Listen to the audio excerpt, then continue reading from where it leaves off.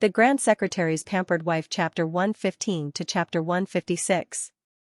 The latest chapter of this book is not finished yet. For more exciting content, please scan the QR code below to download the app. Novels are updated even faster. Millions of novels are free to read. Novels with content that cannot be found on the internet are all available here. Xianxia began to write vigorously. Feng Lin, who was in the back row, could not help but secretly laugh when he received the questions.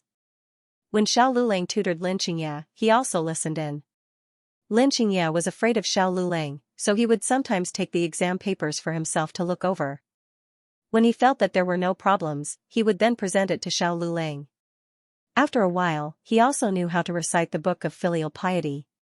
If not for the strict rules of the examination hall, Feng Lin would have wanted to hum a little tune. Just from this examination alone, the examiner's questions were not as difficult as Xiao Lulang's demonic difficulty. The other examinees were not as calm as the three of them. They did not expect that this year's examination questions would exceed their syllabus. It was going to kill them. However, the examinees who were able to enter the provincial examination all had relatively strong mental fortitude. Although they were roaring in their hearts, they still forced themselves to write. This year's heat was very strong. It was very hot when they came in yesterday, but it was not as hot as today. The examination shed was narrow and cramped, and there was no ventilation. Not long after the examination began, the examinees were sweating from the heat. Some daring examinees began to undress. Although it was damaging to their appearance, the examination hall's rules were that as long as you did not cheat, the examiners did not care if you shit or fart. At noon, the sun shone down from the sky and the temperature in the examination shed increased. All the examinees felt that they were being roasted on a metal plate. Finally, an examinee from the provincial capital fainted from heatstroke. This was a young master from a large family. He had not suffered much and was not like the poor students who often worked in the fields. Instead, he was able to withstand the heat. The examiner paid attention to his movements. It was best if he could wake up on his own. Otherwise, once he was carried out of the examination shed, he would not be able to return to the examination hall. After waiting for a while, the examiner still did not respond. The examiner could only call for the guards to carry him out to see a doctor. Just as the guards carried him to the entrance of the examination hall, he woke up. He cried and shouted that he wanted to go back to the examination hall. However, the examination hall's rules would not be broken for anyone, not even a prince. Therefore, the imperial examinations had extremely high requirements for the examinees in all aspects. Not only did the examinees need to have a strong mentality, but their physical fitness must also be good enough. Otherwise, they wouldn't be able to withstand such a high-intensity examination. This small episode also created a huge psychological pressure on the rest of the examinees. Coupled with the fact that the weather was indeed getting hotter, everyone felt that their exam booth had become a huge furnace. At first, the examinees who refused to take off their clothes could no longer care about anything else. Not taking off their underwear was already the last bit of respect they could show to the examination hall. Xiao Lulang also felt the heat. If it was in the past, he would have fainted from the heat. However, for the past 6 months, Gu Jiao had dragged him to do the re-examination every day. Even when he went out for exams, she would ask Feng Lin to keep an eye on him. At first, he thought that everything she did was in vain because he could not get rid of the shadow in his heart. He could not stand up like a normal person. Only now did he realize that her efforts had not been in vain. His body had become much stronger. After another hour, the temperature in the examination shed reached its peak, and another 2 examinees fainted from the heat. All of the examinees were vexed and their minds were dizzy, unable to think properly. Xiao Lulang took off his outer clothes, but it was still not enough. His gaze suddenly landed on the bag by his hand. He opened the bag and took out the little green bottle that Gu Jiao had Feng Lin bring over. He rubbed a few drops on his temples and forehead. Instantly, a cool air spread from his forehead to his entire body. He instantly felt refreshed, and his ears and eyes became sharper. All of the heat in his body subsided at this moment. He calmed his heart and continued to write the questions. The weather was not so hot until the sun set. After the entire day of exams, the examinees were all paralyzed. It was not known whether it was because of the provincial examinations or because of the heat. Xiao Lulang, Feng Lin and Lin Xianxia had it easier than the other examinees because they had Gu Jiao's magical medicine. During the day, everyone did not have much of an appetite. Now that it was cold, they finally remembered to eat. However, what made the examinees collapse was that the weather was too hot. The dry rations they had brought in had all gone bad. There was a faint rancid smell in the exam tent. The invigilators could not help but pinch their noses. But very quickly, a sweet and sour fruity fragrance floated over. It was oranges. Once the skin was peeled, a handful of orange-scented oil would splash out. It was extremely fresh, some of the examinees' stomachs grumbled. Immediately after, everyone began to drool. The oranges were too fragrant. They were sour and sweet. Xiao Lulang ate an orange and took out a piece of jerky and a piece of pancake. The pancake and jerky had been baked dry, so they were not spoiled. The pickled vegetables were also not spoiled. He began to eat slowly and carefully. The fragrance of the meat and the pickled vegetables filled the entire exam hall. All of the examinees collapsed. The difficult exam questions and bad weather during the day were already torturous enough. Why did they still have to eat such fragrant food in the exam hall? Were they really here for the exam? Who would bring such a sumptuous meal for the exam? If it was not for the fact that whispering was prohibited in the exam hall, the examinees would have shouted, "Brother, give me a bite of your food. In the future, wherever you go, I will protect you. Misfortune never comes alone." In such hot weather, how could there be fewer mosquitoes at night? Xiao Lulang and the other two applied essential ointment and slept comfortably for the entire night. When the examinees, who had been swatting mosquitoes all night, walked out of the exam hall, the dark circles under their eyes were almost unbearable. Fortunately, on the day they left the exam hall, there was a heavy rain in the provincial capital. The weather finally turned cold. On the 11th day, the examinees entered the exam hall again. The second exam was on the 5 classics. It was a discussion essay. The word count for each essay was not high. It had to be no less than 300 words. In previous years, it was mainly about people's livelihood and official career.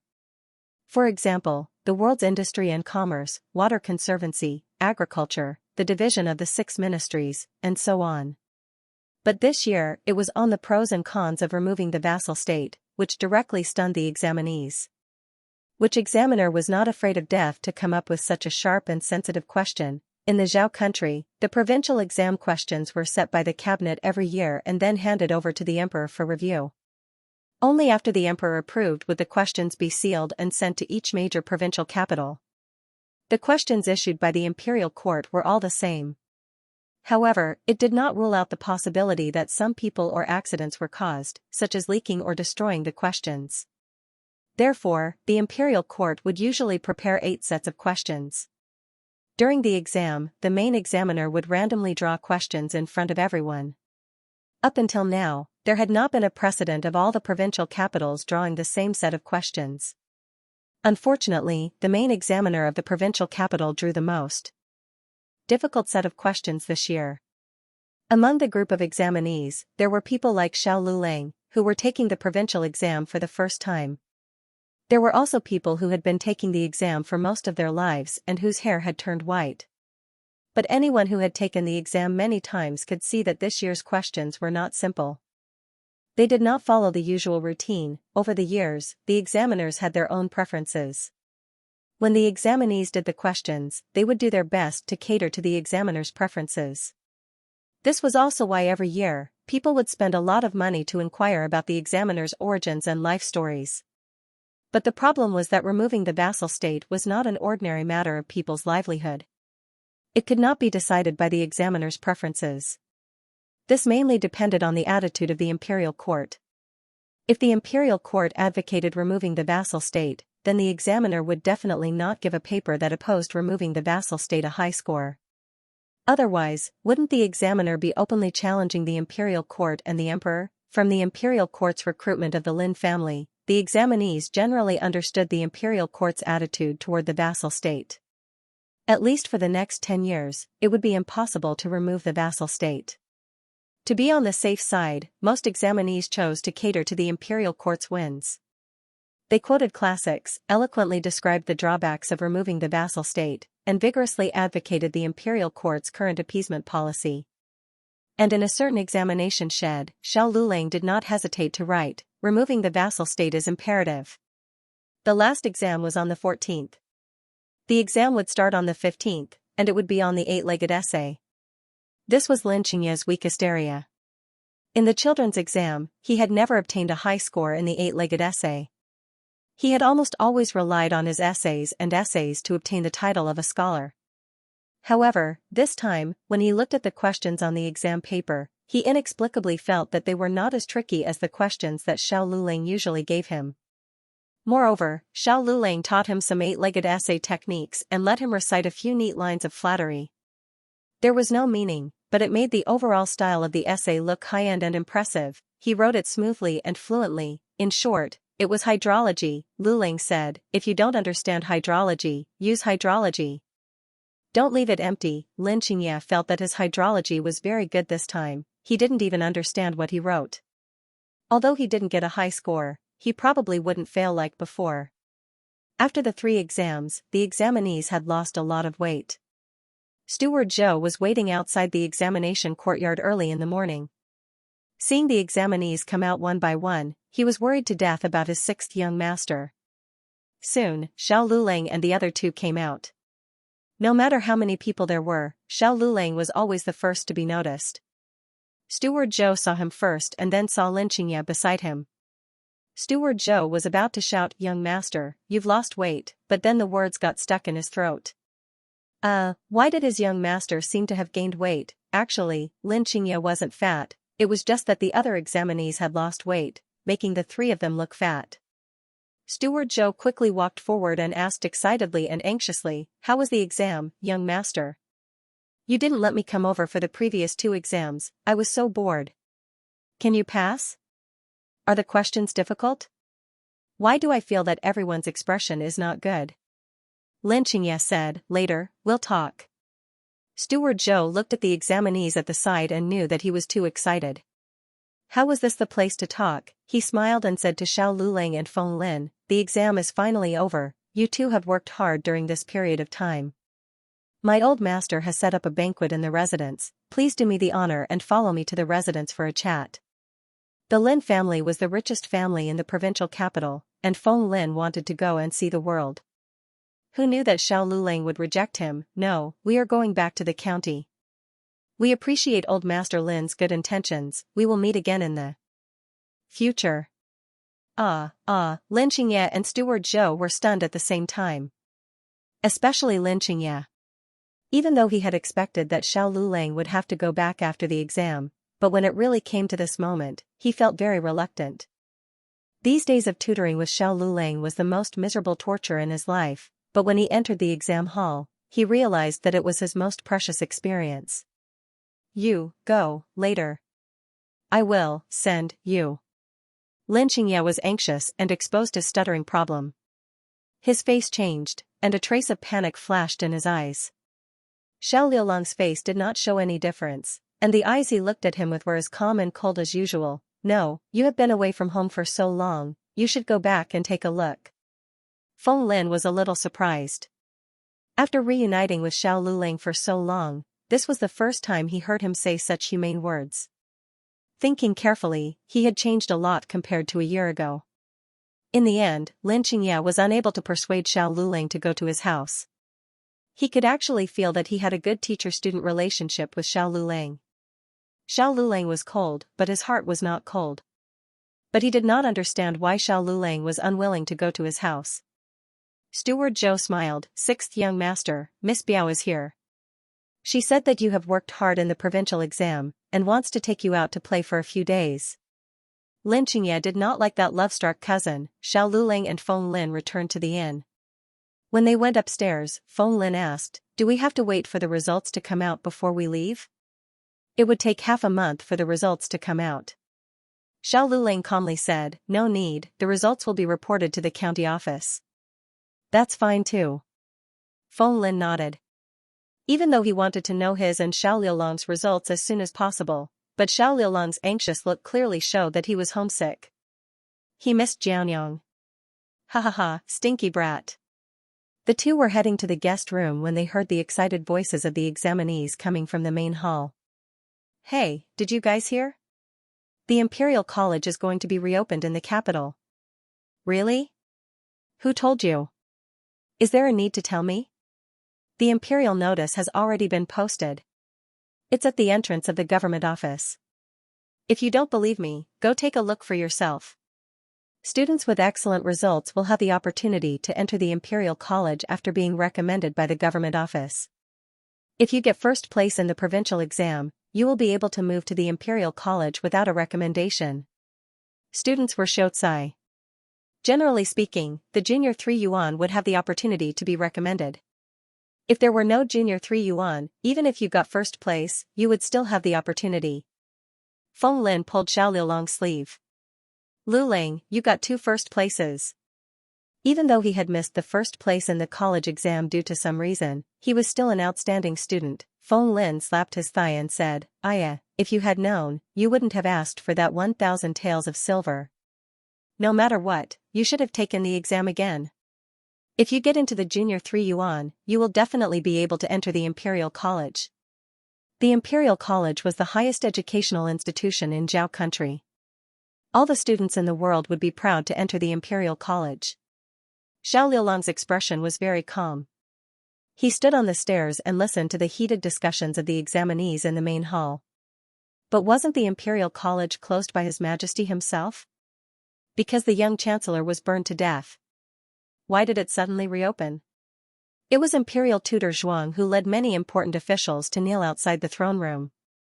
They kneeled for 3 days and 3 nights before His Majesty finally moved.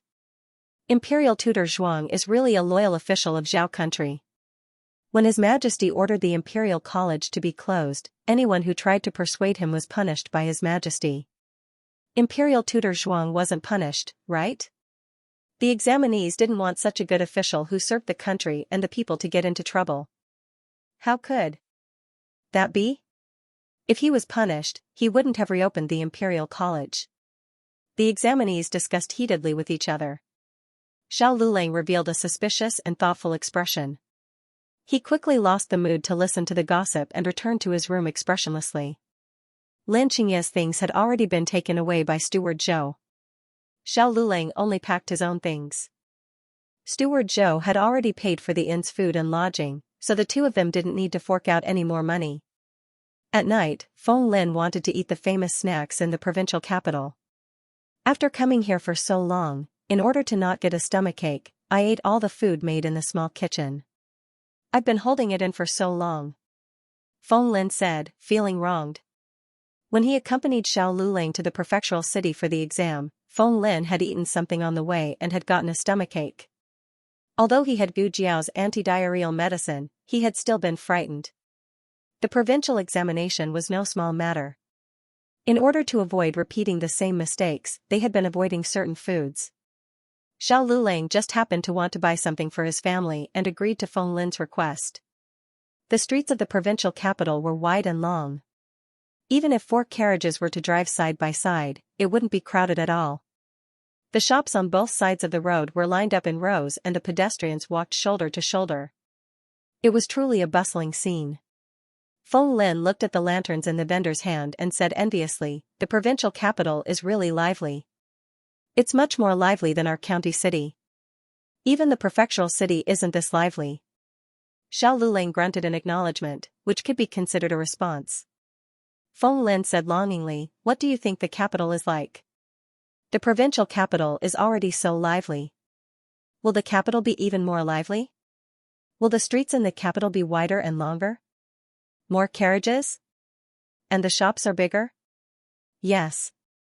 Xiao Liulang made another sound of acknowledgement. Feng Lin said strangely, what do you mean by yes?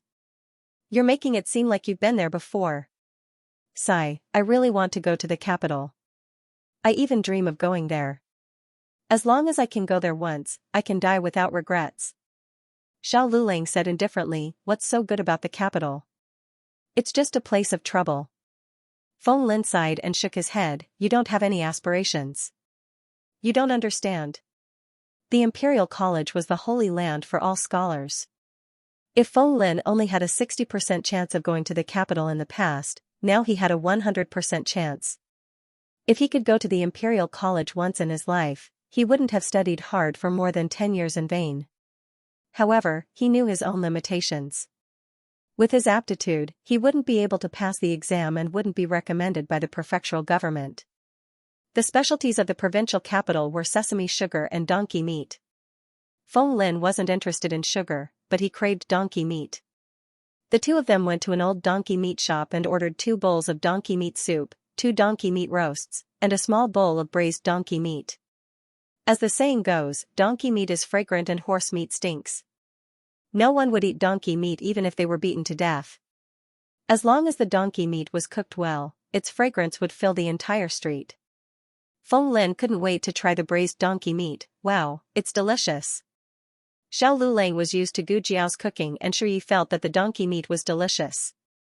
After eating, the two of them called for the waiter to settle the bill.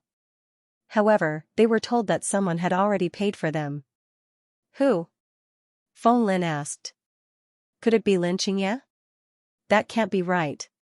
Didn't that fellow return to the residence? Why did he sneak out so quickly? He even followed them to the donkey meat shop? He didn't eat at the same table as them and only paid the bill in secret. The waiter smiled and said, "It's a master with the surname Liu." Xiao Liulang's face turned cold. Feng Lin looked at Xiao Lulang. "Do you know him?" Xiao Lulang said calmly, "I don't know him." The waiter smiled again and said, "Master Liu said that he has set up a small banquet at the Drunken Cloud restaurant to entertain Master Xiao and your friends. He sincerely hopes that Master Xiao will do him the honor." Ah, I was wondering what was going on. So it's another master who wants to get to know you.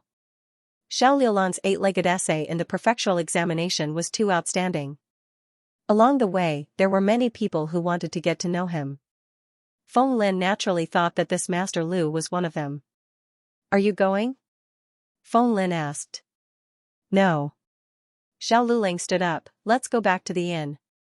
Oh. The two of them went to the inn to stay the night.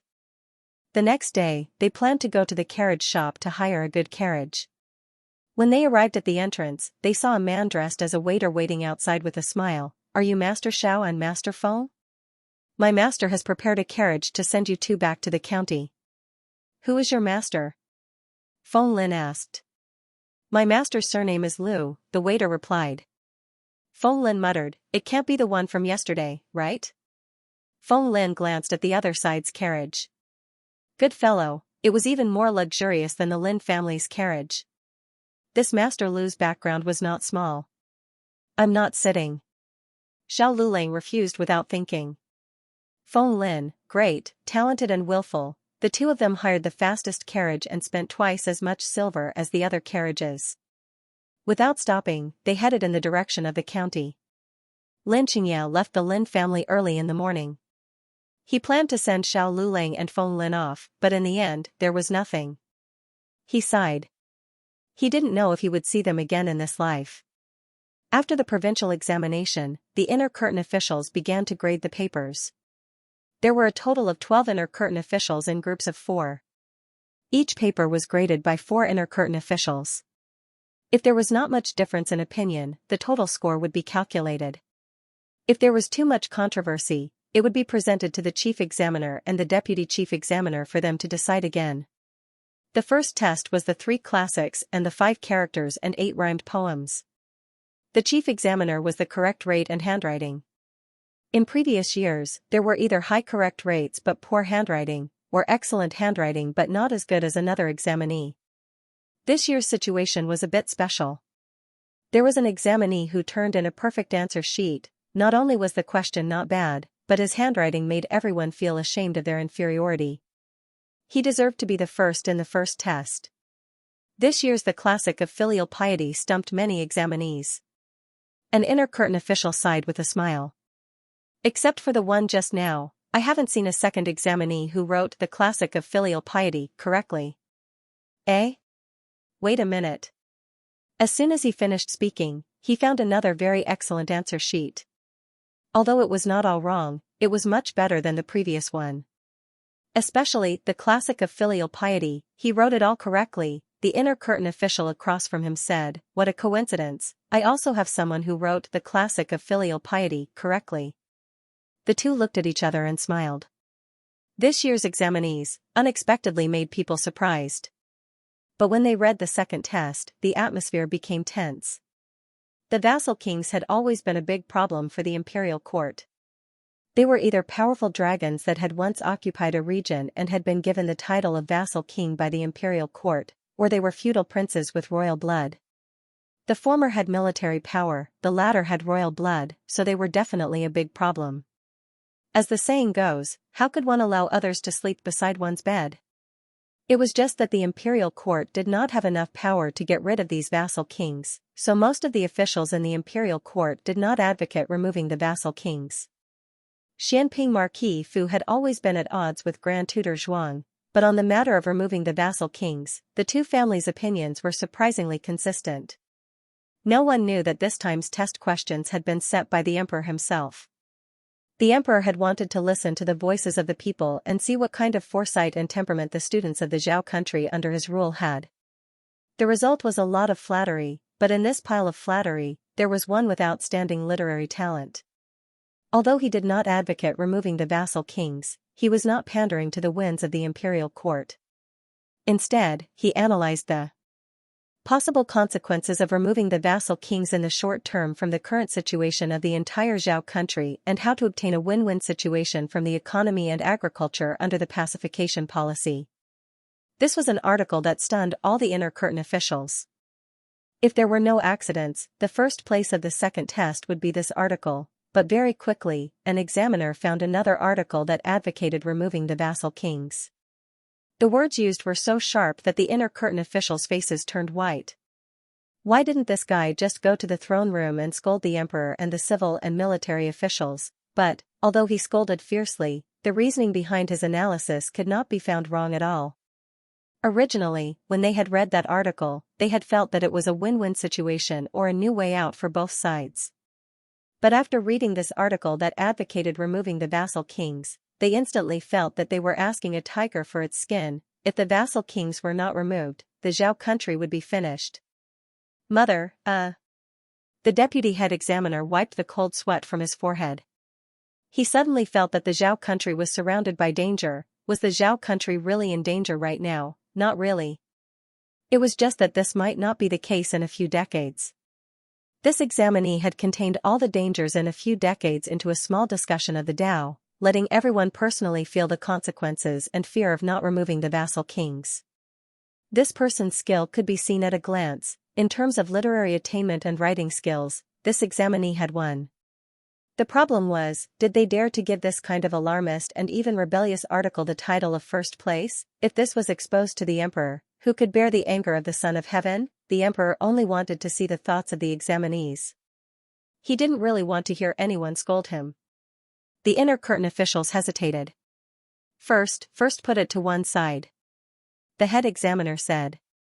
Once it was put to one side, it was put to one side for a long time. Even after the 8-part essay for the third test had been edited, they still hadn't decided which of the two articles would be first. Digression, a wave of prize-winning questions and answers. Will Lu Lang be first in the provincial examination? A. Yes. B. No. The newest chapter of this book is not finished yet. For more exciting content, please scan the QR code below to download the app. Novels are updated even faster. Millions of novels to read for free. Novels with connotations that you can't find online are all available here. https://www.zhhbqg com/8964289642826/115171389. HTML Genius, remember this site's address in 1 second, www.zhhbqg.com. Bikuga mobile reading website, mzhhbqg.com. The latest chapter of this book is not finished yet. For more exciting content, please scan the QR code below to download the app. Novels are updated at a faster rate. Millions of novels are free to read. Novels that can't be found online are all available here. Xiao Lulang hired the fastest carriage and arrived at Clear Spring Town at the end of August. When they passed by Sky Fragrance Academy, Feng Lin first moved his luggage back to his dormitory. When he came out, he bumped into Principal Li. Principal Li was surprised to see him. Eh? How come you're so fast? Didn't you go to the provincial examination? Did you not make it or something? Where's Lu Lang? I made it. We came back right after the examination. That. I'll tell you the details later. Lu Lang is waiting for me outside. See you, Principal. Feng Lin laughed dryly and ran away, who didn't know that Xiao Lulang was Principal Li's precious child. If he didn't run away quickly, Principal Li would ask him all sorts of questions. Feng Lin jumped onto the carriage. What's the matter? Xiao Lulang asked. Principal Li. Feng Lin said, don't let him catch you. If he asks you, you won't be able to go home. Xiao Lulang agreed and urged the coachman to hurry back to the village. The money for the carriage had already been paid in the provincial capital. However, the coachman had followed them all the way and worked as a coachman and a servant. It was really hard work. Xiao Lulang gave him 1 tael of silver. The coachman was flattered and hurriedly bowed. Be careful on the road. Xiao Lulang said. Hey. Thank you, young Master Xiao. The coachman happily got on the carriage. People in their line of work were paid for their hard work. Even though they had been gone for more than a month, they only had 2 or 3 taels of silver in their hands. With this 1 tael, their family's life would be much better next month. Xiao Lulang and Feng Lin walked into the village. When they left the village at the end of June, the late rice had just been planted. There were only sparse rice seedlings, but now they were all green. Wow! Your village's wheat is growing really well. This year's weather was abnormal. There was little rain and the fields were dry, causing many crops to die from drought. They had walked all the way from the provincial capital and witnessed it with their own eyes. They were shocked. However, the crops in Qingchuan village didn't seem to be affected by the drought. They were growing healthily. It's rice. Xiao Lulang corrected him, but the same doubt flashed through his mind. Why did the crops in his village grow so well? Oh, Feng Lin replied and suddenly pointed to the front. Look. Canals. Not bad, your village has even dug a canal. It's really different with Li Jing around. After old Master Gu stepped down, the village elected a new village chief. Second Uncle Luo was a relative of the clan. It was said that he was almost 5 generations old. However, because they lived close to each other, the two families often interacted with each other, so their relationship was still considered close. Luo Lijing was not as cultured as old Master Gu, but he was a practical man. If any of the villagers in the village were in trouble, he would lend a helping hand. But when it came to digging a canal, it wasn't that Xiao Lulang looked down on Luo Lijing, but they were all neighbors. After interacting with each other for so long, Xiao Lulang knew what Luo Lijing knew and did not. He was a relatively conservative village chief. He wouldn't easily carry out large-scale construction. Moreover, the village didn't have the money to carry out large-scale construction. Hey! Lulang! Feng Lin, who was at the side, called out again. Look! Water wheels!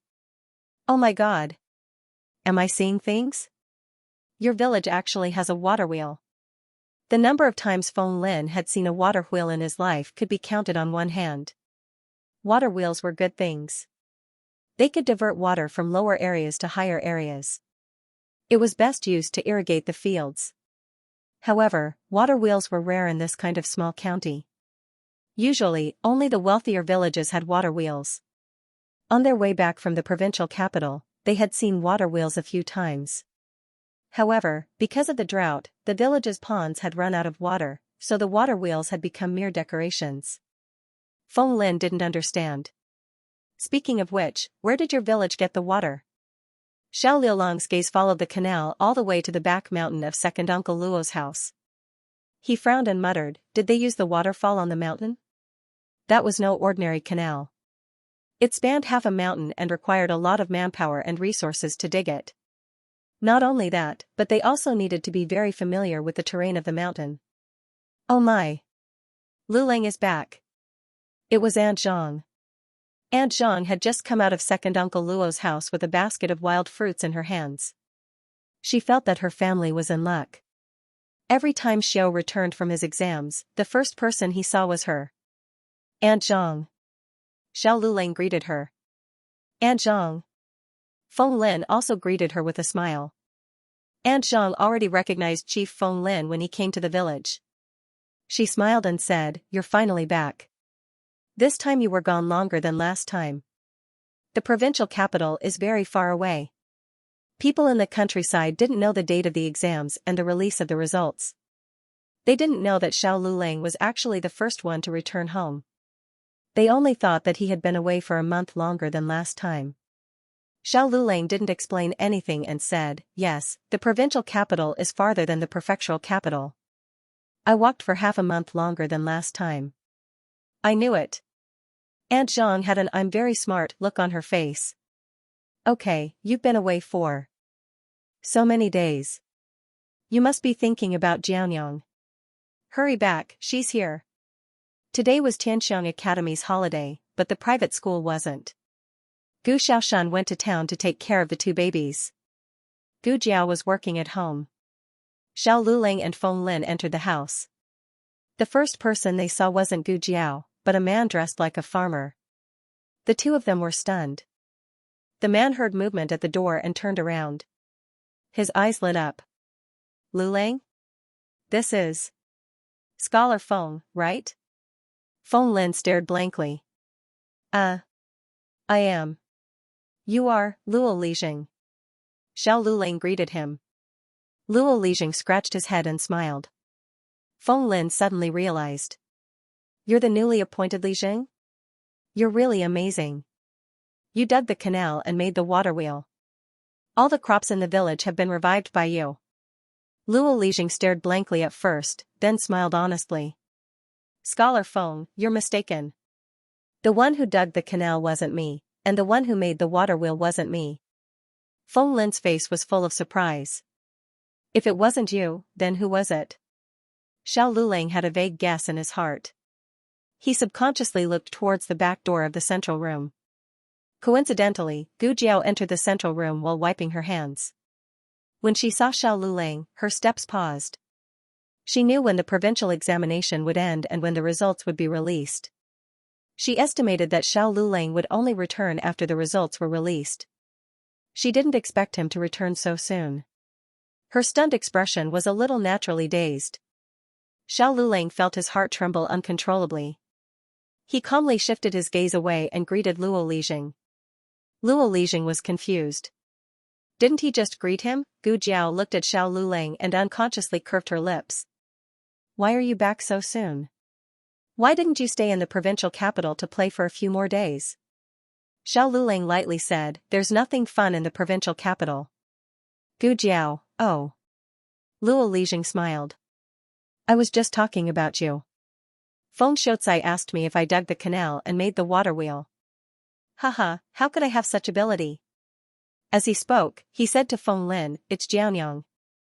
Feng Lin was dumbfounded. Gu Jiao opened up the mountain to plant herbs and even dug a fish pond. When the water from the waterfall entered the fish pond, she also dug a canal to the village. The weather was dry and the waterfall on the mountain was much smaller, but it was still enough to irrigate the farmland in the village. Xiao Lulang looked deeply at Gu Jiao. "It can't be? You've only been gone for 2 months and you even dug a fish pond?" Feng Lin knew about Gu Jiao buying a mountain, but he didn't expect Gu Jiao to be so swift and decisive. Luo Lijing said to Gu Jiao, "That's right, I went to the village's carpenters to make the wooden cart for threshing and transporting the grains that you told us about last time. But they couldn't make it so quickly. They told me to ask you, what kind of wood is better?" Gu Jiao thought for a moment and said, "Red pine, poplar, sandalwood, or basswood are all good. They are hard and not easy to deform." "Okay. Then I'll go first," Luo Lijing said and turned to congratulate Xiao Lulang and Feng Lin in advance, wishing them good results in the provincial examination. "What's a cart for threshing and transporting the grains?" Feng Lin asked curiously. Gu Jiao explained, "It's a cart that can separate the grains from the ears of the rice, as well as a cart that can filter out the grains that aren't full enough, leaving only the normal grains. There's such a thing? Feng Lin expressed his doubt. Although he couldn't distinguish wheat fields from rice fields, he still knew how to remove the grains. It was to grab a bundle of rice and smash it on the ground with brute force. Not to mention the trouble of smashing, one might not even be able to remove all the grains. The grains that were not removed had to be carefully plucked by hand. When he was young, he had picked grains for others for half a copper coin a day. As for separating the grains from the good grains, it was usually done by drying the grains under the sun and picking a windy day to raise the grains. The good grains were heavier and would fall to the ground. The grains were lighter and would be blown to the side by the wind. After pounding the rice, they would also use the method of raising the grains to separate the rice from the husks. The grain-raising cart that Gu Jiao asked people to make was the same as the grain-raising cart. It could separate the grains from the bad grains and could also separate the rice from the husks. The only difference was that the grain-raising cart was more efficient, less laborious, and more thorough. Originally, Luo Lijing didn't believe that there was such a useful thing, but after seeing Gu Jiao dig the canals and make the water wheel for the villagers, Luo Lijing believed in her ability and character without any doubt. In the evening, Gu Yan and his two brothers arrived home.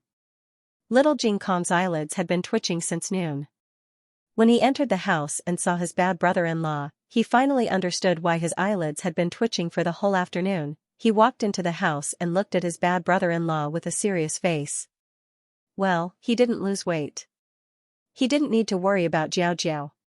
He pulled Xiao Lulang to the backyard and asked Xiao Lulang to pick the dates from the jujube tree for him. Xiao Lulang looked up at the branches and said, "It's almost September. Where are the dates?" Little Jing Kong stared at the top of Xiao Liulang's head.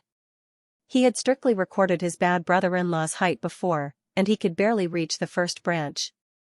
Now, his bad brother-in-law had already surpassed the branch. His bad brother-in-law had grown taller. In fact, in the past 2 months, according to his strict observation, not only had his bad brother-in-law grown taller, brother Gu Yan and brother Xiao Shun had also grown taller. Even Jiao Jiao had grown taller. The only ones in the family who hadn't changed were him and his great-aunt. Jiao Jiao said that it was because he was still young. But Gowa was even younger than him. Gowa had grown taller. Little Jing Kong frowned miserably. "What's wrong with you?" Xiao Lulang looked at him and asked. "Sigh, nothing. Let's not talk about me." Little Jing Kong sighed like a little adult. He looked up at Xiao Lulang seriously and said, "Let's talk about you. How did you do in the exam? Were the questions difficult? Are you confident? If you don't pass, the family will have to support you for another 3 years." Xiao Lulang didn't expect that he could avoid Deanly, but not the little monk. What kind of elder's tone was this? You still know that the exam is held once every 3 years. Xiao Lulang was annoyed and amused at the little boy's buzz cut. He passed a red date to him and said, "Here, take it and play with it." Little Jing Kong looked at the shriveled dates in his hand and curled his lips. "Who wants to play with it?" Childish, Xiao Liulang's family brought gifts.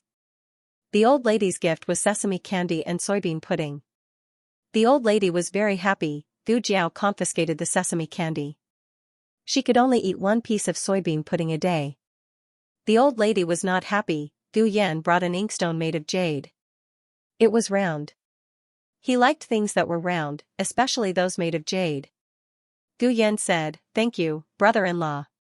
Little Jing Kong received a set of 9 rings. Little Jing Kong took it with a proud face. He said, "What? Childish." Then he turned around and hid in the room. He started to open the 9 rings secretly. Gu Xiaoshan received a few pieces of high-quality wood for carving. He didn't lack tools now, but he lacked good wood for carving. "Brother-in-law, what kind of wood is this? I've never seen it before." Gu Xiaoshan weighed a piece of black wood in his hand and asked. "Ebony," Xiao Lulang said. Ebony was not from the Zhao kingdom. It was shipped from the Qin kingdom. They were lucky to meet a caravan on the way. They were very satisfied with their gifts. Finally, it was Gu Jiao's turn. Gu Jiao thought that he couldn't give her a writing brush this time. In the end, Xiao Lulang did not give her a writing brush.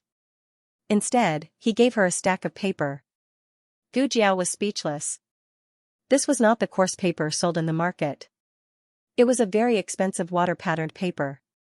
When it was exposed to light, curtain patterns, bamboo patterns, or other patterns would appear. Therefore, it was also called patterned paper. Patterned paper was complicated and expensive. It was not even sold in the prefectural city. It could only be found in the provincial capital. In the Zhao kingdom, giving patterned paper was equivalent to giving flowers. Under the moonlight, a beautiful woman would add fragrance to the flowers. However, Gu Jiao's smile froze on her face. The old lady, whose sesame candy was confiscated, laughed until she was convulsing. There was a kind of romance that Lu Lang thought was very romantic. Feng Lin also brought some things. There were a few pieces of smoked donkey meat and a bottle of Shaodaozi wine. The Shaodaozi wine was a gift from the shop. Gu Jiao had never drunk ancient wine. It did not seem too strong. She tasted it twice. She did not have any reaction during dinner. When she was washing the dishes, the wine kicked in. Xiao Lulang first sent Feng Lin to the village entrance. Then, he came back to give little Jing Kong a bath. When he went to the kitchen to find Gu Jiao had already thrown the half-washed dishes into the pot. She was sitting on the doorsill at the back door of the central room. Her back was facing Xiao Lulang. She was motionlessly looking at the starry sky. Xiao Lulang walked over and asked, "What are you looking at?" Gu Jiao slowly turned her head. Her expression was blank and wooden. Her small face was flushed red. Her big eyes were moist and sparkling. Her appearance was different from her usual cold and aloof self. It was as if she had turned into a child in an instant, looking especially innocent. "Looking at the stars," she said. Her voice was soft, with a hint of muddle-headedness. Xiao Lulang took a deep breath and calmed himself down. He said, "Let's go back to the house. It's dark." "I'm not going back." She shook her head and pouted. Well, little Jing Kong was usually like this. She had drunk so much that she looked like she was 3 years old. Gu Jiao continued to look up at the stars. "Lulang," she suddenly said. Digression, yesterday's prize-winning quiz gave out prizes on the 6th. The latest chapter of this book is not finished yet. For more exciting content, please scan the QR code below to download the app. Novels are updated at a faster rate. Millions of novels are free to read. There are all kinds of novels that you can't find online. https://www.zhhbqg.com/89642896428226/115135349.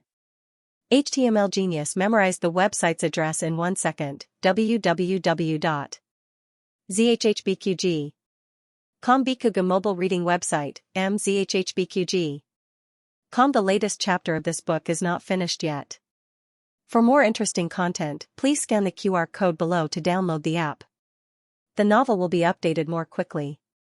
Millions of novels will be read for free. You can find all the novels that you can't find on the internet here. It was the first time she called him that. She used to call him husband, but it wasn't an intimate way of calling him husband and wife. It was more like she called him by his official position in the family because she didn't want to call him by his name. It was the same as when he called Gu Lijing or Luo Lijing. Xiao Lulang sat down beside her. Gu Jiao looked at the endless starry sky and asked, "Do you know why the stars in the sky don't fall down?" Xiao Lulang looked at her and asked, "Why?" Gu Jiao said with a silly smile, "Because they are too far away. They all have their own positions and trajectories." It was the first time Xiao Lulang had heard this, so he asked, "If they are really too far away, why can we see them?" "Because they are big." Gu Jiao raised her hand. She couldn't move her hand because of the alcohol. "They look small, but they are all very, very big. Do you know what kind of star that is?" "Which one?" Xiao Lulang asked. "That one." Gu Jiao pointed at the star to him. In order to let him see it more clearly, she moved her hand in front of his eyes. This movement made her soft body stick to his shoulder. Xiao Lulang froze. "Do you see it?" Gu Jiao asked drunkenly. Xiao Lulang responded absent-mindedly. The fragrance of the young girl penetrated his nose and disturbed his thoughts. Gu Sansui, the initiator, didn't know anything about it. She whispered in his ear, "Do you know what star that is?" "I'll only tell you. You can't tell anyone else. It's Venus. You people here call it Chang'ing star." Her breath carried small circles of heat that landed on his earlobe. He didn't hear a single word she said. He only felt his ears burning. Gu Sansui pinched his earlobe. "Huh? What happened to your ears? So red. Is it hot?" As she spoke, she actually pursed her lips and blew on them for him. Xiao Lulang shuddered when her fingertips were slightly cold. He had thought that this was already torturous enough, but who would have thought that she would make it worse? "Gu Jiao." Xiao Lulang grabbed her hand and forced her to sit up straight. "Stop fooling around. I'm a man." "I know. No, you're not a man yet. You're not even 18 yet. You can't be considered a real man. You're still a child." Gu Jiao groaned and waved her hand. Xiao Lulang looked at her dangerously. "Do you want me to prove to you that I'm not a man?" His words were full of threat, but Gu Sizhui wasn't scared at all. Instead, he stared at him blankly and said seriously, "Lulang, you're so handsome." Xiao Lulang took a deep breath and said, "You've drunk too much. Let me help you back to your room." Gu Jiao mumbled, "I haven't washed the dishes yet." Xiao Lulang said, "Let me wash them." Gu Jiao said, "Okay." Xiao Lulang helped Gu Jiao up. With one hand on the crutch and the other on her arm, he helped her back to her room. Lying on the soft bed, she kicked off her shoes and stared at him with wide eyes. "Lulang, I really want to go out and have a look." Xiao Lulang had intended to ask her where she wanted to go when she was so drunk, but he realized that the go out she was talking about was probably not going out the door. "Where do you want to go?" he asked while looking at her. Gu Jiao let out a bitter laugh and lowered her eyes to look at the distant starry sky. "I don't know. I've been here for so long, but the farthest place I've been is the hot spring villa." "Come here?" Was her mouth really muddled? Did she forget that she was born and raised in Qingchuan village? Gu Jiao rested her chin on her hand and asked, "What's outside the county?" Xiao Lulang thought for a moment and said, "The big counties, prefectural cities, and provincial capitals." "Also, the capital." Gu Jiao laughed mischievously. "Then I want to go to the big counties, prefectural cities, and provincial capitals." "You don't want to go to the capital?" Xiao Lulang stared at her. At this moment, Gu Jiao still had a trace of reason left. She remembered that he didn't want to set foot in the capital. She smiled drunkenly and waved her hand. "I don't want to go." "What's so good about the capital?" "It's enough to go to other places. If I go back one day, I can brag about it to people." Xiao Lulang looked at her strangely, waiting for her to explain these strange words. However, she tilted her head and hugged his hand, snoring softly.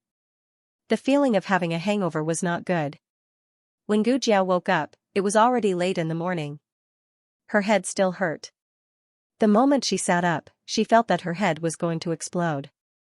In her previous life, she wouldn't get drunk even if she drank 1,000 or 10,000 cups. This body was too weak. 1 cup was enough to burn a knife. Gu Jiao endured the headache and opened the small medicine box. At the top of the box was a box of hangover medicine. "Eh? How did you know I was drunk?" Gu Jiao weakly took the medicine and patted the small medicine box. "This is the most considerate you've ever been." The small medicine box was as quiet as a chicken. Gu Jiao dressed neatly. After the hangover, her body was more than a little sluggish. She picked up her shoes 3 times and dropped them on the ground twice. Knock, knock, knock. There was a knock on the door. "Who is it?" Gu Jiao asked. Shivering dog, doll. It was Gowa's voice. Then, it was Xuanxing's voice. "Shoo, don't disturb Jiaonyang's sleep." Gowa was taken away by Xuanxing. She guessed that she overslept and no one made breakfast. Grandma Bai didn't eat Xiaolilong's dark cuisine, so she called Xuanxing over. After Gu Jiao dressed neatly, she sat on the bed dizzily for a while before she opened the door and walked out. Grandma Bai, Gu Xiaoshen, and Gu Yan sat upright at the table in the central room. When they heard the sound of the door opening, they all looked at her in unison. Great aunt. Gu Jiao greeted. Her gaze fell on Gu Yan and Gu Xiaoshen's faces. Eh? Is the private school and the academy on holiday today? Why didn't the two of you go to school? Where are your brother-in-law and little Jing Kong? The two of them didn't speak. They just looked at her with a serious face. Are you okay? Grandma Bai asked suspiciously. I'm fine. What's wrong? Gu Jiao said. The three of them exchanged glances with each other. Gu Xiaoshen whispered, usually, those who say they're not drunk, are drunk. Usually, those who say they're fine, Gu Yan said expressionlessly, they're all crazy. Grandma Bai and Gu Xiaoshen nodded in unison. It's so early in the morning. Gu Jiao looked at the three of them strangely. Then, she went to the kitchen to find something to eat. Little Jing Kong was squatting under the jujube tree to clean the chicken poop. He didn't see Gu Jiao walking behind him. Gu Jiao went into the kitchen. Xiao Lulang was making hangover soup. It was made with pea sprouts and added a little salt. It was a folk recipe for hangover. Morning. Gu Jiao said. Xiao Lulang looked at her quietly. He added a ladle of water into the pot and said, You're awake. Yes. Gu Jiao rubbed her dizzy temples. She suddenly remembered that she went to see the stars in the middle of washing the dishes last night. She couldn't remember what happened after that. I drank too much yesterday. I didn't do anything strange, did I? She asked casually. Obviously, she had full confidence in her alcohol tolerance. Xiao Lulang looked at her with a complicated expression. In the yard, Jing Kong finished cleaning up the last pile of chicken poop. He carried a bucket to water the pea sprouts that he planted in the vegetable field. He hummed and sang while watering, I have a donkey I never ride it one day, I rode it to the market on a whim. Gu Jiao's brain exploded. An unbearable memory flashed through her mind. She was standing on a high bed. Xiao Lulang was standing in front of her with a serious face. She had a pair of shoelaces tied to her head. She was holding a small belt in her hand. She twisted it and sang to Xiao Lulang. I'm holding a small leather whip in my hand and I'm proud of it. I don't know why I fell down and was covered in mud. Little brother, I fell down, I need a kiss before I can get up. Sitting like a duck, tilting its head to kill, cute, Gu Jiao staggered. She felt as if there were 10,000 arrows in her heart. Little Jing Kong finished watering the pea sprouts and started watering the soybean sprouts. Then, he changed the song he was singing, I'm the Mount Tai next door, hold on to the vines of love, listen to me, ow ow ow. In her mind, she lifted Liu Long's chin and sang. You're the beautiful Jenny, hold my hand and wander around the capital, ow ow ow ow. Don't be afraid of my Lulang, ow ow ow ow. Gu Jiao's legs went soft. She supported herself on the stove. She was so drunk, but she still knew how to change the lyrics. Gu Jiao's heart was filled with arrows. Her legs went soft and she supported herself on the stove. That's it, that's it. Gu Jiao waited in fear for little Jing Kong's follow-up song. She waited for a long time, but there was no response. That's it, that's it, that's it. However, little Jing Kong started singing before she could breathe a sigh of relief. He was building up his emotions just now. The next song required him to put in a very sorrowful mood. This was a very difficult task for a 3-year-old child. He held a small bucket in one hand and looked forward solemnly. He raised a small ladle with his other hand. True love is as vast as the grassland, layers upon layers, wind and rain cannot stop us. There will always be a day when the clouds part, the sun shines on you and me. Gu Jiao's mind was filled with images again. She jumped down from the bed halfway through the song and looked at Xiao Lulang affectionately. Snowflakes fluttering in the north wind, heaven and earth are vast plum blossoms in winter, standing proudly in the snow only for the fragrance of my lover, love my love without any complaints or regrets. The song was not finished yet. Xiao Lulang turned around and left, but she sat on the ground and hugged his thigh.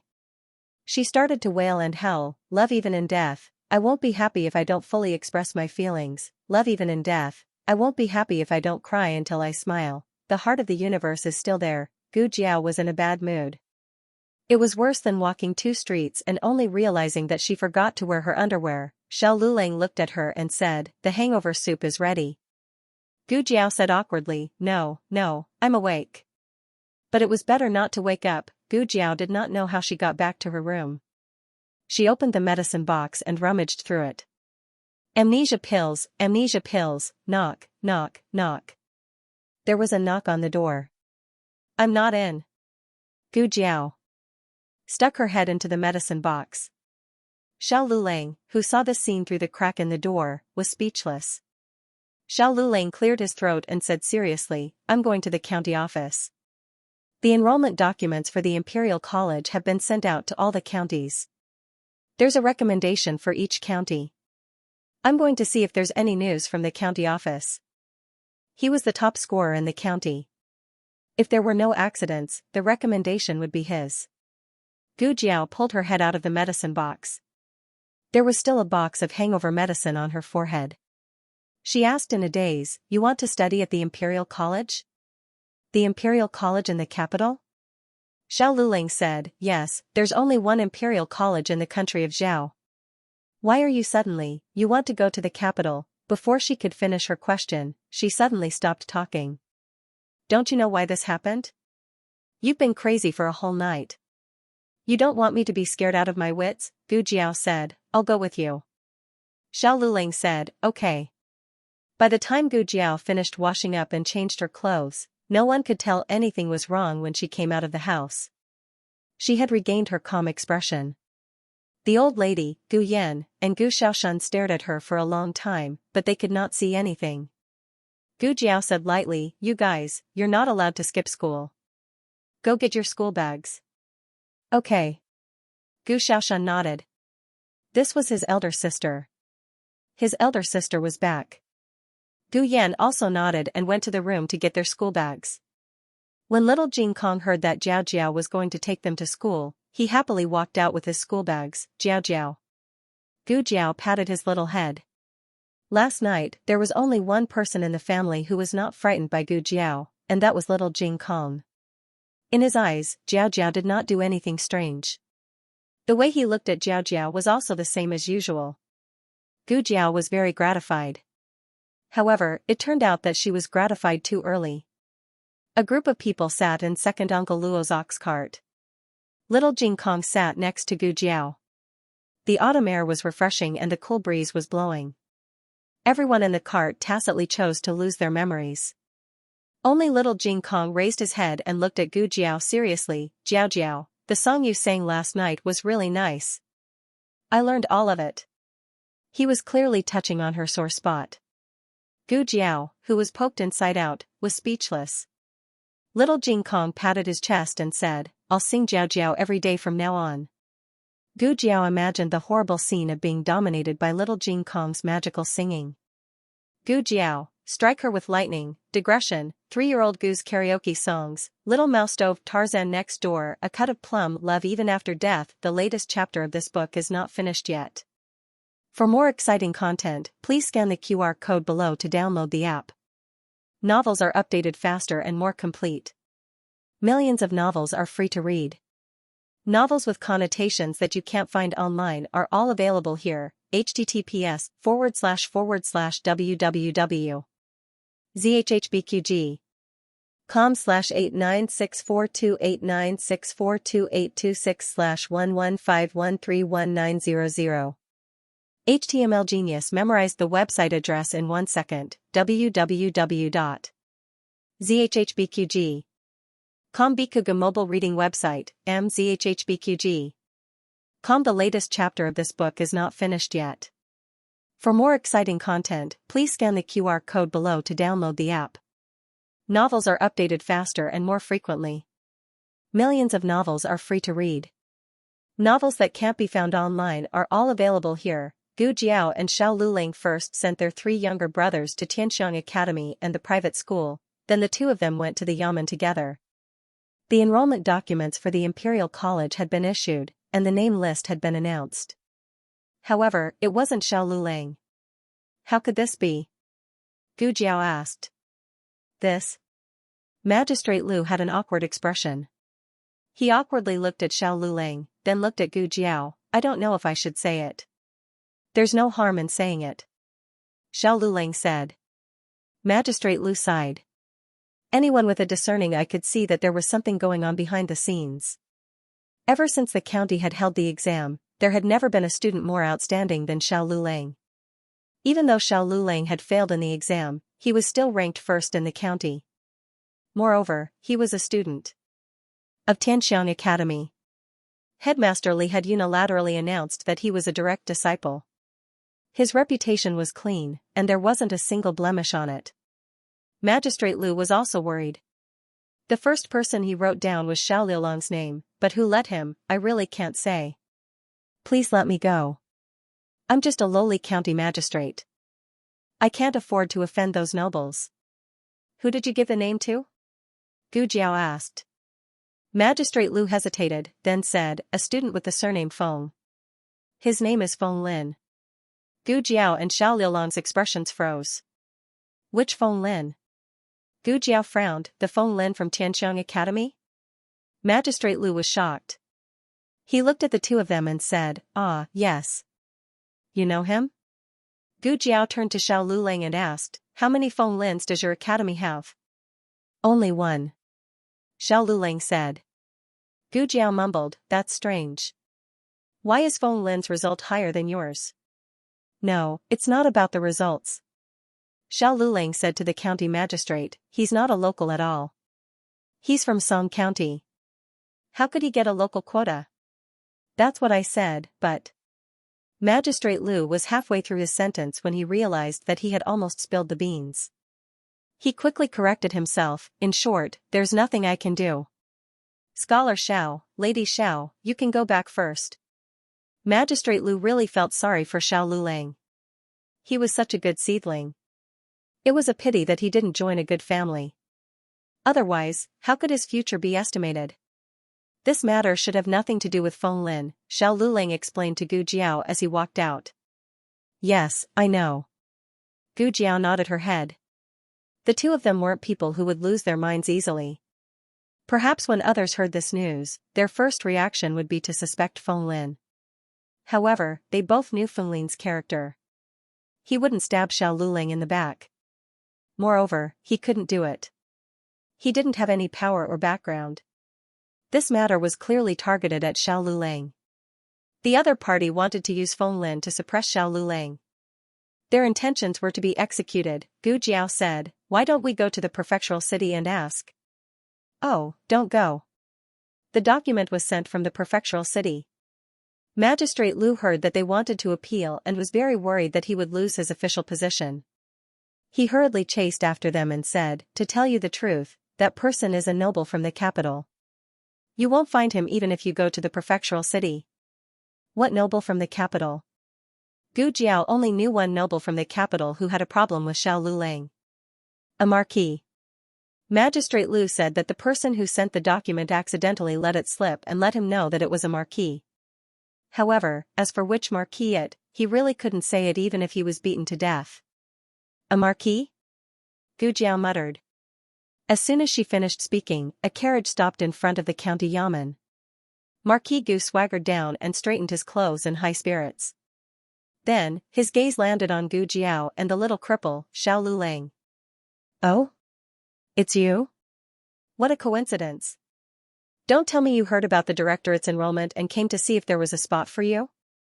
Aya, let this marquis guess, there are no more spots, right? Ha ha ha. Ha ha ha ha. Marquis Gu put his hands on his hips and laughed. I need to talk to him, Gu Jiao said to Xiao Lulang and dragged Marquis Gu into the carriage. Dong. Dong. Dong. Bang. Bang. Bang. After a moment of chaos, Marquis Gu collapsed in the corner of the carriage, his face ashen. Gu Jiao grabbed him by the collar and said coldly, change the spot for me. The moment Magistrate Lu saw Marquis Gu, he hurried back to the yamen and rummaged through the brocade box that Marquis Gu had sent. When he brought the brocade box to the side of the carriage, Marquis Gu had been beaten beyond recognition. He couldn't directly ask Marquis Gu to lift the curtain, so he said respectfully, Marquis, I'm afraid I can't do what you asked me to do. You're too late. The quota for the directorate has already been decided by someone else. You should take your things back. Marquis Gu had no strength to speak. Gu Jiao paused and looked at Marquis Gu, who had been beaten into a punching bag. She asked, "You didn't do anything about the quota?" Marquis Gu was on his last breath. I. What did I do, Gu Jiao? I beat up the wrong person. Gu Jiao clapped her hands and got off the carriage with a serious expression. Marquis Gu had originally planned to do something, but it wasn't to prevent Xiao Lulang from going to the directorate. On the contrary, it was to allow him to go. Because only if Xiao Lulang went, could Gu Jiao go with him to the capital. He had Huang Zhong send an order to Magistrate Lu that very night. He also sent a large sum of hush money to have Magistrate Lu leave the quota for him. Just now, he had mocked Xiao Lulang for not having a quota because he was confident that the quota was already in his hands. Although it was to be given to Xiao Lulang, having that girl beg him a few times was also not bad. What he did not expect was that not long after Huang Zhong left, another noble person's order arrived. That Marquis's power was even higher than Marquis Ding'an. Magistrate Lu could only let Marquis Ding'an down. Of course, he would not say it out loud. He only knew that Marquis Ding'an had come too late. Marquis Gu felt wronged as he looked at the sky. Why was he beaten again today? On the way back, Gu Jiao did not ask Xiao Lulang why the Marquis of the capital had set his eyes on him. Was he not going to the capital because of that Marquis? If he wanted to say, she did not need to ask. If he did not want to say, asking was pointless. Gu Jiao sent Xiao Lulang to Heavenly Fragrance Academy. Just as she left, Xiao Lulang was stopped by a person. Xiao Lulang indifferently turned around. "It's you again?" The middle-aged man cupped his hands towards Xiao Lulang. With a face full of smiles, he said, "Long time no see. Young master still remembers this Lu." Xiao Liulang's expression was cold as he said, "The matter of the quota was done by you?" The middle-aged man smiled. "Young master was not willing to obediently return to the matter with us, so we could only use this method. That young master Feng is young master's friend. Instead of benefiting others, it is better to benefit him. Of course, if young master agrees to return to the matter with me, I can change the quota right now." Xiao Lulang was too lazy to pay attention to him and turned around to leave. The middle-aged man meaningfully said, "Young master, do you really not want to study at the Imperial College? That is a place that all scholars in the world want to go to. Moreover, the registration documents will be submitted to the Imperial Court tomorrow. Young master only has one night to think about it. Once the documents are sent out from the relay station, even the Marquis will not be able to get the documents back." Xiao Liulang's footsteps paused. "I said before, I am not a member of the Xiao family and I do not know you. I will not return to the Xiao family with you. You should give up." The middle-aged man sighed. Why bother? Young master, this isn't a wise decision. You don't want to walk on the broad road, but you want to cross the single plank bridge. Xiao Lulang said, "You can let me go back, but write my name and Feng Lin's name together." Young master, you must be joking. I spent a lot of effort to obtain this quota. If it was so easy to enter the Imperial College, there would not be so many candidates fighting to get in. Xiao Lulang turned around to look at him. "Isn't there still the provincial examination? Since you are so powerful, why don't you just change my results to first place? I am a top scorer, so I can enter the Imperial College without any recommendation." Top scorers from all over the country were directly admitted to the Imperial College. This was the rule of Zhao country. The middle-aged man smiled. "We cannot interfere in the provincial examination. There is only one quota. I advise young master not to waste this opportunity. I will remind young master one last time. After tomorrow, there will be no turning back. If that is the case, then you cannot interfere in the provincial examination." Xiao Lulang coldly curved his lips and walked away disdainfully. Steward Lu was confused. He touched his chin and sucked in a breath of cold air. Did he miss something? In September, the provincial examination results came out. The relay station rushed to send the newly released second-class roll to all over the country. The county magistrate woke up before the sun rose. He did not wait at the yamen, but went directly to the relay station. The moment he received the second-class roll, his hands began to tremble. He could not wait to open it. On the rightmost column, there were 5 words written in large letters: top scorer, Xiao Lulang, the county magistrate cried on the spot. He sat on the ground and hugged his head. Woo woo woo. Woo woo woo, the constable at the side was frightened. County magistrate, you. What happened to you? The county magistrate's eyes were brimming with tears. I am so happy. The county magistrate under my rule has finally produced a top scorer. First place in the provincial examination was not so easy to obtain. There were many top scorers in the provincial capital. After all, the families and teachers of the provincial capital's candidates were there. The reason why so many people would travel thousands of miles to study at Xianxia Academy was because Xianxia Academy had the best teachers outside of the provincial capital. There were a total of 50 top scorers on the second-class roll. 10 of them were from Xianxia Academy. This was a frightening ratio. However, these 10 top scorers were not all local scholars. Feng Lin and Lin Xianxia were also top scorers. Feng Lin was ranked 17th. He was a scholar from Song County. Lin Xianxia was ranked 45th. He was a scholar from the provincial capital. The county magistrate counted. There was only Xiao Lulang among the top scorers. 1 was 1. He was a top scorer. 1 was worth 10, he would not accept any rebuttals. The constable scratched his head and said, actually, Scholar Xiao. No, I should call him top scorers now.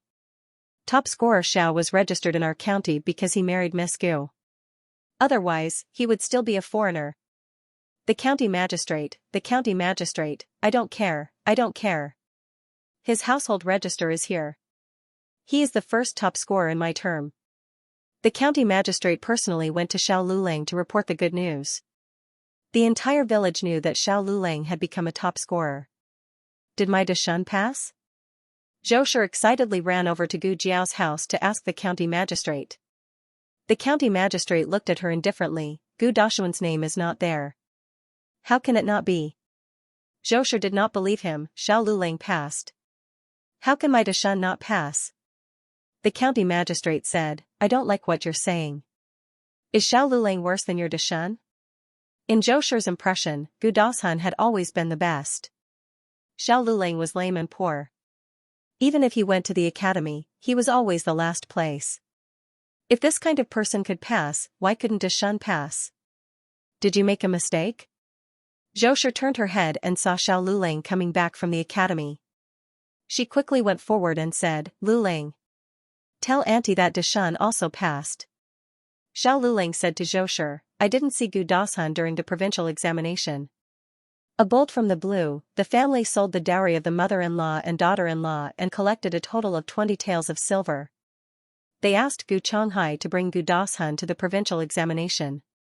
Who knew that someone would cheat them of all the money on the way? Zhou Shi fainted on the spot and was carried home by the villagers. Little Jing Kong came out of the private school and heard from Gu Xiaoshun that his bad brother-in-law got the first place. He expressed his disbelief and insisted that someone else must have made a mistake. It's true. Gu Xiaoshun scratched his head, the whole academy is in an uproar. Little Jing Kong insisted that seeing was believing. Gu Xiaoshun had to bring him and Gu Yan to the county magistrate's office. He was very small and the list was very high. He looked up for a long time and then said, I want to see the official document from the magistrate's office. The constables were dumbfounded. Little kid, you know about the official document? After knowing that he was Xiao Liulang's younger brother, the magistrate took out the official document and showed it to him. Little Jing Kong read it carefully 3 times.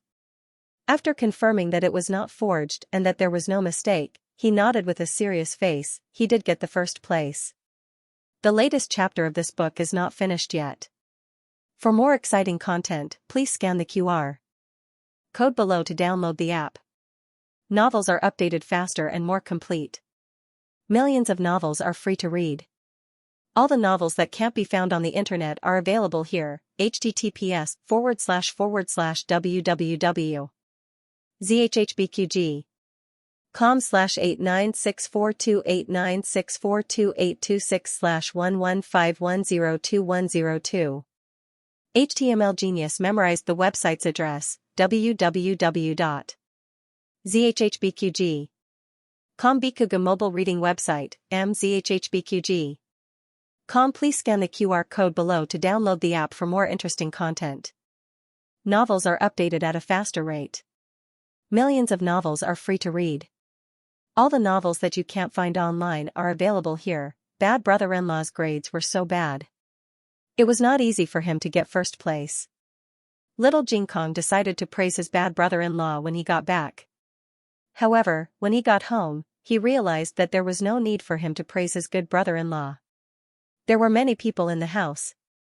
They were all here to congratulate his bad brother-in-law. See, he was right. His bad brother-in-law's grades were indeed bad. Therefore, everyone was surprised when he got first place. Little Jinkong, who knew nothing about the value of the top scorer, decided to take back his praise. After everyone in the house left, little Jinkong found Xiao Lulang, who was packing up in the west room. Xiao Lulang looked at the little guy with his hands behind his back, acting like a little adult. He asked, "Do you have something to say to me?" "Yes." Little Jinkong nodded seriously. He looked like a teacher with his hands behind his back. Even his tone was very similar. "You've heard praises all day, so I won't say more. Don't be arrogant just because you've heard too many praises. You have to be humble and study harder.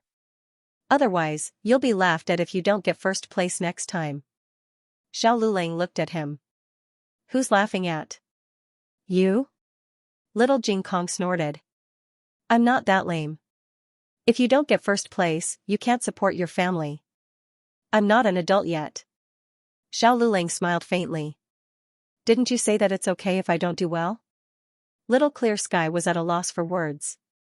Xiao Lulang chuckled. "Did you remember?" "No, you remembered wrongly.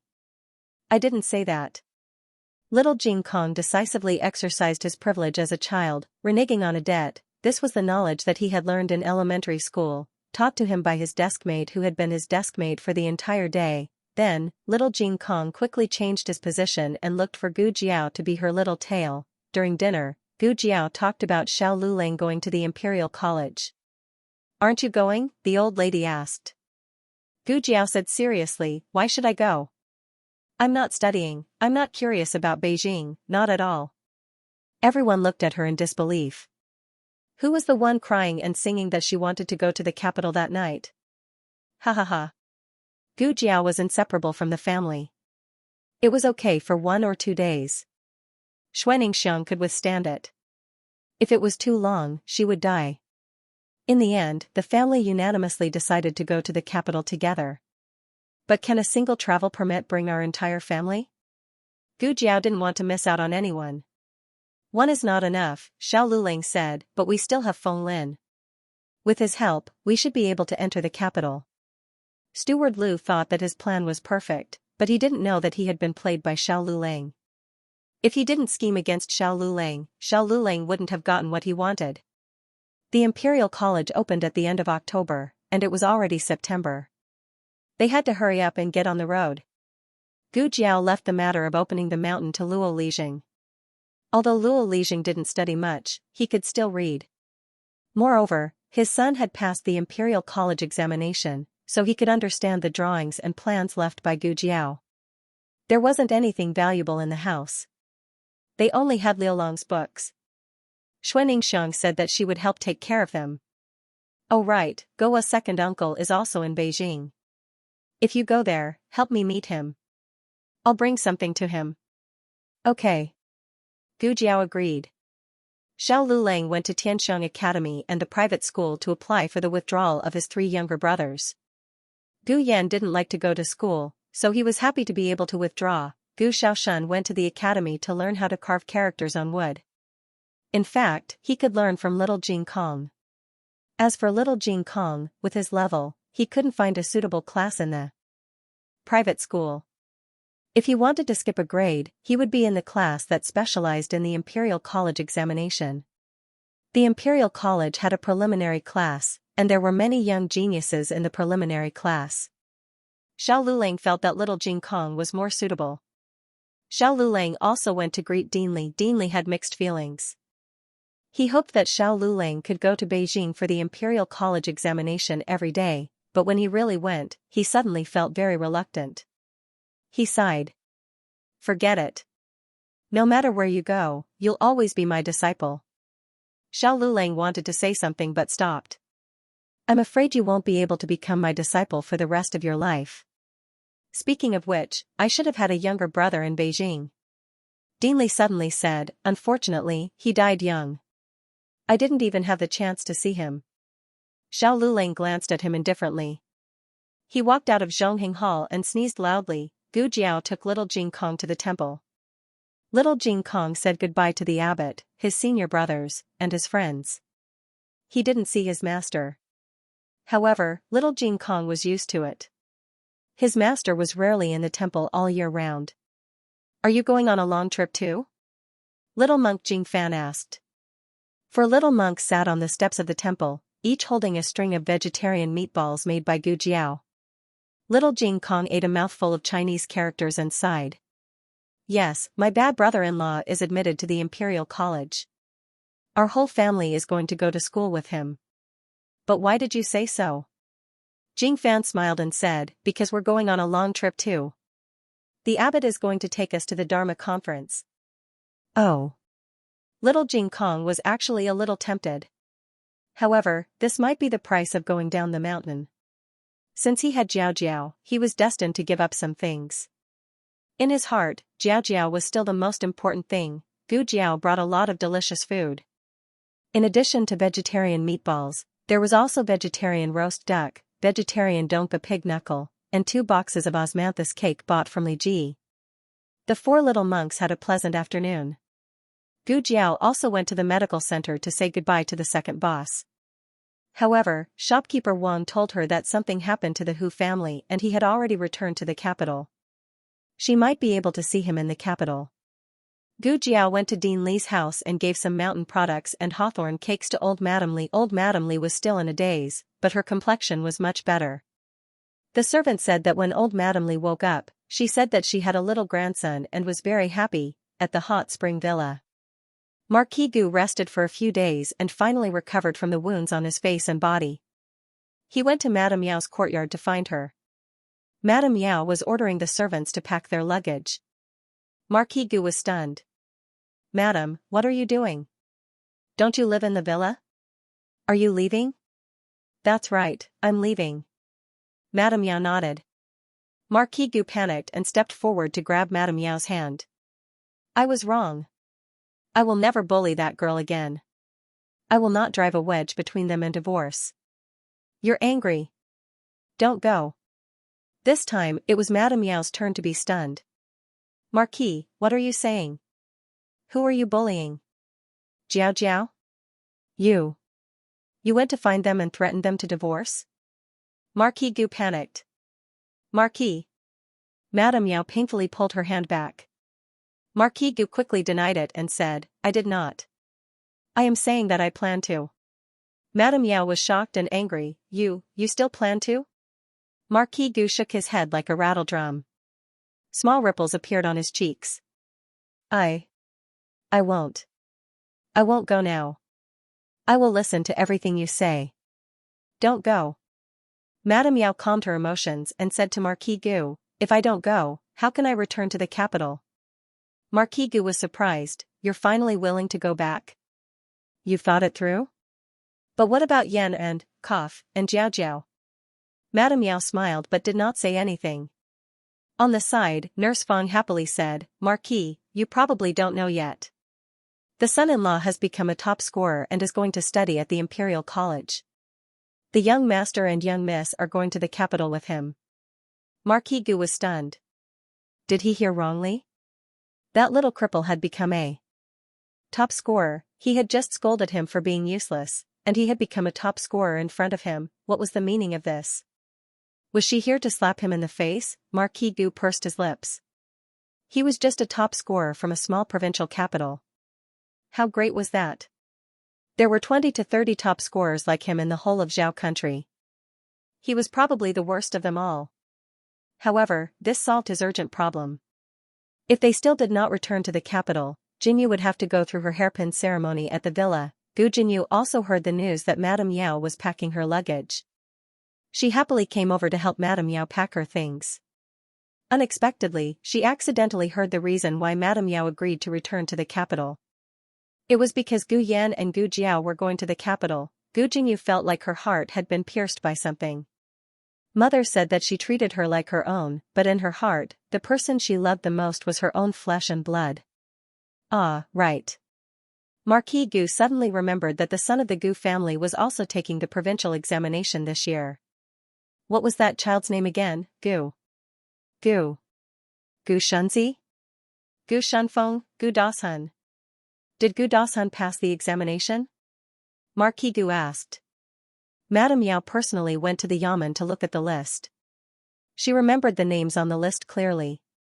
There was no candidate with the surname Gu. Nurse Fong disdainfully sneered, "The son-in-law is talking about that family's son, right? I heard that he also went to the provincial examination. Unfortunately, he didn't even pass the provincial examination. He's far worse than our son-in-law. There's a saying that dragons give birth to dragons, phoenixes give birth to phoenixes, and mice give birth to babies that can dig holes. Other than the deceased Gu Sanlang and his wife, no one else in that family is good, and they still want to pass the provincial examination? Bah. Maybe in your next life." These words were a bit harsh. She shouldn't lose her composure in front of her master. However, that family was indeed too harsh on Gu Jiao, so even the mild-mannered Madame Yao didn't refute Nurse Feng's words. Although Marquis Gu was a bit unhappy that Nurse Feng praised the little cripple so highly, he agreed with the rest of her words. That family was indeed hateful. As for Gu Jinyu, Marquis Gu never thought of her as a member of the old Gu family, so he didn't feel that she was being scolded. Nurse Feng originally didn't mean to scold Gu Jinyu.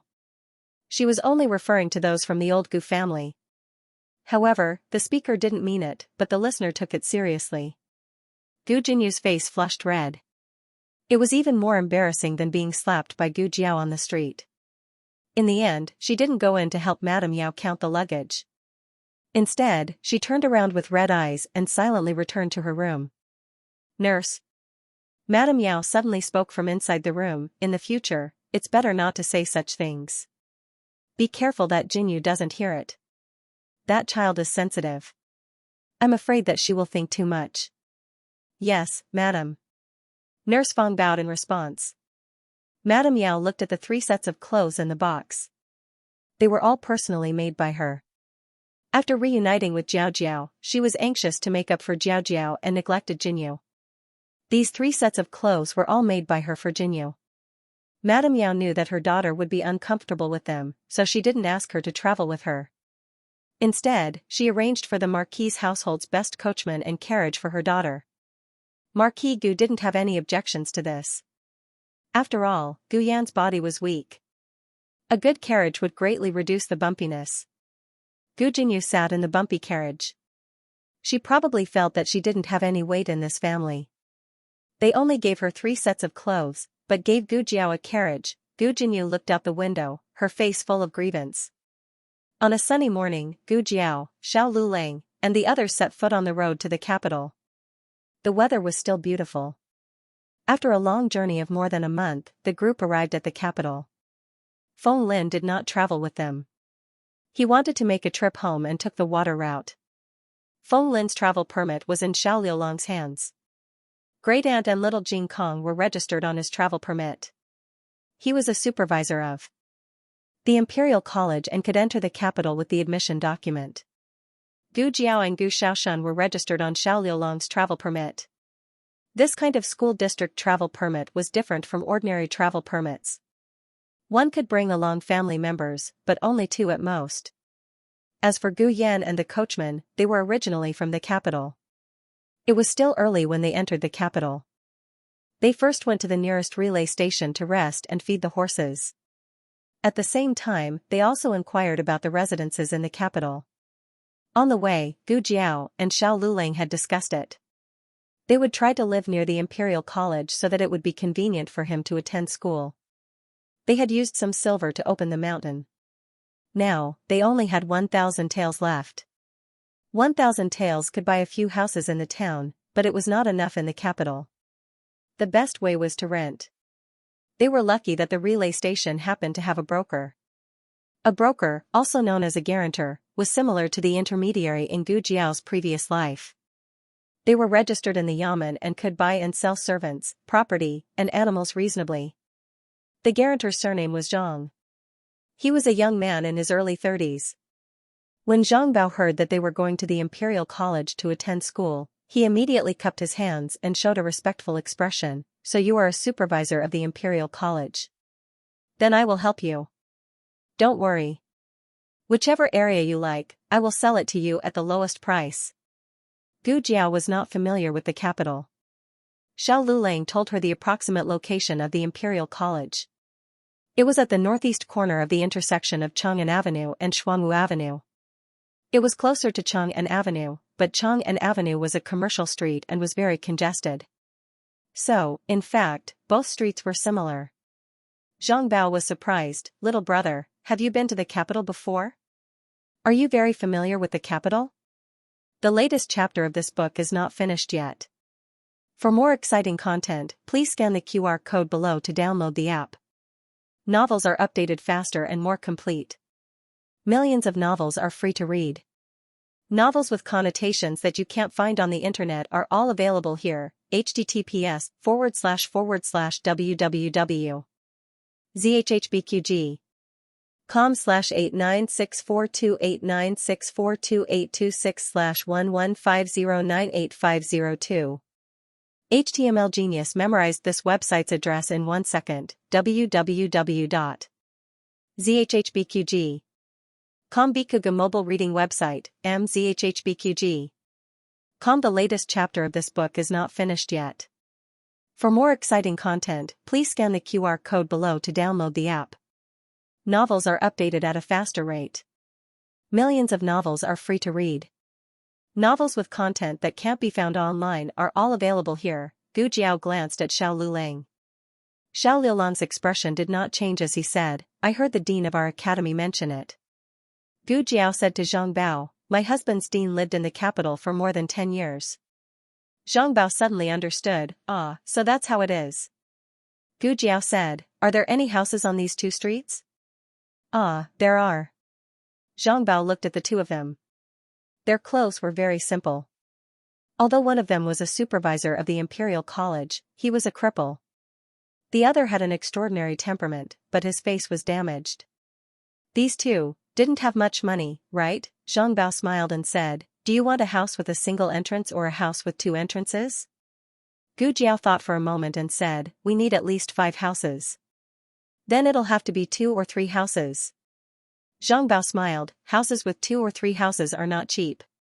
A house with 2 houses costs at least 10 taels a month, and a house with 3 houses costs 20 taels. In the countryside, 10 taels was enough to feed a large family for a year or 2. However, this was the capital, where every inch of land was worth its weight in gold. Gu Jiao thought about it and understood. Gu Jiao suggested going out to take a look. No matter how Zhang Bao looked at them, they didn't look like they could afford it. He was worried that he would make a wasted trip. Although they were supervisors of the Imperial College, was there a shortage of supervisors in the capital? The capital was a place where a falling plaque could kill 3 officials. Zhang Bao really didn't think much of Xiao Lulang. However, he hadn't opened for business for several days. Since he had nothing to do, he decided to take the 2 of them. Gu Jiao and Xiao Lulang looked at more than 10 houses. There were 2 and 3 houses, but they were not satisfied with any of them. The 2 of them returned to the relay station. Zhang Bao followed them. Do you want to decide today? If it's any later, the students from all over the country who are coming to the capital for the exam will arrive. Even if we want to rent it, we won't be able to. Moreover, the price won't be this high. Gu Jiao said, it's too small and too secluded. Although it was said to be near the Imperial College, in reality, it was not the residences on the 2 streets, but the most remote alleys at the end of the street. Not only was it dark and damp, it was also very close to very noisy shops. If it was not a smithy, then it was a carpentry shop. There was even a coffin shop. How could he study in peace? I only have these houses at this price. If you want something better, you'll have to pay this price. Zhang Bao gestured. 30 taels? Gu Jiao asked. A house, Zhang Bao said. The first entry cost 30 taels of silver, not to mention the second and third entry. It seemed that regardless of the dynasty, the school district housing was extremely expensive. Alas. Zhang Bao sighed and said, "All right, I'll just tell you the truth. The houses in the capital are priced at this price. The good locations and good houses have already been bought by the nobles in the capital. Those nobles don't lack money, so they won't rent out their houses. Even if you change 100 guarantors, you'll only be able to rent those houses just now." Gu Jiao asked, "Didn't you say that there are good houses, just that the price is higher?" Zhang Bao smiled and said, "There's a house with 3 entrances, 100 taels a month." Gu Jiao frowned, "What house costs 100 taels?" Zhang Bao gestured, "It's diagonally opposite the Imperial College, walk 500 steps. The house where the young Marquis of Jiaodu and the young Chancellor once lived." Xiao Liulong's mouth twitched. "When did he live there?"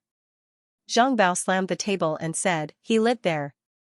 If you live there, you'll be able to bask in his auspicious aura and pass every exam." Xiao Luling said indifferently, "He didn't live there." Zhang Bao rolled up his sleeves, "How do you know he didn't live there?" "You're not him. This price is high, at most 30 taels." Xiao Luling said indifferently. Of course, Zhang Bao knew that his price was high. In the past, he could buy a house with 30 taels, but wasn't the Imperial College about to reopen? The area was expensive again. He was sure that the lowest price was 50 taels. If this family wasn't willing, he would find someone else. He didn't believe that he couldn't rent out a house near the Imperial College. "Jiao Jiao, what are you doing?" Little Jing Kong woke up from his afternoon nap. He rubbed his eyes and came to the lobby of the courier station to look for Gu Jiao. Gu Jiao carried him over and rubbed his little head. His hair had grown out a little. He wasn't bald anymore, but had a buzz cut.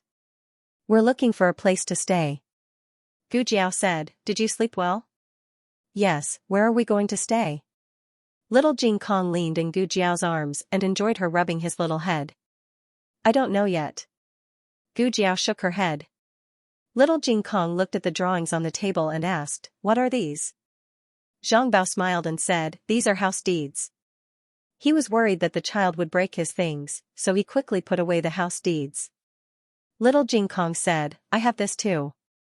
The 3 of them were stunned. Little Jing Kong ran back to the carriage and took out a small box from his small box. He took the small box back to the lobby and put it on the wooden table in front of the 3 of them. The table was a little high, so he couldn't reach it and open it. "Let me do it." Gu Jiao reached out her hand. Gu Jiao had seen a few small boxes like this when she was packing up little Jing Kong's things at home, but she had never opened them. "Okay. Jiao Jiao, do it." Little Jing Kong nodded decisively. Gu Jiao opened the small box. There were a few thumb-sized seals and a few documents inside. They were not ordinary documents, but house deeds. The 3 of them were very surprised. "Let me see," Xiao Luling said. "Okay." Gu Jiao took out the house deeds and handed them to Xiao Luling. Zhang Bao also came over to take a look. It was fine if he didn't take a look, but when he did, he was almost scared out of his wits. The houses on Chang'an Avenue, Xuanwu Avenue, and even Vermilion Bird Avenue, did he go all the way to the Imperial Palace? "Is this a real house deed?" Gu Jiao asked Xiao Luling. "It's real," Xiao Luling said. "Jing Kong's name is written on the house deed, so it's his house deed." Gu Jiao looked at little Jing Kong in her arms. "How did you get these?" Little Jing Kong looked at the house deeds in Xiao Liulong's hands, counted with his fingers, and said, "Jiao Jiao, are you talking about these papers?" "Master gave them to me. He gives me one every year on my birthday. I have celebrated 3 birthdays in total, so there are 3 of them."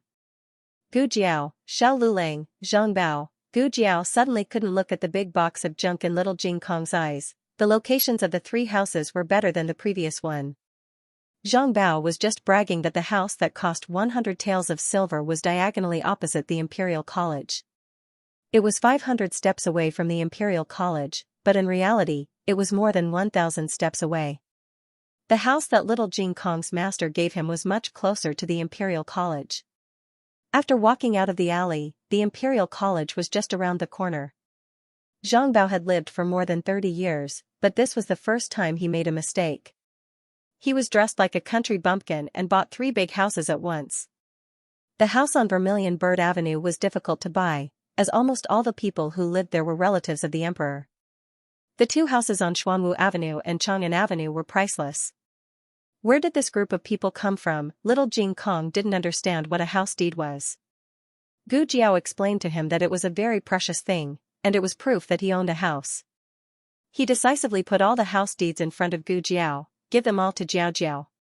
Little Jing Kong's home was wherever there was a Jiao Jiao. Gu Jiao had already accepted his zither, so she couldn't accept his house deed anymore. In the end, Gu Jiao proposed to rent the house in Little Jing Kong for 30 taels of silver a month. Little Jing Kong said seriously, I don't want Jiao Jiao to pay me. Gu Jiao patted his little head and said, your brother-in-law will pay you. Little Jing Kong thought seriously, if my brother-in-law pays me, I'll pay Jiao Jiao. There's nothing wrong with that. Both parties asked Zhang Bao to be the guarantor and signed a house rental contract. This was Little Jing Kong's first time doing business, so he took this matter seriously. Not only did he sign the contract, but he also put a stamp on it. The premium was 30% of the first month's rent, which was 9 taels of silver. This was a lifetime guarantee, and he had to come to the site to terminate the contract after the lease ended. We'll pay half of the premium, Zhang Bao said with a smile. Do you have any money? Xiao Lulang looked at Little Jing Kong calmly. Little Jing Kong was in a dilemma. He didn't have any money. This was a story that was even sadder than sad, but soon, he thought of a solution. I'll deduct it from your first month's rent. Xiao Lulang was annoyed and amused at the same time. The little monk was quite smart in business. It was a 2-sectioned house with a front yard. There were some bamboos planted in the yard. There were 2 rooms in the first row, a study room and a kitchen. After passing through the hall, there was a backyard.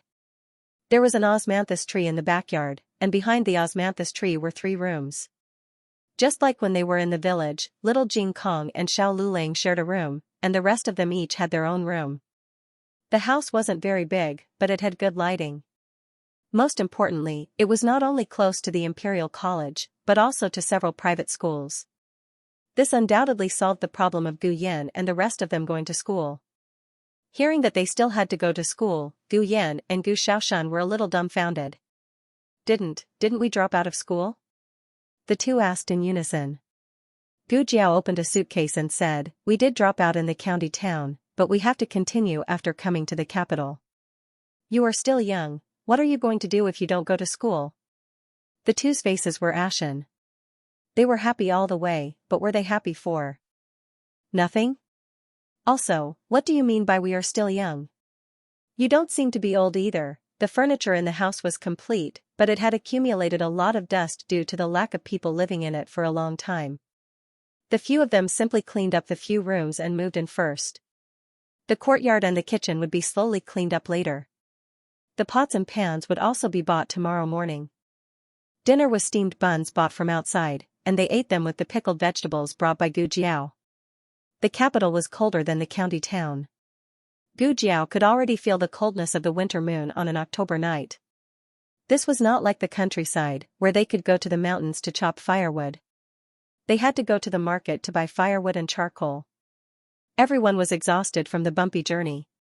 When they returned to their rooms, they fell asleep. Little Jing Kong was lying on his back next to Xiao Lulang, snoring evenly. Xiao Lulang was not sleepy at all. He finally returned here. Aheng, Teacher Zhuang's class is too difficult. Let's go out and play, okay?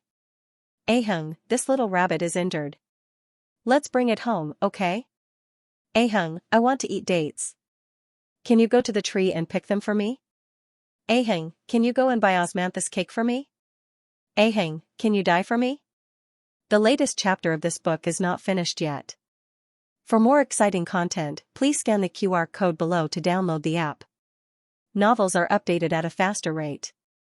Millions of novels are free to read.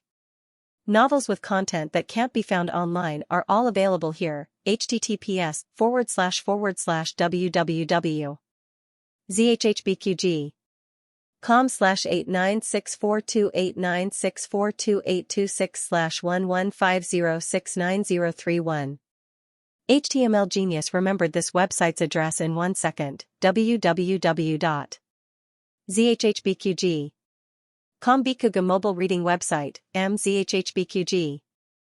The latest chapter of this book is not finished yet. For more exciting content, please scan the QR code below to download the app. Novels are updated faster. Millions of novels are free to read. Novels with content that can't be found on the internet are all available here. Gu Jiao woke up before dawn. After washing up, she went to feed the chickens in Little Jing Kong. The chicks had grown into big chickens and would occasionally crow. If no one woke up, they would stop crowing. There was a small market nearby. It was in a different direction from the Imperial College, so it was faster to walk there. Gu Jiao carried her basket and went to the small market. Steamed buns, fresh and delicious steamed buns, a hawker shouted. Gu Jiao walked over and asked, "How much is one steamed bun?" The hawker saw the birthmark on her face, but he didn't show any strange expression. He was indeed from the capital and didn't find it strange. The hawker smiled and said, "One big meat steamed bun is 3 copper coins, 2 brown sugar steamed buns are 3 copper coins. How many do you want?" The steamed buns were very big and one was enough to fill him up. Gu Jiao took out the food box from the small basket and said, 8 meat steamed buns and 4 sugar steamed buns. They ate the meat steamed buns and the sugar steamed buns in Little Jing Kong. She didn't know if 4 steamed buns could fill him up. The little guy's appetite was a bit shocking. "Okay. That's a total of 30 copper coins. I'll give you a steamed bun." The hawker packed the steamed buns for Gu Jiao. "Thank you."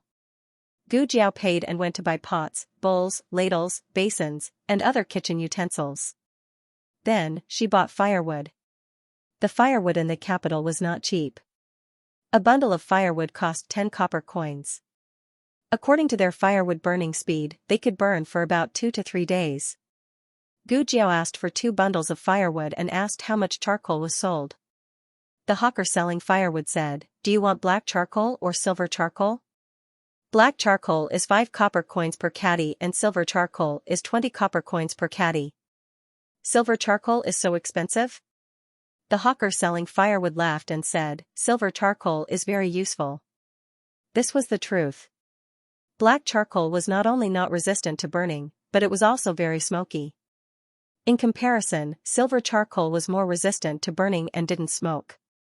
In the end, Gu Jiao bought 100 caddy of silver charcoal for 17 copper coins per caddy. The peddler drove the mule cart and personally delivered the firewood and silver charcoal to the door. Xiao Lulang had already woken up and cleaned the kitchen. He was now cleaning the backyard. His movements were very light and did not wake anyone up. "Morning," Gu Jiao greeted. "Morning." Xiao Lulang nodded. Gu Jiao directly asked the peddler to move the firewood and silver charcoal to the kitchen. After the peddler left, Gu Jiao walked over and took the broom from Xiao Liulang's hand. "I'll do it. You go and tidy up the box." This time, Gu Jiao, old Madam, Gu Yan, and Gu Shaoshan didn't have much luggage. On the contrary, Xiao Lulang and Little Jing Kong had several big suitcases full of luggage. Xiao Lulang mainly brought books, while Little Jing Kong brought back things from the temple. Of course, there were also his 7 chicks. "Okay." Xiao Lulang turned around and went to the study. After a while, Gu Jiao brought 2 steaming big meat buns to him. "You eat first. I'll cook some millet porridge." "Have you eaten?" Xiao Lulang stopped her. "Not yet." Gu Jiao shook her head. She wanted to say that she could eat while she was cooking the porridge. Unexpectedly, Xiao Lulang pushed the plate forward and said, "Then let's eat together." Gu Jiao thought for a while and said, "Okay." Since there were more people in the family, the two hadn't eaten alone for a long time. The last time was at the inn in town, but that was more than half a year ago. The two sat face to face, as if they had returned to the early days. Gu Jiao laughed. "What are you laughing at?" Xiao Lulang asked. Gu Jiao held the big meat bun in her hand and said, "I'm laughing at the first time I asked you to eat. Did you think that I poisoned it and didn't dare to eat it?" "I didn't." Xiao Lulang flatly denied. Gu Jiao suddenly leaned over and stared at his handsome face. now you're not afraid that I poisoned it? Is it because you trust me too much? While Gu Jiao was feeling complacent, she saw Xiao Lulang looking at the bun in his hand with a complicated expression. Then, he took Gu Jiao's bun and gave his bun to Gu Jiao. Gu Jiao was speechless. After the two finished eating breakfast, the rest of the family was still asleep. Xiao Lulang had to report to the Imperial College. Gu Jiao estimated that they would sleep until noon, so she sent Xiao Lulang to the Imperial College. The Imperial College officially started school in late October. Nowadays, there were many supervisors coming to report. Some were from the capital, while others, like Xiao Lulang, had come from other places. The regular supervisors of the Imperial College didn't need to pay tuition. All expenses were paid by the Imperial Court, including the supervisors' dormitories and meals. These were all paid for by the Imperial Court. Xiao Lulang could go back today after reporting to the Academic Affairs Office. Of course, if he wanted, he could stay at the Imperial College to study. The Imperial College had the largest library in the entire Zhao Kingdom. Otherwise, it wouldn't have become the holy land that all scholars dreamed of. Gu Jiao was waiting for him outside the Imperial College. Gu Jiao felt that the heavy traffic in front of her was very refreshing. So this was the capital. It was really different from the county town. The roads were much wider, and several carriages would pass by from time to time. Most of the girls on the road were wearing veils. There were very few girls like Gu Jiao who showed their faces in public. Gu Jiao was engrossed in watching when the crowd suddenly surged in one direction. Everyone stood on both sides of the street and looked in one direction. Gu Jiao wasn't standing far from the street. She was pushed to the side and someone stepped on her foot. Ah. I'm sorry. The culprit hurriedly apologized to Gu Jiao. It was a boy dressed as a scholar, but whether it was her appearance or her deliberately lowered voice, it was clear that she was a girl. His features were delicate and pretty. I'm really sorry. I didn't do it on purpose. The girl dressed as a boy cupped her hands and bowed to Gu Jiao. Gu Jiao didn't take it to heart. She moved back to give way. However, the people behind her didn't give her a chance to move. She was stuck in the middle of the crowd and couldn't move forward or backward. The little scholar kept trying to squeeze forward, but she was too weak and couldn't get to the front. She gave up resisting and wiped the sweat from her forehead. She asked Gu Jiao, "Miss, what happened to your face?" Gu Jiao calmly said, "Birthmark." Ah. The little scholar hurriedly covered her mouth. I thought it was rouge. I'm sorry. Gu Jiao didn't care about her unintentional offense. She felt apologetic. It was bad enough that she bumped into her, but she also stepped on her foot and said the wrong words that poked her sore spot. Sigh, there wasn't a day that she didn't offend people. The little scholar looked at Gu Jiao and said, "Miss, you're not from the capital, right? Your accent doesn't sound like it." Gu Jiao replied, "Yes." The little scholar continued, "Did you also come here to see the Crown Prince consort?" Gu Jiao asked strangely, "What consort?" The little scholar's almond eyes widened. "The Crown Prince consort? You came here so early because you heard that the Crown Prince consort came back from praying and was going to pass by the directorate, right?" Gu Jiao shook her head. "I don't know the Crown Prince consort. I don't want to see her." The little scholar took a cold breath. Who came to see her because they know her? Can common people like us know the Crown Prince consort? Don't we all want to see her from afar because we heard of her and admire her? Gu Jiao said seriously, "I have never heard of her and don't admire her." "Are you from the Zhao Kingdom?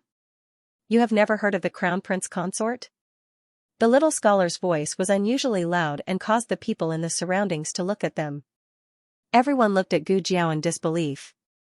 Clearly, like the little scholar, they found it strange that there was someone in the world who didn't know the Crown Prince consort of the Zhao Kingdom. As they spoke, someone in the crowd suddenly shouted, "The Crown Prince consort is here! The Crown Prince consort is here!" Following his exchange, the crowd became restless. Hundreds of imperial guards came on iron hooves.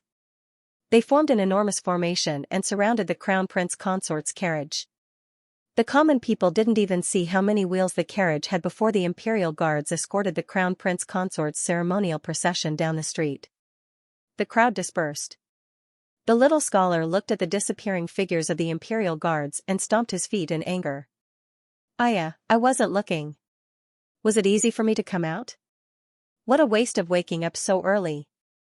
Leaving the dense crowd, Gu Jiao sighed in relief. She really wasn't used to being so close to strangers.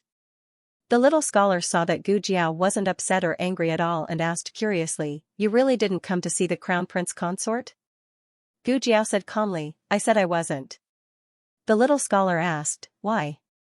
Gu Jiao said, "I also said that." The little scholar said, "You really haven't heard of her?" Gu Jiao looked speechlessly at him. The crown prince consort was the person that the little scholar admired the most. He would not allow anyone in the world to not hear of her. The little scholar explained to Gu Jiao seriously, "Do you know who the crown prince consort is? She is the most outstanding woman in the entire Zhao kingdom. There is no man in the world that doesn't like her, no woman that doesn't envy her. Do you know the great scholar of the Zhuang family, Xianxia? He was once the crown prince consort's teacher. Do you know who went to school with him? The young Marquis of Zhaodu." Gu Jiao looked calmly at him. The little scholar exploded. "No way? Don't tell me you also don't know who the young Marquis of Zhaodu is." "The young Marquis? The young Chancellor?" Gu Jiao thought for a moment. "Oh, I've heard of him. It was a long time ago. Young Master Qin got a painting from somewhere and said it was the young Marquis calligraphy, but Xiao Lulang said it wasn't." This was the only time she had heard of the young Marquis of Zhaodu. The little scholar slapped his forehead. Oh my god, did you jump out of a rock? How can you not know the young Marquis and the crown prince consort? One of them was the #1 genius of Zhao Kingdom and the other was the #1 genius of Zhao Kingdom. They were childhood sweethearts and even had an engagement. After the young Marquis died, the crown prince consort kept her chastity for him for 3 years. This year, she accepted the emperor's bestowment of marriage and married the crown prince. You actually haven't heard of such a legendary event? The latest chapter of this book isn't finished yet. For more exciting content, please scan the QR code below to download the app. The novel is more complete and updated faster. Millions of novels are free to read. There are novels with connotations that can't be found online here. https://www.zhbqg.com/896428964286/115065314. HTML. This genius remembers the website address in 1 second. www.zhbqg.com. Bikuga mobile reading website, mzhbqg.com. The latest chapter of this book isn't finished yet. For more exciting content, please scan the QR code below to download the app. Novels are updated at a faster rate. Millions of novels are free to read. Novels with connotations that can't be found online are all available here. Gu Jiao hadn't heard of it before, and she wasn't interested either. However, Xiao Lulang hadn't come out yet, so she had no choice but to wait on the spot and listen to the little girl's chatter for a while. Xiao Lulang went to the directorate's Mingxian Hall. He didn't need anyone to lead the way as he was familiar with the place. His walking stick attracted the attention of many supervisors. He straightened his back and calmly walked past a bunch of strange gazes. Mingxian Hall was the directorate's academic affairs office. Every day, there would be supervisors and supervisors coming here to wait for supervisors from all over the country to report. Today, the supervisor of Mingxian Hall was a supervisor with the surname Gao, as well as 2 supervisors with the surname Wang and Su. Alright, follow Supervisor Su to the dormitory. School will start at the end of October. If you have nothing to do, you can go to the library first. Thank you. A supervisor from another place walked out of Mingxian Hall under Supervisor Su's lead. Gao Shuozheng lowered his eyes and sorted out the supervisor's information. Next. A slender jade-like hand placed an admission document in front of him. This hand was a bit too good-looking. Gao Shuozheng subconsciously raised his head and was shocked by the other party's appearance.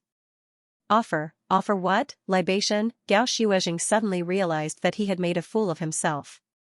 Little Chancellor had long passed away, so how could the person in front of him be him? It was just that they looked too similar at first glance, which caused him to lose his composure. However, upon closer inspection, they didn't look alike. The young chancellor was a gentle youth. His eyes were always filled with a smile that made people feel like they were bathing in the spring breeze. Furthermore, there was a mole under his right eye. Not only did the person in front of him not have that mole, he also didn't have a gentle and bright temperament. Even his eyes were cold. Gao Xuezheng was secretly annoyed that he had almost mistaken the person for someone else because he was too tired recently. He composed himself and sat down to pick up the document. Xiao Lulang? Someone from Clear Spring Village? His surname was also Xiao. Could they be relatives? Soon, Gao Xuezheng shook his head in self-mockery. How could Marquis Xianping's mansion have a relative from a small village? Gao Xuezheng then said, your results are not bad. You're a top scorer from Yu Prefecture, and was directly recruited. School will officially start on the 27th of October. Once school starts, you'll be assigned to different classes. Don't be complacent just because you're a top scorer. There are many top scorers in the Imperial College, and you'll soon realize that you're just one of them. Don't run around for the time being. Go to the library and read more books, understand? Although he had said those words to deal a blow to Xiao Lulang, he had not said so much to the person who had recommended him. It was obvious that he had his eye on the top scorer. However, he had seen a lot of things. Many people who were number one in their local area were immediately defeated when they came to the Imperial College. He still hoped to give the other party a warning. After all, it was not easy for a small village to produce a top scorer. Gao Xuezheng wanted to arrange for Xiao Lulang to stay in the same dormitory as the other top scorers, but was rejected by Xiao Lulang. I'll stay outside. Why? Gao Xuezheng was puzzled. The dormitory won't charge you any money. You'll be able to focus on your studies if you stay in the Imperial College. The capital is filled with flowers. A poor kid like you who hasn't seen much of the world will easily be led astray. Gao Xuezheng had a sharp tongue. If not, he would not have remained a small official in the Imperial College for so long. However, he was not a bad person. Xiao Lulang said calmly, it won't affect my studies. Gao Xuezheng sighed, all right then. If you don't stay in the Imperial College, you'll have to come back 3 days later to collect your token. The Imperial College provided free food and lodging, but they could not force the students to stay here. Looking at Xiao Liulang's back, Gao Xuezheng shook his head, what a pity. He had already predicted that Xiao Lulang would be blinded by the prosperity of the capital and abandon himself. From then on, his grades would plummet. When Xiao Lulang walked out of the Imperial College, the talkative little scholar had already been found by his family's servants and left dejectedly. Gu Jiao looked at him, is it done? Xiao Lulang nodded, yes, I'll come back 3 days later to collect my token from the Imperial College. The two of them returned home side by side. The journey was really short. After coming out of the Imperial College, they took a few steps and turned into the alley where they lived. They lived in the middle of the alley. Not all the houses in the alley were occupied. The environment was quite peaceful. It's more convenient than going to school in the village, Gu Jiao said with a smile. Xiao Lulang nodded and said, in the afternoon, I'll go take a look at the private school for Gu Yan and Xiao Shun. Little Jing Kong will go take the Imperial College's entrance exam. He will take the exam 2 days later than me. Gu Jiao smiled and nodded, okay, I'll do as you say. After a few words, they arrived home. Gu Jiao was very satisfied with this house. The two of them were just about to enter when a horse carriage came from the other side of the alley and stopped in front of their house. The carriage driver pulled on the reins and jumped off the horse. Excuse me, is this top scorer Zhao's house? Xiao Lulang saw the insignia on the carriage and his eyes turned cold. Gu Jiao asked, what's wrong? What do you want? The carriage driver said politely, it's like this. My housekeeper knew that top scorer Xiao had come to the capital and specially asked me to send some things over. Winter comes early in the capital. Next month, we will start burning charcoal. The carriage is filled with high-quality silver charcoal. There are also some materials and cotton wool, all of which are the warmest. You see, should I directly move the things in for the two of you? Gu Jiao looked at Xiao Lulang. Xiao Liulang's expression was as cold as a knife. Gu Jiao said to the carriage driver, no need, we are not lacking in silver charcoal. We also do not need cotton wool mattresses. Give them to your housekeeper to take back. The carriage driver said awkwardly, but housekeeper Lu said, no buts. If he tells you to take it back, then take it back. Gu Jiao lightly finished speaking and entered the house with Xiao Lulang, closing the courtyard door. The carriage driver finally left. Gu Jiao looked at Xiao Lulang, we just moved here yesterday. Only the Ding and Marquis carriage driver and Zhang Bao know where we live. That housekeeper Lu's information is very fast. Xiao Lulang lightly said, no need to pay attention to him. Saying this, he turned around and went to the study to organize the books. Gu Jiao rubbed her chin. It couldn't be that someone had set their sights on them, right? Who would have the courage to set their sights on her people? The carriage driver drove the carriage out of the alley and came to a corner on the other side. Housekeeper Lu had been waiting for a long time. How is it? Housekeeper Lu asked. The carriage driver said, young master is not willing to accept it. Housekeeper Lu smiled, this young master is more stubborn than I imagined. The carriage driver asked, should we tell the Marquis? Housekeeper Lu faintly smiled, no need. There is no need to trouble the Marquis over such a small matter. Just wait. He will quickly find out how difficult it is for a commoner to survive in the capital. When that day comes, he will obediently return to the manor. The matriarch and the others really slept until noon. When Gu Jiao and Xiao Lulang entered the courtyard, Gu Yan and the other two were soullessly squatting by the well to wash their faces. There was a public well near the alley, but there was also a well in the manor. This saved them the trouble of fetching water from the outside. The millet porridge in the kitchen was ready. Gu Jiao heated up the steamed buns and stir-fried a plate of shredded bamboo shoots and black fungus, a plate of green vegetables and bean sprouts, and a large portion of chives and eggs. Little Jing Kong was not allowed to eat eggs, so Gu Jiao stewed a small pot of tender tofu soup for him. Although little Jing Kong's dishes were all vegetarian, the plate presentation and utensils were more exquisite than other dishes. Gu Jiao pretended that he could not afford to eat them. Little Jing Kong was particularly arrogant to show off his dishes. The people at the table were not greedy at all, but they all pretended to be envious. After the meal, little Jing Kong valiantly went to wash his small bowl. This was a habit cultivated in the temple. He washed his own alms bowl. The others were not idle either. The matriarch went to pick corn cobs, and Gu Yan sat over to pick corn cobs with her. They were the least able to do physical work in the family. They used to be the most pampered people, but they still took the initiative to share the housework within their ability. Gu Xiaoshan went to chop firewood. Xiao Lulang tidied up the kitchen, and Gu Jiao tidied up the two courtyards. She had thought about it. One courtyard was for planting vegetables and raising chickens and puppies, and the other courtyard was for the whole family to move around. There was a laurel tree in the backyard, and little Jing Kong could practice martial arts on the tree. Gu Jiao took a hoe and went to the front courtyard to plow the ground. Little Jing Kong came over with the chickens. Jiao Jiao, I'm going to walk the chickens. Okay. Gu Jiao nodded, don't go too far. Okay. Little Jing Kong responded. Little Jing Kong used to walk the chickens from the front of the village to the back of the village. Here, he decided to walk from the front of the alley to the back of the alley. Gu Yan's puppy was very envious, and it also wanted to go out for a walk. However, its owner was too lazy to die. After picking the corn cobs, he lay on the rattan chair like a corpse. The puppy swung its butt and followed little Jing Kong out. Little Jing Kong took 7 chickens and a puppy to the end of the alley and was about to turn back. At this time, 2 beggars nearby stared at his dog.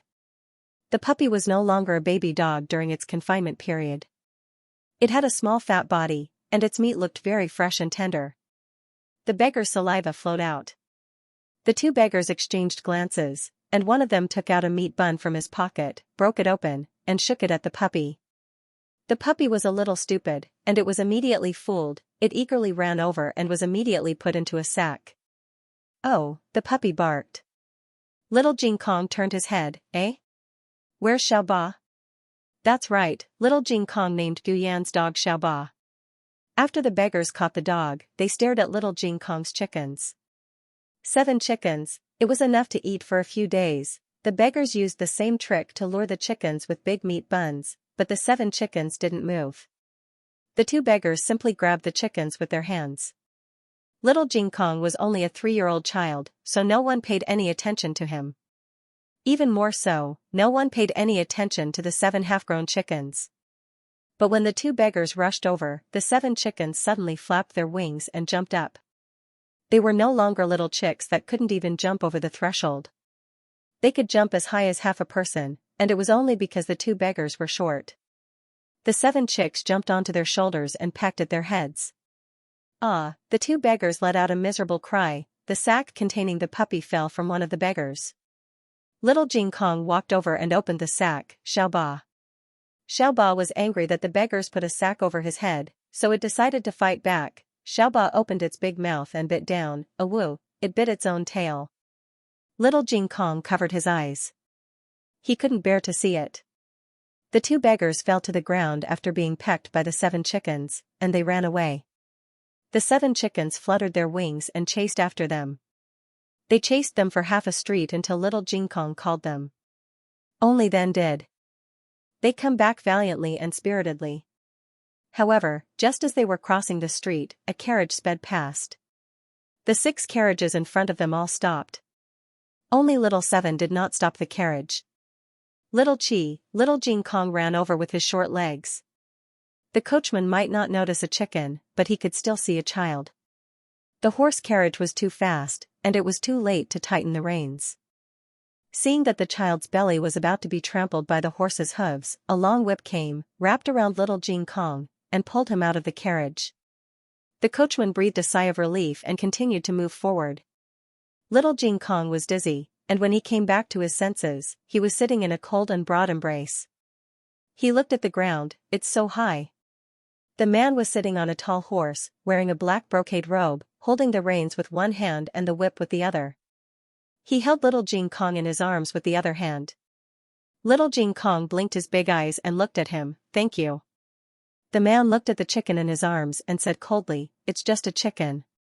Don't do that again. It's called Little Chi. Little Jing Kong handed the chicken to the man. Where are your parents? The man asked. Little Jing Kong didn't have parents. He was abandoned in the temple when he was a few months old, but Jiao Jiao had parents. He thought for a while. My parents passed away. Orphan? The man frowned. Little Jing Kong shook his head like a rattledrum. I have a Jiao Jiao. The man asked, where do you live? Little Jing Kong pointed, there. The man sent Little Jing Kong home. Gu Yan and the others were in the backyard, and Gu Jiao was in the front yard. She had just finished plowing the ground and was using the firewood that Gu Xiaoshen chopped to make a fence. She was wearing the clothes that she used to work in the village, and it was very simple. Jiao Jiao. I was almost hit by a horse carriage just now, and this big brother saved me. Little Jing Kong held the man's hand and walked into the yard. Gu Jiao put down the firewood in her hand and raised her sweaty head to look at the man. The man was tall and strong, and his facial features were cold and resolute. His aura was somewhat unapproachable. However, Gu Jiao didn't know if it was her illusion, but she felt that he looked familiar, as if she had seen him somewhere before. The latest chapter of this book is not finished yet. For more exciting content, please scan the QR code below to download the app. Novels are updated faster and more complete. Millions of novels are free to read. All the novels that can't be found on the internet are available here. https://www.zhhbqg com/89642896428226/1150344740. HTML Genius remembered the website address in 1 second. www.zhhbqg.com Bikuj mobile reading website, mzhhbqg.com. Please scan the QR code below to download the app for more interesting content. Novels are updated faster and more frequently. Millions of novels are free to read. All the novels that can't be found online are available here. The man turned and left after sending Little Jing Kong home. Gu Jiao didn't even have time to thank him. Gu Jiao asked Little Jing Kong what happened. When she found out that he jumped out to save a chicken, Gu Jiao also felt that he shouldn't have done that. However, Gu Jiao was not in a hurry to express her opinion. Little Jing Kong frowned deeply and said, Big brother said that I shouldn't have done that. Does Jiao Jiao also think that I did wrong? Gu Jiao asked him, what do you think? Little Jing Kong puffed up his chest and said, I think I did the right thing. If I was the one in danger, Jiao Jiao would also jump out to save me. Great, he even used an idiom. Gu Jiao said, but have you ever thought that maybe little Chi doesn't need you to save it? Huh? Little Jing Kong didn't understand. Gu Jiao explained patiently, little Chi is very sensitive and small. A horse's hooves can't step on it easily, but a horse's hooves can easily step on you. Little Jing Kong suddenly realized something. He wasn't as sensitive as a chicken. Little Jing Kong secretly swore that he would practice even more diligently. He wanted to become more agile and protect his chicken. A few days later, Marquis Gu and his entourage arrived at the capital. The bumpy ride for more than a month made the three of them sick. Gu Jinyu had never sat in such a bad carriage.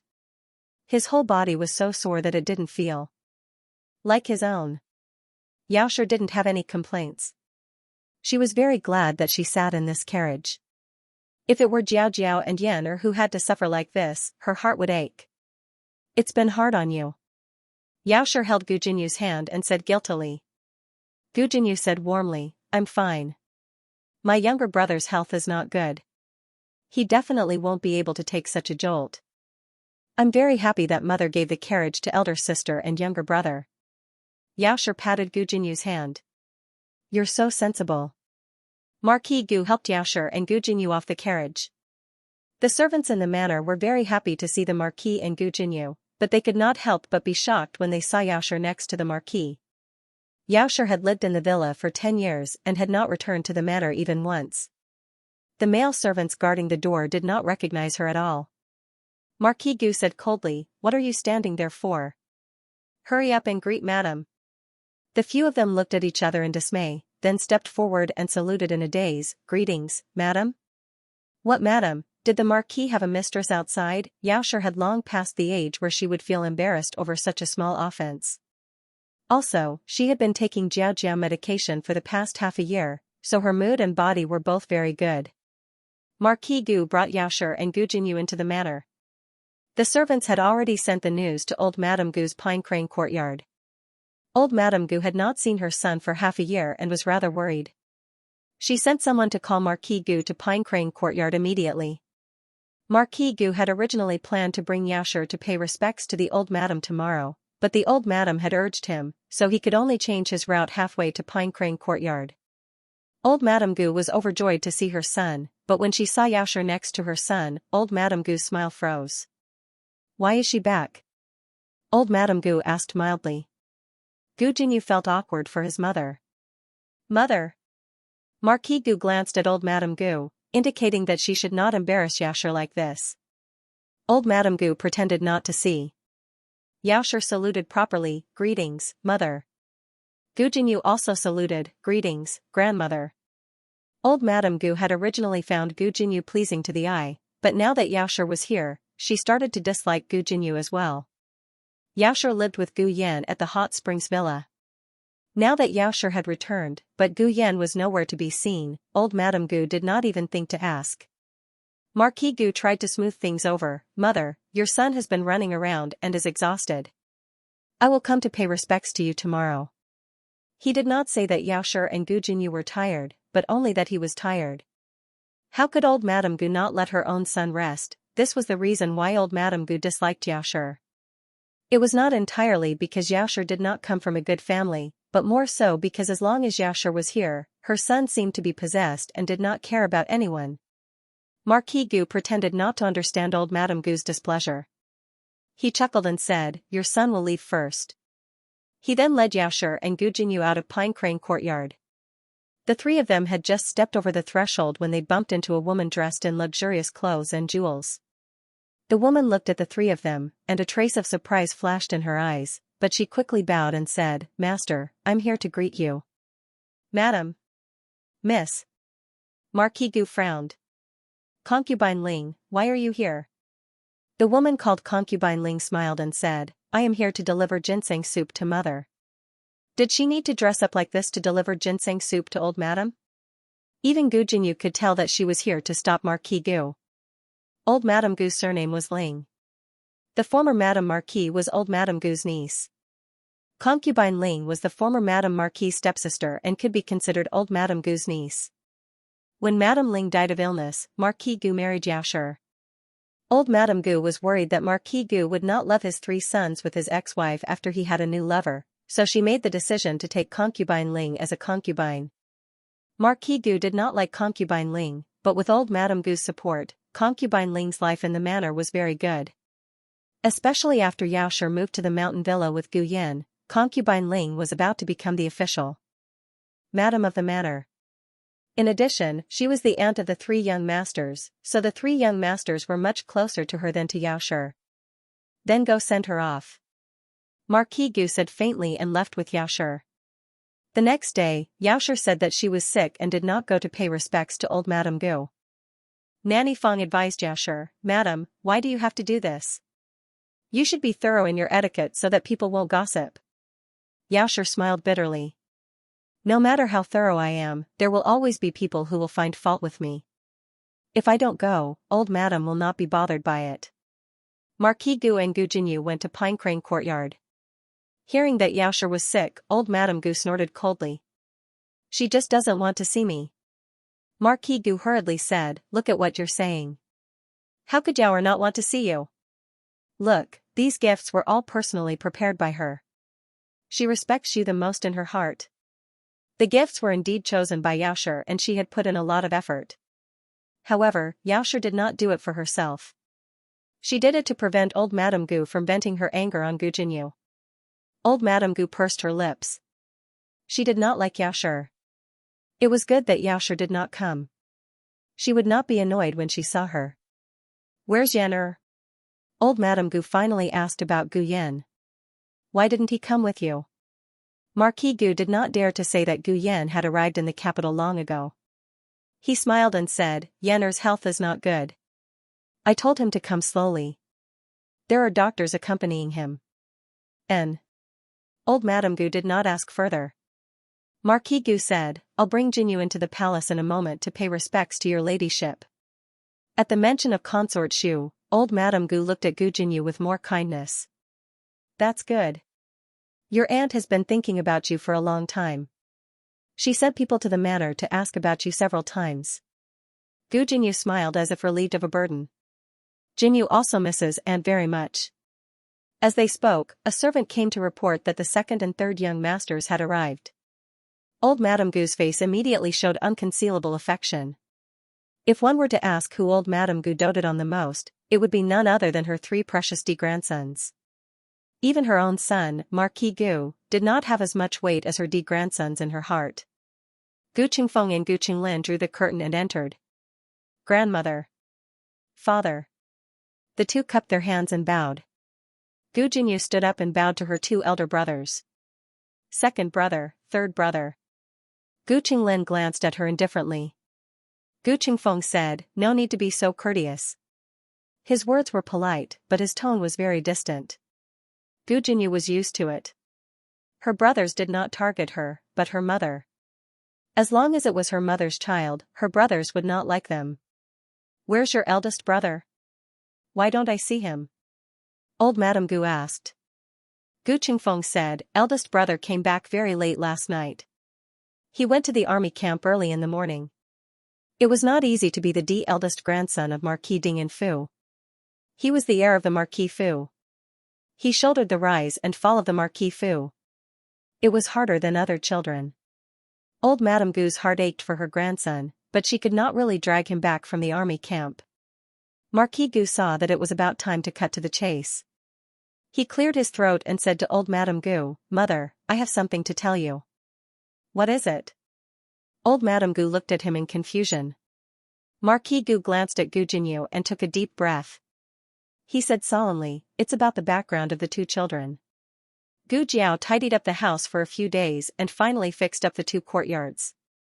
She planted green onions, rapeseed and lettuce in the small vegetable garden. She also planted some peas at little Jing Kong's request. The small vegetable garden only took up half of the courtyard on the left side.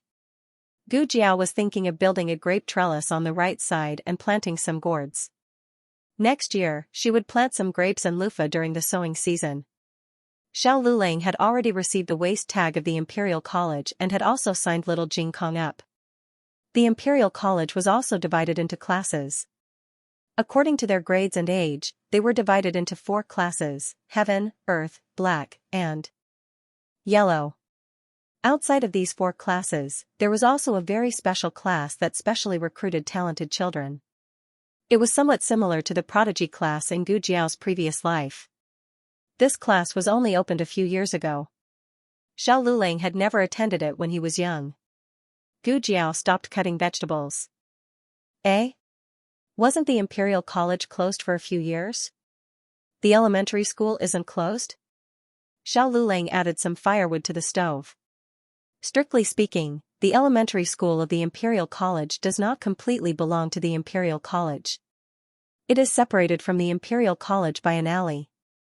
When His Majesty closed the Imperial College, he did not mention anything about the elementary school. The elementary school took advantage of this loophole and has been open ever since. The elementary school had been open for a few years. It should be quite experienced in teaching prodigies. Gu Jiao asked, "What's the entrance exam about?"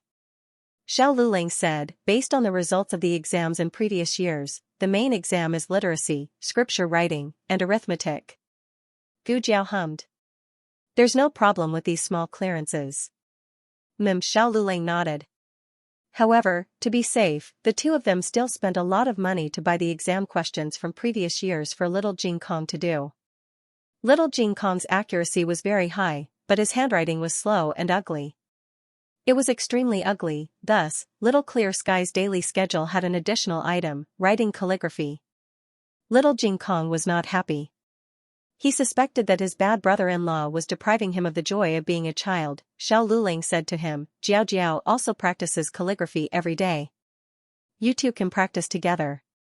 Little Jing Kong happily agreed when he thought about being alone with Jiao Jiao. Gu Jiao had not dreamed for a long time. The last time she had a dream was before Xiao Lulang went to the provincial urban and rural examination. It had been 4 months since then. She had almost forgotten that she could dream. However, that night, when she returned to her room after practicing calligraphy with little Jing Kong, she soon fell into a strange dream. The reason why it was strange was because the person who appeared in her dream was neither Xiao Lulang nor herself. It was the man who saved little Jing Kong, whom she had almost forgotten. The man was wearing green armor and a blood-red cloak. He was sitting on a majestic warhorse. When the man passed by a secluded alley, he was ambushed. The assassins were all first-class masters. Even so, they were still no match for the man. Just when the man was about to win, one of the assassins suddenly threw out a child and stabbed the child with his sword. In order to save the child, the man's right arm was cut off by the assassin. The assassin's sword was highly poisonous. Although the man's life was saved, his right arm was crippled. Strictly speaking, this assassination had something to do with little Jing Kong. This group of assassins had been secretly watching the man for a long time. They did not dare to make a move until they accidentally saw the man giving birth to a defenseless child. They decided to do the same thing, which led to the subsequent assassination. When Gu Jiao woke up, she had a strange expression on her face. She was getting more and more confused about her dream. Could she dream of people who were not related to her? However, no matter what, he had saved little Jing Kong's life. Moreover, the assassination was inspired by him saving little Jing Kong. She could not sit back and do nothing.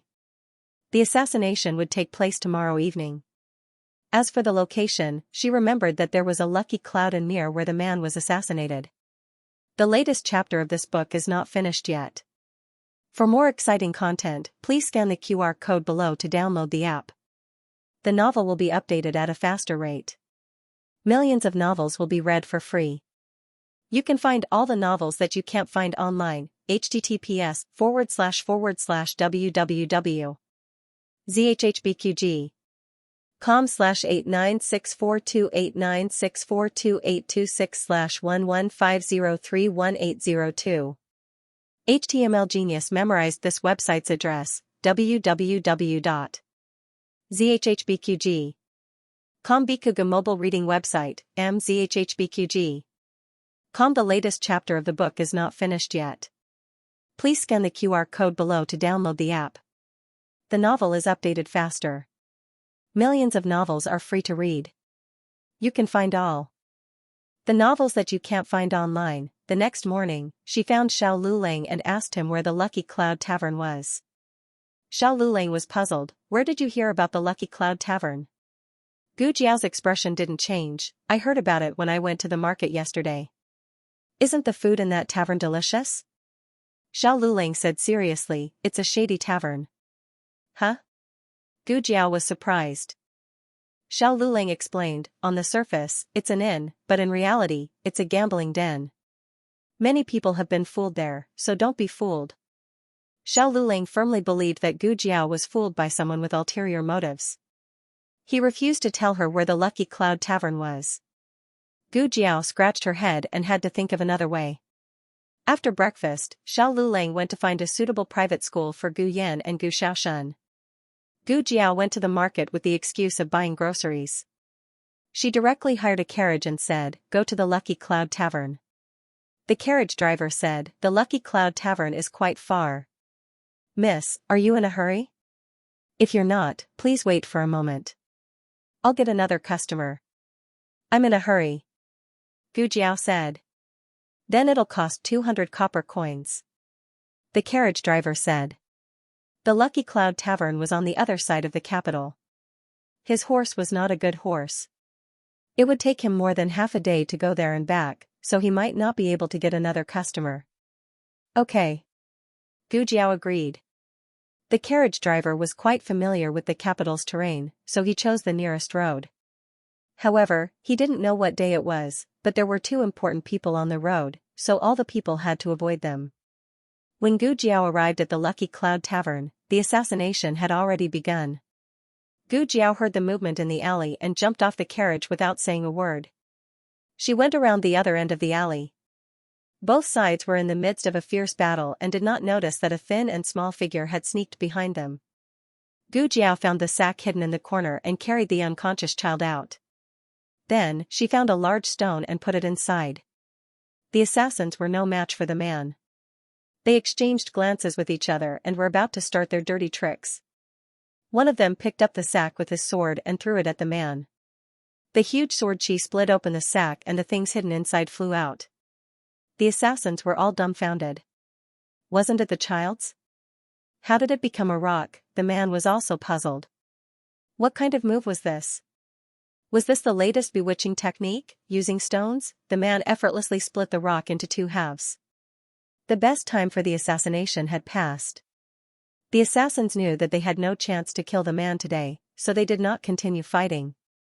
After a few feints, they ran away one after another. The man did not chase after them.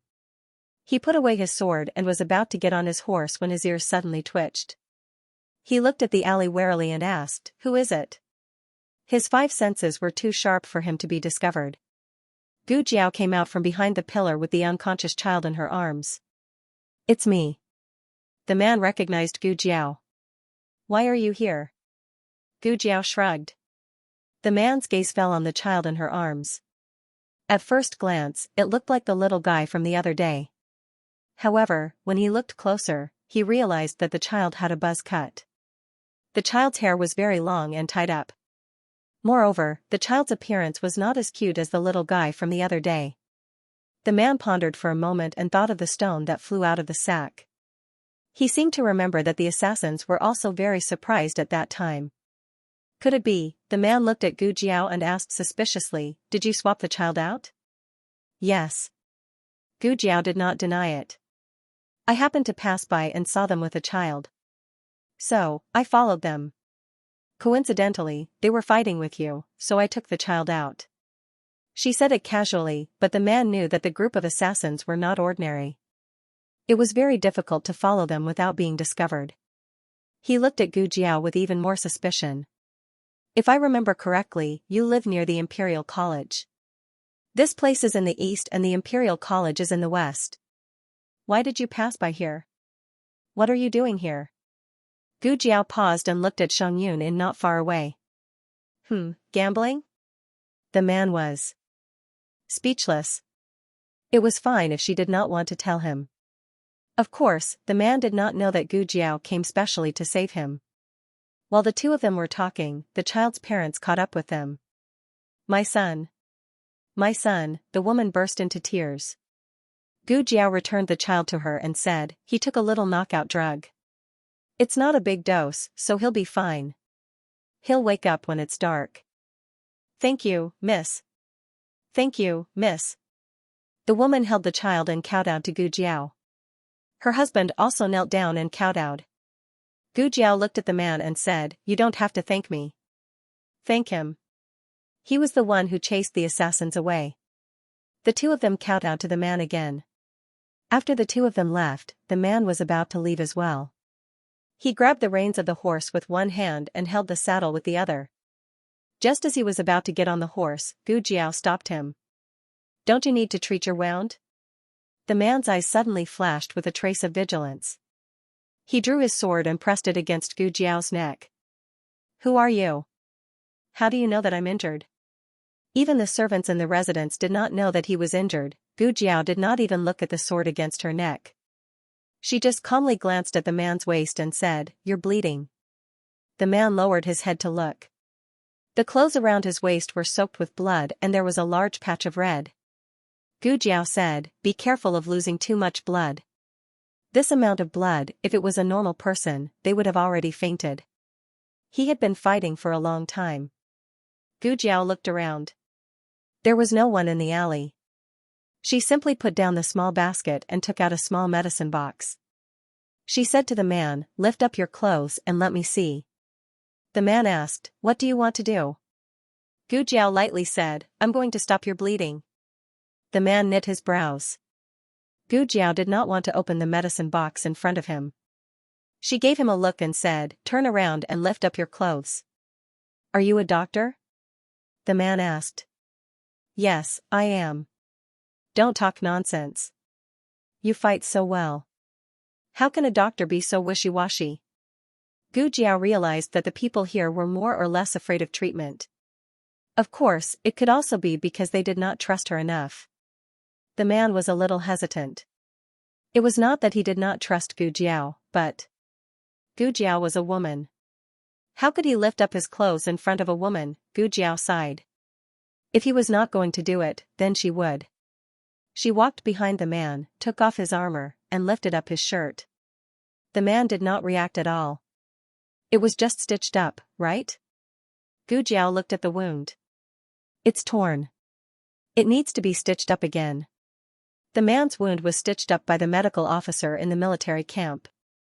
Few doctors among the people were proficient in this kind of surgery. The man still had some doubts about Gu Jiao's medical skills. But looking at Gu Jiao's serious face, he could not refuse in the end. Gu Jiao said, turn around. The wound extended from the man's back to his right waist. It was indeed easier to stitch it up if he turned around. The man frowned and turned around. The anesthetic has run out. Gu Jiao did not understand why it had not been replenished until now. Gu Jiao closed the box and waited for a while. She silently repeated the words anesthetic in her mind. But there was still no anesthetic after she opened the box. Gu Jiao said to him, I can only stitch it up for you.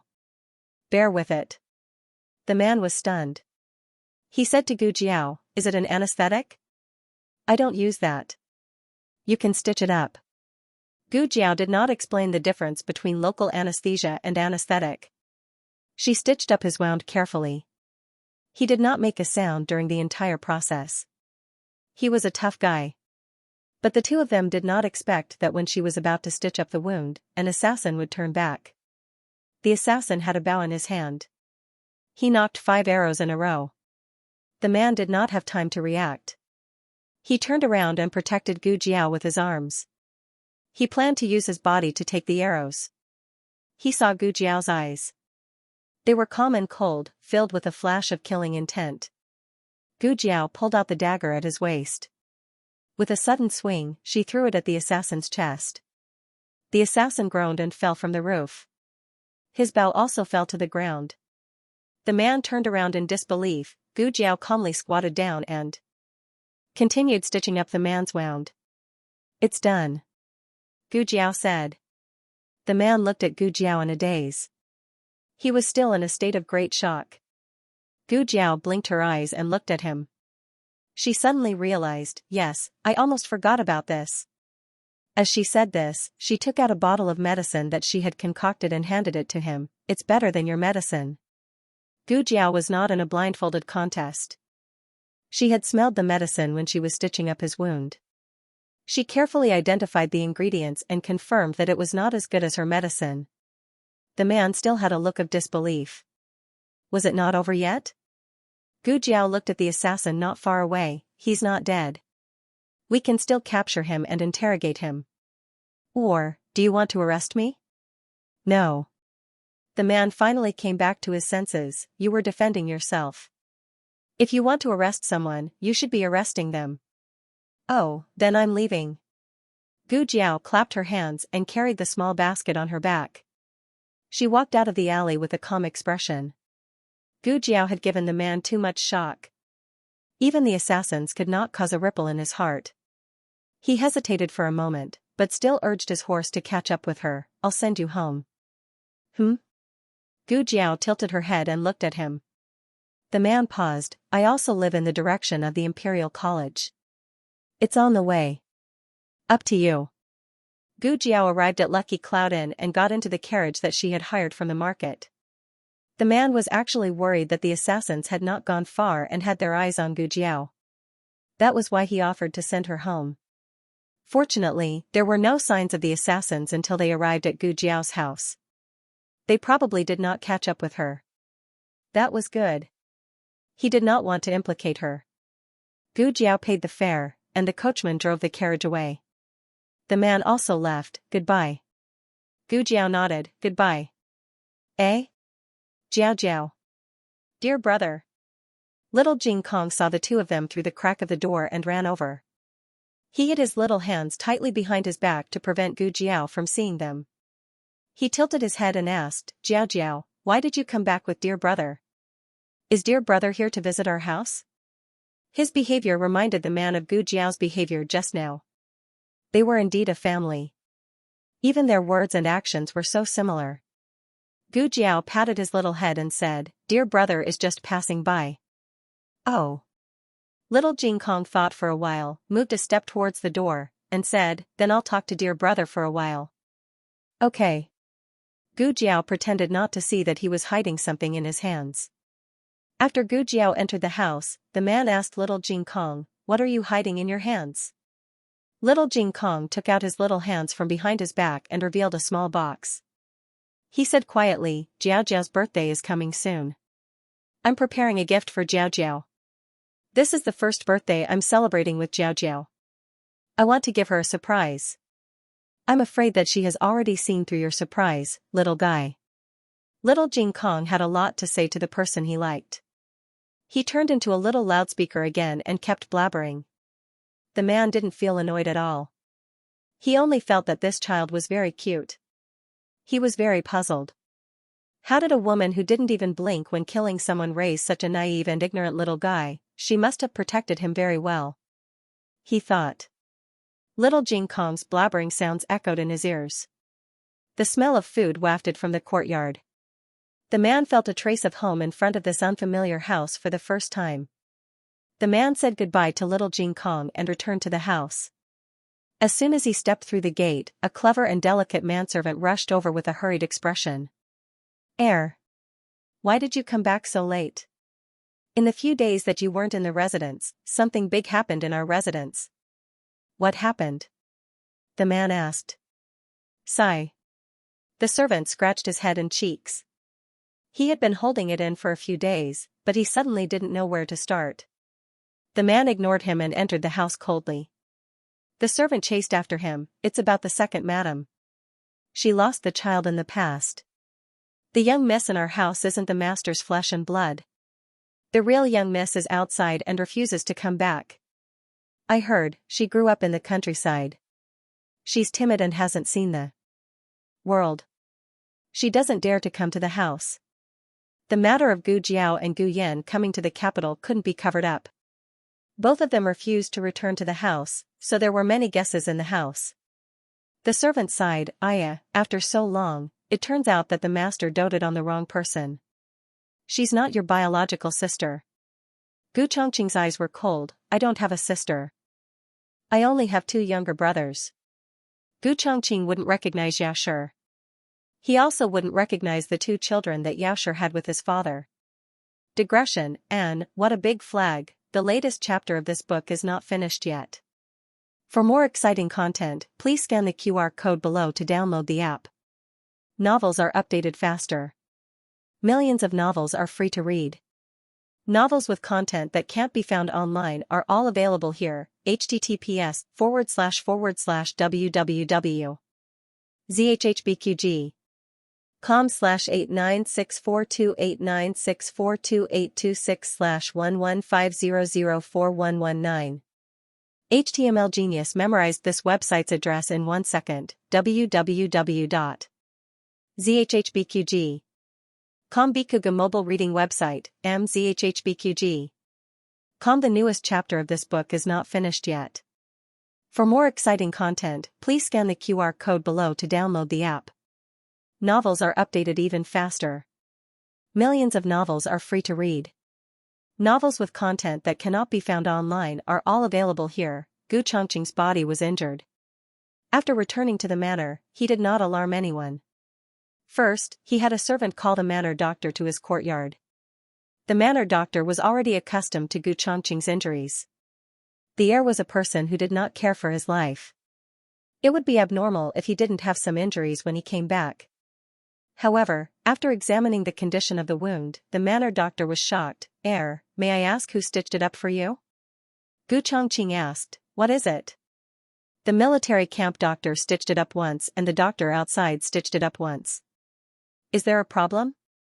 The manor doctor said. "No, it was stitched up very well. I have never seen anyone who could treat a torn wound so well." "Which doctor was it?" Hearing the manor doctor say this, Gu Chongqing had an idea. "You can withdraw. Don't spread the news of my injuries. This small one understands." He had been the manor doctor for a few days and understood this heir's habits. He did not like to make a big fuss and cause the entire manor to panic.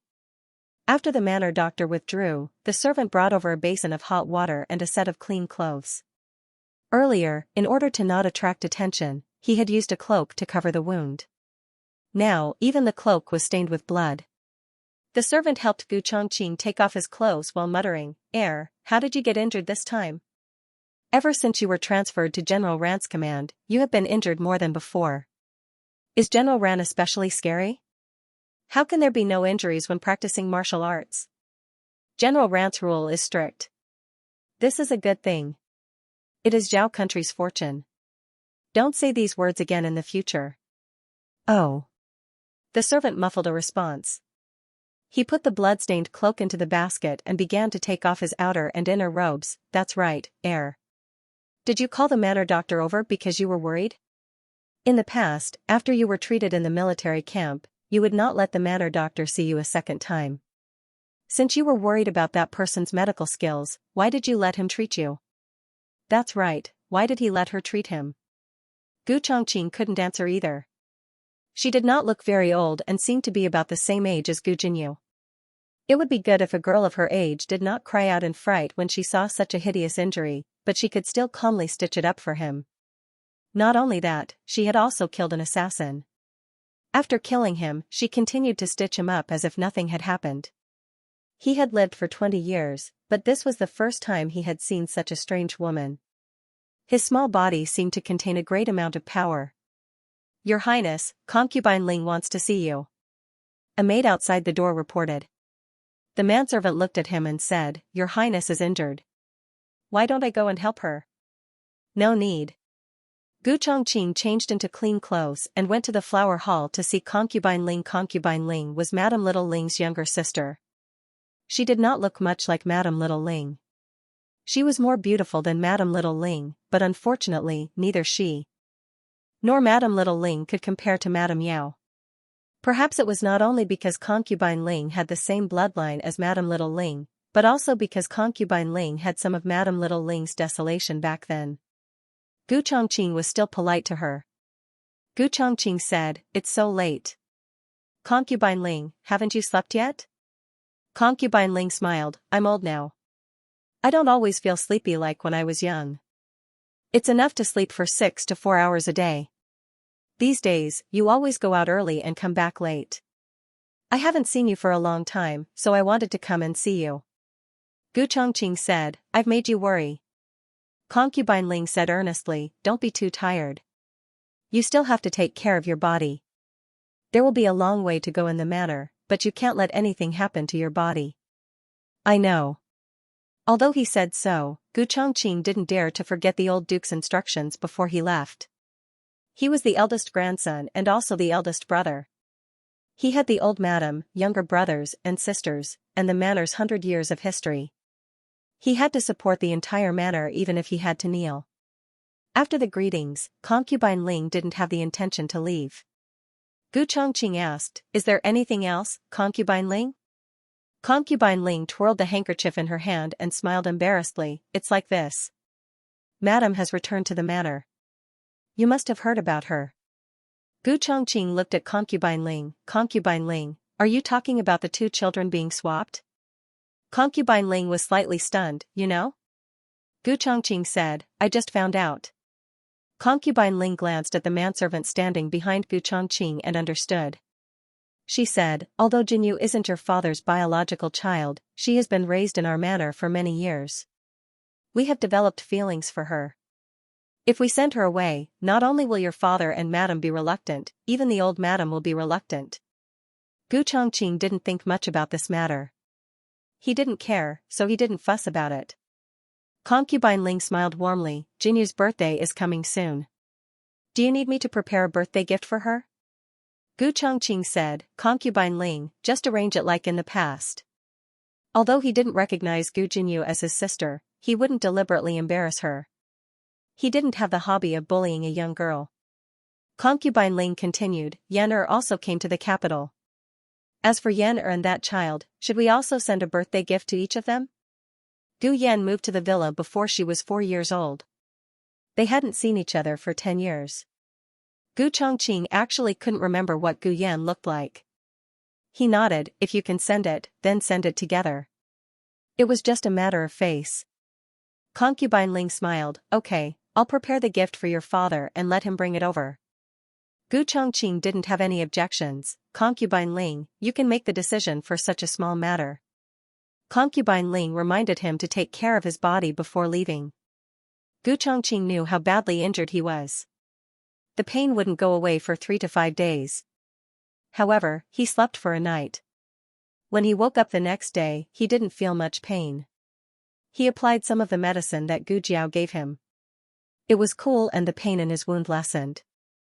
Gu Chongqing felt that it was very magical. Where did that girl's medical skills come from? She was actually better than the medical officer in the military camp. There was no training for the next 2 days, but Gu Chongqing still decided to go to the military camp. When he passed by Chuehua Pavilion, he happened to bump into Gu Jinyu accompanying Xiaoshi for a walk in the garden. He saw the other, and the other also saw him. The scene was slightly awkward. When Xiaoshi had first married into the Marquis Fu, Gu Chongqing hadn't even been 10 years old. He was a half-grown brat, and he had just lost his mother. His heart was filled with resentment and he had spoken ill of Xiaoshi many times. He had even threatened to chase Xiaoshi out.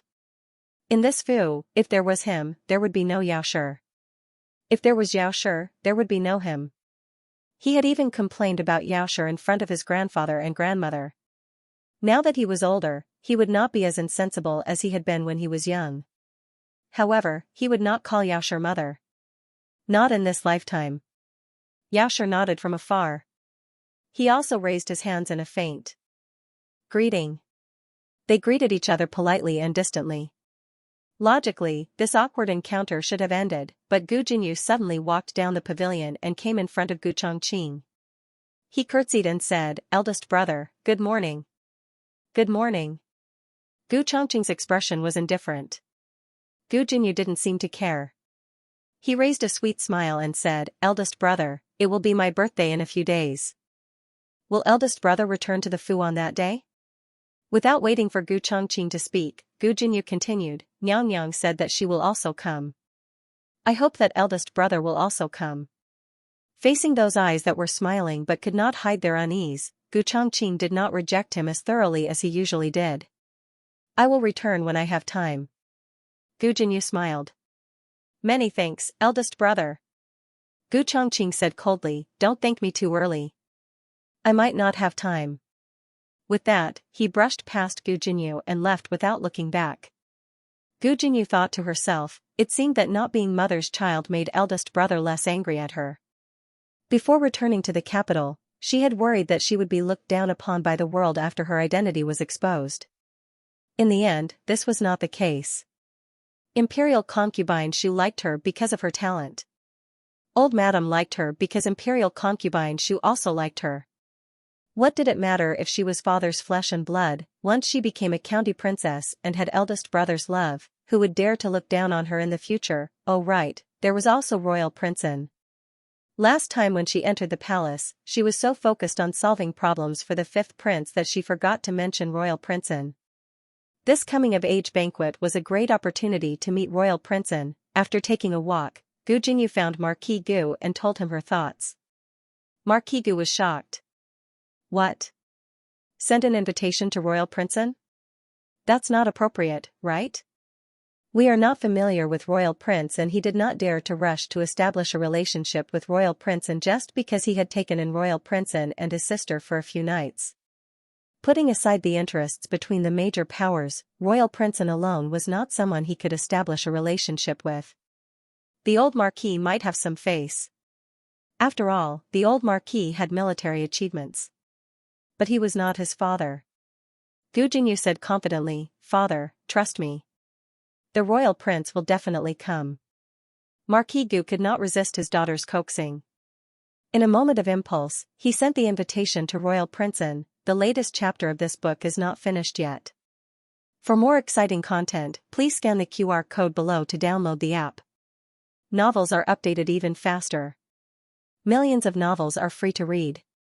Novels with connotations that cannot be found online are all available here. https://www.zhbqg.com/896428964286/115000519. HTML Genius memorized the website address in 1 second. www.zhbqg.com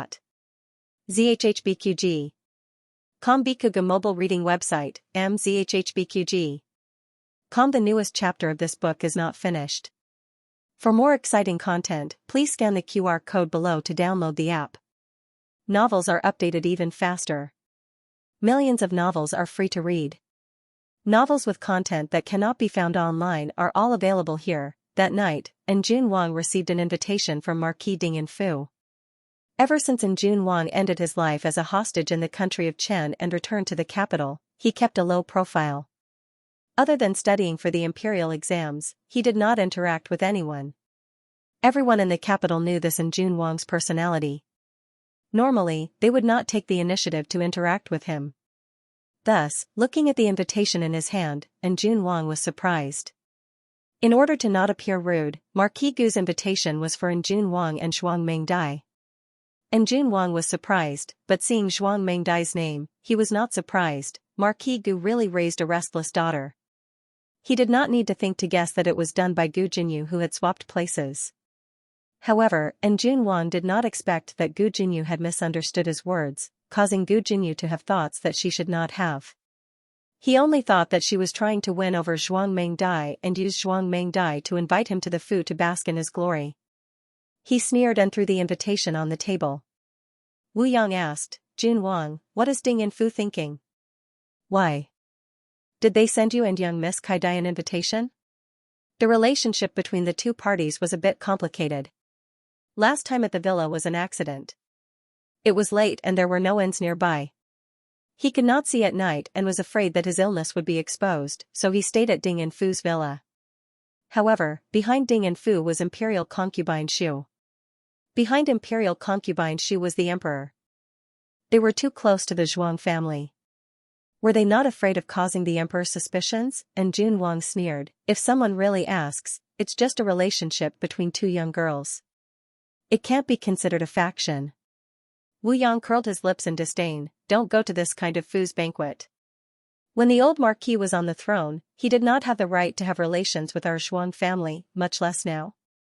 And Jun Wang faintly said, don't look down on Marquis Ding and Fu. The old marquis had outstanding military service in the past but suddenly had his military power taken away by His Majesty. He even had to hand over the loyalists that he had secretly trained. Do you think it's really like this? Isn't it? Wu Yang asked. Royal Prince narrowed his eyes. I've always suspected that the old marquis had severed ties with His Majesty on the surface, but in reality, he took the opportunity to leave the capital to secretly cultivate troops for His Majesty. If Xianping Marquis Fu is the open spear in Your Majesty's hand, then Ding and Marquis Fu is the hidden arrow behind Your Majesty. Wu Yang expressed his doubts, but no matter how I look at Marquis Gu, he doesn't look like someone who can achieve great things. How long can old Marquis hold on by himself? Isn't Your Majesty making the wrong bet? Royal Prince's gaze was deep. Marquis Gu can't, but Gu Chongqing can. Wu Yang, Royal Prince did not continue this topic. Instead, he asked, Miss Gu's birthday is also on the same day, right? Wu Yang naturally understood that the Miss Gu his master was referring to was not Gu Jinyu. He said, it should be. There's also young Master Gu. Royal Prince nodded. Have you found out where they are staying in the capital? Wu Yang said, I've heard about it. Miss Gu's husband went to the Imperial College to register and left his address, but what? Royal Prince asked. Wu Yang said, that residence was the one that Royal Prince wanted to buy. Unfortunately, it was bought by someone for 10 times the price. Royal Prince had a bit of an impression. You're talking about the residence that is very close to the Imperial College and has 2 large courtyards? That's right. Wu Yang nodded. Royal Prince was confused, how did they get into that residence? Wu Yang said, I heard that Miss Gu's husband rented it for 30 taels of silver every month. Royal Prince was even more confused, only 30 taels? 30 taels was not a small amount. But if one knew that the residence was bought for 10 times the price, they would feel that the rent was not worth mentioning. All of the residences in the alley were very close to the Imperial College. But only that residence had the largest courtyard. It was very suitable for people with small children. She just happened to have a 3-year-old little brother. But, how did they rent it? Maybe it's good luck. What Wu Yang really wanted to say was that the person who bought the residence was an idiot. Spending so much money to buy a residence in the Imperial College just to rent it out. Royal Prince shook his head. Forget it. There's no need to look into this. It's not bad for them to live there. There are students from the Imperial College nearby. No one will recognize the Empress Dowager. There's one more thing. Wu Yang said. What is it? Royal Prince asked. Wu Yang said with a strange expression, does Royal Prince still remember the recommendation quota for the county? This subordinate asked around. Miss Gu's husband got 2 first places in the county exam. His total score is first in the county. Royal Prince said, I know about this. It's because his grades are good enough that I persuaded grandfather to think of a way to reopen the Imperial College. This way, his entire family can enter the college. The Empress Dowager can also enter the capital without attracting attention. Is there a problem? Wu Yang said with a puzzled expression, the recommendation quota for the county wasn't his. He got in himself. Royal Prince gave a puzzled sound. It was unknown if he was more surprised that the other party got first place in the provincial exam or more surprised about the quota. Who was the quota given to? He asked. Wu Yang said, it was given to a friend of his called Feng Lin. This subordinate has checked. This Feng Lin has no background. He ranked 17 in the provincial exam. The provincial exam was taken in Song County. He didn't even get into the Imperial College. I don't know how he got the recommendation quota for the Imperial College. Royal Prince sneered, it's enough to bribe the county magistrate. Wu Yang frowned, but the quota for the Imperial College is handed in first. The results of the provincial exam will come out later. Could it be that Xiao Lulang was confident that he could get first place before the results came out, so he bribed the county magistrate in advance and gave the quota that should have belonged to him to his good friend? Isn't this too outrageous? It was indeed outrageous. After all, even Royal Princeton didn't dare to make such a risky move. But Royal Princeton didn't believe that there was a hidden reason. After all, Wu Yang had also checked Xiao Liulang's background. He was an orphan from outside the city. He lost his father when he was young. His mother raised him and his older brother, but died with his older brother. In the end, he was the only one left. He fainted at the entrance of the village and was saved by Gu Jiao. After they got married, he was registered in the village. He was appreciated by Principal Li. Principal Li even unilaterally announced that he was his direct disciple. He didn't say anything, but it was true that after he became Principal Li's disciple, his results improved by leaps and bounds. He was originally at the bottom of the class. Who would have thought that in less than a year, he would soar to the sky and become the provincial capital's top scorer? Royal Princeton smiled faintly. Back then, Principal Li and my fourth uncle were listed as the capital's 4 great talents. My fourth uncle had always been unconvinced. Why is Principal Li ranked higher than him? Now, we have an answer. Was it really Principal Li's credit? Why did Wu Yang feel that top scorer Xiao was the one who wasn't simple, but Wu Yang didn't say these words? He knew his royal prince's personality. He was resourceful and far-sighted. But at the same time, he thought highly of himself. He didn't think that anyone in the world could be smarter than him. In the blink of an eye, it was the 18th of October. The autumn air was crisp and the clouds were light. The manor was busy even before the sun rose. Today was not only Gu Jinyu's birthday, but also her coming-of-age ceremony. Marquis Gu's original intention was for Gu Jiao and Gu Yan to return to the manor to celebrate their birthday, but the siblings heartlessly rejected him. Gu Jiao didn't return because she didn't think of herself as part of the Marquis' manor. Gu Yan didn't return because there weren't many people in the manor who truly welcomed him. His grandmother only had 3 older brothers in her heart. He was sickly and had bad luck. Ever since he was young, his grandmother didn't like him. As for his 3 older brothers, when he was young, he naively thought that they were really his older brothers. After being beaten a few times, he understood that they would never be a family. Gu Jinyu's background was only known to the masters and a few trusted servants in the manor.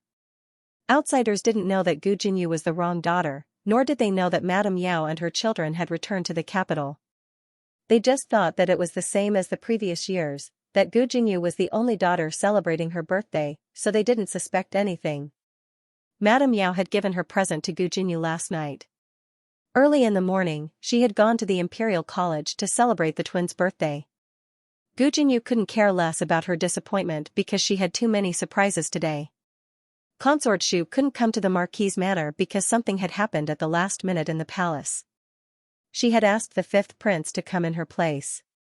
The 5th prince even brought the emperor's imperial edict, officially conferring her the title of county princess with the title of Hui. This was the Marquis' manor's first county princess. Everyone felt honored. Old Madame Gu also felt honored and knelt down to thank the emperor for his grace. Grandmother. Gu Jinyu helped old Madame Gu up. Old Madame Gu patted her hand in relief, her eyes full of affection. I knew you were capable. His Majesty has conferred you the title of County Princess Hui. The word Hui shows how much His Majesty appreciates you. She was praising Gu Jinyu for her intelligence. Gu Jinyu bowed and said, "It's all thanks to grandmother's good teachings. I've been under grandmother's influence since I was young. It's all thanks to grandmother that I have the knowledge I have today. Grandmother didn't favor one over the other just because I'm a girl. She hired so many outstanding tutors for me. Without grandmother, Jinyu wouldn't have the title of county princess." Old Madame Gu was overjoyed when she heard this. Old Madame Gu did dote on Gu Jinyu, but she couldn't compare to her 3 grandsons. The tutors were all hired by Marquis Gu. Old Madame Gu just didn't object. However, Gu Jinyu was willing to give her all the credit, which showed her filial piety. She wasn't like that wild girl who grew up in the countryside. She had been in the capital for so long but didn't even kowtow to her. It was a pity that she wasn't her biological daughter. They were separated by a layer. Congratulations, old madam. Congratulations, County Princess. Concubine Ling presented her carefully prepared gift. Gu Jinyu didn't like Concubine Ling, but she knew that old madam liked Concubine Ling. She wouldn't disrespect old madam. She personally took Concubine Ling's gift. Thank you, Concubine Ling. Concubine Ling took out another gift. Your eldest brother prepared this for you. He can't leave the military camp, so he asked me to send this to you first. Gu Jinyu knew that this was actually prepared by Concubine Ling. She wasn't disappointed. She couldn't eat everything in one go. Her eldest brother's change in attitude towards her would take time. She already saw the signs. She believed that in time, her eldest brother would definitely accept her from the bottom of his heart. Gu Jinyu's coming-of-age ceremony was very grand. Many influential officials in the capital came. Even the Minister of Education of the Imperial College came. The Minister of Education was an official position second only to the Chancellor in the Imperial College. There were 2 ministers, 1 minister and 1 deputy. The one who came was the Minister of Education, Lord Jing. The young Chancellor had passed away and the old Chancellor had resigned and left the capital. Everyone in the capital was saying that this Lord Jing would be the next Chancellor of the Imperial College. Gu Jinyu felt extremely honored. All the grievances she had suffered in the villa for half a year had all disappeared. She indeed belonged in the capital. The capital was her place. Here, she could shine. If Minister of Education Jing's arrival made Gu Jinyu feel extremely honored, then the next person would make the entire Marquis' residence feel extremely honored. The person who came was the Crown Princess's trusted aide. The Crown Princess had sent Gu Jinyu her coming-of-age gift. Gu Jinyu simply didn't know what to say. The Crown Princess was the future Empress. Her status was second only to the Empress and the Crown Prince. Even Consort Shu didn't dare to put on airs in front of her. Such a powerful person actually sent someone to attend her coming-of-age ceremony. Gu Jinyu was overwhelmed by the favor. The eunuch smiled and said, "Congratulations, County Princess Hui." The Crown Princess said that if County Princess Hui is free, you can visit the Eastern Palace and play chess with her to relieve your boredom. Yes. Gu Jinyu respectfully replied. The eunuch waved the horsetail whisk in his hand and smiled. It's getting late. The Crown Princess is still waiting for me to report back. I'll send you off. Please wait, County Princess Hui. After the eunuch left, old Madame Gu and Marquis Gu both felt that this was unreal. In one night, they even had dealings with the Crown Princess. It might be an exaggeration to say that they had dealings. The Crown Princess had most likely sent a congratulatory gift on account of His Majesty. But no matter what, this was enough for them to be prominent in the capital for a while. Jinyu didn't disappoint grandmother. Old Madame Gu's last bit of resentment that Gu Jinyu wasn't her biological granddaughter disappeared. So what if she wasn't her biological granddaughter? Anyone who walked out of the Marquis' residence would represent the Marquis' residence in the future. The latest chapter of this book isn't finished yet. For more exciting content, please scan the QR code below to download the app. Novels will be updated even faster. Millions of novels will be read for free. Novels with connotations that can't be found online are all available here. https://www.zhhbqg.com/8964289642826114972949.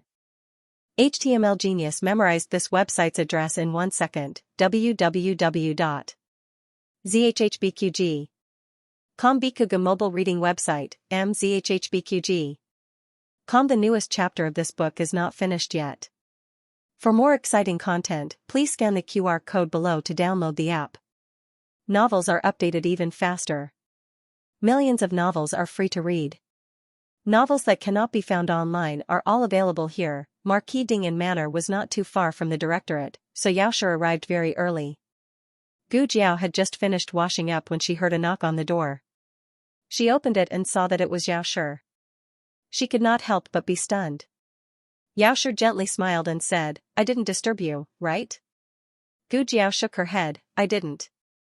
I'm already up." Yaoshi smiled and said, "You haven't eaten breakfast yet, right?" I brought steamed buns and brown sugar steamed buns. The manor was preparing for Gu Jinyu's banquet. Xiaoshi had bought breakfast on the way. It was from a famous steamed bun shop in the capital. Come in. Gu Jiao invited Xiaoshi into the yard. Xiao Lulang had also gotten up and was drawing water from the well. Xiaoshi and Xiao Lulang had met a few times in the countryside. Unlike Marquis Gu's pickiness, Xiaoshi was very satisfied with Xiao Lulang. He was handsome. This was important. He also studied well and was diligent. Originally, because they had not consummated their marriage, Xiaoshi was worried about the relationship between the two. But after observing a few times, she found that the two were getting along very well. It was just that they had not been enlightened. Madame Gu. Xiao Lulang politely greeted Xiaoshi. Gu Jiao called Xiaoshi Madame Gu. Xiao Lulang also called her this. Xiaoshi did not care about the title and happily gave it to Xiao Lulang. Gu Jiao wanted to go to the kitchen to make porridge for the family, but she was rejected by Xiaoshi. Xiaoshi would let her do anything else, but today was her and Gu Yan's birthday. Xiaoshi would not let her do anything. Xiaoshi would occasionally make some pastries in the manor, so she was quite familiar with the kitchen. She first made the morning porridge and then began to prepare the next two meals. She sent Granny Feng to buy groceries. What to buy and how much to buy were all written down on the list. This was the first birthday that Xiaoshi was celebrating for her daughter. She had prepared for a long time and had even practiced the dishes. Xiaoshi was still very popular in the family. Even the strange-tempered matriarch had been won over by her pastries. With her coming, everyone was quite happy. Gu Yan had nothing to do after breakfast, so he went to pick the corn cobs. However, he was stopped by little Jing Kong. Little Jing Kong took the corn cob and raised his little hand to stop her. He said sternly, "Today is your birthday too. You don't have to do anything. I won't quarrel with you and let you have a day." Xiaoshi made a table full of delicious dishes. Not only did she take care of Gu Jiao and Gu Yan's tastes, she also took care of everyone else's. Gu Xiaoshan stared at the dishes that she could barely put down.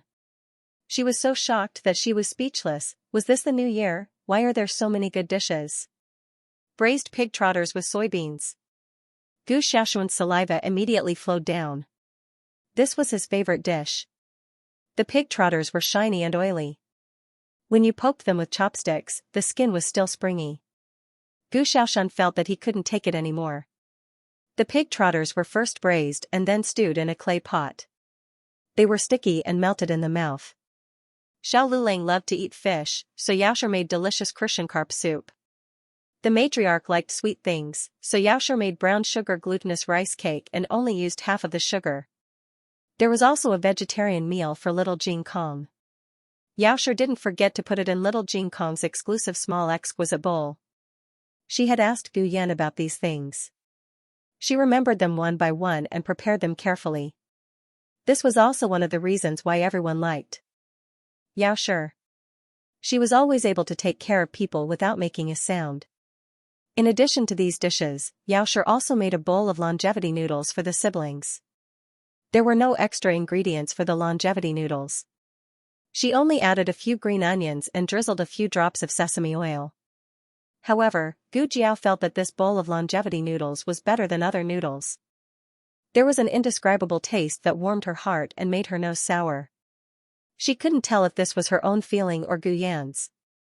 After eating, everyone began to give Gu Jiao gifts. The first to give was little Jing Kong.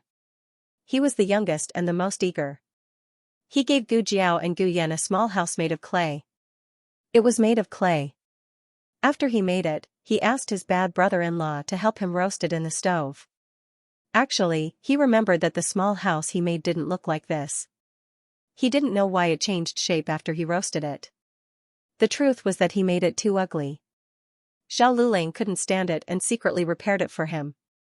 It looked better. The door of the small house could be opened. There was also a small wooden figure inside.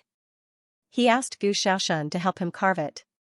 Gu Yan lived in Gu Yan's house. Gu Jiao lived in Gu Jiao's house. However, when Gu Yan opened the door of the small house, he was dumbfounded. "Why are you in my sister's house?"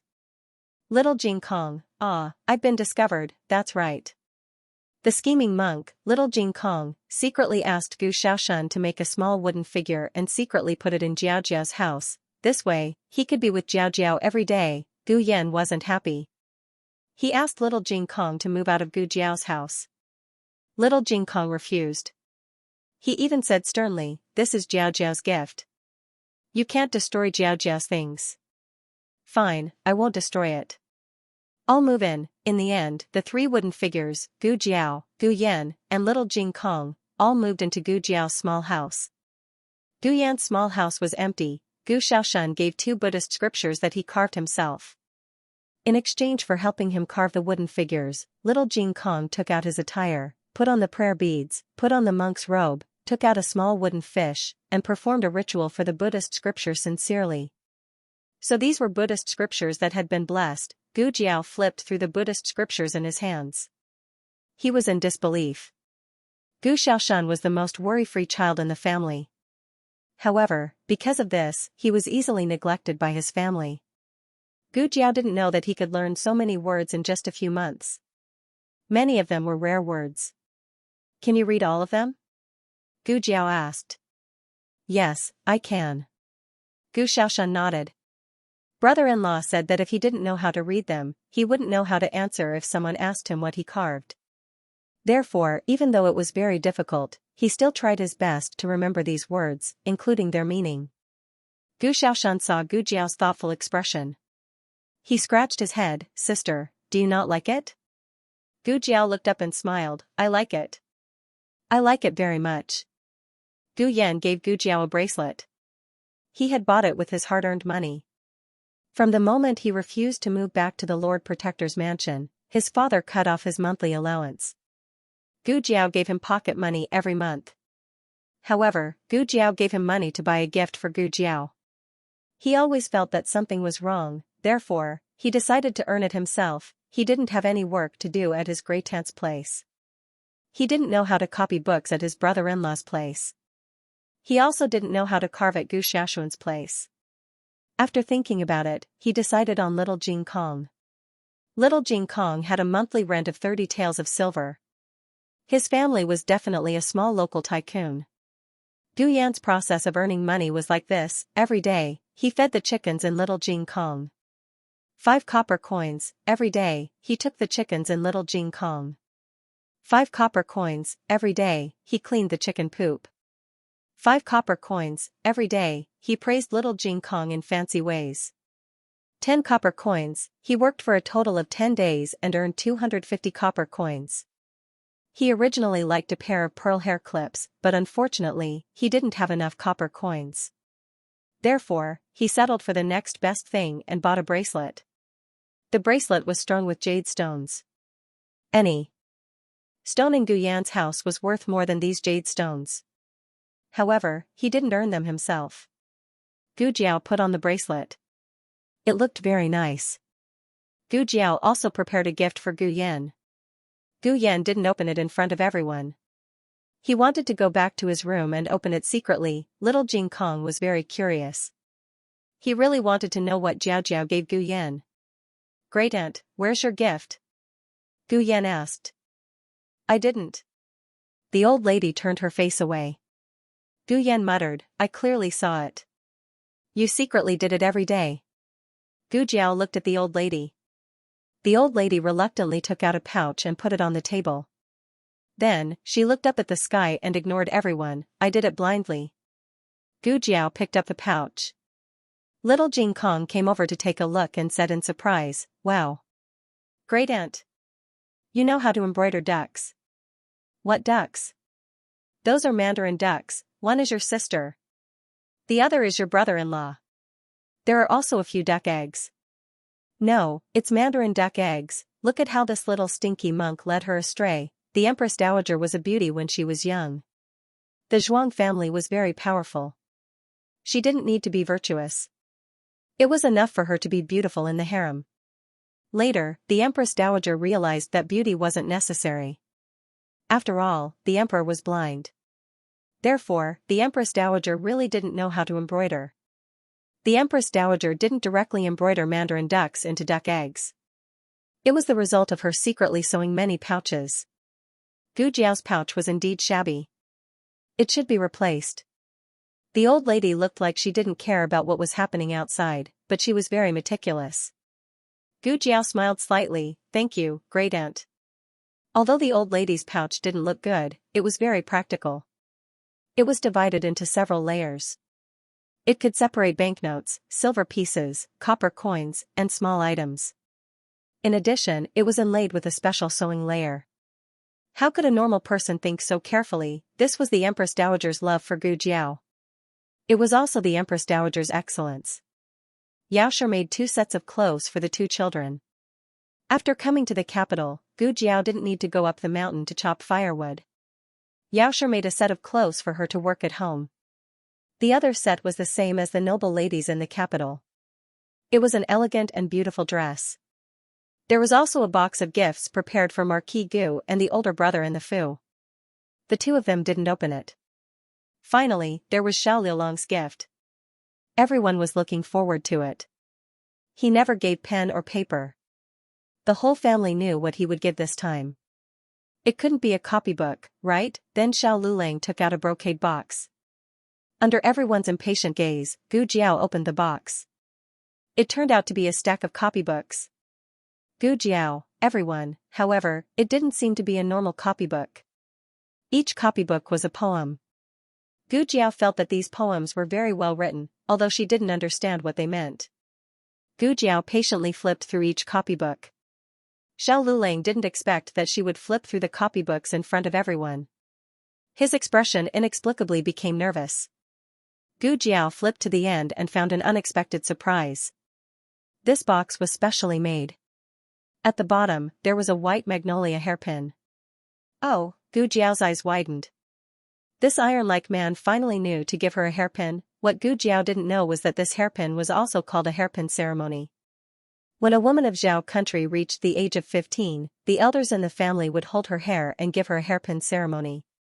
This meant that the woman had reached adulthood and was of marriageable age.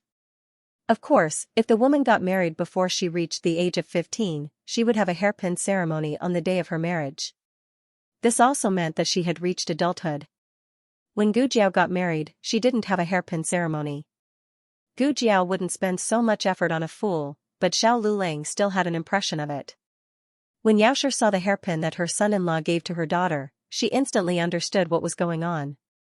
She originally thought that her daughter had already had a hairpin ceremony, so she thought that today was just a normal birthday. Her son-in-law was very considerate. Gu Jiao finally understood why this guy didn't give her a hairpin. It turned out that hairpins were really troublesome. Since she hadn't had a hairpin ceremony, she couldn't use a hairpin. Xiaoxi's eyes immediately turned red. "Jiao Jiao, I'll comb your hair." Xiaoxi and the matriarch combed Gu Jiao's hair. Under everyone's witness, Gu Jiao completed her hairpin ceremony. The moon was in the sky. The bustling streets were left behind by the horses. Gu Chongqing rode the horse to a quiet alley. He dismounted and led the horse into the alley. Unknowingly, he arrived in front of a familiar courtyard. The courtyard's door was half open. From time to time, the laughter of women and children could be heard. It was accompanied by the voices of young men. It was a joyous atmosphere. Gu Chongqing paused at the door for a while. In the end, he didn't go in. He turned around and was about to get on the horse. But suddenly, little Jing Kong ran over. His small body squeezed through the gap in the door. "Degage. Is it you?" Gu Chongqing turned around and looked at him. "It's me." "Jing Kong, who is it?" Xiaoxi opened the half-closed door and saw Gu Chongqing outside. Her smile froze. Gu Chongqing was very surprised to see Xiaoxi here. He was even more surprised by Xiaoxi's unguarded smile. Although it quickly froze, he still saw it. He never knew that the depressed Xiaoxi could be so happy. She was smiling like a child. "You." Xiaoxi wanted to say something but stopped. Little Jing Kong looked at Gu Chongqing, then looked at Xiaoxi and asked, "Benefactor Yao, do you know each other?" "Benefactor?" Most people wouldn't call him that. Gu Chongqing looked at him strangely. "Are you a monk?" Little Jing Kong explained seriously, "I was a monk before I came down the mountain. I'm not anymore." Benefactor Yao is a pilgrim of our temple. I see her often. I'm very familiar with her. Digij, are you also here to celebrate Xiaojiao's birthday? Little Jing Kong said it based on his identity. But in Gu Chongqing's ears, he thought that Yao Shi and the little monk's family were just old friends. It was really a coincidence that he and his stepmother knew the same friend. Gu Chongqing said seriously, "No, I'm just passing by." "Do you like birds?" Little Jing Kong tilted his head and thought for a while, "Yes." Gu Chongqing handed him a birdcage covered with a cloth hanging from the saddle. "This is for you." After saying that, he got on the horse and left without looking back. Little Jing Kong looked at the back of the horse and waved his little hand. "Thank you, Digij." The latest chapter of this book is not finished yet. For more exciting content, please scan the QR code below to download the app. Novels are updated faster. Millions of novels are free to read. Novels with content that can't be found on the internet are all available here. https://www.zhhbqg.com/89642896428226/114969392. HTML Genius memorized this website's address, www.zhhbqg.com. Bikuga mobile reading website, mzhhbqg.com. The latest chapter of this book is not finished yet. For more exciting content, please scan the QR code below to download the app.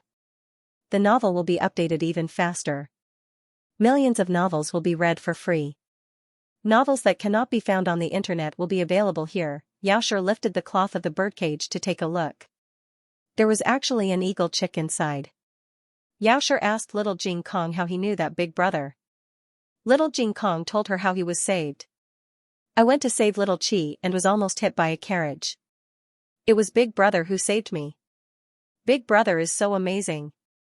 As he spoke, his eyes were full of admiration for Gu Chongqing. Yao Shi and Gu Chongqing had not lived together for 10 years. Her impression of Gu Chongqing was still from before he was 11 years old. At that time, Gu Chongqing believed someone's slanderous words and believed that Yao Shi killed his mother.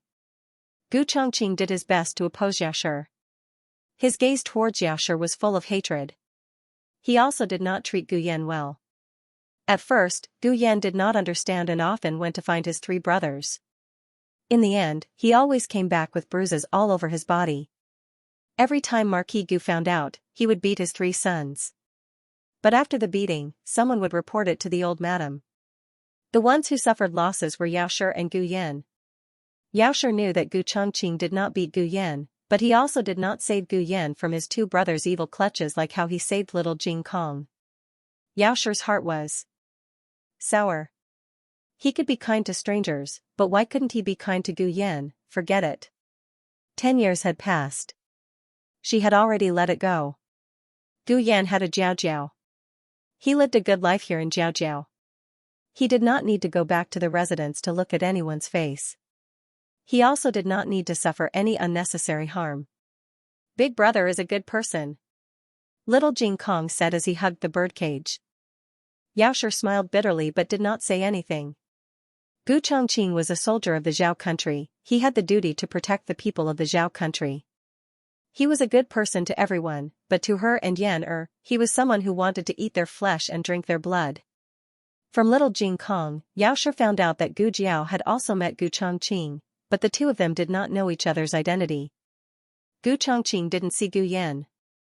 Even if he saw them, he probably wouldn't be able to guess each other's identities. "Has Big Brother only come once?" Yao Shi asked. Including today, it's 2 times. Little Jing Kong said. The first time was when she saved Little Jing Kong and sent him home. This time, she was probably just passing by and thought that Little Jing Kong was cute, so she brought him a bird. What else could he do? Could it be that he's here to celebrate Jiaojiao's birthday? He was the one who saved Jiaojiao's younger brother, not the Jiaojiao who saved him. Moreover, no one would give a fierce little chick to a girl's birthday, right? That's right, Gu Chongqing brought over a chick. It was even a gerfalcon chick that was known as 1 in 100,000 divine birds.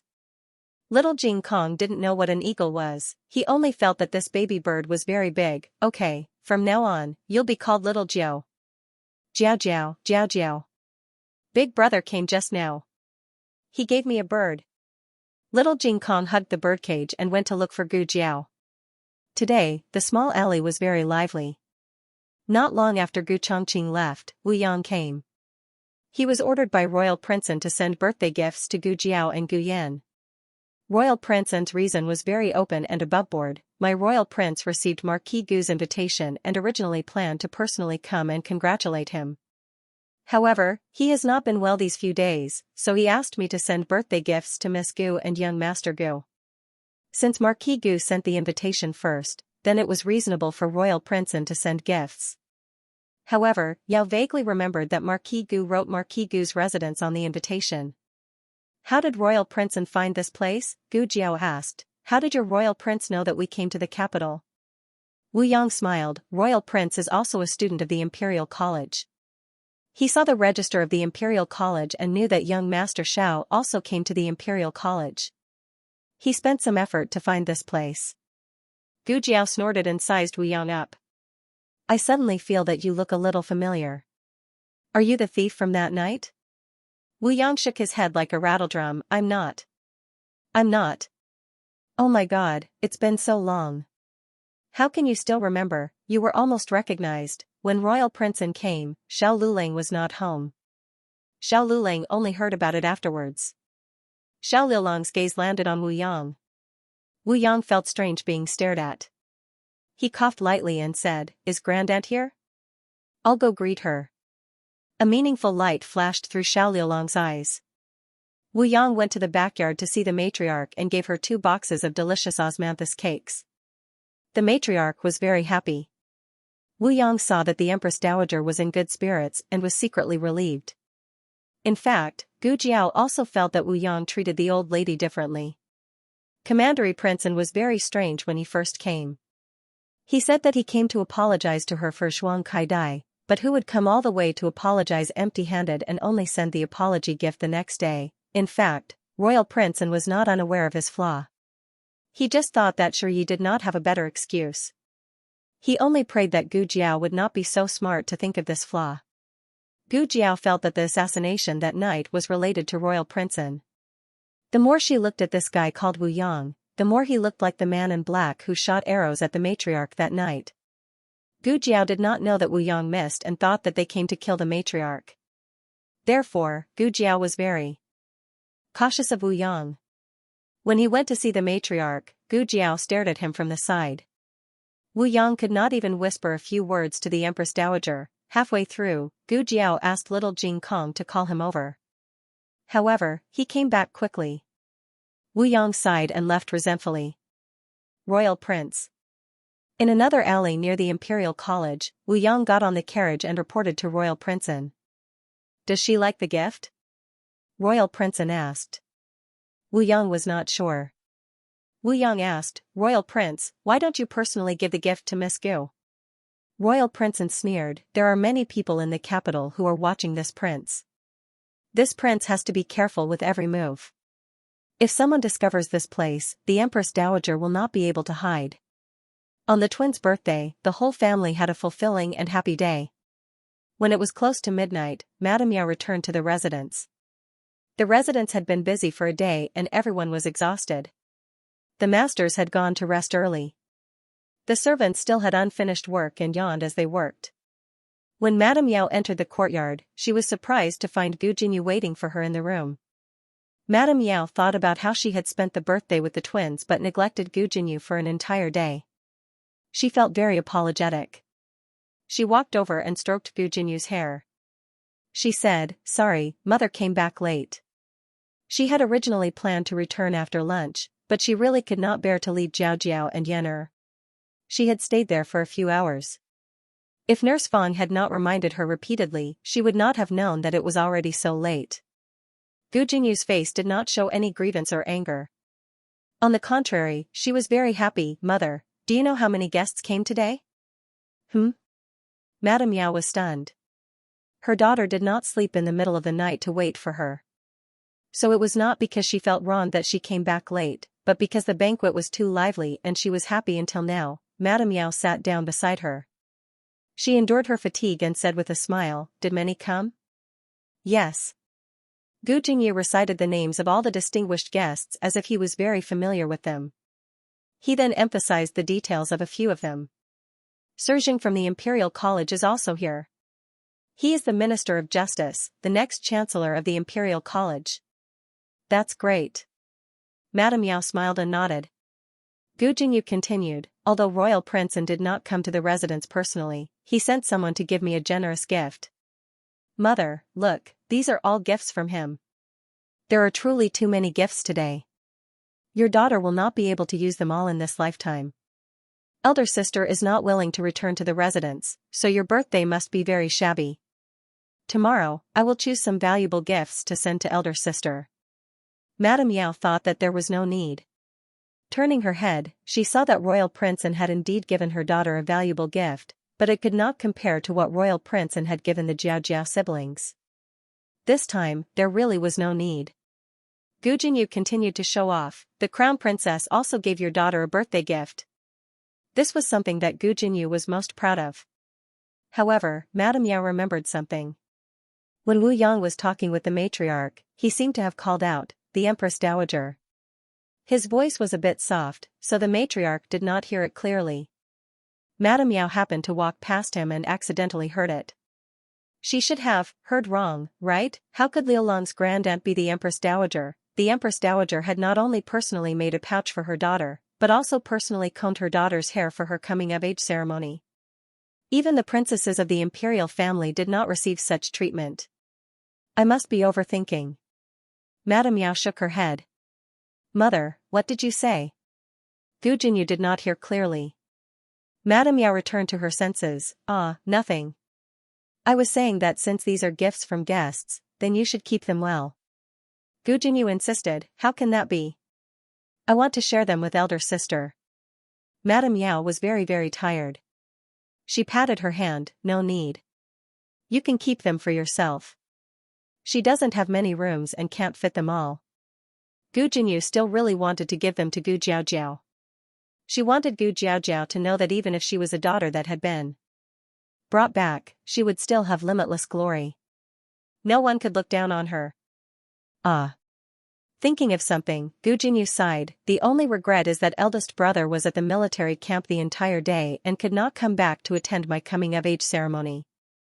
Madame Yao could not bear to tell her that her eldest brother had just gone to Jiaojiao's home. The directorate was not far from Marquis Ding and Fu. If Gu Chongqing wanted to, he would definitely be able to rush back to attend Gu Jingyu's coming-of-age ceremony.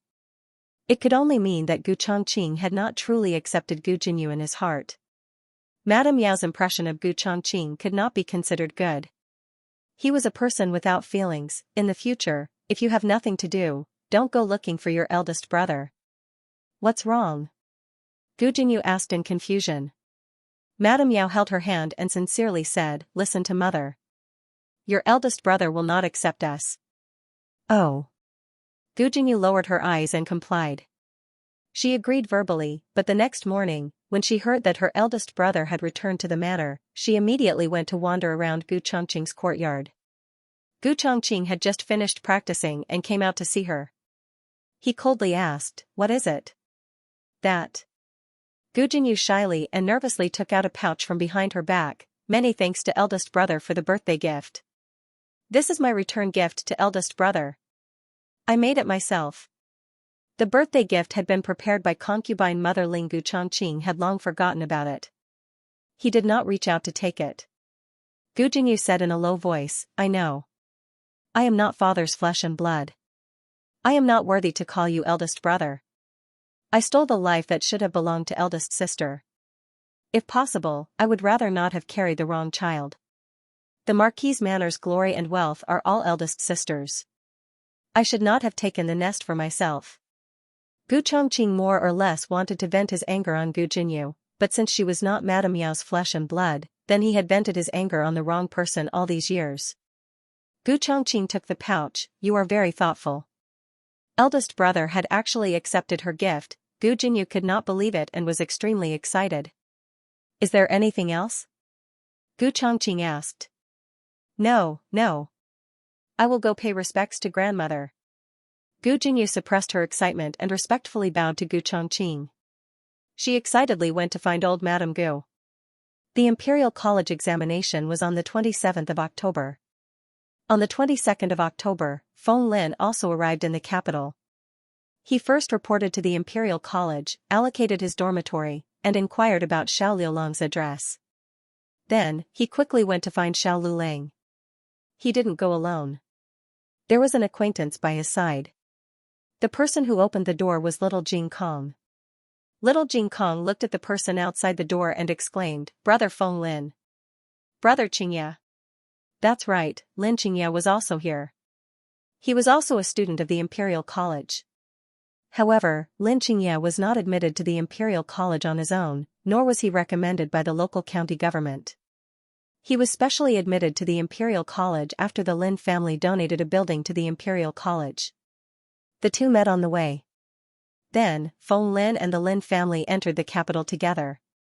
Hearing that Feng Lin was coming to find Xiao Lulang, Lin Xianxia also expressed that he wanted to visit his little teacher.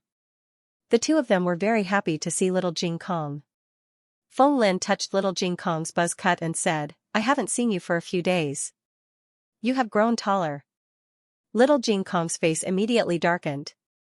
He was clearly not.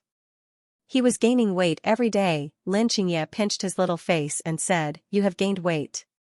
Little Jing Kong's face darkened even more. He was not fat, he was not fat, he did not grow horizontally. Little Jing Kong was so angry that he gritted his teeth. The adults in this batch really drove him crazy. The latest chapter of this book is not finished yet. For more exciting content, please scan the QR code below to download the app.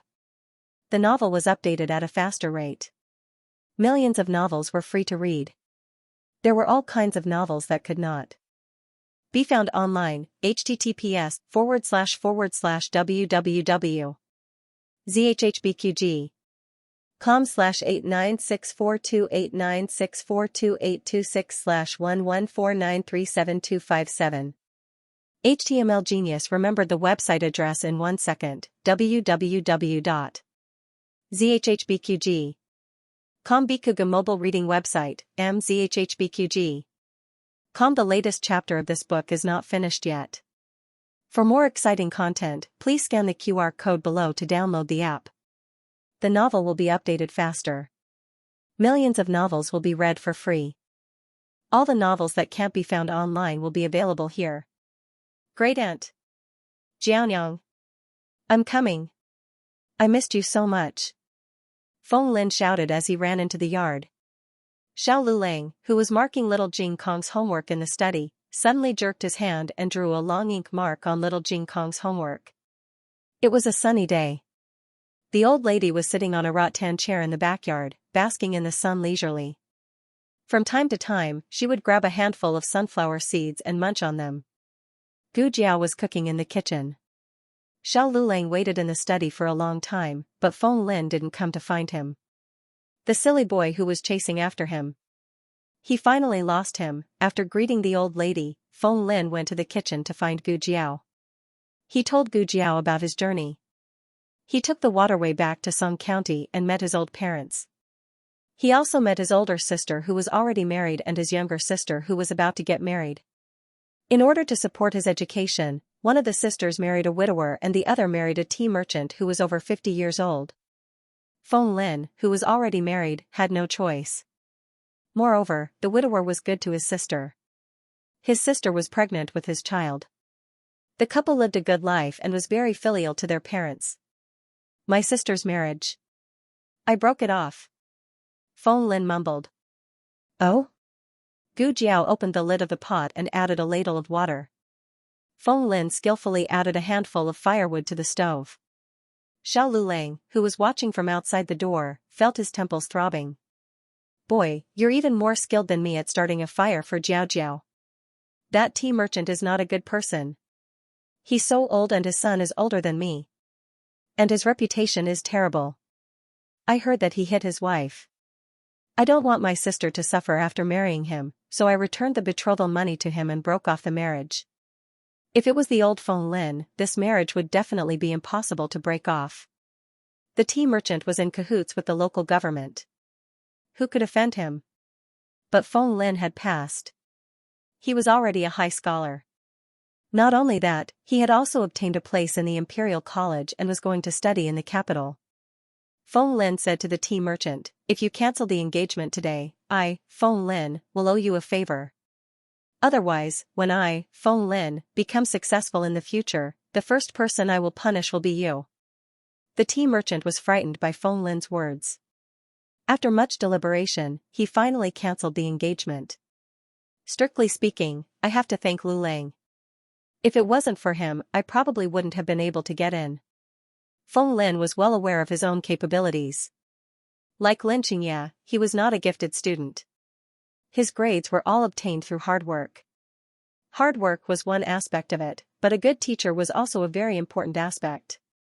When Xiao Lulang was tutoring Lin Xianxia, Feng Lin had listened to a lot and benefited a lot. There's also the spot for the Imperial College. I didn't expect that Lulang would give it to me. Isn't he afraid that he won't be able to become a top scorer? It's so risky. Feng Lin didn't know that it was Steward Lu who had interfered in the matter of the spot. He thought that Xiao Lulang had directly told the county magistrate to give it to him. Xiao Lulang wanted to give it to him, but with his current status, he couldn't bribe the county magistrate to do it. Fortunately, Steward Lu helped him. Xiao Lulang stood outside the door and glared at Feng Lin fiercely. "Why don't you come and thank me? Can you thank me enough to thank my wife?" Feng Lin was talking non-stop. Suddenly, he felt a chill on his back. He didn't know what was wrong with him. Gu Xiaoshan and Gu Yan went out. Little Jing Kong looked at the hands of the sundial in the courtyard. Usually, they would only go out for an hour, according to little Jing Kong's rules. Today, they were out for more than 15 minutes. Little Jing Kong's obsessive-compulsive disorder was acting up. Again, he frowned seriously. They had been playing for so long that they didn't have any sense of time. Little Jing Kong decided to find his two playful brothers. He knew where they went. They went to an orchard near the market. It was free to enter, but if they wanted to pick their fruits, they had to buy them by the weight. Their fruits were fresh and not expensive. The grapefruit from a few days ago was quite good. They must have gone to pick grapefruit again. Little Jing Kong went to the grapefruit tree in the orchard. As expected, he saw Gu Yan. Gu Yan was sitting on a high branch and hugging the trunk in front of him tightly. However, Gu Xiaoshan was nowhere to be seen. Little Jing Kong raised his head and looked at Gu Yan, who was on the branch. "Brother Yan, why are you on the tree?" Gu Yan said coldly, "Because I'm more powerful?" Little Jing Kong didn't have the ability to distinguish sarcasm from irony. He only understood the meaning of the words. "But you're obviously not powerful," he said seriously. Gu Yan was speechless. "Where's Brother Xiaoshan?" Little Jing Kong asked again. He couldn't climb up, so he went to get a ladder. Gu Yan wouldn't admit that he couldn't climb down, so Gu Xiaoshan went to get a ladder and a rope to help him climb down. Little Jing Kong said, "It's getting late. You should go home." "Come down." Gu Yan said, "I'm not coming down." Little Jing Kong put his hands on his hips. "Why don't you come down? You've already played over time today. I'm going to deduct your time tomorrow." Gu Yan stuck his tongue out at little Jing Kong. "Fine, I won't come down. Come up and catch me if you can."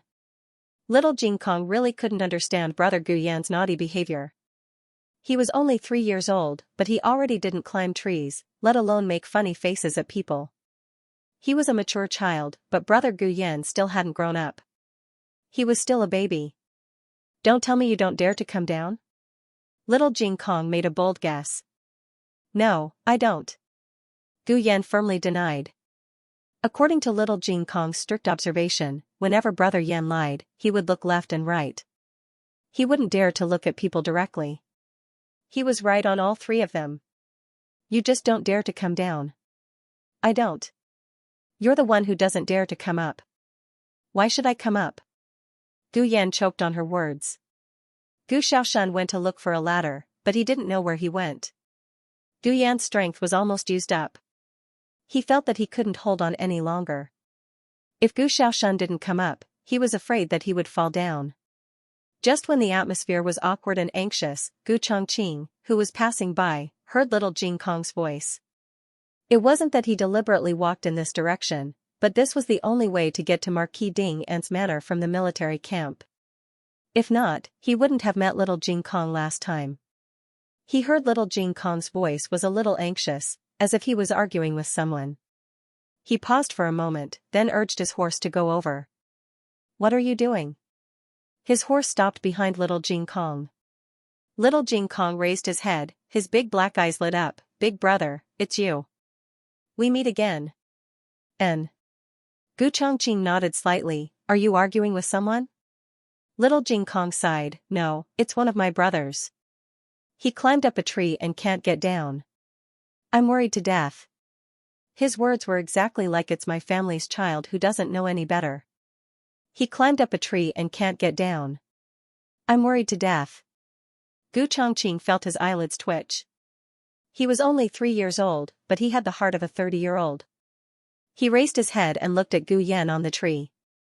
Without saying anything, he flew up and carried Gu Yan down.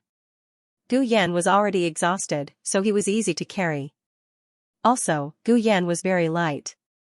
Gu Chongqing almost couldn't feel the weight of the person in his hands. Gu Yan's head was spinning. He didn't understand what was happening. When he regained his senses, he was already on the ground. "N?" He blinked his eyes strangely and looked at the tall and strong man in front of him. He was stunned for a moment. Who are you?" Little Jing Kong explained. "He's Big Brother. The big brother who saved me last time and even gave me a bird." "Oh. That fierce little eagle was a gift from this big guy." "Big Brother Yen, what's wrong with your face?" Little Jing Kong asked. "What?" Gu Yan touched his face subconsciously. When he touched it, it didn't feel right. Little Jing Kong took out a small mahogany bronze mirror from his pocket and put it in front of Gu Yan. "See for yourself." Gu Yan looked at his red and swollen face in the mirror. He was so scared that he almost fainted. My face, why is it like this?" He was going to die. He was going to die. His handsome face was gone. "Maybe you were bitten by the insects on the tree. You have to see a doctor quickly," Gu Chongqing said. He remembered that the little girl was a doctor. He said, "Go back quickly." Gu Yan looked down at his swollen ankle. My ankle." Gu Chongqing paused and said, "I'll send you back." "N?" Gu Yan was stunned. Little Jing Kong nodded and said, "Thank you, Big Brother. You send Big Brother Yan back first. I'll wait here for Xiaoshun Big Brother. Otherwise, I won't be able to find him when I come back later." Gu Chongqing looked at Little Jing Kong and said, "Can you do it by yourself?" Little Jing Kong patted his small chest. "Yes, I can. I'm very familiar with this place. I won't get lost."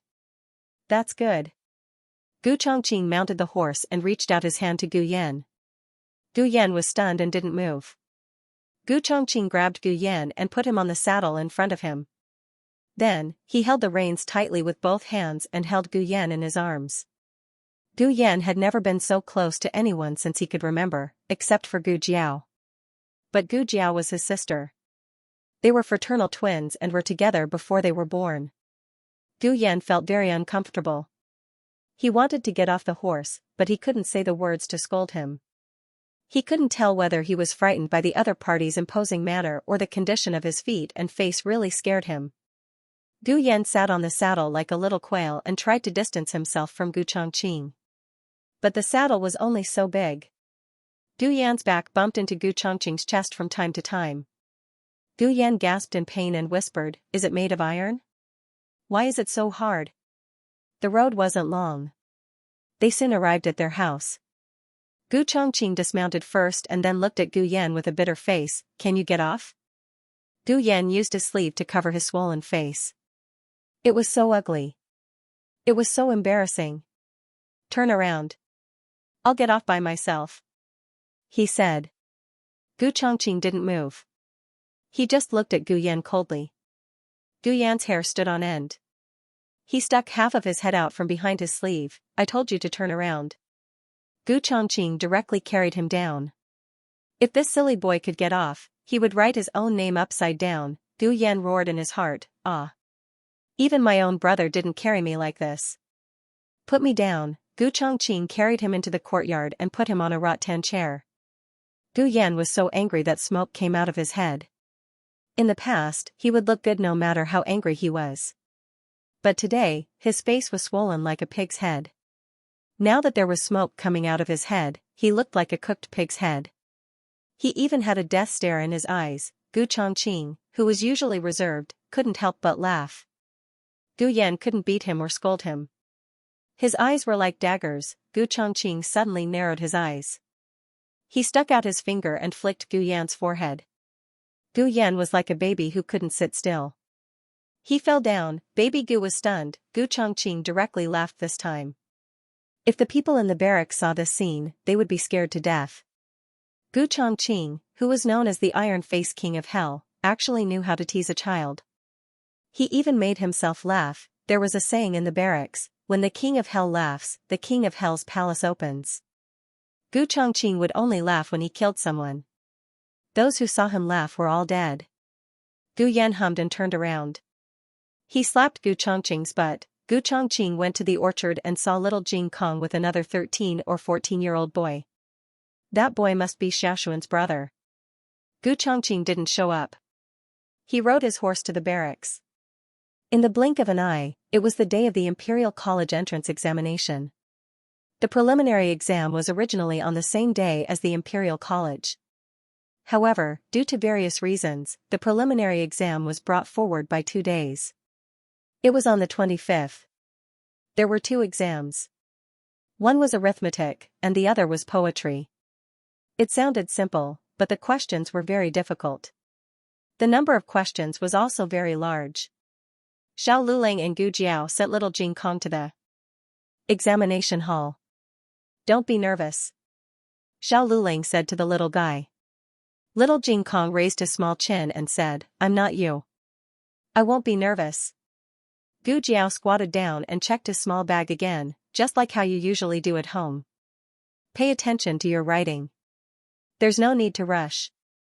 The reason why she deliberately emphasized this was because little Jing Kong's only shortcoming was that his writing was too slow. Gu Jiao was worried that if the number of questions was too large, he would be anxious. Little Jing Kong patted his small chest. Don't worry, Jiao Jiao. My handwriting is already very fast and very good now. Xiao Lulang looked at his arrogant little face and laughed. You're so good. What rank do you plan to get?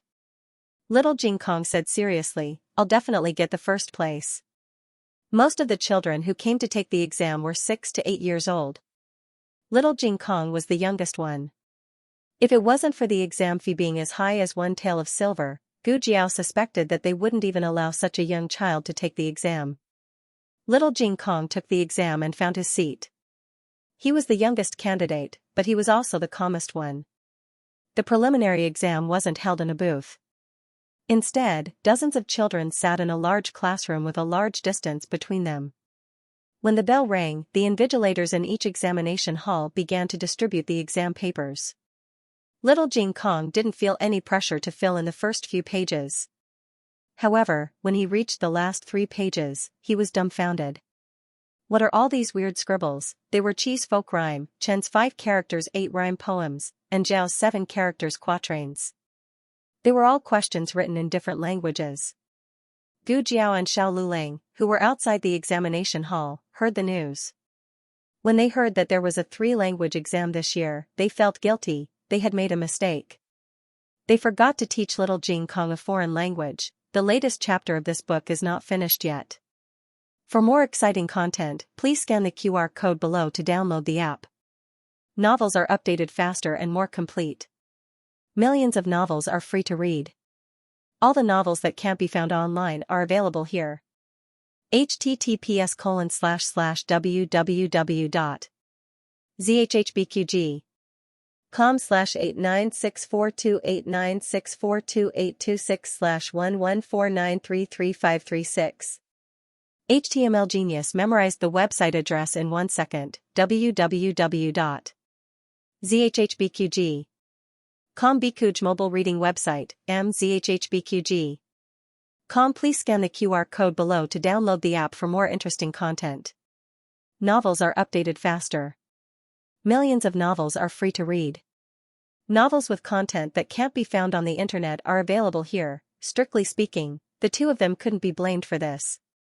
The exam papers of the Imperial College were different every year. Only one year had a foreign language exam, and that was 10 years ago. That exam paper had been sold out for a long time, so the people in the study room didn't copy it. Therefore, when Xiao Lulang went to the study room to buy the entrance exam papers of the Imperial College over the years, he didn't buy this one. Little Jing Kong was a very smart kid. He could learn everything that was taught to him seriously. If he didn't pass the exam, it would be the fault of the two adults.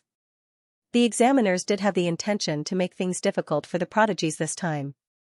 These prodigies were naturally smarter than ordinary people, so it was inevitable that they would be arrogant and conceited. The examiners wanted to give them a heads up during the exam and break their spirit. When the examiners started to mark the papers, as expected, the last 3 questions all failed. None of them got all the questions right. The most impressive one was that he wrote a complete 7-character quatrain from the state of Zhao, but he got 3 words wrong. The rest of the examinees only wrote a few words. The examiners were very happy. It seemed that this year's prodigies would be obedient in class. However, when they came to the last exam paper, they couldn't laugh anymore. Who was this? What was written all over it? This kid wrote it blindly, right? An examiner asked. Another examiner faintly felt that something was wrong. I think I've seen this kind of writing somewhere before. The two of them invited the most prestigious language teacher of the Imperial College over. After the teacher read it, he couldn't give a definite answer. I have to let my teacher read it. The teacher took little Jing Kong's exam paper to a house in the capital and found an old Sanskrit researcher who was over 70 years old. In the end, more than 10 old Sanskrit researchers concluded that this examinee wrote in Indian. It was said that Indian was a language created by Brahma, the guardian of Buddhism, so it was also called Sanskrit. What did he write? An examiner asked. The teacher said, he wrote a Buddhist sutra. Everyone was speechless. What the f*ck? It took them a day to come up with the scripts and 3 days to translate the Buddhist scriptures in Little Jing Kong. For the first time, the examiners of the 10,000-year exam were confused by a student. Examiner 1, I can't give marks. Examiner 2, that's right, he didn't answer the questions according to the requirements. Examiner 3, and the words are written in a way that I can't understand. Examiner 4. Is it because he wrote in Sanskrit? Examiner 4 was collectively beaten up. What kind of truth was that? In the end, Little Jing Kong entered the Imperial College in 7th place. Little Jing Kong was very upset. For the first time in his life, he tasted defeat. He had boasted in front of his bad brother-in-law that he would definitely get 1st place, but in the end, he only got 7th place. Little Jing Kong did not even have a good meal. It was rare that Gu Yan did not take the opportunity to ridicule him. He patted his little shoulder and said, all right, you're already better than many kids. When I was your age, I couldn't even read a word. Little Jing Kong pondered seriously for a moment, then suddenly burst into tears. Will I be as stupid as you when I grow up? Wah, Gu Yan was speechless. How could I, a flunky, comfort a straight-A student? On the morning of October 27th, Xiao Lulang also started his entrance exam at the Imperial College. The Imperial College had been suspended for almost 4 years. Most of the original students rushed over to take the exam.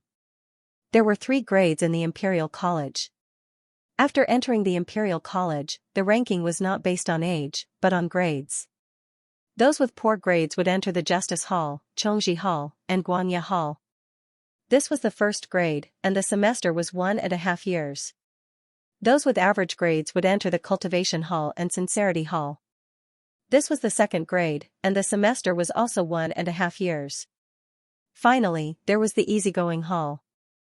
This was the highest grade in the Imperial College. Unlike the previous 5 halls, which were divided into classes, there was only 1 class in the Easygoing Hall. The probability of a new student entering the Imperial College was not high. Normally, they could only enter the Easygoing Hall after 3 years in the Imperial College. However, this year, there was a guaranteed spot in the Easygoing Hall. It was Royal Tutor Zhuang's grandson, Royal Prince and was recognized as a young talent. When he was a hostage in the state of Chen, his talent was well known in the 6 states. Logically speaking, such a talented person could be valued by the imperial court without the need for imperial examinations.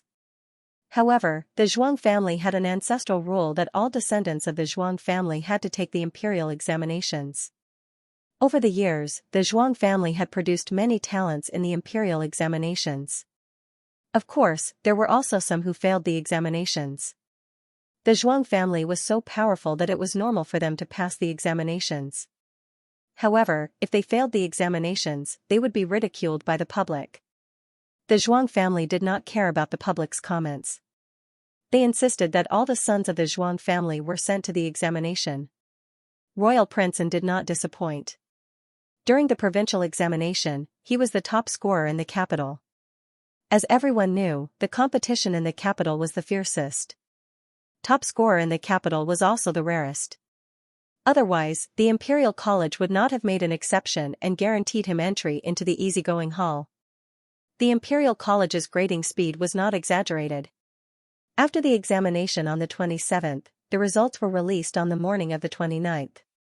This year's new students generally performed well. However, some of the older students who had been delayed for a few years due to the closed-door examination were slacking. Studying was like rowing a boat against the current. If you did not improve, you would fall behind. However, not all of the older students were like this.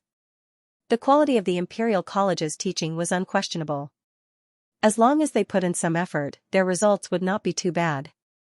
Unsurprisingly, most of the students who entered the easygoing hall were older students. However, when they were sorting out the last set of papers, they found an unfamiliar name. Xiao Lulang? Xianxia asked. Where did this student come from? Has there ever been a student called Xiao Lulang in the Imperial College? Could it be a new student? Li Sai asked. Xianxia frowned. How could a new student do so well? This result could be ranked among the top in the easygoing hall. The two Sai officials checked Xiao Lulang's student record and found that he was really a new student. Moreover, he had surpassed the top scorer in the Yuzhou region in the provincial examination. Li Sai smiled. This is the first time a new student has entered the easygoing hall, right? He was inexplicably looking forward to it. Xianxia said coldly, don't forget, Princeton is also a new student. This student called Xiao Lulang was just lucky. The title of the new student king will definitely be Prince, and Li Sai did not dare to refute this. Even though Princeton did not participate in the entrance examination, anyone with a discerning eye could see that his talent was above the older students in the easygoing hall. If he took the exam, would the first place belong to anyone else? Of course, this new student was also dazzling enough. Li Sai kept an eye on him and looked through his student records and information. Then, he realized something. He can't be the examinee who wrote in favor of removing the vassals and scolded the emperor so badly, right? At the time, the matter was a bit big. All of the invigilators in Yuzhou were shocked. The main invigilator who was sent to Yuzhou to preside over the provincial examination was Li Sai's good friend. After he returned to the capital, he told Li Sai about the article in private. Li Sai's eyelids twitched when he heard it.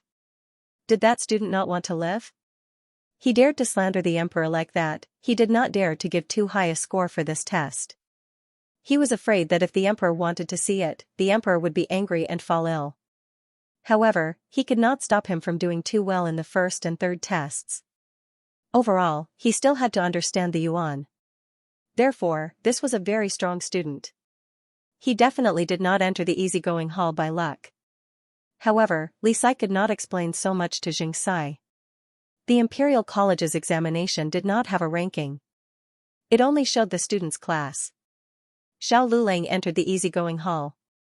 Feng Lin entered the second grade's sincerity hall. Lin Xianxia also entered sincerity hall. The difference was that Feng Lin was in class A of sincerity hall, while Lin Xianxia was in class B. On the other side, Gu Yan and Gu Xiaoshuan's private school was also settled. It was in the Qinghe Academy near the Imperial College.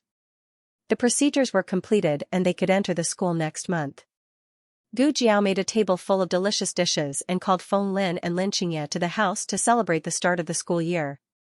The capital became cold at the end of October. It was said that the first snow had already fallen on the mountain top of the Hugua Dragon Temple. It would probably snow in the city soon. The silver charcoal that Gu Jiao had stockpiled earlier was put to use. She bought a few hand heaters and put the silver charcoal in them. They could be warm for 2 hours. When they came back at noon, she would replace them with new charcoal. Now the price of charcoal had risen again. Fortunately, Gu Jiao had the foresight to stockpile enough charcoal and save a lot of money for the family. On the first day of school, little Jing Kong wanted to send them to the Jiaojiao. Gu Jiao sent him and Xiao Luling to the Imperial College. After that, she sent Gu Shaoshan and Gu Yan to the Qinghe Academy. When she returned to the house in Bai Shui Hudong, the old lady had just woken up and was sitting on a rattan chair in the backyard playing with the baby eagle that Gu Chongqing sent. This baby eagle was picked up by Gu Chongqing at the bottom of the cliff. It should have fallen from the cliff not long after it was born. As for whether it fell on its own or was slapped down by its mother's wings, it was unknown. In short, its mother seemed to have forgotten to pick it up. Even so, it did not accept its fate. It stubbornly struggled to stand up. Its small body seemed to hide a great power. A thin little figure quickly appeared in Gu Chongqing's mind. He brought the baby eagle back and brought it to the Hudong. The people in the Hudong knew nothing about the baby eagle's origin. They only thought that it was a gift from his big brother, just as little Jing Kong said. The baby eagle was very fierce. Whoever fed it in the family would be pecked by it. But the old lady had a unique skill. The old lady opened the chicken coop. Little Jing Kong's 7 chicks swaggered out. They were very brave chicks. Without any fear, they entered the cage of the young eagles. Then, they lined up just like how little Jing Kong would usually sneak them out. Each of the chicks took a mouthful of raw meat and fed it to the young eagles. The baby eagle had 7 chicks. It was very obedient and waited to be fed. The old lady looked at it happily.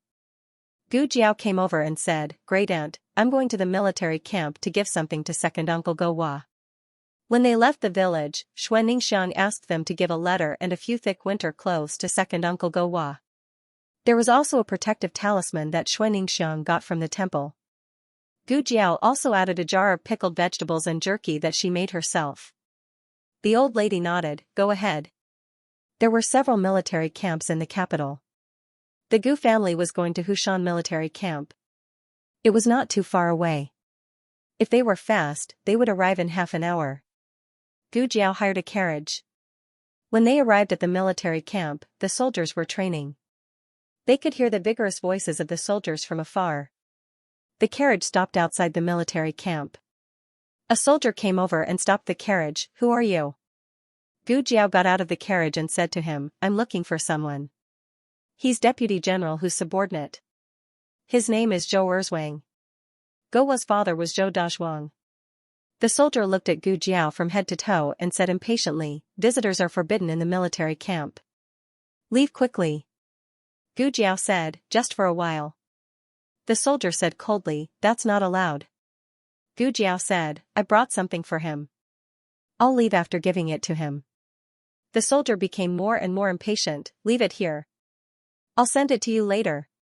In Zhou Erzwang's letter, he mentioned that some soldiers would embezzle the things that were sent to them.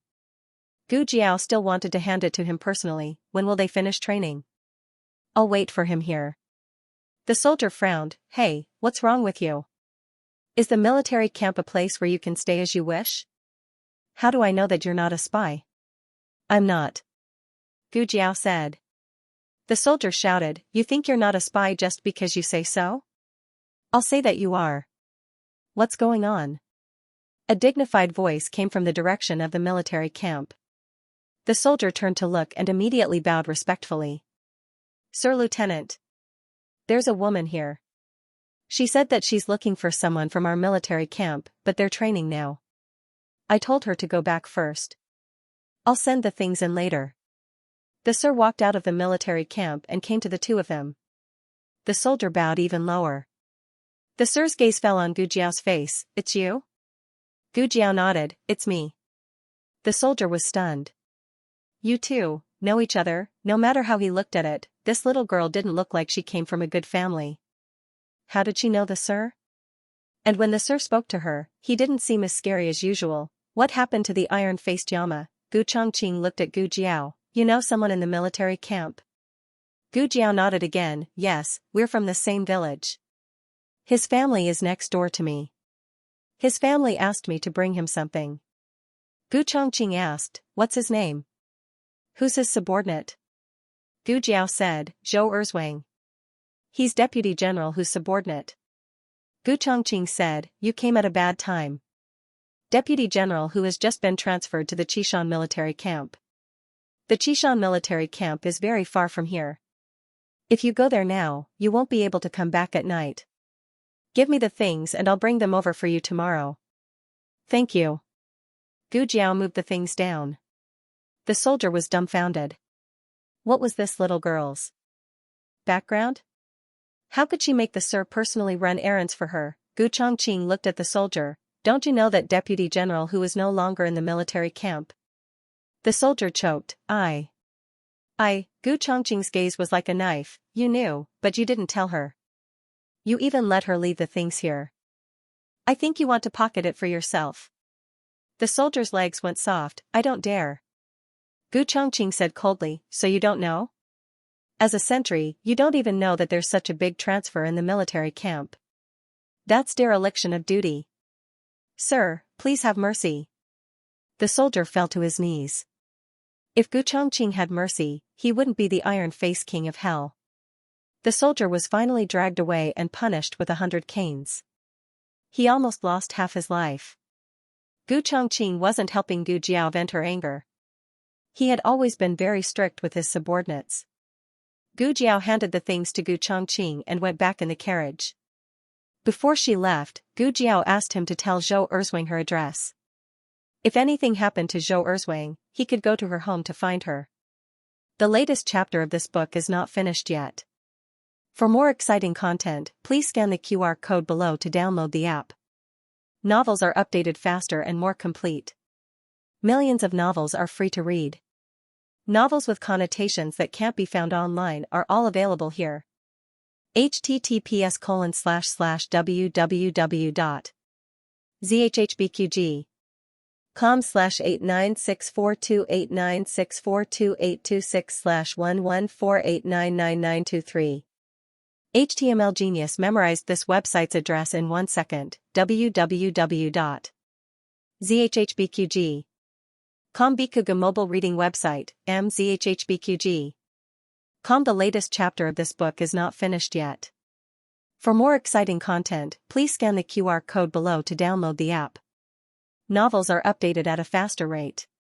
Millions of novels are free to read. Novels with content that cannot be found online are all available here. On the first day of school, Gu Jiao was actually a little worried about Xiao Lulang and little Jing Kong. Little Jing Kong was too young. Facing a completely unfamiliar environment and a group of prodigies whose intelligence was not inferior to his, Gu Jiao was not sure what kind of reaction he would have in the elementary school. Xiao Lulang was being watched by someone. She was not sure if the other party would do something to make things difficult for Xiao Lulang in the Imperial College. Unexpectedly, after a day, little Jing Kong and Xiao Lulang were fine. Instead, it was Gu Yan's side that was in trouble. The cause of the incident was when Gu Yan and Gu Xiaoshan entered the school. The two had the same foundation and were assigned to the same class. Qinghe Academy was an academy with excellent teachers. Thus, many young masters from aristocratic families would come here to study. Among them were the two young masters of Marquis Ding and Fu, Gu Qingfeng and Gu Qinglin. Qinghe Academy originally had many students from the Imperial College. When the Imperial College reopened, everyone returned to the Imperial College. Qinghe Academy suddenly had many empty spots. Gu Qingfeng and Gu Qinglin both transferred over. However, the two were older than Gu Yan and Gu Xiaoshan. They also studied more than the two, so they were assigned to another class. The two classes happened to face each other. There was a small garden in between. Gu Qinglin was waiting for his second brother in the garden. Coincidentally, Gu Yan walked past him with a bag of books in his arms. Gu Qinglin glanced at Gu Yan and felt that he looked familiar. It was as if he had seen him somewhere before. Then, he heard someone call him, Gu Yan. Gu Qinglin's expression immediately changed. Gu Yan, Gu Yan. Wasn't that sickly younger brother called Gu Yan? No wonder he looked so familiar. He looked like their father. Gu Qinglin knew that Yao Shi's twins had also come to the capital. However, they had not returned to the manor and were being raised outside. He did not expect to run into them so quickly. Strange, didn't the imperial physician say that this sickly child wouldn't live past 15? She was already 15 years old, so how could she still be so lively? Gu Qinglin walked over with a whoosh and blocked Gu Yan's path. Your name is Gu Yan? Gu Yan was only 4 years old when he left the capital. He had long forgotten what his family looked like, so he did not recognize Gu Qinglin. However, this did not prevent Gu Yan from sensing Gu Qinglin's ill intentions. Gu Yan frowned slightly. Who are you? Gu Qinglin rudely poked Gu Yan's shoulder with his finger and rudely said, Boy, I'm asking you a question. You'd better answer honestly. Is your name Gu Yan? Gu Yan was not intimidated by his imposing manner. He looked at him fearlessly. So what if I am? So what if he wasn't? What does it have to do with you? This calm appearance made Gu Qinglin very unhappy. Gu Qinglin originally planned to teach him a lesson if he was his sickly younger brother. If he wasn't, then he would let him go. But now, Gu Qinglin changed his mind. This boy was actually not afraid of him and was even glaring at him. Very good, if he did not teach him a lesson, he would not know who he was. When Gu Xiaoshan returned to the classroom after collecting his and Gu Yan's books, he found that Gu Yan had disappeared. He went to the latrine to look for Gu Yan but did not see any trace of him. Gu Xiaoshan wanted to ask his classmates, but they all entered the school on the same day and did not know each other. Gu Xiaoshan scratched his head. Could it be that he went back first? That's impossible. He said he would wait for me. Gu Xiaoshan thought of Gu Yan's heart disease. He secretly guessed that Gu Yan might have fainted somewhere because of his heart disease. Hey, I just saw your brother go to the back door. Gu Xiaoshan was anxious and angry. A shabbily dressed scholar cautiously stopped him. The scholar did not dare to say that Gu Yan was taken away by the nobleman from the opposite class. He was afraid of getting into trouble. He only reminded him, hurry up and look for him. Don't tell anyone that I told you. Hey, thank you, brother. Gu Xiaoshan did not think much. He patted the scholar's shoulder and strode to the back door of the academy. At this time, Gu Yan had already been dragged into the woodshed at the back door of the academy by Gu Qinglin and a few of his bad friends. No one usually came to this woodshed. Gu Qinglin had people tie Gu Yan up and gagged him with a cloth. He locked him in the dark woodshed. Gu Yan was locked in a small dark room by his own brother. The fear of childhood welled up in his heart. When he was 4 years old, he was also locked in a dark and narrow room. He cried and screamed at the top of his lungs. In the end, he could not even cry. That kind of fear and despair was something that he could not forget no matter how many years passed. Gu Yan fell on the dirty and cold floor. He only felt that there was an invisible hand in the darkness pressing down on his chest. He began to gasp for breath. The secret guard that the old Marquis gave him was sent to do something else. He was not by his side. If not, Gu Chongqing would have guessed his identity from the old Marquis' secret guard. Gu Qinglin and the others had already left. It was as if no one had ever come here. Gu Yan let out a desperate cry. Unfortunately, no one could hear his voice. Gu Xiaoshan was anxious and angry. Oh, where did Gu Yan go? Gu Yan! Gu Yan! Gu Yan heard Gu Xiaoshan's cry. He struggled, but he could not let Gu Xiaoshan hear him. Gu Xiaoshan's voice was further away. Gu Yan was desperate. He struggled on the ground, trying to move to the door.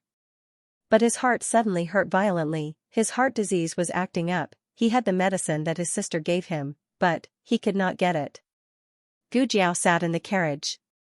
She suddenly felt her heart hurt. Please hurry up, she urged the coachman. Okay. The driver sped up. But the thing that Gu Jiao did not want to see the most happened. The crown princess is out. Everyone, please leave.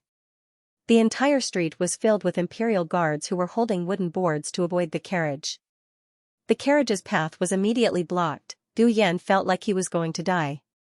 He lay on his side on the ground. His hands and feet were tied. He struggled until he lost all his strength. He looked fearfully into the darkness and choked, "Sister, I'm in so much pain." On the way back to the classroom, one of Gu Qinglin's friends asked, "Second young master Gu, will something happen to that boy?" Gu Qinglin did not care and said, "What can happen? Can't you see that he's alive and kicking? I'm just locking him up for a few hours to teach him a lesson. Let's see if he dares to glare at me the next time he sees me." "That's true." The few of them laughed as they escorted Gu Qinglin back to the classroom. Gu Yan's breath became weaker and weaker. He could not even feel the pain anymore. He knew that he could not fall asleep. Otherwise, he might never wake up again. But he was too tired. He could not hold on any longer. Clang, before he lost his last bit of consciousness, the door was kicked open. A glaring light suddenly shone in. Gu Yan opened his eyes and saw a tall and powerful man. He stood in front of him against the light like a god. Gu Chongqing broke the ropes that tied his hands and feet with his bare hands. He bent down and carried him out of the room.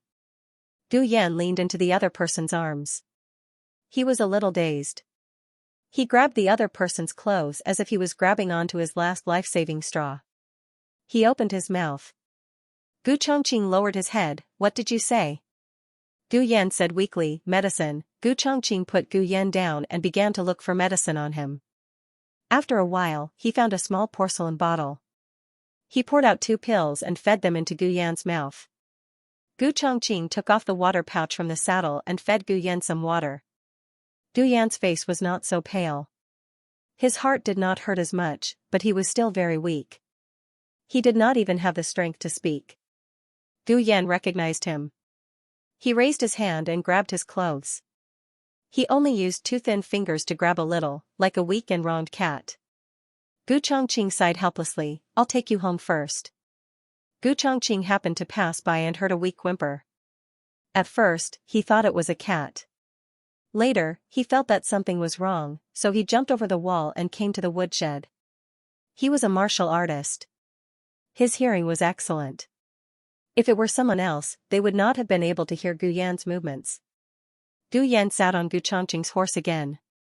Last time, he still had the strength to keep a distance from him. This time, it was all over. He was like a snail without a shell. He leaned weakly on Gu Chongqing's chest. Gu Yan still felt that his chest was very hard, but it was also very warm. Gu Yan suddenly felt a trace of stability and peace of mind. This was the first time Gu Yan had this kind of feeling from someone other than Gu Jiao. Gu Yan did not have the strength.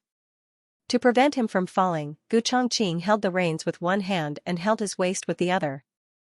The strength in his arms was different from that of Jiao Jiao. It was the masculine strength that only belonged to men.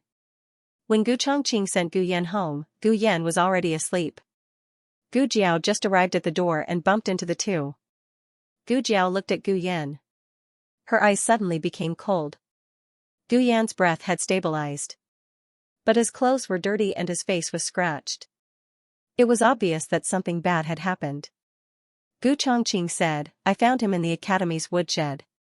You can ask him the details when he wakes up." Gu Jiao took Gu Yan and thanked Gu Chongqing, "Thank you." Gu Chongqing sat on the horse and said expressionlessly, "You also saved me. We're even." Gu Jiao did not say anything. She carried the sleeping Gu Yan back to the house. When old Madame Fu saw her baby Yan in this state, she was so angry that her hair stood on end. Which bastard did this? She had never guessed that it was Gu Yan who had fallen down by herself. Gu Yan was not so careless. Moreover, there would not be bruises on his wrists from falling. Gu Jiao took out her stethoscope and listened to Gu Yan's heartbeat. Then she found Gu Yan's small medicine bottle. She put 2 emergency pills in it, just enough for 1 dose. Now that the medicine was gone, it meant that his heart disease had acted up. Fortunately, he took the medicine in time. Otherwise, he would be looking at a cold corpse now. Gu Xiaoshan did not find Gu Yan in the academy. He asked for leave from the headmaster and ran home to look for Gu Yan, only to find that Gu Yan was injured. "How did this happen?" he asked. "I just went to get a book."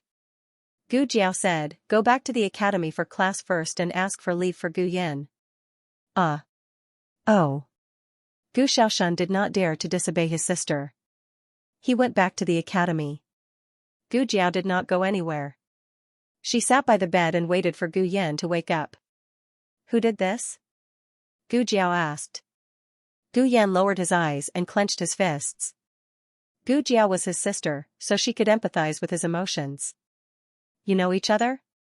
An acquaintance? Gu Yan's eyes dimmed. Not. Just an acquaintance. It was someone who was related to him by blood. Gu Yan did not recognize Gu Qinglin at first, but when he was locked in the small dark room, a familiar feeling of fear came to his heart. Gu Qinglin locked him up like this when he was young. He also heard the people outside call him second young Master Gu. He was almost certain that he was Gu Qinglin. However, Gu Qinglin was in a good mood after teaching Gu Yan a lesson. He was even more energetic in class. On the way back to the residence, Gu Qinglin and his second brother, Gu Qingfeng, talked about Gu Yan. What did you say? Madame Yao's son is also in our academy? Gu Qingfeng was very surprised. It should be him. Gu Qinglin said. Gu Qingfeng frowned. What do you mean by should be? Yes means yes, no means no. Gu Qinglin thought for a moment and said, isn't that sickly child not going to live past 15? He's already 15. Even if he doesn't die, he should be dying soon. But that Gu Yan doesn't look like he's dying. Gu Qingfeng said, maybe it's someone with the same name. Then why did you lock him up? Gu Qinglin snorted coldly, who told him to glare at me? You. Gu Qingfeng didn't know what to say. Gu Qinglin chuckled, second brother, do you hope that he's that sickly child, or do you hope that he's not? Gu Qingfeng said, is it up to me to hope? If he's that sickly child, you'll kill him by locking him up like this. Gu Qingfeng felt guilty, that can't be. Gu Qingfeng glanced at him, don't you remember when you locked him up when he was young? He almost died? Father was so angry that big brother and I got beaten up together with you. Gu Qinglin pursed his lips, you say it like you didn't beat him up. When Gu Yan was still living in the residence, Gu Qingfeng and Gu Qinglin were the main forces who bullied Gu Yan. Although Gu Chongqing also hated Gu Yan, he didn't bully people younger than him. He usually targeted Madame Yao directly. The latest chapter of this book isn't finished yet. For more exciting content, please scan the QR code below to download the app. Novels are updated at a faster rate. Millions of novels are free to read. Novels with connotations that can't be found online are all available here. https://www.zhhbqg.com/89642896428226/114896554. HTML Genius memorized this website's address in 1 second. www.zhhbqg. Bikuga mobile reading website, mzhhbqg. The latest chapter of this book is not finished yet. For more exciting content, please scan the QR code below to download the app. Novels are updated even faster. Millions of novels are free to read. Novels with connotations that can't be found online are all available here. Gu Qinglin wanted to teach the other party a lesson, but he didn't dare to really kill him. He hurriedly asked the coachman to drive the carriage back to the academy, and sneaked into the woodshed from the back door to take a look. There were signs of a struggle in the woodshed, and there were even a few drops of blood on the ground. The rope was broken, and it didn't look like it was cut by a sharp weapon, but more like it was torn apart by someone. Gu Qinglin held the rope and said to Gu Qingfeng, second brother, look, that kid still has the strength to break the rope. I told you he's fine. Gu Qingfeng also breathed a sigh of relief, it's best that he didn't die. Whether he's that Gu Yan or not, don't casually find trouble with him in the future. You're not a child anymore, don't be as willful as before. If Big Brother finds out, he'll punish you again. I know, if you don't say anything and I don't say anything, who dares to tell Big Brother? Does he dare? Gu Qinglin glared at the coachman. The coachman hurriedly lowered his head, I don't dare. Gu Qinglin smiled proudly, all right, second brother, let's go back.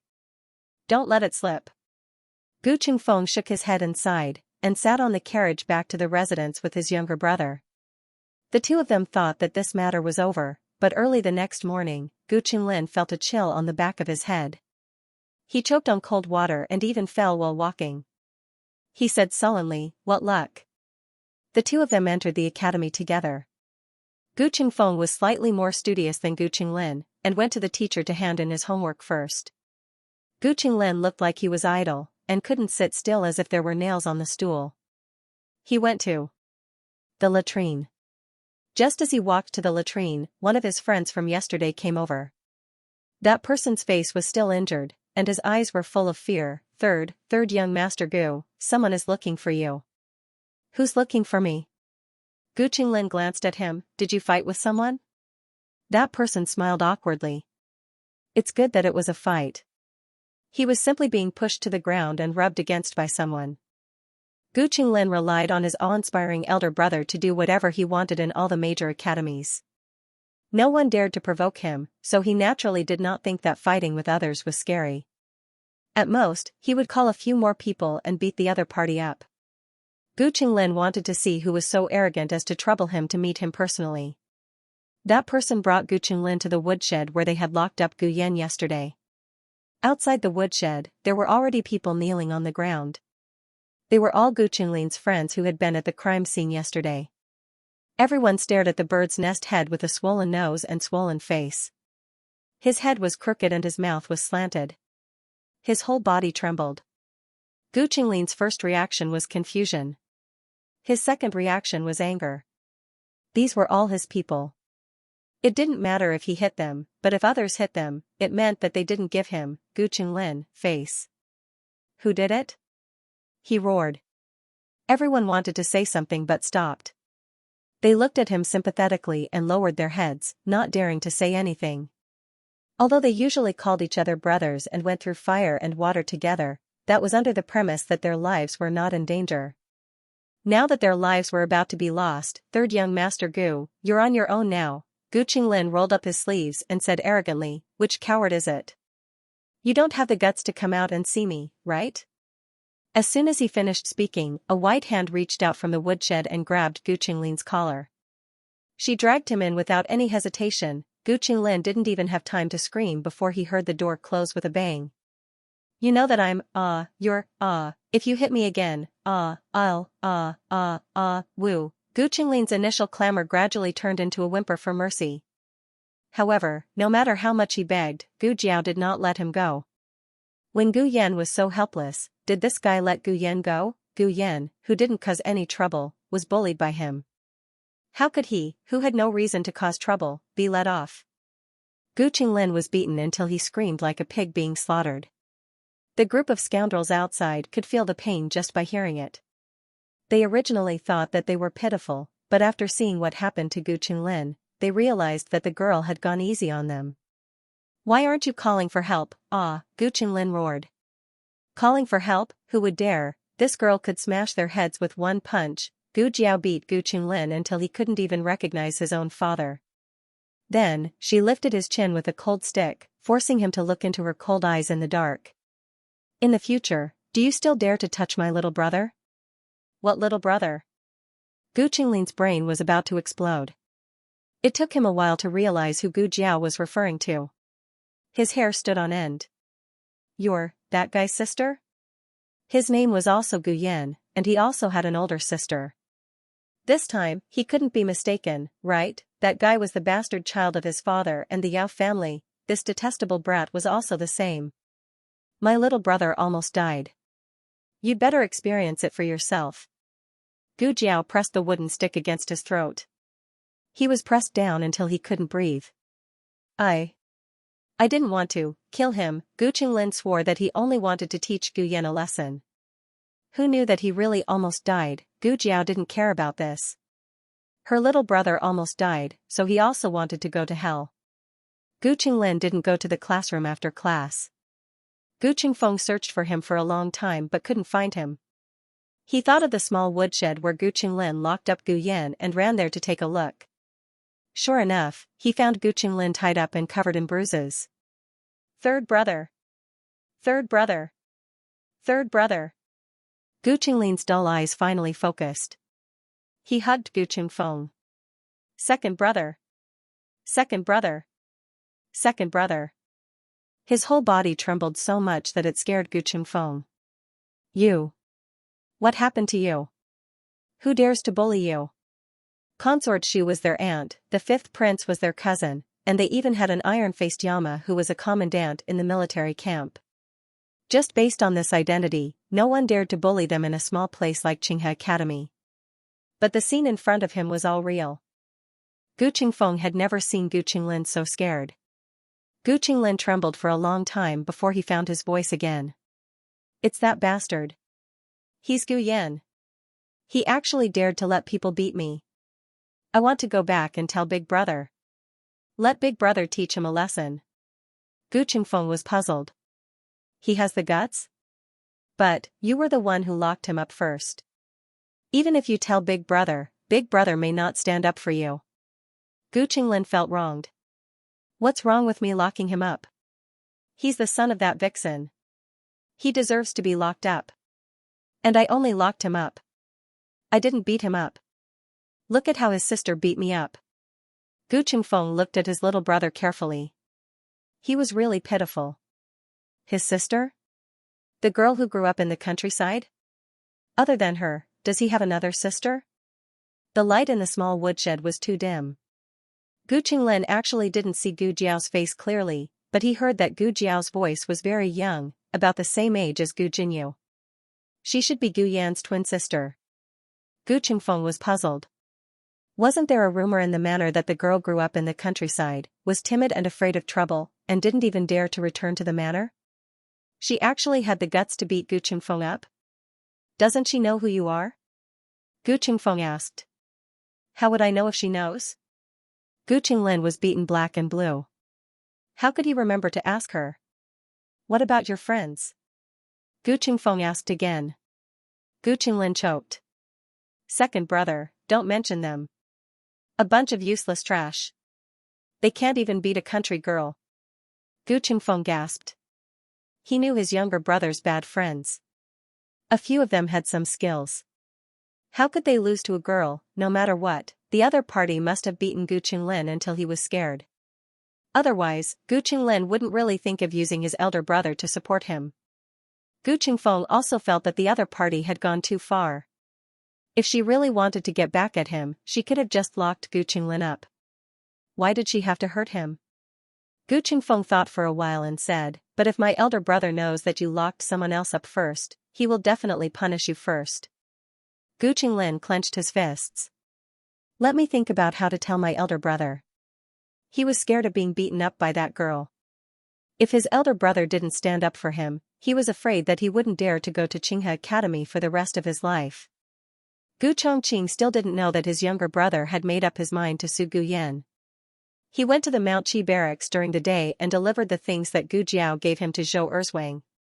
He wasn't from the Mount Qi barracks and had little contact with them. Everyone was puzzled as to why he came.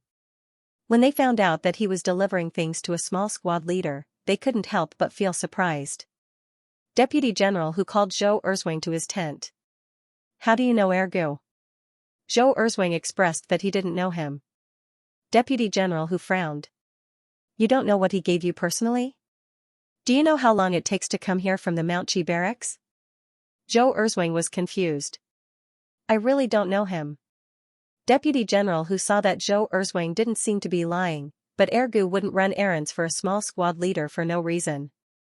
If Zhou Erzwang didn't have a background, then the person who asked Ergu to run errands had a background. Zhou Erzwang suddenly said, "Oh, my neighbor in the countryside is quite good at studying." This time, he passed the autumn imperial examination and came to the imperial college to study.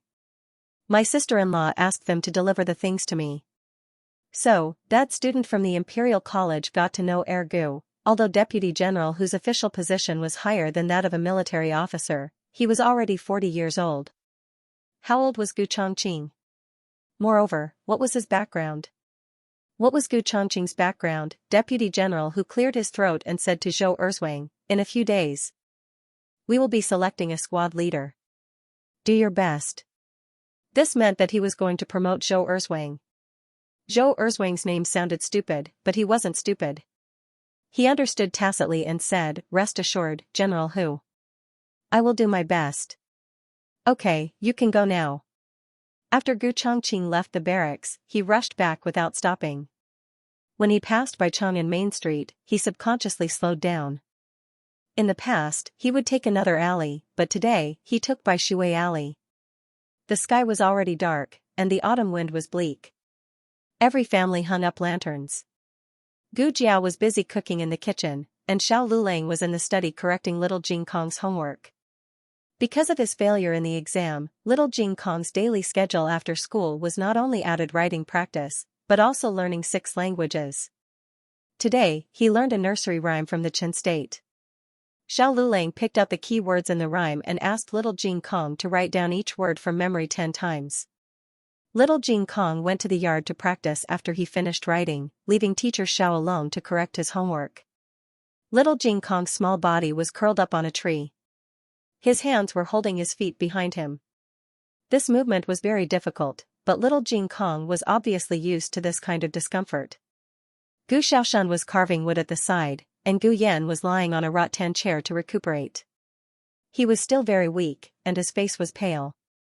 In fact, Gu Chongqing had already noticed something wrong when he gave him the medicine. He might have some kind of hidden disease. Although he looked no different from a normal person, once he got sick, he might die. So if he had come a little later yesterday, the other party would have. Gu Chongqing frowned. He could not figure out who on earth was, and what kind of deep hatred did they have to tie up a weak young man and put him in the woodshed. Gu Chongqing did not disturb anyone in the house, and left silently for the Lord Protector's mansion. Gu Qinglin's servant had been waiting for him at the gate of his yard. Seeing him come back, the servant rushed to him. "Prince." "Oh no. Third young master has been bullied. Please go and see third young master." Gu Chongfeng went to Gu Qinglin and Gu Qingfeng's yard. Gu Qinglin lay on the bed. He had purposely not allowed the manor's doctor to treat his injuries so that he could show his miserable state in front of his eldest brother. Gu Chongqing looked at his miserable brother, and his face turned cold. "What trouble did you get into this time?" Gu Qinglin cried, "I didn't get into trouble this time. I just transferred to another school 2 days ago. What trouble can I get into, brother? Am I that immature in your eyes?" Gu Chongqing was not moved at all. "If you didn't get into trouble, why did he beat you?" "How would I know?" Gu Qinglin had already made up his mind to insist that he was innocent, and that he did not even touch a finger of the other party. He was not afraid that his brother would investigate, because once his brother found out that the other party was Gu Yan, he would say that Gu Yan must have found someone to beat him up because of what happened when they were young. This reason was simply too flawless. "Where did he beat you up?" Gu Chongqing asked. This could be said truthfully. Half-truths and half-lies would make it easier to convince people. Gu Qinglin choked. "The woodshed of the academy. If you don't believe me, you can go to the woodshed. There are marks all over the ground." When he heard the woodshed, Gu Chongqing's eyes turned cold. "Digression, there was a bug in yesterday's update, and I sorted out the young masters of the Marquis' household. Gu Chongqing, heir, eldest. Gu Qingfeng, second. Gu Qinglin, third, the one who bullied baby Yin. Asterisk also, let's talk about the evaluation votes. I saw that some readers gave me 3 stars for 2 days in a row. I don't know if it's because I didn't write well, or if the system gave me 3 stars by default. If it's a system problem, please move your fingers and fill up the stars next time you vote. Thank you very much, Bao. The latest chapter of this book is not finished yet. For more exciting content, please scan the QR code below to download the app. Novels are updated faster.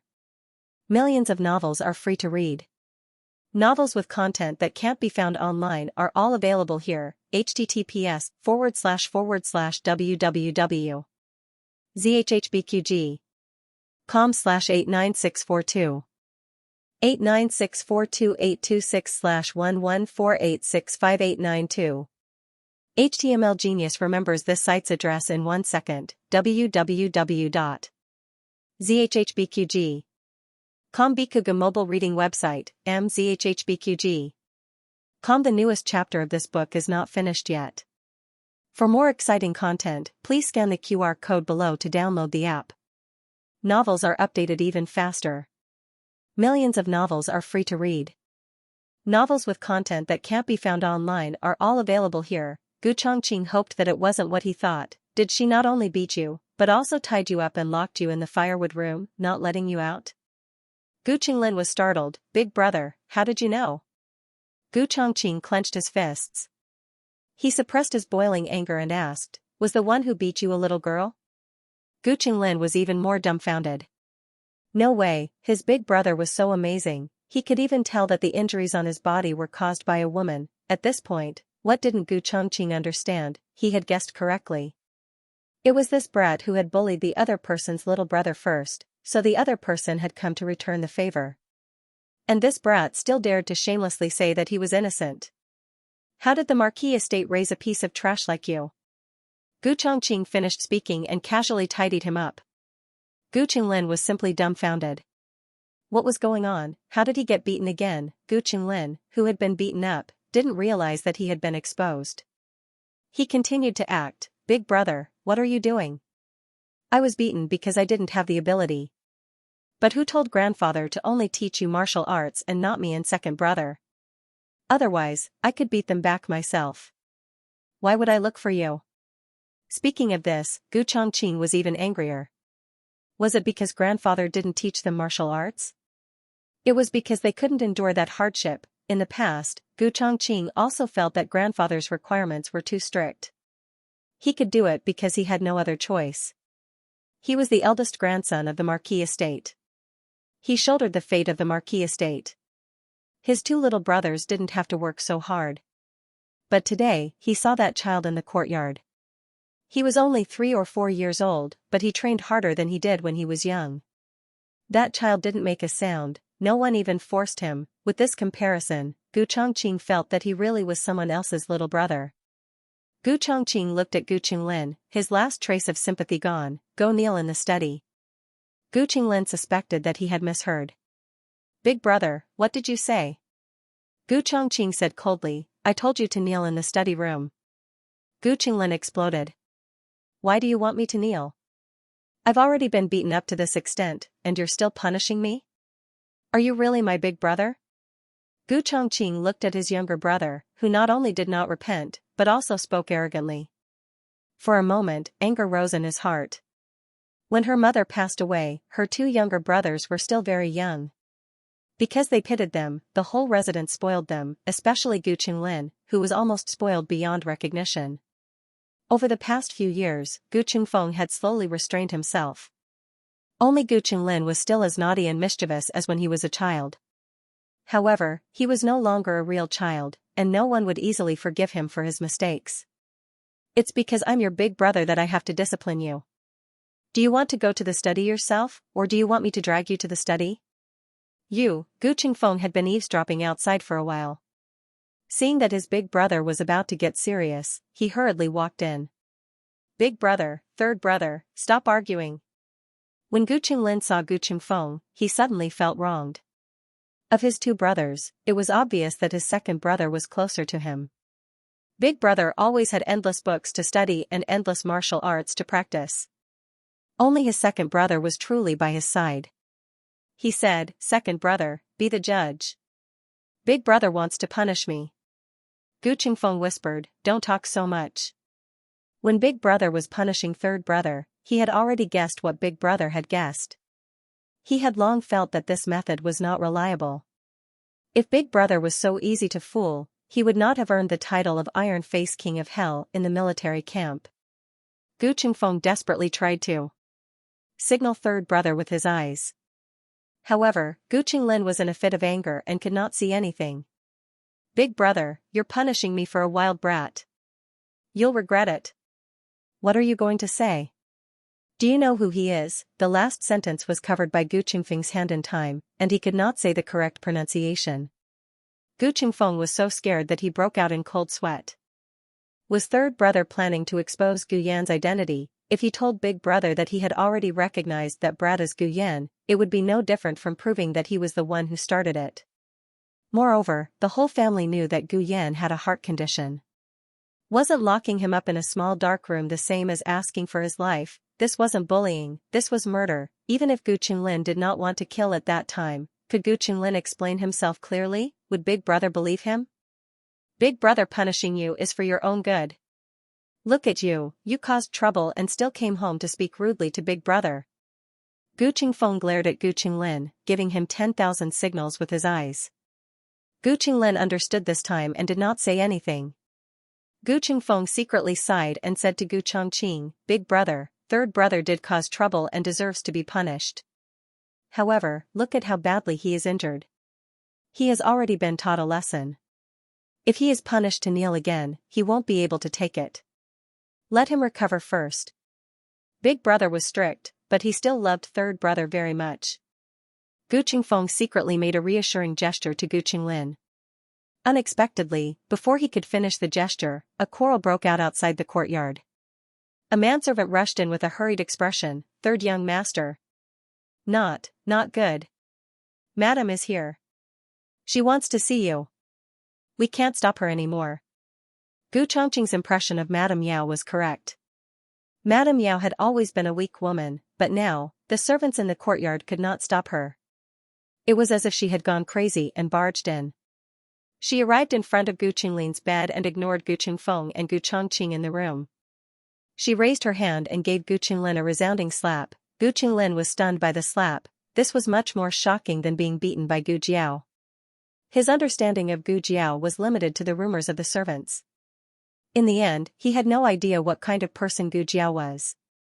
But he understood Madame Yao too well. Madame Yao was easy to bully. Otherwise, she would not have brought Gu Yan to live in the farmstead. Don't talk about hitting him. Madame Yao did not even dare to scold him. Gu Qinglin stared at Madame Yao in disbelief. Madame Yao's eyes were too frightening. It was as if she wanted to skin Gu Qinglin alive. Gu Qinglin actually felt a trace of fear. Gu Chongqing's shock was no less than his two younger brothers. He had seen Madame Yao smile like a child, and now he saw Madame Yao. He suddenly felt that he had never truly understood this stepmother of his. Why did you hit him? Gu Chongqing asked. Madame Yao sneered, her eyes filled with tears. Why did I hit him? As the big brother, do you not know? It doesn't matter how you target me, but why did you bully my Yener? It wasn't easy for him. It wasn't easy for him to live until today. Madame Yao had just gone to her daughter's place and found out that her son had been bullied. Neither of them were willing to tell her. She secretly asked Gu Xiaoshan and begged Gu Xiaoshan before Gu Xiaoshan told her. Gu Xiaoshan actually did not know much. He did not know who had saved Gu Yan. He only knew that Gu Yan had been in danger at the time and had almost lost his life. It had been done by someone called Gu Qinglin. Gu Jiao had also asked him what Gu Qinglin looked like and which class he was from. Madame Yao's heart felt like it was being cut by a knife.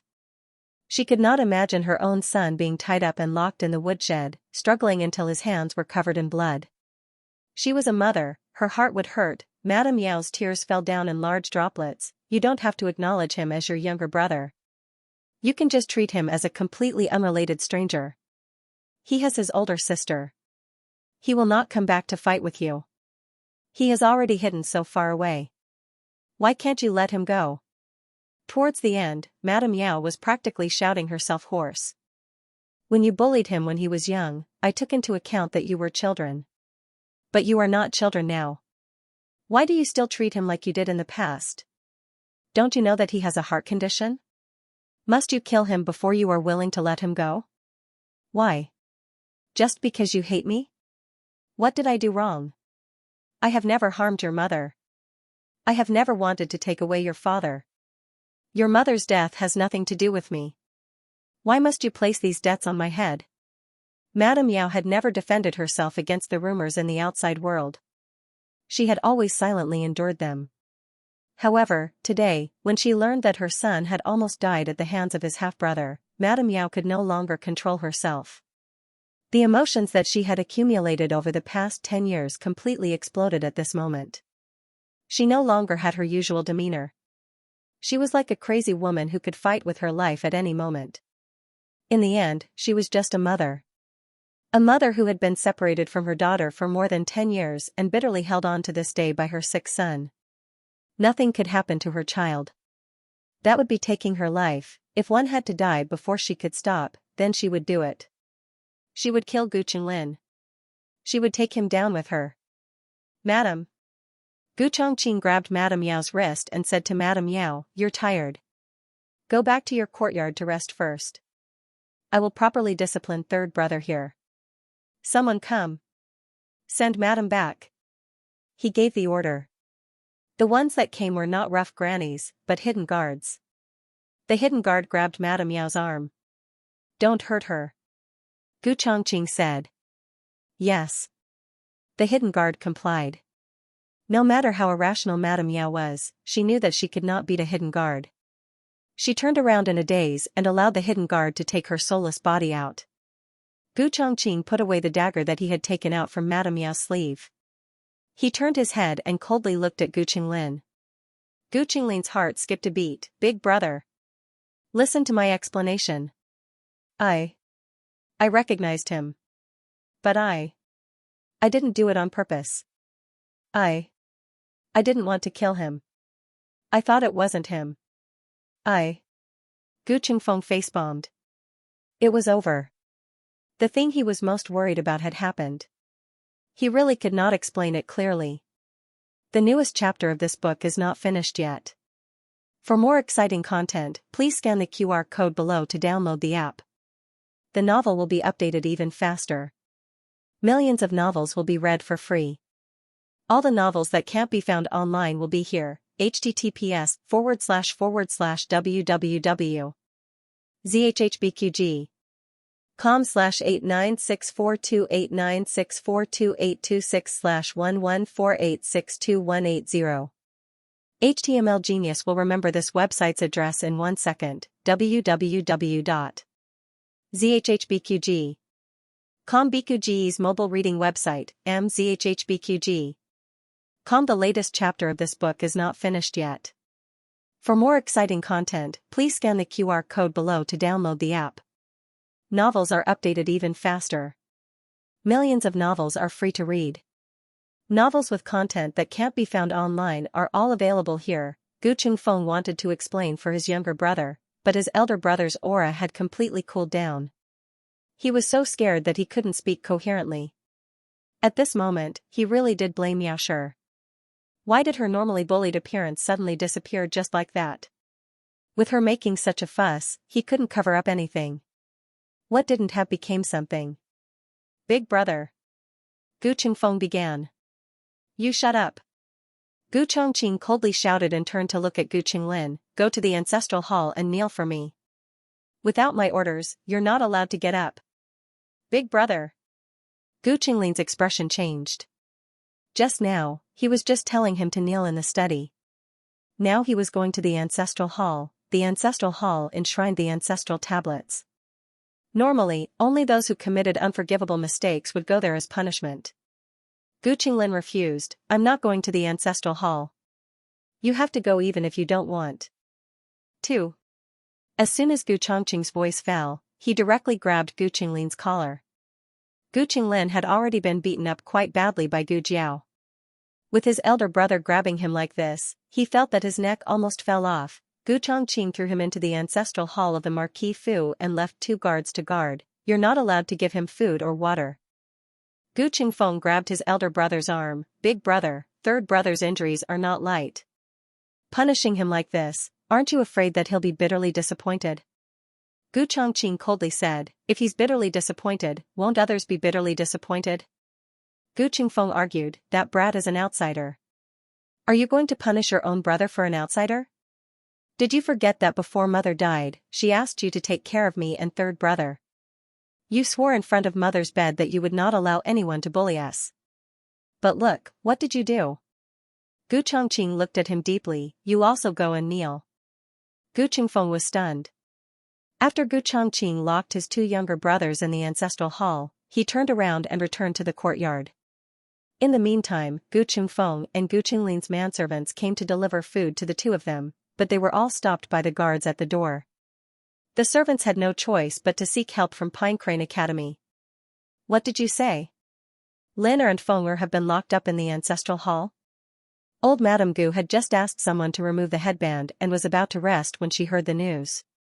She quickly asked the servant to comb her hair again. Gu Qinglin's personal servant said with a long face, "That's right, old madam. The two young masters have been locked up. Third young master is still injured. I'm afraid he'll lose his life if he's locked up for a night without eating or drinking." Old Madame Gu was furious. She hurriedly asked Nanny Kai, her subordinate, to go to the ancestral hall to bring her out. Not long after, Granny Kai came to report, "Old madam, the two guards said that they can't release her without the heir's order. This is outrageous." Old Madame Gu slammed the table and said to Nanny Kai, "Where is the heir? Call him here." "The heir just went out. He's not in the residence," Nanny Kai said. Old Madame Gu thought of her precious grandson and felt pain and anger in her heart. Among the three grandsons, the old duke valued his eldest grandson the most, but old Madame Gu doted on her youngest grandson the most. Gu Qinglin's unruly personality was mostly due to old Madame Gu's indulgence. "I'll go there personally." The duke's residence occupied a large area. It took a quarter of an hour to walk from Pinecrane Academy to the ancestral hall. Old Madame Gu couldn't wait to walk there slowly and asked the servants to prepare a slide pole. When she arrived at the entrance of the ancestral hall, the two guards on duty bowed to her, "Old Madam." Old Madame Gu held Nanny Kai's arm with one hand and pointed at their noses with the other. "You still recognize me? I thought you were the ones in charge of the duke's residence. Hurry up and release second young master and third young master." The two guards didn't move. Old Madame Gu's eyes were like torches. "What? Are my words useless now?" One of the guards said, "This is the heir's order. We dare not disobey. I'm his grandmother." Old Madame Gu was so angry that she leaned back and asked the servant beside her, "Where's the duke?" The servant said, "The duke is not in the residence either." Duke Gu had left the imperial court for so long, and his official business had piled up like a mountain. He had been busy dealing with it these few days. Old Madame Gu felt her liver hurt from anger. "Then can I go in and see them?" The heir had only said that no one was allowed to send food or drinks, but he didn't say that no one was allowed to visit. The two made way for old Madame Gu. Old Madame Gu entered the ancestral hall in a hurry. Gu Qingfeng was kneeling on the mat obediently. Gu Qinglin was too badly injured to kneel. He was half lying on the ground, looking as miserable as one could imagine. Old Madame Gu's heart throbbed in pain. She rushed over and knelt on the mat to hug her precious grandson. "Liner, what happened to you? Who hurt you like this?" When Gu Qinglin saw old Madame Gu, tears welled up in his eyes. "Grandmother, you have to seek justice for your grandson." Gu Qinglin told old Madame Gu about his painful experience. He knew that his grandmother doted on him and believed everything he said. Thus, he spoke without thinking about logic. I didn't touch him at all.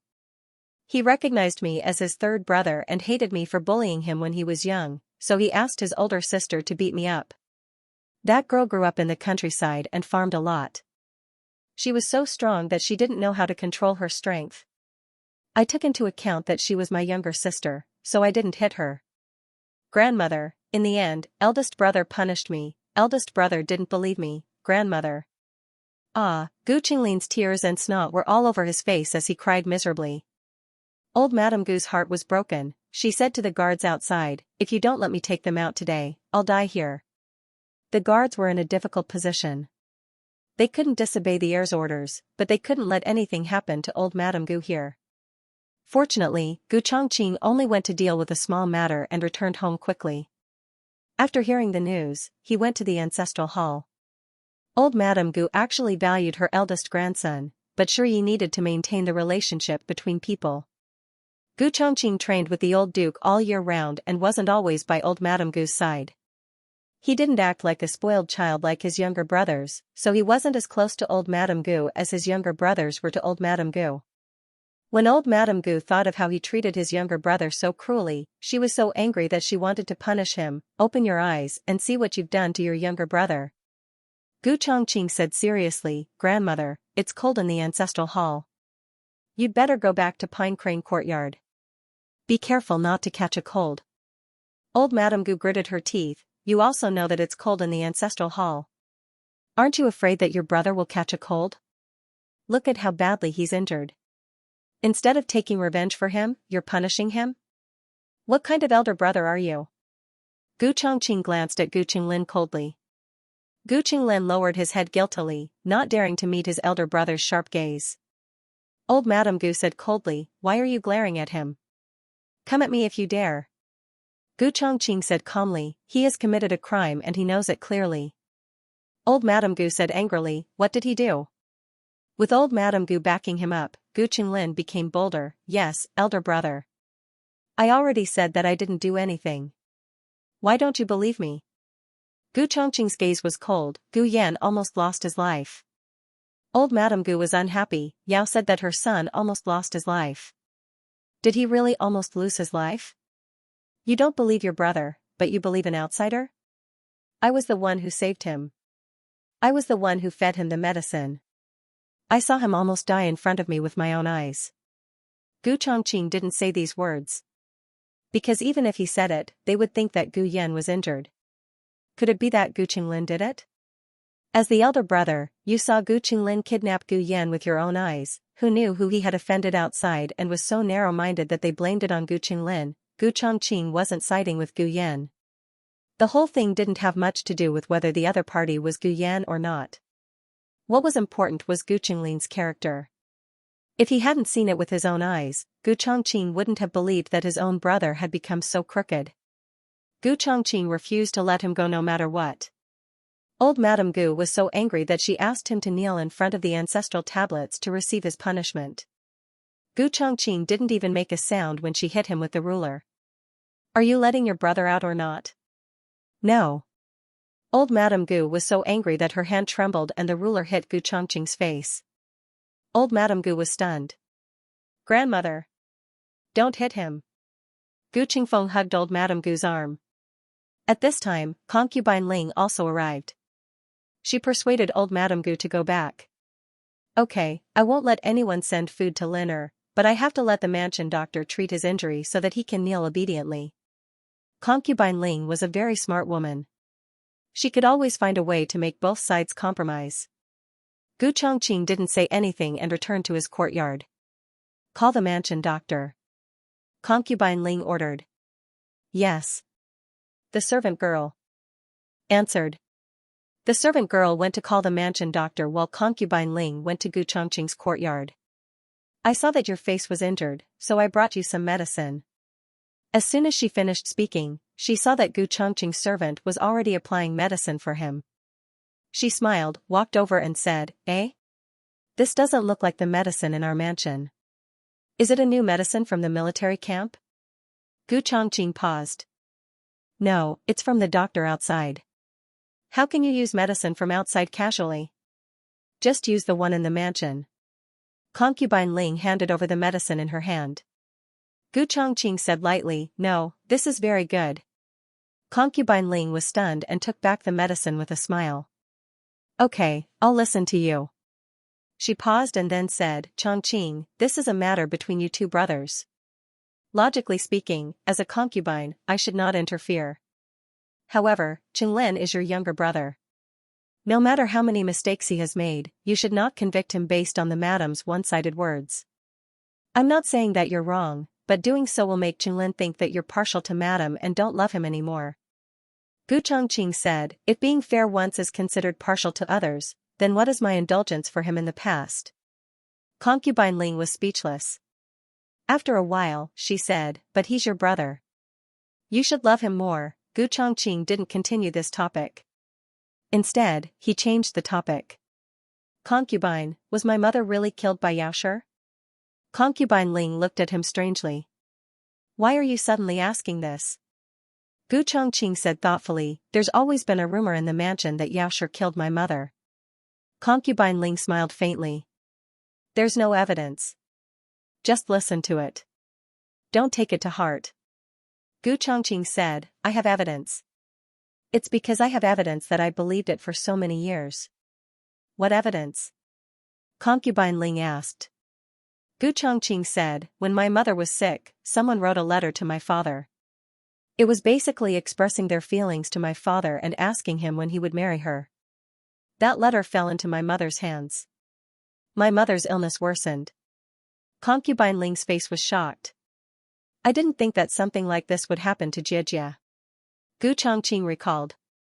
Xiaoshi was my mother's good friend. During that time, she frequently went in and out of the mansion. Someone saw Xiaoshi secretly put the letter in my father's study. A few days later, my mother called Xiaoshi and openly asked her if she wanted to be my father's second wife. At that time, I was standing outside the door and eavesdropping. If she said yes, I wouldn't have hated her for so many years. Concubine Ling's eyes widened. She rejected Xianxia? Then why did she write a letter? Gu Chongqing said, in front of my mother, she pretended to be virtuous. But behind her back, she had already had an affair with my father. Do you think my mother was angered to death by her? Concubine Ling laughed dryly. Since there's so much evidence, why did you ask if Xiaoshi killed your mother? Gu Chongqing said seriously, because she said today that she didn't do anything wrong to us. Concubine Ling smiled faintly. You believed what she said? Gu Chongqing squeezed the dagger that he took from Xiaoshi. She came here today with the determination to die. She's going to die. Why would she lie? Concubine Ling said, maybe it's for her child? Gu Chongqing said, Gu Yan has his sister. He doesn't care about the mansion's property. Concubine Ling smiled faintly. She also said this? Gu Chongqing shook his head. Xiaoshi did say this, but he felt it more from Gu Jiao and Gu Yan. Concubine Ling, who do you think is the person who killed my mother? Concubine Ling clenched her fist. The latest chapter of this book is not finished. For more exciting content, please scan the QR code below to download the app. Novels are updated faster. Millions of novels are free to read. Novels that can't be found on the internet are all here. https://www.zhhbqg.com/896428964286/114831296. HTML Genius remembered this site's address in a second. www.zhhbqg.com. Bikuga mobile reading website, mzhhbqg.com. The latest chapter of this book is not finished yet. For more exciting content, please scan the QR code below to download the app. Novels are updated faster and more frequently. Millions of novels are read for free. Novels with connotations that cannot be found online are all available. Here, old Madame Gu threw a huge tantrum in the ancestral hall, causing the entire household to know that Gu Chongqing had locked his two younger brothers in the ancestral hall. Marquis Gu did not know about this. He had been busy with the Ministry of Works and had not returned to the manor for a few days. Lord Gu, the Ministry of War is urging us again. An official under Marquis Gu said. Marquis Gu sat in his chair and looked at the mountain of documents on his desk. He felt a headache coming on. Urging us all day long. Aren't they already in the process of forging? It's only been a few days? The official suffered an unexpected calamity and was scolded on both sides. He felt bitter. The Ministry of War said that our speed is too slow. They can't wait 2 months. Marquis Gu said angrily, we have to wait even if we can't. What they want are weapons. Weapons are made of iron, not mud. Is it that fast? The official broke out in cold sweat. The Ministry of War said that they will give you at most 1 month. You must forge that batch of swords, 1 month? He's daydreaming. It was not that Marquis Gu did not want to forge the swords for the Ministry of War, but their current technology was limited. If they could obtain the latest water road technology from the Liang Kingdom, perhaps the amount of iron they could forge would increase greatly. The official said, but the Ministry of War said that even the civilian blacksmiths can make such a small amount of weapons. Why can't our Ministry of Works do it? Civilian blacksmiths can make it? Marquis Gu laughed sarcastically. The Ministry of War is even using their ability to spread rumors for the sake of weapons? The official said embarrassedly, no, Lord Gu, this official seems to have heard of this before. There is a type of box among the civilians that is more effective than our water row. The wind is stronger and the firepower is stronger.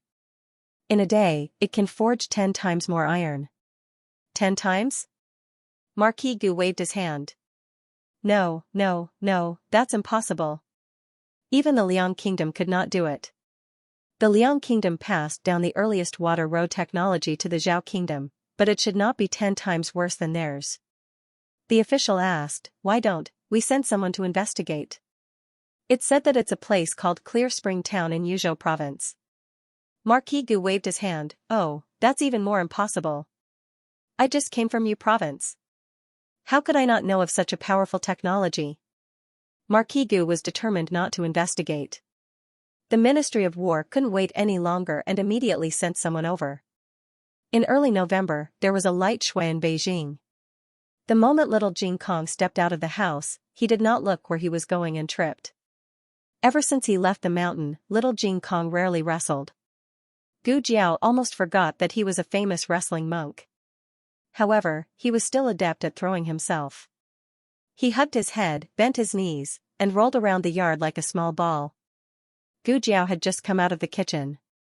Little Jing Kong rolled to Gu Jiao's feet. Then, the little Jing Kong spread its arms and legs and looked at Gu Jiao cutely. Gu Jiao picked him up and patted the snowflakes off his body. Why did you fall again? Little Jing Kong was intoxicated in Gu Jiao's arms. Jiao Jiao is too beautiful. I was mesmerized by Jiao Jiao. Gu Jiao was speechless. Did the wrestling monk turn into a lovey-dovey monk? Little Jing Kong's hair was short. Worried that he would feel cold, Gu Jiao bought him a tiger head hat. The tiger's eyes were big and round. Little Jing Kong looked cute when he wore it. He usually did not wear it in the academy because he thought it was childish. However, in front of Gu Jiao, he not only wore the tiger head hat, but also wore a tiger head vest and tiger head shoes. After acting cute and asking for a kiss, little Jing Kong skipped back to his room with his brother-in-law. After finishing the early morning business, he changed back to Jing Kong and went to school with a serious face. Gu Yan felt much better after resting for a few days. He could go to school now. Gu Jiao prepared a hand warmer, one for her great-aunt, one for Xiao Lulang and one for each of her 3 younger brothers. Xiao Lulang took little Jing Kong to the Imperial College. Gu Jiao sent Gu Yan and Gu Xiaoshan to school. Gu Yan looked around when he walked out of the alley. Gu Jiao asked, who are you looking for? No one. Gu Yan looked up at the sky. How could he say no? For the past few days, he had been running to the door and looking at the end of the alley. Gu Jiao was his sister.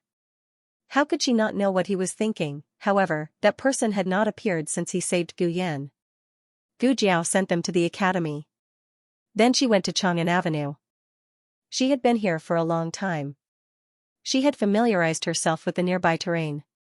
She had thought about it. Although they still had 1,000 taels of silver, the price of goods in the capital was so high that they could not just sit at home and eat. She bought some herbs in the market and made some medicine for wounds. She planned to sell it in the nearby clinic. When she walked to the first clinic, she saw an acquaintance, Little Six. The young man who was called Little Six turned around in a daze. His eyes lit up. Miss Gu? You came to the capital? Gu Jiao nodded. My husband came to study in the Imperial College. We all moved here. Little Six hurriedly bowed. Congratulations, young Master Xiao. Congratulations, Miss Gu. Little Six was the coachman of the second boss. He had run many errands for Gu Jiao when they were in the clinic. He was also the one who got the iron tools for cutting the mountain. Where is the second boss? Gu Jiao asked. Little Six's face darkened. The situation of the second boss is not very good. I can't explain it in a few words. He is in the tavern over there. I will take Miss Gu there. Okay. Gu Jiao agreed. On the way to the tavern, Little Six told her more or less. The general idea was that the second boss suddenly returned to the capital because Master Hu was dying. The second boss rushed back to the capital without stopping. However, he still could not see Master Hu for the last time. The Hu family did not even wait for the second boss to come back. They buried Master Hu. In fact, the second boss was only late by 1 day. If he had waited for 1 more day, he could have personally sent his father off. The Hu family did not even give him such an opportunity. This was not the most hateful thing. The most hateful thing was that the Hu family actually put the blame on the second boss. They slandered that the second boss was indifferent to the old man's illness and did not come to the funeral. The Zhao kingdom ruled the world by filial piety. The second boss' reputation was ruined when he was accused of being unfilial. He was driven out by the Hu family. Little Six wiped his tears. He could not help but feel sorry for the second boss. I know. Gu Jiao arrived at the door of the tavern and said to Little Six, "Go and bring some hot tea over." N. Little Six choked with sobs and turned to find the hot tea. Gu Jiao entered the room and a pungent smell of alcohol hit her nose. After not seeing him for several months, the once high-spirited second boss was now like a sloppy drunkard. He was paralyzed on the floor without any image. Beside him were countless empty wine bottles. He stared blankly at the ceiling, motionless, as if he was dead. Gu Jiao stepped over the wine bottle and squatted down beside him.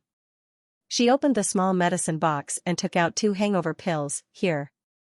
The second boss did not move. At this time, Little Six brought hot water into the room. Gu Jiao took the hot water and asked Little Six to help the second boss up.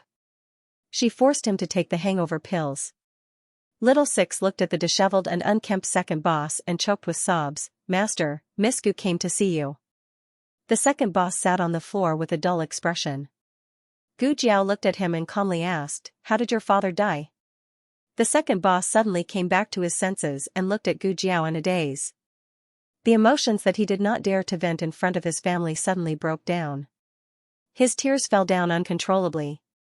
He held his head and cried until his whole body trembled. Gu Jiao did not disturb him. She quietly waited for him to finish crying. Little Six's eyes reddened as he left. After a long time, the second boss finally calmed down. He used his sleeve to wipe his tears and smiled at Gu Jiao. "Girl, why are you here?" "I came to accompany my husband to study at the Imperial College." "Ah, Master Xiao has passed the high school. Congratulations. What happened to you?" Perhaps it was because of the hangover pills or because he had cried all his tears, but he felt a lot better. He smiled as if nothing had happened. "It's nothing. I've been muddle-headed for a few days. I've made a fool of myself." "Are you still going back to the Hu family?" Gu Jiao asked. The second boss was stunned. After a while, he smiled bitterly. "I can't go back." "Was your father good to you?" The second boss thought for a long time. He was good before. Before his mother passed away, the family of 3 lived a happy life. Since he had a stepmother, he also had a stepfather.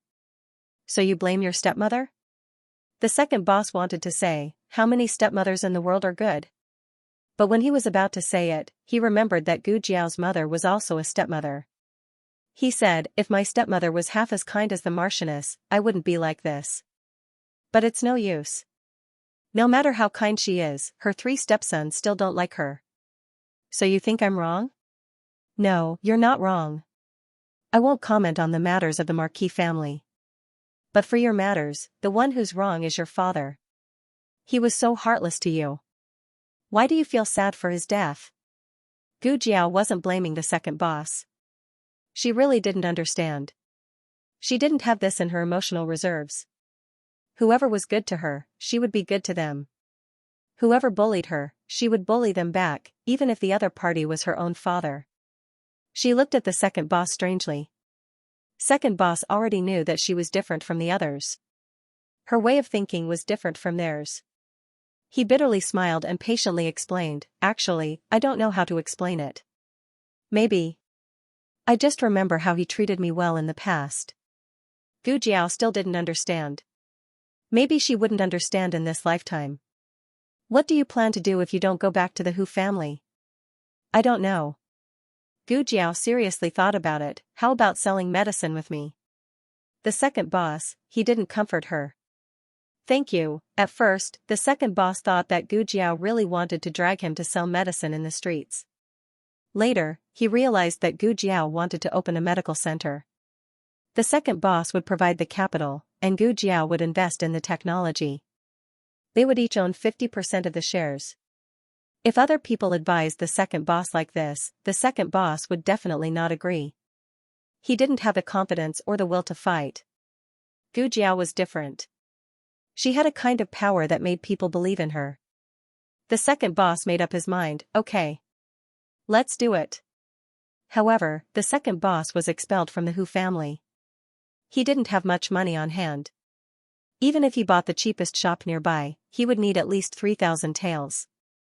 I can lend you some. Gu Jiao said, but there will be interest. The second boss, I keep feeling that something is wrong. At noon, Xiao Luling came back for lunch. Gu Jiao told Xiao Luling about the money. There were still 1,000 taels left at home. She would need to use about 800 taels. In the study, Xiao Luling was organizing the books he was going to bring to the academy. When he heard this, he said without thinking, the money is for you to use. You don't have to tell me. So generous. Gu Jiao said, oh, aren't you going to ask me what it's for? What is it for? Xiao Luling asked. Loan sharks. Gu Jiao said. Xiao Luling was dumbfounded. Haha. Gu Jiao was amused by him again, I'm lying to you. I'm lending it to someone else. You know that person too. He's the second boss of Rejuvenation Hall. Xiao Luling said casually, I heard that you worked as a medicine boy in his house. Gu Jiao blinked her eyes and said, who told you that? Xiao Luling said, mother-in-law. Gu Jiao, ever since he found out that her box might be a small medicine box, Xiao Luling had a faint guess. But since she didn't say it, he didn't point it out. They both had secrets about each other. His identity, her background. Xiao Luling picked up a cup of hot tea on the table and took a sip. Gu Jiao hummed and pointed at the other cup of tea on the table. I just drank this. This cup is for you. Xiao Lilong's expression froze. Gu Jiao looked at him with her chin in her hands, you also drank what I drank. Rounded up, did the two of us indirectly do that? Xiao Lilong's handsome face turned red. He put down the teacup and said seriously, what nonsense are you talking about? I didn't drink from the same place as you. Just drank from. Oh. Gu Jiao raised her eyebrows. Don't blush if you can. I'm going to cook. Okay. Xiao Lilong's expression was serious. Gu Jiao looked at him one last time and turned to cook. The clanking of pots and pans came from the kitchen. Only then did Xiao Luling let out a sigh of relief as if a heavy burden had been lifted from his shoulders. He pressed down on his somewhat disobedient chest and fixed his gaze on the teacup. He slowly picked up the teacup and took a sip carefully. Brother-in-law. Little Jing Kong suddenly jumped in, Xiao Luling choked with guilt. He almost choked to death. Digression, 23333. The latest chapter of this book is not finished yet. For more exciting content, please scan the QR code below to download the app. The novel is more complete and updated faster. Millions of novels are free to read. All the novels that can't be found online are available here. https://www.zhhbqg.com/89642896428226/114827688. HTML Genius memorized the website's address, www.zhhbqg.com. Bikuga mobile reading website, mzhhbqg.com. The latest chapter of this book is not finished yet. For more exciting content, please scan the QR code below to download the app. Novels are updated at a faster rate. Millions of novels are read for free. Novels with connotations that can't be found on the internet are all available here. After Xiao Luling entered the Imperial College, he attracted quite a bit of attention. There was no other reason other than his appearance made people think of the young chancellor. All the teachers who had seen the young chancellor were amazed that there was someone who looked so similar in this world. However, although they looked similar, the young chancellor had already passed away. They had all attended his funeral so naturally, they wouldn't confuse the young man in front of them with him. Furthermore, Xiao Luling only looked similar at first glance. Upon closer inspection, his gaze and temperament were completely different from the young chancellor. Other than that, his temperament, behavior, and even his handwriting and essays were different from the young chancellor. How much effort did a person have to put in to be able to be reborn? Furthermore, if he was the young chancellor, why didn't he return to the Xiao family? He was still a cripple. If it was in the previous dynasty, people with serious illnesses wouldn't be able to participate in the imperial examinations. It was only after the change of dynasty that the old uniforms were abolished. There weren't many students who had seen the young chancellor, so it didn't cause too much of a commotion. Why is County King free to come to the Imperial College today? In the Imperial College's Mingjing Hall, Xianxia received County King, who was wearing a brocade robe. Although County King was a student of the Imperial College, he had special privileges and didn't have to come to school every day. This was the first time he showed his face since school started. County King smiled and said, "I heard that there is a very impressive new student in the Imperial College." He didn't mention the name, but Xianxia instantly guessed Xiao Liulang's name. Xianxia smiled fawningly, "He's just SOSO. Compared to you, County King, it's like the difference between heaven and earth." County King smiled faintly, "You can't say that. He's someone I have high hopes for." Xianxia was stunned. County King smiled, "Our Zhuang family originally wanted to recommend him into the college, but he got in himself." Xianxia actually thinks that this kind of person is just SOSO? Xianxia broke out in a cold sweat. This Junwang really didn't play by the rules. If a normal person encountered such a student, wouldn't they have treated the other party as a troublesome person and be on guard, judging from the Duke's words? Was the Zhuang family planning to rope him in? Royal Prince and did have the intention to rope in Xiao Lulang. Although the Zhuang family had produced many talents, who would complain about having too many talents? With one more chess piece, wouldn't they have a higher chance of winning the game? Royal Prince looked at Xianxia.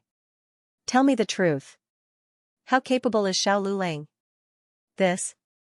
Xianxia hesitated for a moment, then said, "In terms of true talent, he is indeed outstanding, but this official still has the same words, he can't be compared to you. You don't have to compete with me," Prince said casually. Xianxia paused for a moment, then cupped his hands and said, "Then if we exclude you, he would be the #1 freshman this year." Royal Prince's red lips curled up. "Very good. Train him well. Our Zhuang family wants this person." Xianxia put on a fake smile. It's his good fortune to be chosen by the Zhuang family. To be honest, Xianxia didn't like Xiao Lulang very much. It was mainly because this fellow didn't respect him enough. Every time they met, he had the illusion that he didn't know who was the teacher. Royal Prince, then this officials. Xianxia looked at Royal Prince meaningfully. Royal Prince said, "The Imperial College will be reopened. The position of Chancellor naturally can't remain empty. I will report this to my grandfather and ask him to put in a good word for Xianxia in the Imperial Court if necessary." Xianxia thanked him profusely. "Thank you, Royal Prince. Thank you, Grand Tutor." Gu Jiao didn't hide the fact that she wanted to join the partnership and open a medical center from her family. Of course, she didn't say how much she wanted to invest. She only said that if she invested 800 taels, she would be able to open a medical center. Her family expressed their strong support for this. After dinner, the matriarch found Gu Jiao and threw her a money bag. "What's this for?" Gu Jiao asked. The matriarch said faintly, "Return the money to me after the medical center makes money." This was the matriarch's coffin money. Inside it was the money that Gu Jiao usually gave to her as a filial piety, the money that she earned from selling the wound medicine, and the money that she earned from telling people how to exorcise evil spirits and reading palms. It wasn't a small amount. It was a total of 50 taels. "Gu Jiao, I wouldn't have known if I didn't open a medical center. You can make a lot of money in secret." Gu Xiaoshan also gave the money that she usually didn't bear to spend to Gu Jiao. Gu Yan didn't need to say anything. He gave all his pocket money to his elder sister and also got 10 taels in advance from the little monk. Since then, he started to work part-time for the little monk to pay off his debts. After Xiao Lulang entered the Imperial College, he earned a small sum of money by doing homework for the rich children. However, he felt that it wasn't enough to open a medical center. He found Xianxia and patted his shoulder. "Are you still worried about not being able to do your homework? Are you still losing your hair because you can't write 8-legged essay? Gold medal tutoring. Try to reach the Huiyuan level. The price is favorable. If it's ineffective, half the money will be refunded." Xianxia, when he met with the second boss again, Gu Jiao's money was no less than the second boss's. The second boss was quite puzzled. After all, the second boss had been the boss for so many years. He still had some connections. Gu Jiao didn't need to worry about the manpower. The biggest problem now was where to open the medical center. For Gu Jiao's sake, it was best to open it near the Imperial College. Gu Jiao found Zhang Bao. Zhang Bao took the two of them to see the shops and houses on Chang'an Avenue and Xuanwu Avenue. Chang'an Avenue had a larger flow of people and was more prosperous. However, the good shops had all been rented out. The remaining shops were either too expensive or too inferior. No wonder they couldn't be rented out. Then let's go to Xuanwu Avenue? Zhang Bao said. Xuanwu Avenue wasn't as lively as here. It was better to do business here. Zhang Bao smiled. Xuanwu Avenue is more convenient to go to the Imperial College. Business won't be bad. Let's go take a look. Gu Jiao said. Okay. The second boss sighed. The three of them went to Xuanwu Avenue. To be honest, this street looked more orderly than Chang'an Avenue. It was just that the flow of people was less. Zhang Bao introduced a commercial and residential house to the two of them. This was originally a residential house. It was later changed into a shop. What do you think of this? This shop was much better than the ones on Chang'an Avenue. However, the second boss was more interested in the one next to it. That one has already been bought. Zhang Bao said. How much is this? The second boss asked. 300 taels. Zhang Bao said. 300 taels? The second boss thought he had misheard. Zhang Bao smiled. Yes, one payment per year. The deposit is 1,000 taels. You're too expensive. The second boss was from the capital. Even he felt that this price was somewhat unacceptable. Zhang Bao said helplessly, the price is rising. Last year, I could buy it for you for 250 taels. But this year, the Imperial College reopened. The prices of the houses in this area have all risen. The second boss looked at this house and then looked at the bigger and more magnificent one next to it. 300 taels is more like it. Are you sure you want this one? Gu Jiao asked. The second boss said, this one is bigger. Gu Jiao nodded to Zhang Bao. Zhang Bao took out a piece of paper. Then let's sign this deal? The second boss was startled. Didn't you say that someone has already bought it? Gu Jiao slowly took out the house deed from her sleeve. Yes, someone has already bought it. The owner is my family's little Jing Kong. Come, don't let your own fertile water flow into other people's fields. 300 taels it is. I'll rent it to you at a cheap price. The second boss pinched his philtrum. His eyes rolled back and he fell down. When little Jing Kong learned that Gu Jiao wanted to partner with others to open a medical center, he offered his house deed without hesitation. Of course, Gu Jiao couldn't let the little guy suffer a loss. If he wanted to rent someone else's house, why not rent her own? But if the second boss didn't like it, she wouldn't force him. Who knew that he would like it? Gu Jiao spread her hands. You can't blame me for this. When the second boss woke up, the contract had already been drawn up. He painfully paid the money and signed the signature. To be honest, he still didn't like this area. Although it was convenient to go to the Imperial College, an Imperial College couldn't support a big medical center. The second boss's worries lasted until the second day of the medical center's renovation. He was discussing with the carpenter about where to get the medicine cabinet. Gu Jiao took a broom to clean the lobby. Then, she saw a handsome young scholar passing by. The young scholar inadvertently glanced at Gu Jiao and then stopped. The young scholar walked back and came to Gu Jiao. He pointed at himself with the folding fan and said, Miss, do you still remember me? I don't remember, Gu Jiao said without thinking. The young scholar bent down to look at Gu Jiao's eyes. How can you not remember me? Look at me. Gu Jiao didn't look at him. She turned around and swept other places. The young scholar turned back to Gu Jiao. You must remember me. I still remember you. This logic was very interesting. She remembered her, so she must remember her. The young scholar's persistence was beyond Gu Jiao's imagination. Gu Jiao kept sweeping and ignored her. She simply squatted down and looked at Gu Jiao eagerly. Gu Jiao sighed helplessly. What do you want? The little scholar chuckled. You finally remember me, right? Gu Jiao said lightly, our medical center hasn't opened yet. If you want to see a doctor, you'd better go somewhere else. Oh, so this is a medical center. Will you be working in this medical center in the future? The young scholar asked. Obviously, he didn't think that Gu Jiao could open a medical center with the way she dressed. He thought that she was most likely hired by someone. Gu Jiao nodded casually and continued sweeping the floor. The young scholar exclaimed excitedly, then we will see each other often in the future. Gu Jiao looked at him strangely, do you have many diseases? The young scholar shook his head like a rattledrum. His temper was really good. If it were someone else who was asked this question, they would have been angry. She didn't feel bad at all. She said, do you know what the houses next to yours have been bought for? I don't know. Gu Jiao said. It's an academy. The young scholar said. Oh. Gu Jiao was very calm. On the side, the second boss, who had been discussing cabinets with the carpenter, couldn't stay calm. He rushed over and looked at the young scholar. What did you say just now? What academy? Haven't you heard?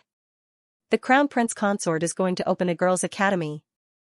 On this street, the houses on the west side and a large piece of land behind them have all been bought by the Crown Prince Consort. As the young scholar spoke, he pointed at their medical center. I remember that this shop was also going to be bought, but the owner couldn't be found, so it couldn't be rented. That's right, how did you buy it? Even the Crown Prince Consort couldn't find it, so how did you find it? The second boss thought, because the owner was a little monk from a temple, you couldn't find it. If the girls' academy was next to the Crown Prince Consorts, would the medical center have to worry about business? The second boss suppressed the excitement in his heart and asked, you didn't make a mistake, right? We didn't hear about it. The young scholar said, it's inside information, of course you didn't hear about it. Inside, Gu Jiao glanced at the young scholar. The young scholar clapped his hands. All right, I'm leaving. When the girls' academy opens, I'll come and find you. The Crown Prince Consort really is a good person. She stood her ground against all opposition and opened the first girls' academy since the founding of the country of Zhao. In the future, women can also go to the academy to study like men. Don't you think this Crown Prince Consort is very outstanding? After 100 years, the Crown Prince Consort will definitely be recorded in the annals of history, and her name will go down in history. Gu Jiao didn't care if anyone could go down in history, but with a girls' academy, their medical center would have business. The second boss couldn't stop smiling. This location was good, too good. It was as if he could already see the shining silver flowing towards him. The news that the Crown Prince Consort was opening a girls' academy quickly spread through the noble circles. While the country of Zhao did not believe that it was virtuous for women to have no talent like the previous dynasty, women could only hire tutors to teach at home. The former Crown Prince Consort was like this, and now Gu Jinyu was like this. But today, Gu Jinyu received an invitation to enroll. Gu Jinyu finally learned that the Crown Prince Consort had opened a girls' academy near the directorate. It seems that she sent me a present on the day of my graduation not because His Majesty had conferred the title of County Princess on me, but because she wants me to go to school at her academy. She knew it.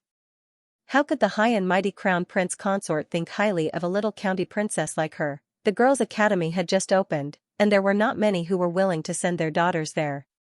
She had a very good reputation in the capital. If she entered the academy, there would definitely be many people who would follow her. The newest chapter of this book is not finished. For more exciting content, please scan the QR code below to download the app. Novels are updated even faster. Millions of novels are free to read. Novels with content that can't be found online are all available here. https://www.zhbqg.com/89642896428226/114797363. HTML Genius memorized this website's address in 1 second. www.zhhbqg.com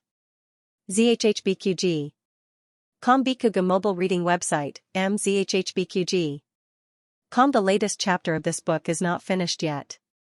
For more exciting content, please scan the QR code below to download the app. Novels are updated at a faster rate.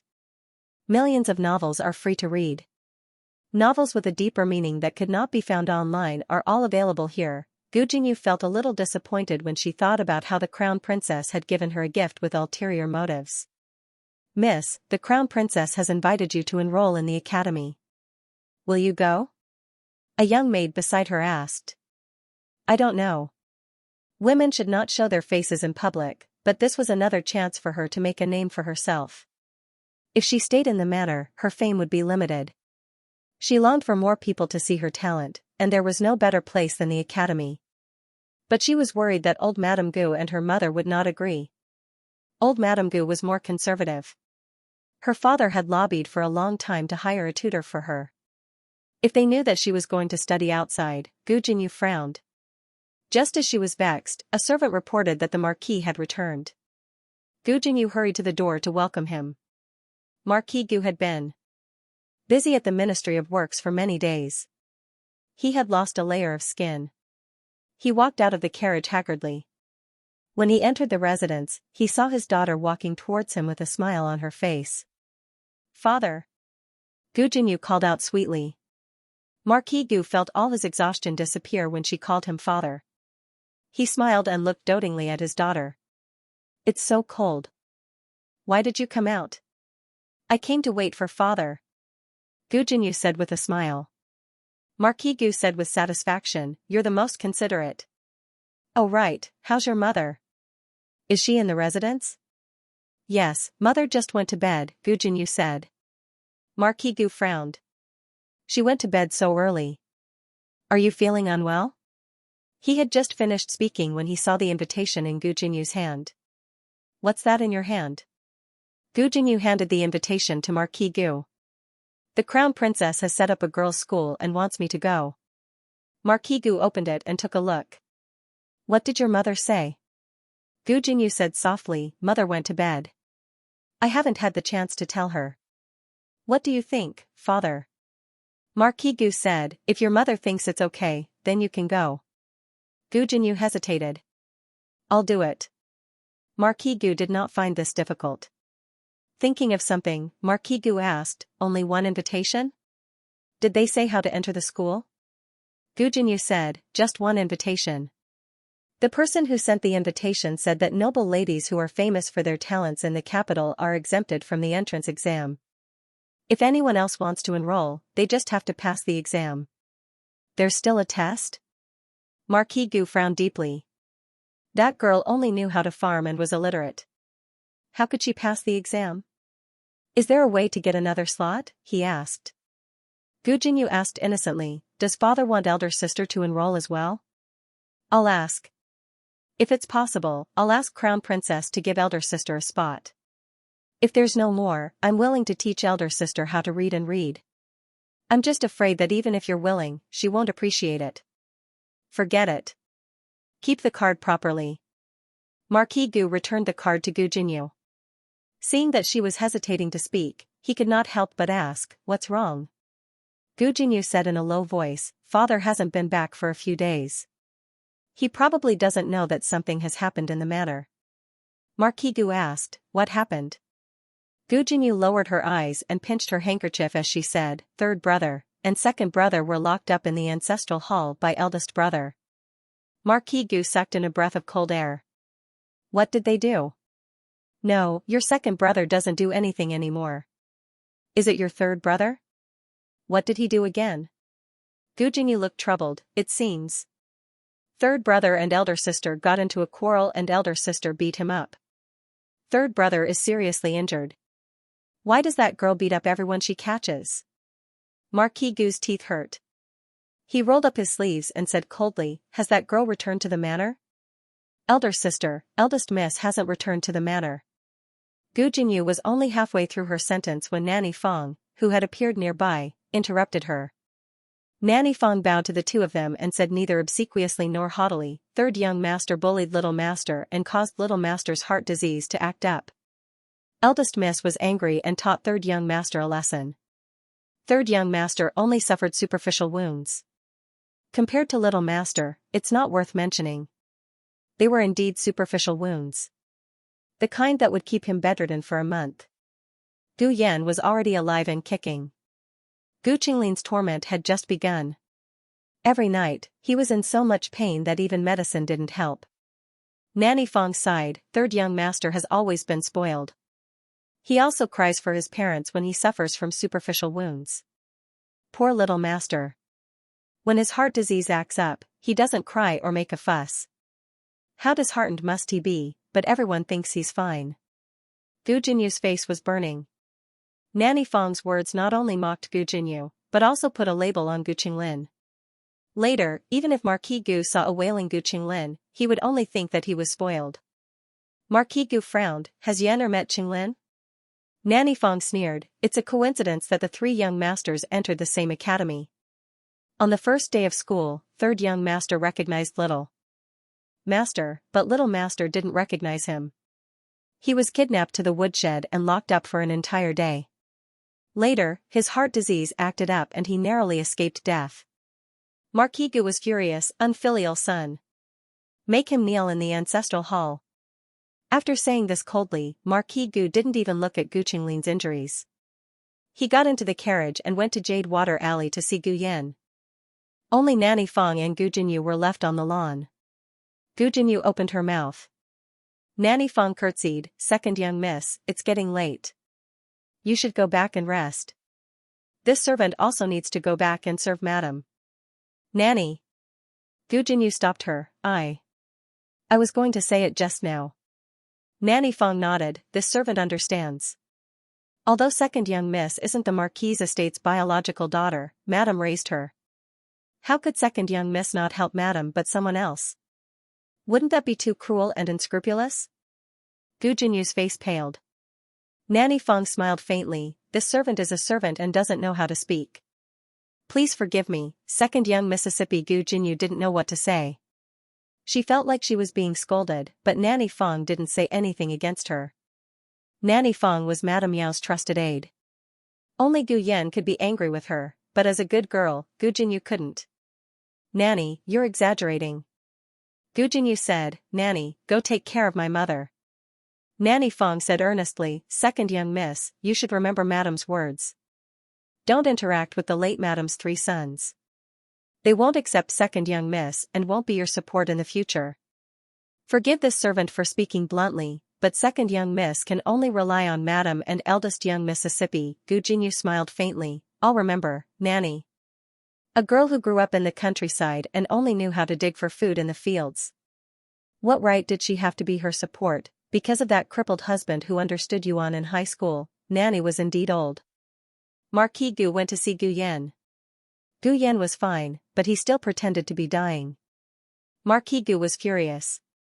When he returned to the estate, no matter how old Madame Gu came to find him, he was determined not to ask Gu Chongqing to release Gu Qinglin. Old Madame Gu sent someone to deliver charcoal to Gu Qinglin. What charcoal? Just freeze him to death. Gu Qinglin's charcoal was confiscated by his biological father just like that. Xiao Lulang also heard a little about the girls' school when he was in the Imperial College. This matter was actually slightly different from the rumors in the circle. It wasn't initiated by the crown princess.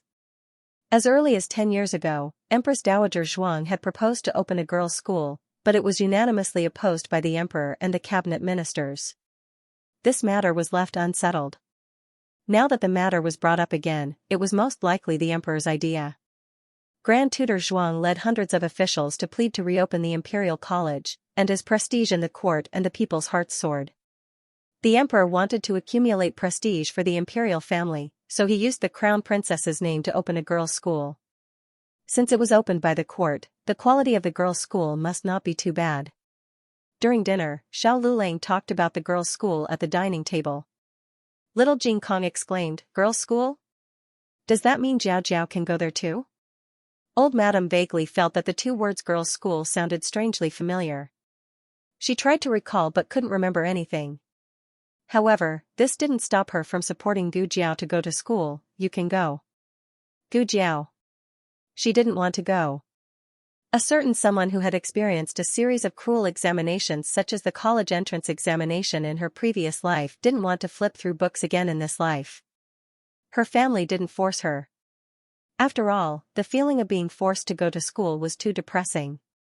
Xiao Lulang, Gu Xiaoshun, Gu Yan, and little Jing Kong all deeply experienced this. After dinner, little Jing Kong suddenly looked at Gu Jiao cutely. Jiao Jiao, I want to eat sugar-coated haws. Gu Jiao touched his tiger head hat. Okay, I'll go buy it for you. This was the advantage of living on the streets. They could buy whatever they wanted to eat at any time. They didn't have such conditions in the countryside. I'll go, Xiao Lulang said. It's not that far, Gu Jiao said. Old madam. Yang waved her hand. Okay, you two go together. Don't dawdle. The two of them went to Chang'an Avenue together. It wasn't snowing when they went out, but snowflakes started to fall halfway. Gu Jiao looked at the flying snow above her head and sighed. The snow in the capital comes so early. Xiao Lulang said, it's not early this year. Sometimes it snows by the end of October. Oh. Gu Jiao asked, did you live in the capital for a long time? The two of them rarely asked each other's secrets. It was the first time such a topic was brought up so calmly. Yes. Xiao Lulang nodded. Gu Jiao didn't ask further. Some topics were brought up unexpectedly, but they shouldn't be discussed too deeply. She looked at the busy streets. The capital is so nice. Xiao Lulang looked at her. You like the capital? Yes. Gu Jiao said, the capital is lively. She actually didn't really like bustling places, but being in a lively environment made her feel more clearly that she was still alive. The snow was very heavy, but the wind stopped, and the snowflakes fell quietly. She remembered that there was a snowy night like this in town. They went out to buy osmanthus cakes and sat in front of a stall to eat 2 bowls of steaming glutinous rice balls. Life was hard at that time. She couldn't even bear to buy a poached egg for herself and only asked the boss to give him one. Although the truth was that Gu Jiao didn't like to eat poached eggs, Xiao Lulang didn't know that, so he was touched until now. Aya, how can you walk? Gu Jiao bumped into someone. It was a young man who was in a hurry. The young man was almost knocked down. He fiercely said to Gu Jiao, be careful. Gu Jiao, oh. She really did bump into someone. She was not an unreasonable person. She was occasionally very obedient. She apologized. The young man didn't say anything else and walked away, muttering. People came and went on the streets of Chang'an. If one wasn't careful, they would bump into someone. Xiao Lulang glanced at her and wanted to say something. The snow was getting heavier, and there was a hint of cold wind. Eh? Why aren't there any candied haws? I remember it was around here during the day. Gu Jiao's little hand was frozen stiff. She raised it to her lips and blew on it. Xiao Lulang looked at her hand and moved his fingertips. But he didn't reach out his hand. Gu Jiao blew a few more times. It was very cold. Xiao Lulang finally gathered his courage and raised his hand to hold her hand. Ah, found it, look. Gu Jiao pointed. Xiao Lulang's hand missed. After Gu Jiao finished pointing, she turned around to look at him. He seamlessly changed the topic. Without batting an eyelid, he raised his empty hand and touched his handsome head. Gu Jiao walked over and asked for 5 sticks of candied haws. By the way, little brother, do you have any candied haws with less sugar? The vendor smiled. What a coincidence, miss, I do have some. My little nephew is only 1 year old. He likes to eat candied haws, but it's not good for his teeth. I made a few for him. They look bright red, but they don't have much sugar. Then, can you give me 2? Gu Jiao asked. Okay. The vendor took 2 sticks of unsweet candied haws and gave them to Gu Jiao. The total is 70 copper coins. I'll give you a small one. Thank you. Gu Jiao took the candied haws and grabbed them all in one hand. They were so big that she almost couldn't hold them. Xiao Lulang saw that she was struggling and said to her, I'll do it. Gu Jiao shook her head. No need. I'll take them. After saying that, she turned around and walked back. Xiao Lulang followed with his walking stick.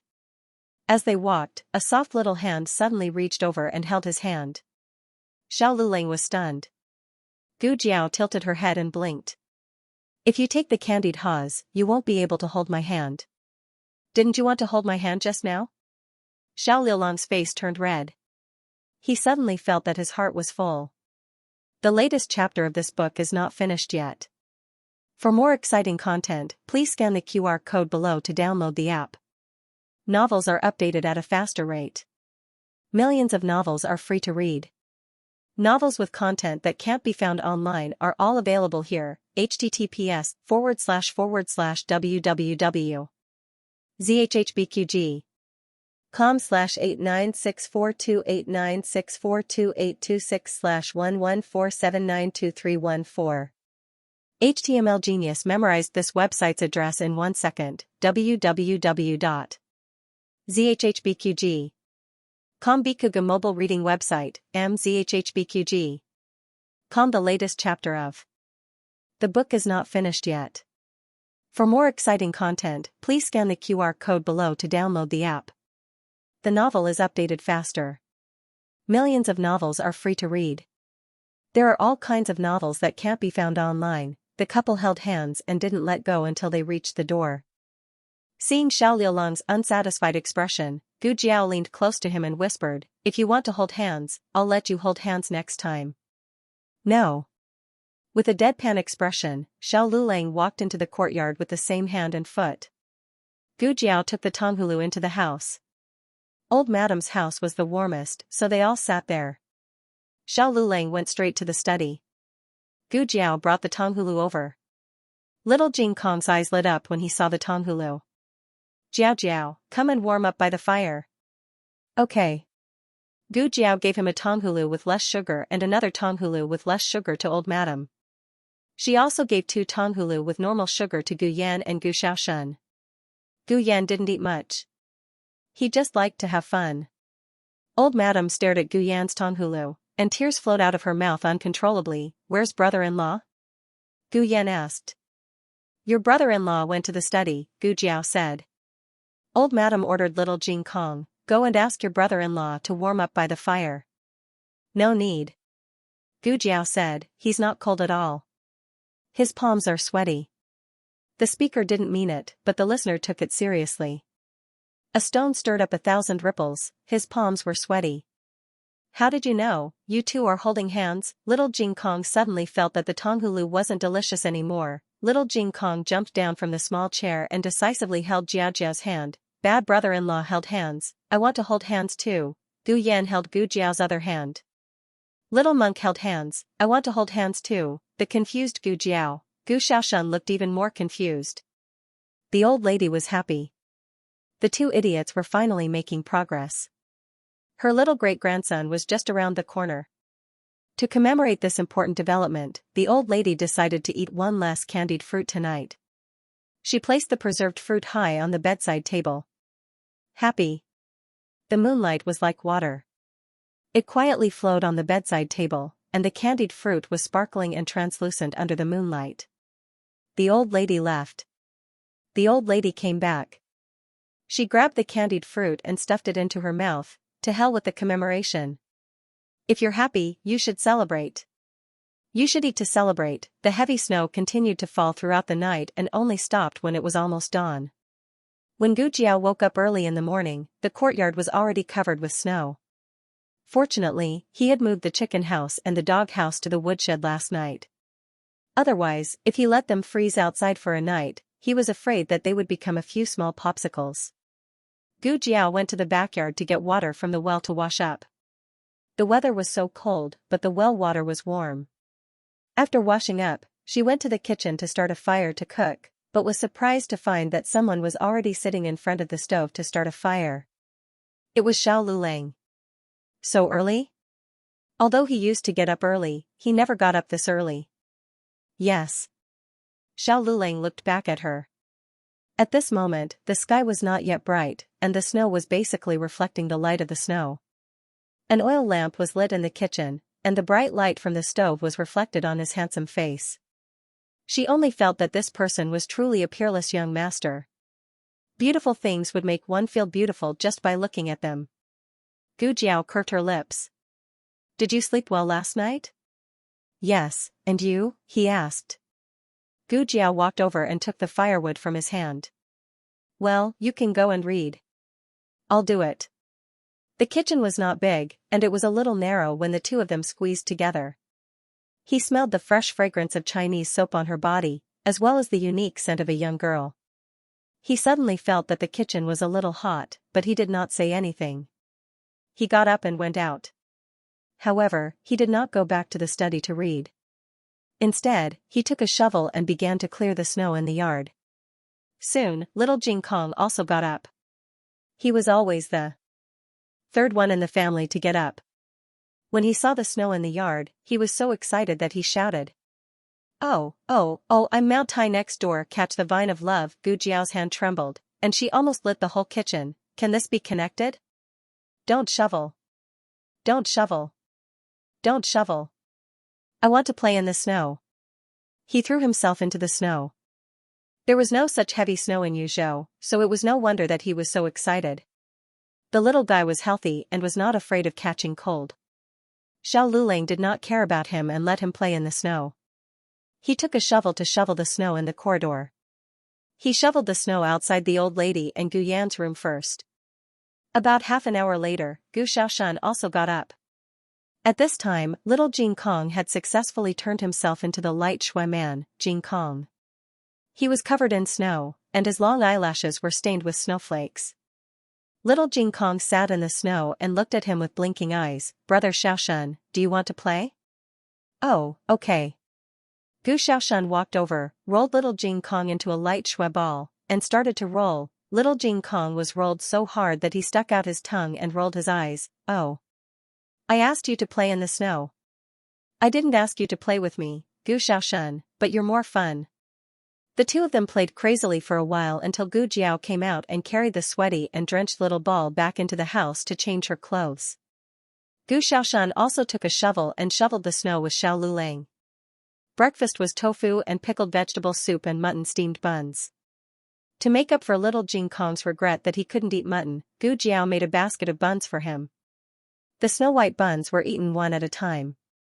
Little Jing Kong suddenly felt that he was really a fierce little tiger. Little Jing Kong was a little obsessed with tigers recently. Gu Jiao also sewed a double-shoulder little tiger school bag for him. After the meal, he quickly put on the little tiger's backpack and went to the Directorate of Education with his bad brother-in-law accompanying him. Gu Yan and Gu Xiaoshan also went to Qinghai Academy. The old lady didn't get up until the whole family went out one after another.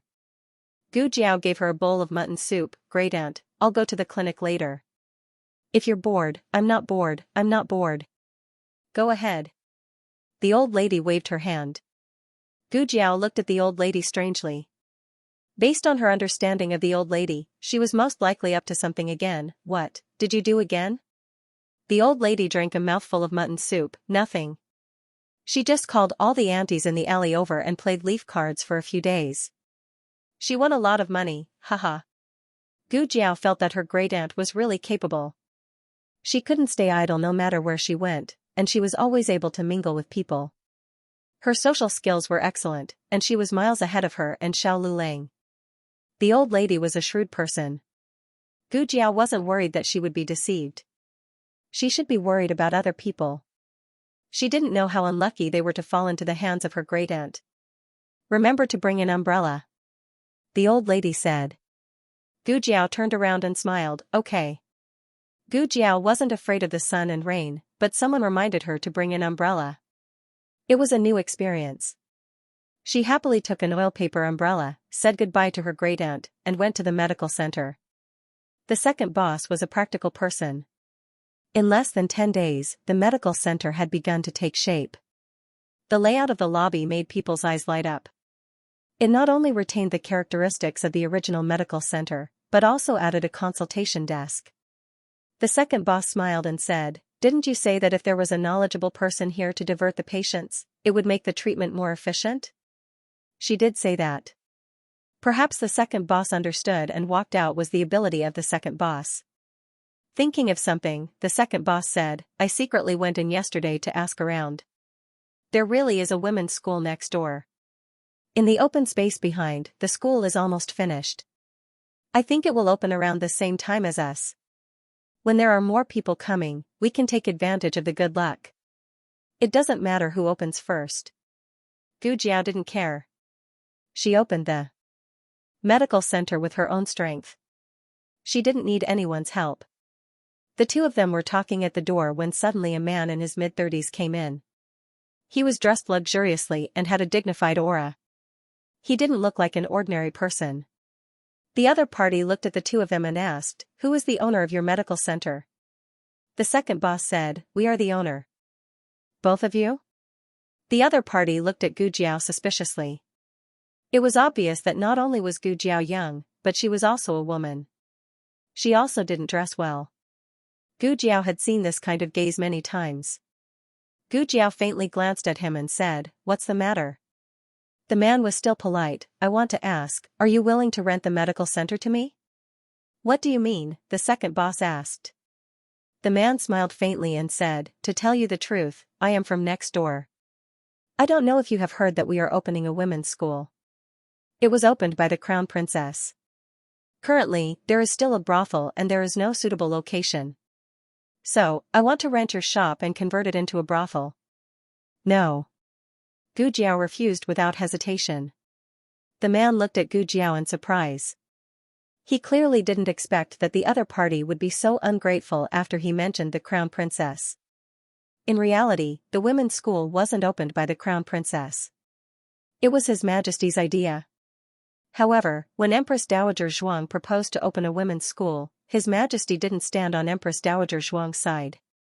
Now that he had slapped himself in the face, it didn't look good, so he used the Crown Princess name. "Could it be that he had to use His Majesty's name to scare this little girl?" the man said. "The price can be discussed." Gu Jiao said, "It is useless to discuss it further. No means no." The man's smile became colder. "You also found someone else to rent. Don't you just want to open a medical center? You can rent the shop to me, and I'll find you a better one."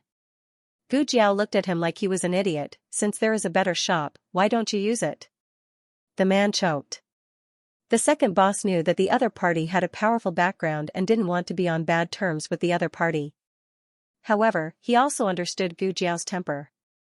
He could only appease her. "Did you think you were in the right just because you yelled?"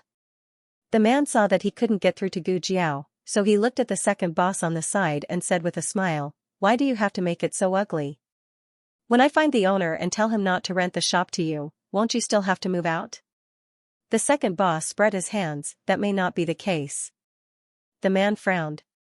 When did this person become so stubborn? "You." Before he could finish, he was interrupted by a cold voice. "What are you doing? Didn't you hear that he refused you?" "What? You want to use the Crown Princess name to oppress the common people? As far as I know, the Crown Princess didn't give you the right to bully others." It was that little scholar again. Today, he was wearing a blue robe and looked fresh and handsome. The man's expression changed. Do, the little scholar knocked on his forehead with his fan. "Do what? If you dare to use the Crown Princess name to oppress the common people again, I will go to His Majesty and report you." Yes. The man didn't even dare to breathe loudly as he ran off in a dejected manner. The second boss gave Gu Jiao a look. "Who was it, Gu Jiao?" "I don't know." The second boss, the little scholar, came to Gu Jiao and patted his hand with his fan. He said with a smile, "Miss, we meet again. Don't worry, I already taught him a lesson just now. He won't dare to harass you again in the future." Gu Jiao, "Oh, thank you." The little scholar simply clung to Gu Jiao and followed Gu Jiao around. "Don't listen to him. He didn't come here on the Crown Princess orders. The Crown Princess wouldn't have such a rude servant." Gu Jiao understood. The little girl was still clinging to the fact that she had no feelings towards the Crown Princess. It was enough that she liked the Crown Princess. Why did everyone in the world have to like the Crown Princess? Wasn't this a very strange thing? The little scholar proudly said. "You also saw it. I'm very capable. As long as you also like the Crown Princess, we can be friends. I'll protect you." As the Crown Princess #1 supporter, her goal was to spread the Crown Princess good name and have more people understand and like the Crown Princess. Gu Jiao did not waste any more words with her. She carried a box of tools and went up to the second floor. The little scholar wanted to chase after her, but the workers came over at this time. The little scholar was separated by the workers. When the workers all left, Gu Jiao had already disappeared. The little scholar was not discouraged. She put her hands on her hips and confidently said, Du Xiaoyun, will definitely reform you. It had been a few days since Miss Xiao came. Gu Jiao counted the days. Her antidepressants were almost finished, so it was time for her to come and get new ones. Gu Jiao was puzzled. When she returned home, she saw senior servant Feng waiting in the main room with a hesitant expression. The elderly lady had gone to sleep. When senior servant Feng saw Gu Jiao, she hurriedly bowed and greeted, "Eldest young Mississippi." Gu Jiao looked behind her and asked, "Where's the madam? Didn't she come with you?" "This servant came to find the eldest young miss myself." "The madam, she..." Senior servant Feng hesitated for a moment and finally said, "The madam hasn't been well recently. She doesn't want the eldest young miss and the young master to worry, so she refuses to come over." Gu Jiao nodded in understanding.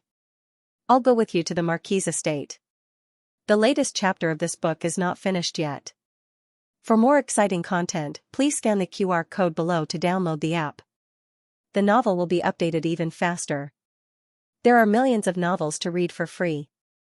There are novels with connotations that can't be found on the internet here. https://www.zhhbqg com/89642896428226/1147655552.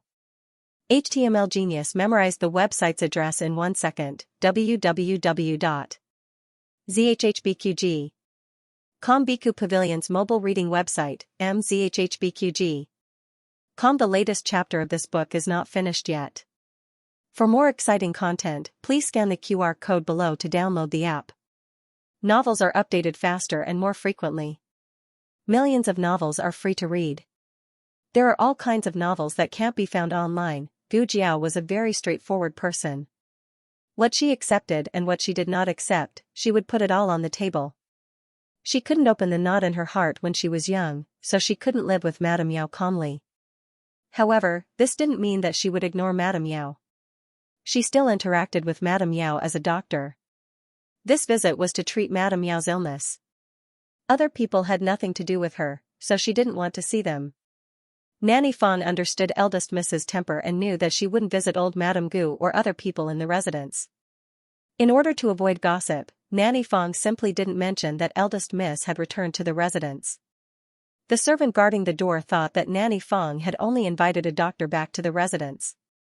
Gu Jiao sat in the carriage and entered the inner residence of the Lord Protector's estate. The first courtyard she saw was Jingming Courtyard. Nanny Feng said that it was the former madam's courtyard. Even though the former madam had passed away many years ago, it was still empty. Occasionally, the heir would go there to reminisce about the former madam. "Madam's courtyard is over there."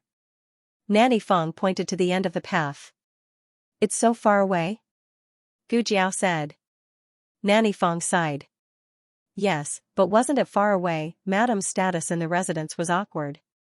How could old Madame Gu let her live in a courtyard that was in a good location? Concubine Ling's courtyard was close and closest to Marquis Gu's courtyard. In fact, whenever Marquis Gu went to Madame Yao's courtyard, he would pass by Concubine Ling's courtyard. In order to let Concubine Ling be favored, old Madame Gu had schemed. Unfortunately, even if Marquis Gu passed by Concubine Ling's door every day, he wouldn't enter her room. "That's Concubine Ling's courtyard." Nanny Feng pointed to a courtyard.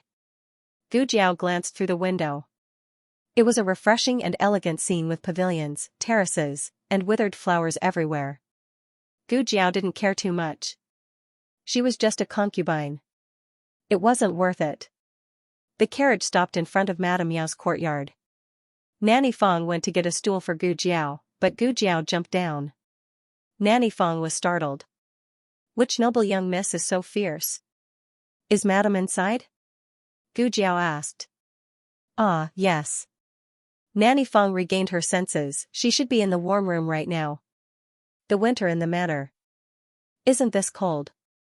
Madame isn't used to it and stays in the warm room all day long. Gu Jiao followed Nanny Feng to the warm room. The warm room was indeed warmer than the outside, but it was still a little stuffy. Yao Shi's eyes were closed as she lay on a rattan chair in the warm room. Hearing the sound of the door opening, she waved her hand without thinking and weakly said, "I already said that I won't eat. You can all leave." There was no response for a long time. She realized that something was wrong and turned to look at the door. When she saw the familiar figure, her dim eyes instantly brightened. "Jiao Jiao?" She hurriedly sat up from the rattan chair and nervously and helplessly tidied her hair and clothes. It was as if she didn't want to lose her image in front of her daughter. Gu Jiao didn't care about this. She walked over and came to Yaoshi's side. "Is Madam well?" Yaoshi glanced at Nanny Fong, and Nanny Fong pretended to be deaf and mute and left. Yaoshi helplessly sighed, "I'm fine." Nanny Fong made a fuss over nothing and even called you to the manor. The Marquis's manor wasn't a good place. She didn't care if people looked down on her, but she didn't want her daughter to suffer with them. "Sit down." Yaoshi pulled her daughter's hand and sat down on a stool. Gu Jiao took down the small basket and put it on the small round table in front of her. Then she reached out her hand to Yaoshi. "Let me take a look." Yaoshi handed her wrist to Gu Jiao. Gu Jiao carefully checked her pulse and her expression was slightly dignified. "Did you not take your medicine properly these past few days?" Yaoshi said embarrassedly, "I forgot to take it once or twice." "Was it once or twice?" Gu Jiao asked. Gu Jiao was very strict when it came to treating patients. Yaoshi carefully thought for a moment and said, "Twice." "Are you sure there's no more?"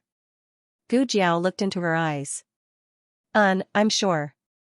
Yaoshi nodded. The first time was when she came back from Bai Shui Alley. She had just learned that Gu Yan was being bullied by Gu Qinglin. She rushed to Gu Qinglin's courtyard and caused a ruckus. Perhaps she was too tired from the ruckus, but when she came back, she fell asleep. That night, she didn't take her medicine. The next morning, she overslept and forgot to take her medicine.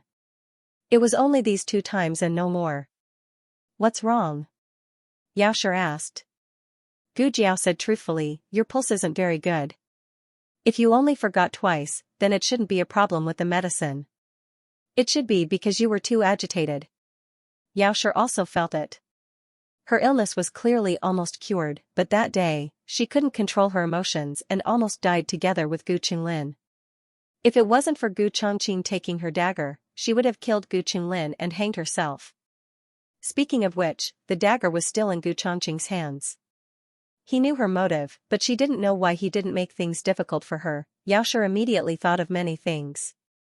Gu Jiao could see that she was thinking more than before, so she said to her, "Perhaps you've developed a resistance to the medicine. I'll give you 2 different medicines." Yaoshi said, "All right." Gu Jiao hadn't opened the medicine box in a long time. The last time she opened it was when she was suturing that man. At that time, she wasn't of marriageable age. However, she vaguely remembered that the medicine box contained a new antidepressant. Gu Jiao no longer deliberately hid the medicine box from Yaoshi.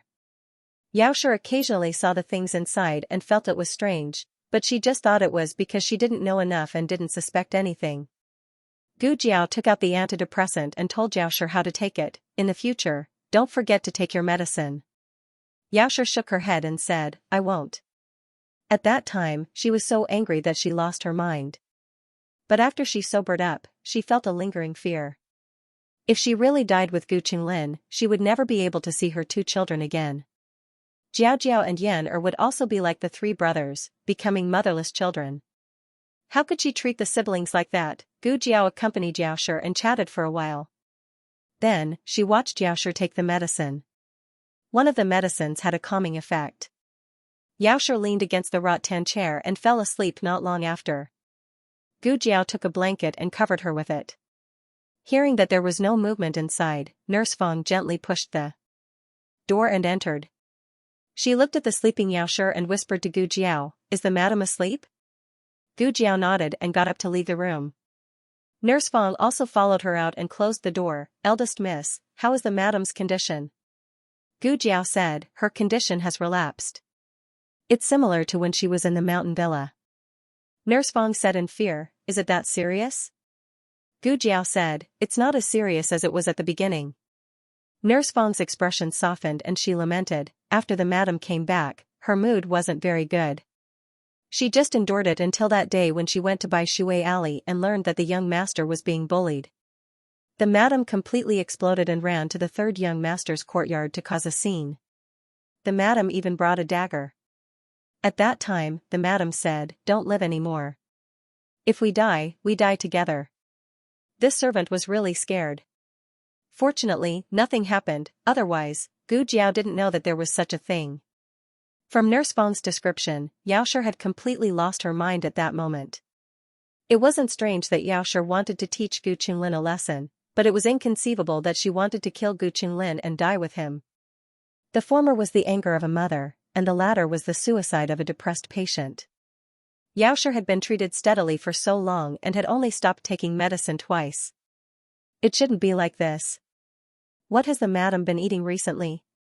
Gu Jiao began to ask about Yaoshi's diet in detail. Nurse Fang explained everything in detail.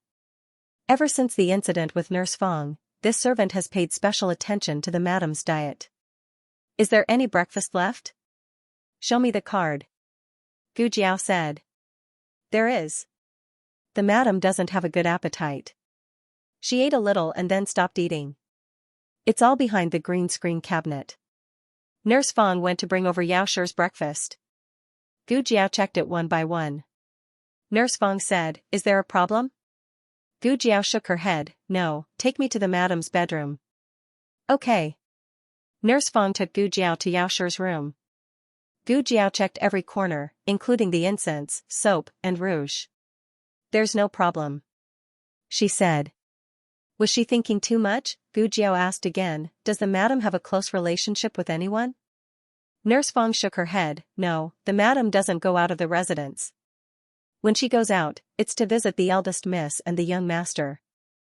The marquis used to come often, but recently, the Ministry of Works has been busy, so the marquis doesn't come back for several days. Gu Jiao touched her chin. Nurse Fang still had lingering fears about the poisoning of Yaoshi in the farmstead. Eldest miss, are you suspecting that the madam has been harmed? Gu Jiao pondered for a moment and said, from the current investigation, there is no relevant evidence. As soon as he finished speaking, a cold wind rustled past. It was mixed with a few snowflakes and a faint fragrance that slowly drifted over. Gu Jiao looked in the direction of the fragrance. What's on the other side of the wall? Nurse Fang said, it's the greenhouse. When the weather is good, the door of the greenhouse will be open, and the entire courtyard can smell the fragrance of the flowers. It snowed yesterday, so the door was locked for fear that the flowers inside would freeze to death. Gu Jiao said lightly, I'll go to the greenhouse to take a look. Nurse Fang hesitated. What's the matter? Gu Jiao asked. Nurse Fang said awkwardly, the greenhouse belongs to the old madam. Ordinary people can't go in at will. Why don't I call the second miss over and let her bring the eldest miss in? Before she finished speaking, Gu Jiao had already climbed over the wall. Nurse Fang, Pine Crane Courtyard. Old Madame Gu leaned against the arhat bed and sighed silently. She was not in a good mood recently, because her precious grandson was still locked up in the ancestral hall. The weather was cold, and there was a big snowfall last night. The ancestral hall had already become an ice cave. Her poor grandson had never suffered like this since he was young. Early in the morning, she sent someone to stop Gu Chongqing and ask him to release Gu Qingfeng. Gu Chongqing was released, but only Gu Qingfeng was released.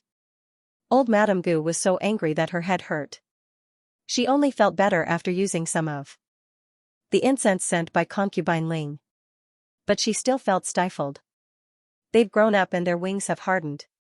They don't take me, their grandmother, seriously. How can that be? The heir is also trying to discipline the two young masters. The servant girl who was massaging her legs said fawningly. The old madam could criticize the heir, but the servants could not. Old Madame Gu said again, in the end, the first one to blame is their father. He could have married anyone else, but he had to marry a jinx. He himself is useless, and the child he gave birth to is also useless. He even bullied the son of the first wife. I think they want to rebel. Please calm down, the servant girl said. Old Madame Gu snorted, even giving birth to a child can cause them to lose their way. If their mother was here, how could this happen? How could the servants dare to say anything? They could only brace themselves and listen. Old Madame Gu gritted her teeth and said, "Girls who grew up in the countryside have no manners. Crude and despicable." The servant girl lowered her head even more. After hearing so many secrets, would she be silenced? Don't let her fall into my hands, or else I will definitely teach her a lesson.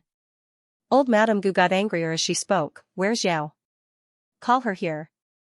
After returning to the manor for so long, Tian'er claimed to be sick in her room every day, but she did not come to set the rules in front of her. Her trusted nanny advised, "Why do you have to lower yourself to her level? She won't say anything even if you hit her with a stick." This was the truth. It was not that old Madame Gu had not set the rules for Yao, but no matter how old Madame Gu tried to torture her, she was like a soulless wooden person. Old Madame Gu felt as if she had punched cotton. In the end, old Madame Gu did not know whether Yao felt wronged or not, but she was furious. "Has the peony in the greenhouse bloomed?" Her trusted nanny asked the servant girl who was massaging old Madame Gu's legs. The servant girl said, "It has bloomed. I went to take a look this morning. It's blooming very well." Old Madame Gu loved flowers, especially peonies. Gu Jinyu also loved peonies because of old Madame Gu's influence. Unfortunately, peonies were seasonal. In order to make them bloom in winter, old Madame Gu did not hesitate to spend a lot of money to build a glass roof greenhouse. The servant girl continued, "I'll go and bring a few pots over for old Madame." Old Madame Gu waved her hand, "It's so cold. Won't it freeze to death if you bring it out?" "Forget it, I'll go and take a look myself." The latest chapter of this book is not finished yet. For more exciting content, please scan the QR code below to download the app. Novels are updated at a faster rate. Millions of novels are free to read. Novels with content that can't be found online are all available here. https://www.zhhbqg.com/896428964286/114762263. HTML Genius memorized this website's address in 1 second. www.zhhbqg.com Bikuga mobile reading website, mzhhbqg.com. Please scan the QR code below to download the app for more exciting content. Novels are updated at a faster rate. Millions of novels are free to read. Novels with a deeper meaning that can't be found online are all available here. Old Madame Gu usually asked people to bring out the peonies for her to admire. She would only go to the greenhouse when the weather was too cold. There was actually some distance between the pine crane courtyard and the greenhouse, but the old lady was sitting in a sedan chair. It was comfortable without wind or rain. The sedan chair arrived outside the greenhouse very quickly. Old Madame Gu's confidant lifted the curtain and helped old Madame Gu out of the sedan chair. Old Madame Gu noticed the wide wooden door and frowned. "Who's looking after the greenhouse today? Aren't they afraid that the flowers inside will freeze to death by leaving the door open?" Old Madame Gu pointed a servant in to take a look. The servant went in to take a look and came out to report, "I don't see the gardener." This made old Madame Gu even angrier. If there was no gardener, it meant that the gardener had left his post without permission. She didn't know how long he had been gone, but the door was still open. Old Madame Gu asked someone to find the gardener as she entered the greenhouse with the help of old Madame Gu's confidant. Gu Jiao had been squatting on the ground to observe the flowers earlier and was blocked by the potted plants behind her. Now that she was done, she stood up. Old Madame Gu and old Madame Gu's confidant were so shocked that their hearts trembled when they saw another person. "Who is it?" Old Madame Gu asked sternly. Gu Jiao turned around calmly. Gu Jiao did not dress like a rich young lady, nor did she look like a servant in the manor. She was not very old, about the same age as Gu Jinyu. Gu Jiao's right cheek was as beautiful as a fairy's, but there was a huge red birthmark on her left cheek. Old Madame Gu had never seen such a disfigured person. Old Madame Gu's eyebrows twitched. Where did this wild girl come from? How dare she come to the greenhouse of the Duke's manor? Old Madame Gu's confidant and maids were also very surprised. Yes, where did this wild girl come from? The Duke's manor was not a vegetable garden where outsiders could enter as they wished. Could she be a servant's child or relative? But even so, they could not barge into the old Madame's greenhouse. Gu Jiao sized up old Madame Gu and guessed her identity. Gu Jiao looked at the white flower in her hand and then looked at old Master Gu, who looked like he was about to explode. Old Madame Gu was even more confused. What was this girl's reaction? Between revealing her identity and leaving, Gu Jiao chose the former. She walked towards old Madame Gu. However, old Madame Gu thought that she was going to assassinate her and shouted agitatedly, "Someone, come quickly. Stop her." Everyone rushed forward and reached out to grab Gu Jiao. Old Madame Gu kept retreating, trying to avoid this terrifying battlefield. Unfortunately, she was careless and accidentally bumped into the flower rack behind her. She lost her balance and fell under the flower rack. In a panic, she reached out to grab the flower rack in front of her in an attempt to stabilize herself. However, the flower rack was not strong enough and was pulled down by her in an instant. The dozens of potted plants on the flower rack fell down with a crash. Old Madame Gu did not even have time to cry out before she was buried under the ruins. Old Madame Gu's confidante gasped. She had not been paying attention for a while, so how did this happen? Everyone no longer cared about catching Gu Jiao and turned around to save old Madame Gu. Gu Jiao spread her hands innocently. This time, it was not her fault. Everyone was in a panic. Gu Jiao shook her head and walked out of the greenhouse with a bouquet of small white flowers. Although the greenhouse and Madame Yao's courtyard were only separated by a wall, the road was very far and they had to take a detour. With great difficulty, old Madame Feng walked around half of the Marquise estate and arrived at the greenhouse. When she saw Gu Jiao coming out of the greenhouse, she called out breathlessly, "Eldest, eldest." Before she could say anything, Gu Jiao gently jumped over the wall and returned to Madame Yao's courtyard. Old Madame Feng, who was doubting her life, by the time old Madame Feng walked around half of the Marquise estate and returned to Madame Yao's courtyard, she felt that her old legs did not belong to her anymore. Old Madame Feng leaned on the pillar under the porch and gasped for breath. Gu Jiao sat on the stone bench in the courtyard and played with the bouquet of white flowers on the stone table in front of her. The flowers bloomed beautifully. They were pure white and elegant, and were out of this world. "Old Madame," she said, "who planted the flowers in the greenhouse?" Old Madame Feng waved her hand. She was too tired to speak. Gu Jiao did not rush her and asked a servant to pour her a cup of hot tea. After drinking a few mouthfuls of hot tea, old Madame Feng finally recovered her breath. She staggered over to Gu Jiao. Gu Jiao said, "Sit down and talk." "Thank you, eldest Mississippi." Old Madame Feng was a person who attached great importance to rules, but she really couldn't stand it anymore. She sat down on the stone bench next to Gu Jiao and said, "The flowers in the greenhouse were planted by the gardeners in the estate. The gardeners planted whatever flowers old Madame liked. Generally, most of them are peonies. There are also some peonies, clivia, and water lilies. There are also other flowers, like the begonia in the West Mansion." This servant didn't go to the greenhouse many times. "I heard it from the servants in the estate." After a pause, old Madame Feng thought of something and added, "However, concubine Ling also knows how to plant flowers, and she's better at it than the gardeners. Now, old Madame let her take care of it." Gu Jiao narrowed her eyes. "I know. Where is she?" Old Madame Feng realized something and asked, "Eldest miss, why do you suddenly ask about this? Is there a problem with the greenhouse?"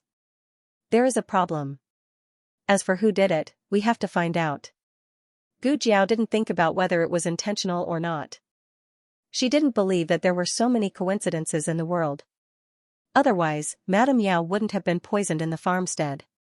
Someone thought that Madame Yao was an eyesore and wanted to get rid of her. Old Madame Feng naturally thought of this, but she didn't expect it to be related to the greenhouse. "This servant will go and ask around." Old Madame Feng went to ask about concubine Ling's whereabouts.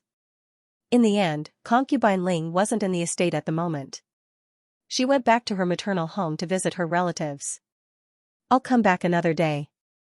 Gu Jiao took the flower. "Don't let Madame come out to be exposed to the wind for the next few days." "Yes." Old Madame Feng responded. Old Madame Feng glanced at Gu Jiao and felt a myriad of emotions in her heart. Perhaps she still couldn't stand some of eldest Miss's actions, but it was undeniable that when something happened to Madame, eldest Miss was the only one who could be relied on. On the other side, Gu Chongqing returned to the Lord Protector's estate. As soon as he entered the estate, He heard that something had happened to old Madame Gu, so he went to old Madame Gu's courtyard. Old Madame Gu had been hit by the flower pot quite badly. Her body was bruised and her head was even smashed. What happened? Gu Chongqing asked. Old Madame Gu's trusted servant said, a wild girl came out of nowhere and bumped into old Madame, causing her to fall down in the greenhouse. Listen, listen, listen, she fell down on her own, but she had to blame it on someone else. Old Madame Gu pressed the gauze on her forehead and shouted angrily, it must be a thief. Quickly go and catch her. If she was a thief, then she naturally had to be caught. Gu Chongqing ordered people to seal off the estate. Gu Jiao's carriage had just arrived at the entrance of the estate when it was stopped by a bodyguard. The bodyguard said there was a thief in the estate. The heir ordered that no one is allowed to enter or leave the estate freely. Old Madame Fong sternly said, look carefully. This is Madame's carriage.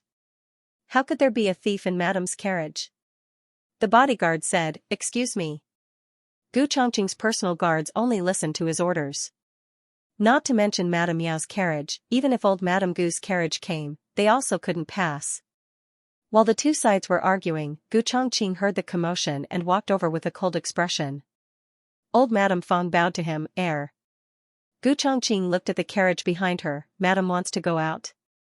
Old Madame Fong opened her mouth and didn't know how to answer. Gu Jiao lifted the curtain of the carriage window and looked at the dignified Gu Chongqing, I want to go out. Gu Chongqing's expression immediately froze. Ever since he found out that the young man was Gu Yan, he naturally guessed Gu Jiao's identity. It would be a lie to say that he wasn't shocked, but it would be pretentious to say that he was still shocked after so many days. He looked at Gu Jiao with a complicated gaze.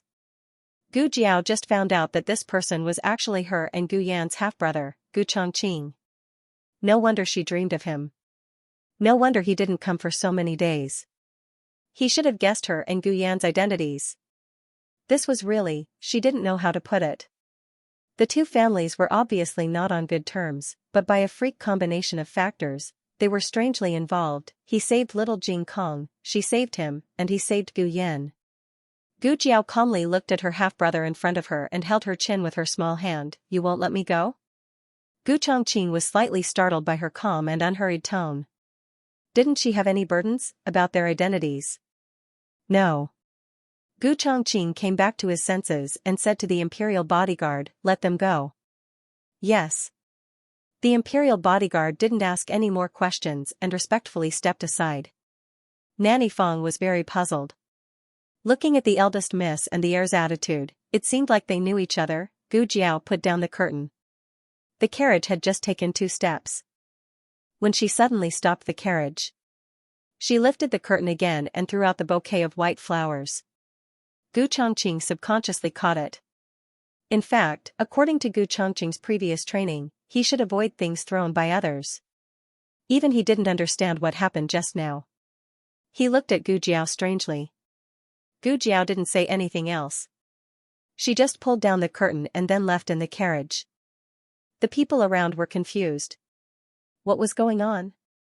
That girl gave a flower to the heir of their family? Gu Chongqing didn't think that she would give him flowers for no reason. He looked at the flowers in his hand and frowned, lost in thought. Gu Chongqing thought of what had happened in the greenhouse. Gu Chongqing called the gardener in the residence over. Do you recognize this flower? The gardener said, it's a flower from the greenhouse. Gu Chongqing asked, what kind of flower is it? The gardener shook his head, this servant doesn't know. Gu Chongqing said coldly, you planted it yourself, and you don't know? The gardener was embarrassed. He wasn't a real gardener. He was just a servant who watched the greenhouse. He worked for the old gardener for a while. After the old gardener was dismissed, he became the new gardener. He said, this servant didn't plant this flower. It was concubine Ling. Gu Chongqing asked the gardener to leave and called the residence doctor over. The residence doctor didn't know much about flowers. But if this wasn't a normal flower, but a medicine, then it was a different story. Heir, this is a devil's snare. Be careful. It's poisonous. Gu Chongqing frowned, it's poisonous? The residence doctor said, yes, this flower is poisonous regardless of whether it's white or red. The seeds are the most poisonous, followed by the leaves. It can also be used in medicine. The mafizan we use is mainly made from this flower. You'll be poisoned if you touch it? Gu Chongqing asked. That's not the case. Air's body is strong. Not to mention touching it, even eating it won't be a problem. The residence doctor said flatteringly.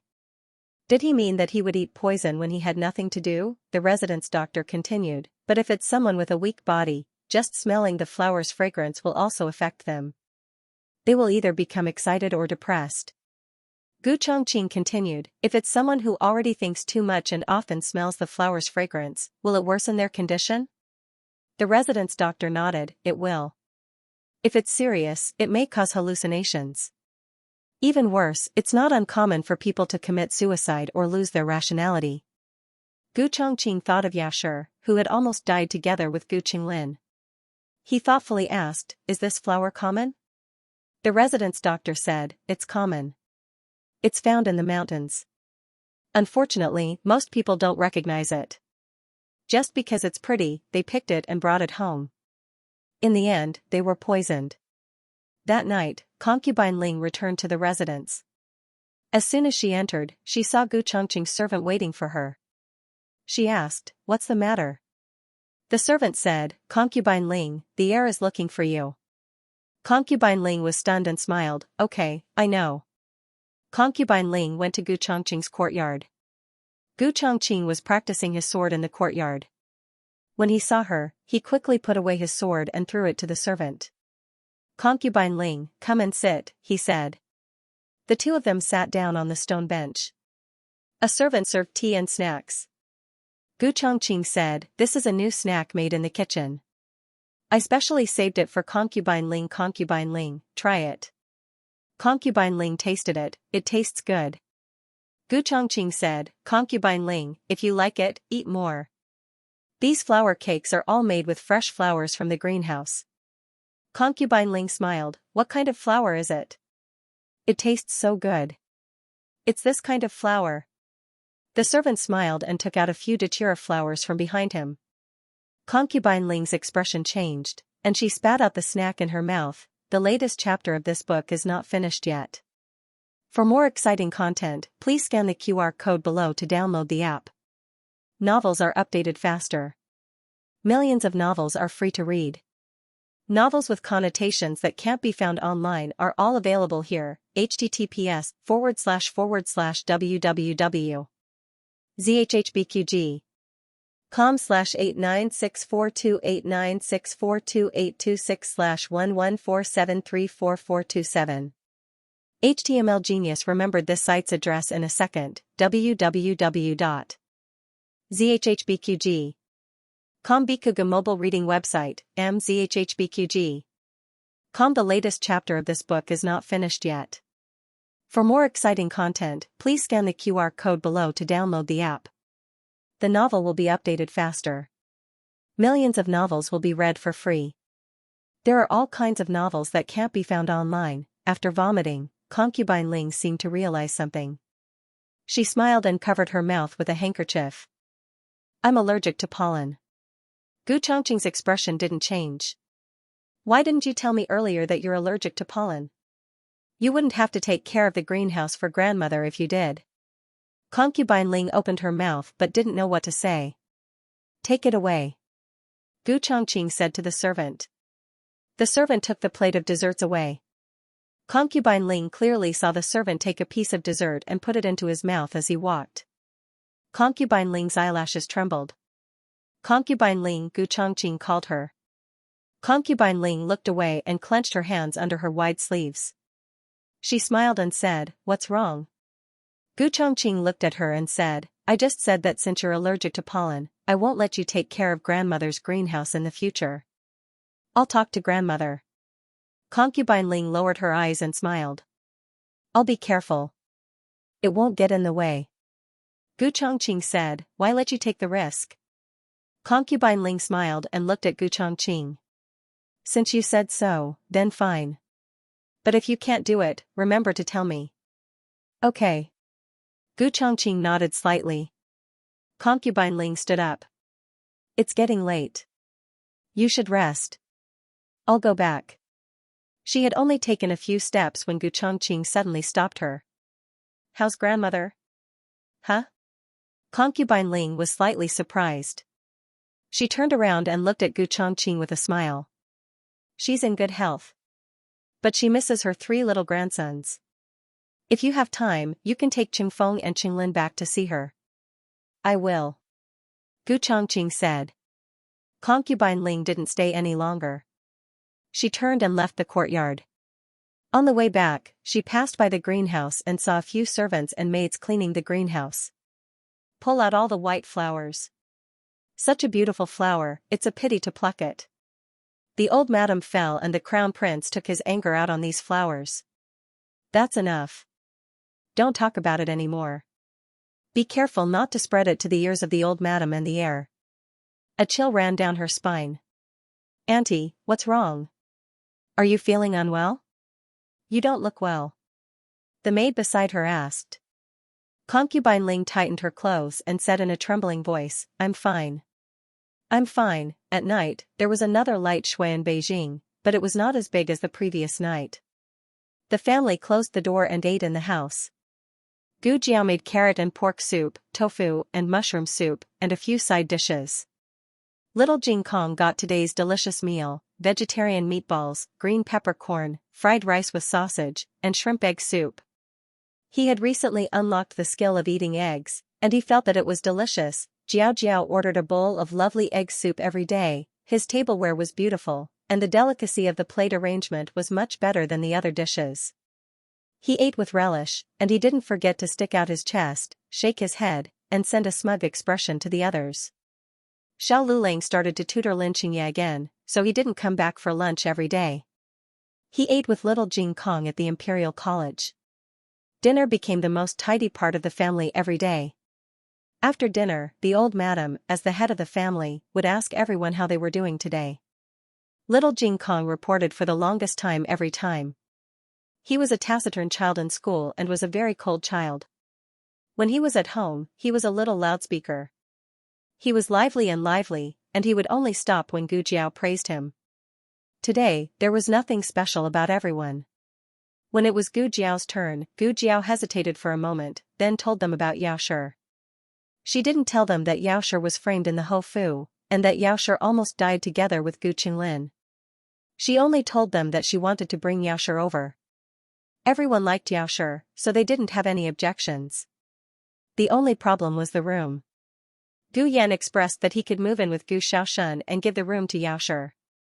Gu Xiaoshen nodded. His bed was big enough for 2 people to sleep on. "Tomorrow, I'll go with you?" Xiao Lulang asked Gu Jiao. He was talking about going together to bring Yao Shi over to live with him. Gu Jiao nodded and asked him, "You don't have classes tomorrow?" Xiao Lulang. "I have classes." Early the next morning, Gu Jiao went to the Ho Fu. Yao Shi had woken up early and was eating breakfast in a warm room. Seeing her daughter come over, she was very happy, but she was also a bit worried. She pulled her daughter's hand and sat down. "Have you eaten yet?" "I've eaten," Gu Jiao said. "I came to bring you out of the Fu." Yao Shi was stunned. Gu Jiao paused and said, Are you willing to move out and live with us?" Yao Shi wanted to hear these words even in her dreams. Even in her dreams, she wanted to live with her daughter. But now was not the time. Yao Shi reached out and touched her daughter's hair. "You came so early just to bring me out of the Fu?" Gu Jiao nodded honestly. Yao Shi looked at her daughter dotingly. "Jiao Jiao, have you truly accepted me?" Gu Jiao was silent. She didn't know. The one she didn't accept was not Yao Shi, but her mother. But Yao Shi was her mother. Yao Shi held her daughter's hand and gently said, "Jiao Jiao was worried about me, so she made a concession. I am very moved and very happy. But right now, I still cannot move out and live with Jiao Jiao. That concubine mother has a problem," Gu Jiao said. Sure enough, it was because she was worried about her. Yao Shi touched her daughter's face with relief and bitterness. "Mother knows. Mother can handle it. Trust mother this once." If this was before, knowing that she could move out with her daughter, she would have done it without hesitation. But she already knew about the situation in the greenhouse. She thought about it for an entire night, thinking about what she should do. Should she move out, or should she continue to stay in the manor? In the past, she did not fight because she felt that she could not see any hope. Her Xianxia could lose her life at any moment. She just wanted to protect Xianxia and stay away from the manor's affairs. But now, she did not think like this. There were some people that just avoiding them was useless. The three of them, mother and children, even being alive was a sin. More importantly, she knew that her daughter had been whipped to save her. If it was not for her incompetence, her daughter would not have been whipped to save her. Her heart was bleeding, her daughter had done too much for her. She could not always hide behind her daughter and become a burden. She hoped that one day, she would move out, not because she had nowhere to go. She also hoped that one day, when she was gone, her daughter would remember her mother. It would not be a weak and pitiful mother who was besieged on all sides. It would be a mother that she could be proud of. This was the strength that her daughter gave her. If it was possible, mother would not want you to be so capable. It was because she was too incompetent that her daughter had no choice but to be strong. She could not go on like this. She wanted to protect her daughter. Gu Jiao could not understand this emotion, but Gu Jiao respected Yaoshi's choice. If you need anything, the family welcomes you at any time. After Gu Jiao left, Yaoshi changed her clothes and put on 2 golden hair ornaments. She went to Pine Crane Courtyard to pay respects to old Madame Gu. Hearing that Yaoshi came to pay respects to her, old Madame Gu almost choked to death. Who did you say came? The servant said, Madam, it's Madam. She came to pay respects to you. Ever since Yaoshi returned to the manor, she had not come to pay respects to old Madame Gu.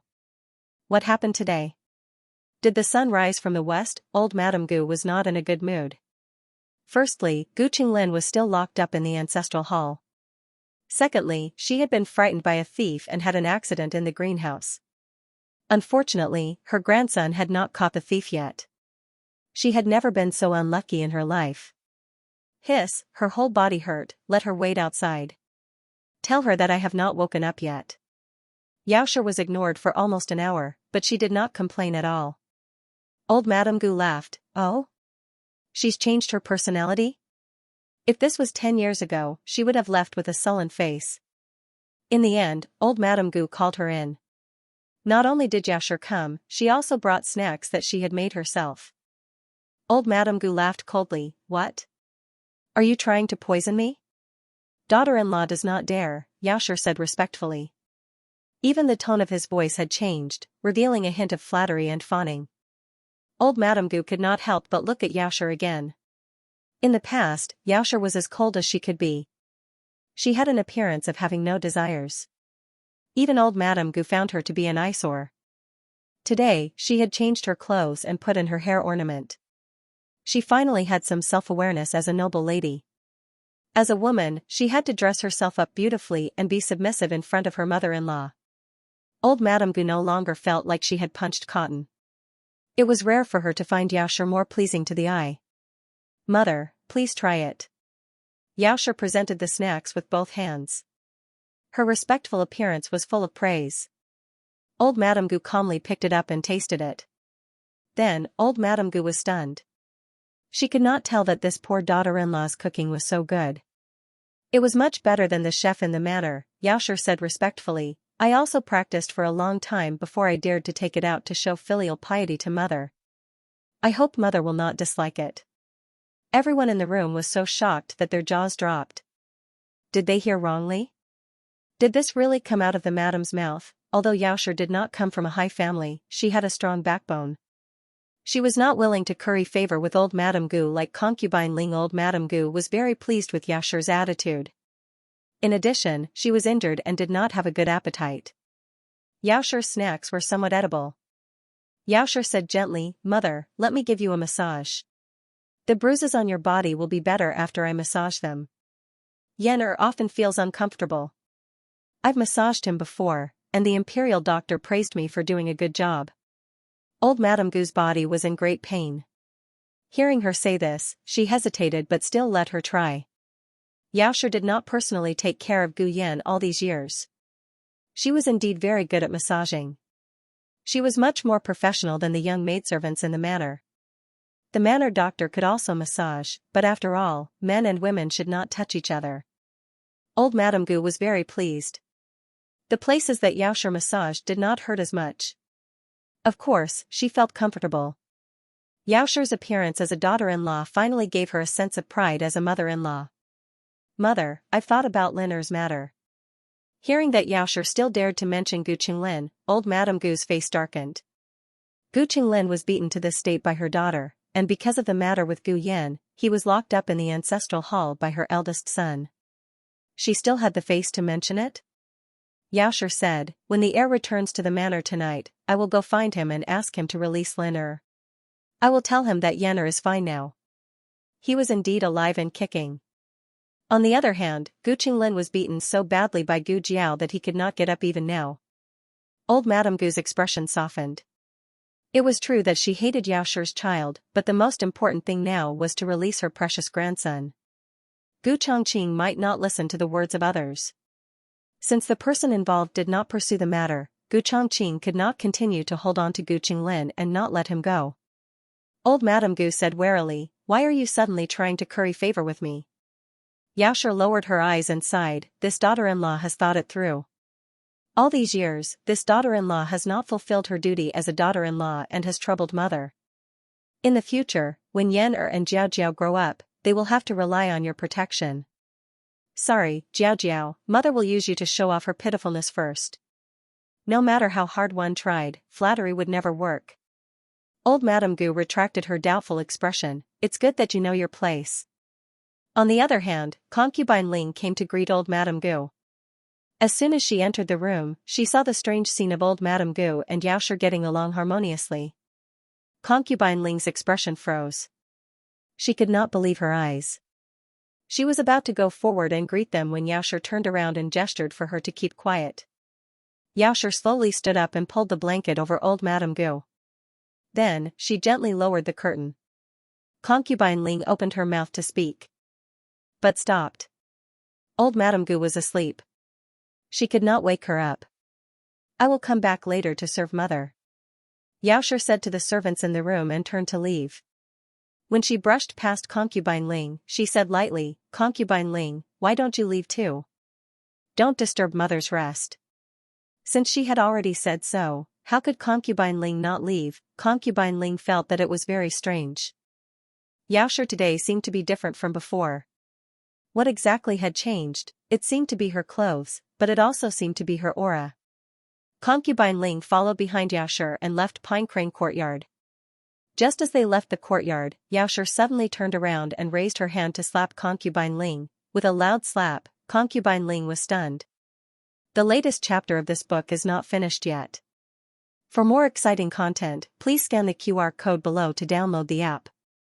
The novel is updated even faster.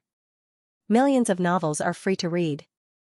There are all the novels that can't be found online here. https://www.zhhbqg.com/896428964286/114730979. HTML Genius remembers the website address in a second. www.zhhbqg.com. Bikuga mobile version reading website, mzhhbqg. The newest chapter of this book is not finished yet. For more exciting content, please scan the QR code below to download the app. The novel will be updated even faster. Millions of novels will be read for free. All the novels that cannot be found online will be available here. Anyone who had even the slightest contact with Xiaoxia would not believe that Xiaoxia would do such a violent thing. Xiaoxia had a serious illness and depression. When she went crazy, she might lose her mind, but that was a different matter. However, the current Xiaoxia was very clear-headed. Her emotions were also very calm. The slap she gave concubine Mother Ling was a slap with a purpose. Xiaoxia's eyes were like torches as she said, this slap is for you. You have made my daughter worry. As a mother, the thing she did not want the most was not to be hurt. Rather, it was to be hurt in front of her child. She wanted to protect her child. She did not want their bodies to be hurt, nor did she want their hearts to be hurt. Concubine Mother Ling's mouth was bleeding from the slap. It could be seen just how much force Xiaoshi had used in this slap. Concubine Mother Ling used her finger to wipe the corner of her mouth. She then looked at the blood on her fingertip and laughed at herself. "Madam, what are you saying? I do not understand." Xiaoshi coldly said, "In front of me, do you have the right to call me that?" Concubine Mother Ling's gaze became cold. It seemed that she could not be bothered to continue pretending. She coldly smiled and said, "Has Madam gone crazy? After serving the old madam for an entire morning, you think that you are the head wife of the manor?" Xiaoshi said with a stern expression, "I do not think so. I am the official wife of the Marquis Manor. You, on the other hand, believe that you are infallible, but in the end, you are just a concubine. Hitting you is setting the rules for you. If you have the guts, go and complain." Concubine Mother Ling smiled mockingly and said, "Does Madam believe that I do not dare?" Xiaoshi looked into her eyes without blinking. "If you dare, I also dare. What you have done to me, you know best in your heart." For the first time, Concubine Mother Ling was unable to look at Xiaoshi. She coldly snorted and looked away. "I do not understand Madam's words?" Xiaoshi stared at her face. "It's fine if you pretend to be deaf and mute. The days are long. I will let you see clearly that me not fighting with you is not because I cannot beat you. It's because I am too lazy to fight with you." Concubine Ling suddenly laughed. "Oh, you don't care about these things, do you? Status, fame, and fortune are all worldly possessions. This is what you said yourself, madam." Xiaoshi took a step forward and stared at Concubine Mother Ling. "I do not want it, but if you want it, I will not give it to you." "You," Concubine Ling choked. It had to be said that Xiaoshi's last words had hit Concubine Mother Ling's weak spot. The position of madam that Xiaoshi did not care about was something she had always dreamed of. Marquis Gu's favor that Xiaoshi did not care about was something she had always dreamed of grabbing. Even Xiaoshi's appearance and Xiaoshi's indifference to worldly affairs were things that Concubine Mother Ling could not obtain. Concubine Ling clenched her fists and began to change the topic. "How noble can you be compared with me? Back then, my elder sister didn't despise your family's decline, nor did she despise your young age. She treated you as a close sister, but you stole her husband." Xiaoshi did not believe that Concubine Mother Ling did not understand the truth of the matter. She was infuriating her. Xiaoshi would no longer be led by the nose like in the past. Xiaoshi faintly smiled and said, "At least I managed to steal him. What about you? In the 10 years that I wasn't in the manor, you were unable to steal this man for a full 10 years. You only have this bit of ability." Xiaoshi's words stabbed Concubine Mother Ling's heart. Concubine Mother Ling was so angry that she almost vomited blood. She had never been in such a sorry state in front of Xiaoshi. Compared to Xiaoshi's words that stabbed her heart, that slap was nothing. Xiaoshi saw that Concubine Mother Ling had used up all of her fighting strength. She coldly glanced at her and proudly walked away. When she walked far away, Concubine Mother Ling's maidservant finally dared to go forward and say with concern, "Concubine Mother, are you all right? Madam is too excessive. How could she hit you? Let's go tell the old madam and have the old madam punish her." Concubine Mother Ling touched her swollen cheek and coldly said, "Just because of a slap? Good iron needs to be used on the blade." After Xiaoshi returned to her courtyard, she didn't let any maidservants follow her and went straight to her bedroom. As soon as she entered, she closed the door and fell to the ground as if she had lost all her strength. Midway through, Nanny Fong felt that something was wrong with her madam. After Xiaoshi entered the room, she also pushed the door open and walked in. As a result, she saw Xiaoshi sitting on the ground in a sorry state. So it wasn't that she wasn't afraid, she was just holding it in. Nanny Fong was Xiaoshi's attendant. She was 10 years older than Xiaoshi. When she was in the Yao Manor, she had served Xiaoshi.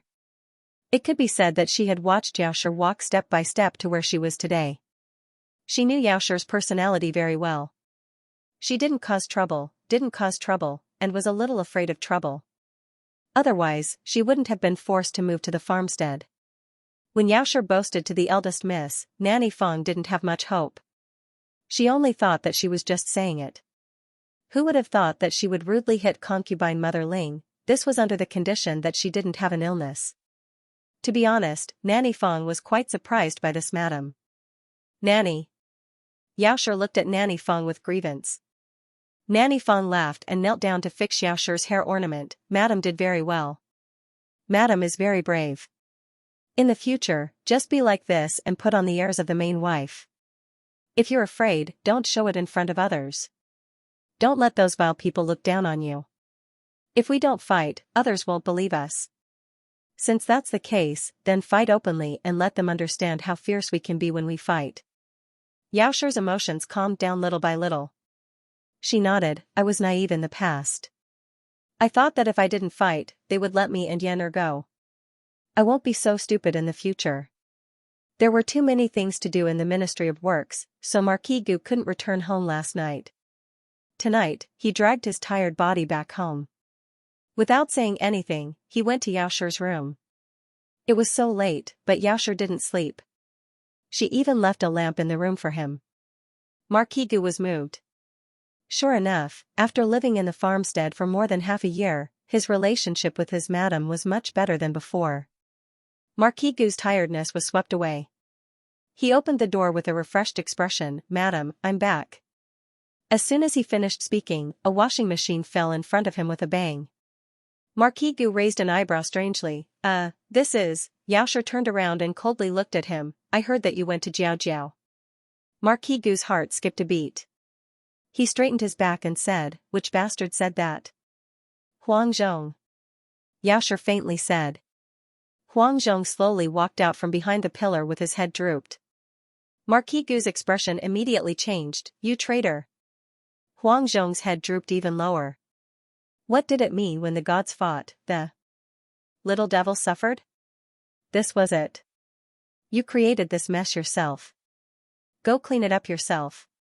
I can't handle it anymore. Xiaoshi had Huang Zhong leave. Marquis Gu approached Xiaoshi and cleared his throat. He went to grab Xiaoshi's hand, but his hand was slapped away by Xiaoshi. Marquis Gu awkwardly said, You're talking about that time at the farmstead, right? I didn't do it on purpose. I swear. At that time. I thought she was trying to harm you. Xiaoshi said, How could she harm me? I am her mother. How is that not possible? I am her father, yet she still beat me, and not just once, she even kicked me into the water, scooped me up, and hung me up a tree. It's so tragic, even when I didn't do anything wrong, she would still beat me for no reason. It's like she was just playing with me. Marquis Gu thought of the beating he had received outside the county government during the provincial examination. Even now, he still could not calm down. Marquis Gu did not say these words to Xiaoshi. He was a man. He also wanted face. All right, Marquis Gu gently coughed and tugged at Xiaoshi's sleeve. All right, I was wrong. That time was my fault. I will never treat her like that again. The person you should be apologizing to is not me. Xiaoshi pulled out her sleeve and turned around, not wanting to look at him. If Jiao cannot forgive you, then I will never forgive you in this lifetime. Marquis Gu looked at the washboard on the ground, feeling wronged. Wu, was it too late to kneel now? As for the matter of Xiaoshi not moving to Bai Shui Lane, the entire family felt regretful. However, they were the same as Gu Jiao and respected Xiaoshi's choice.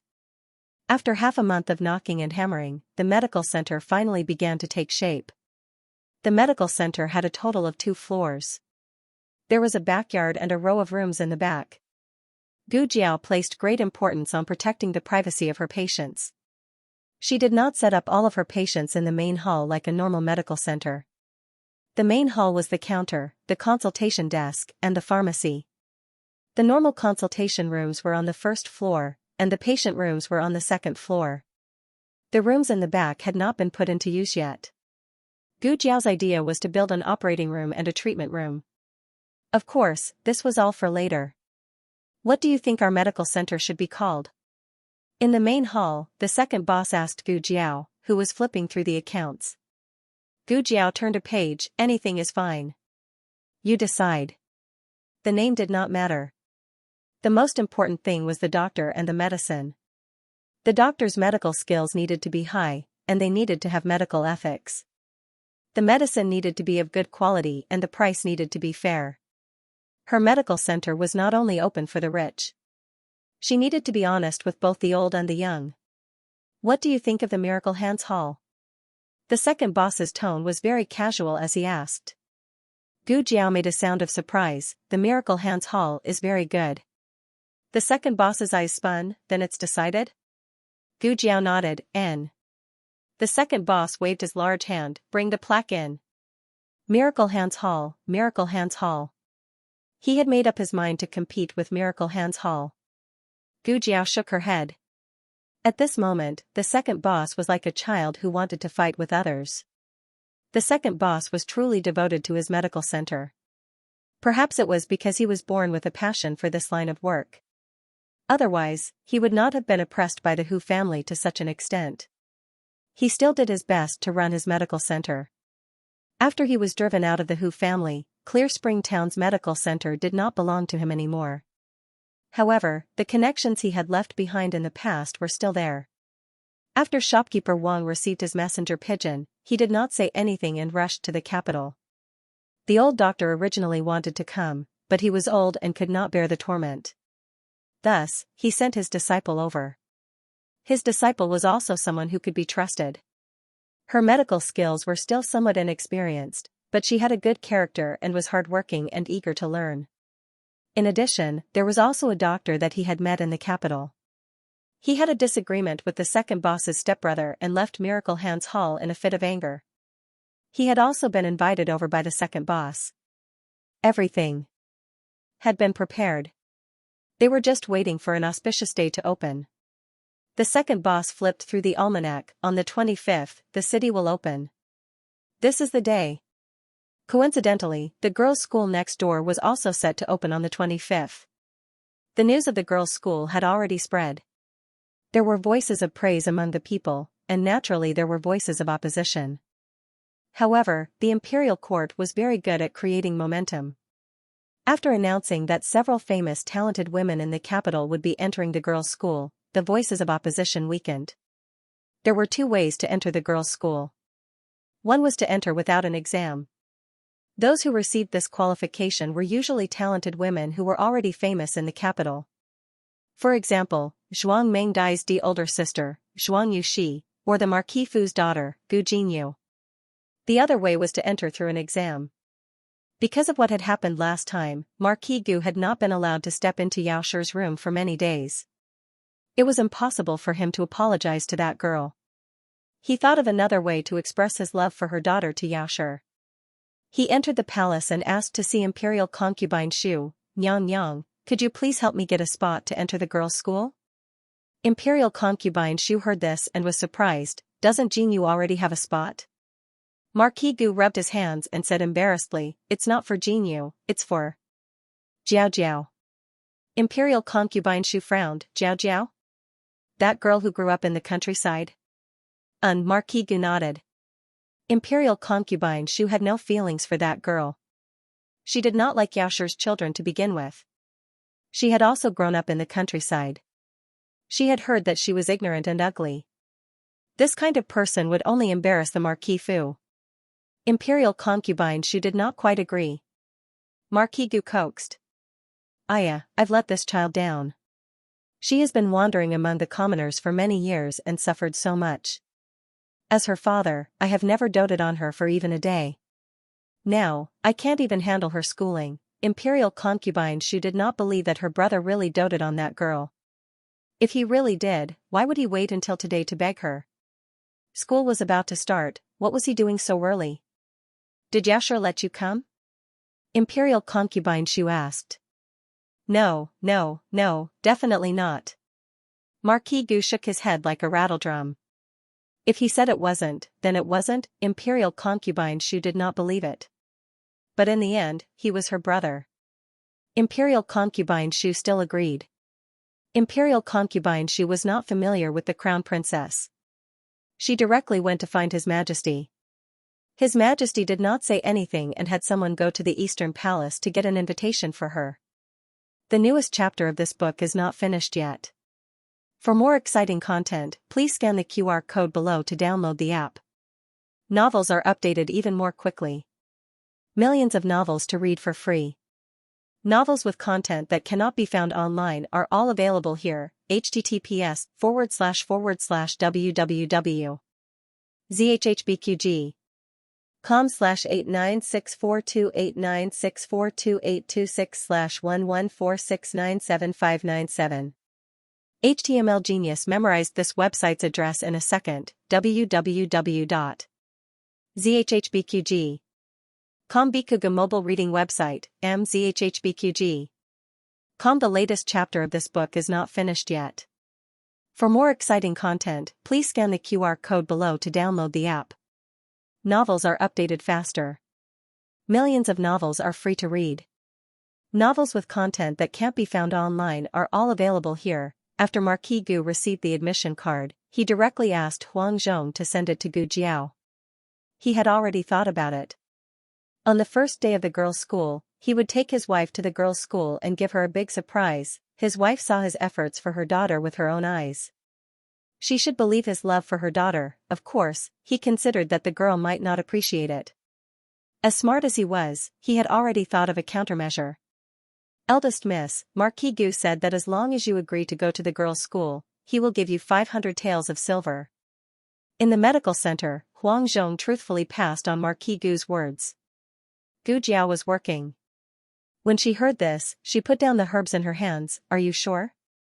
Huang Zhong said, I'm sure. I even brought the banknotes.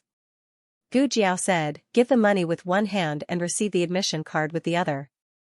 Huang Zhong, why does this sound a bit wrong? Huang Zhong said seriously, eldest miss, you have to swear. Gu Jiao pointed her finger, okay, I swear, I agree to go to the girls' school. Huang Zhong nodded with satisfaction and gave the admission card and the banknotes to Gu Jiao.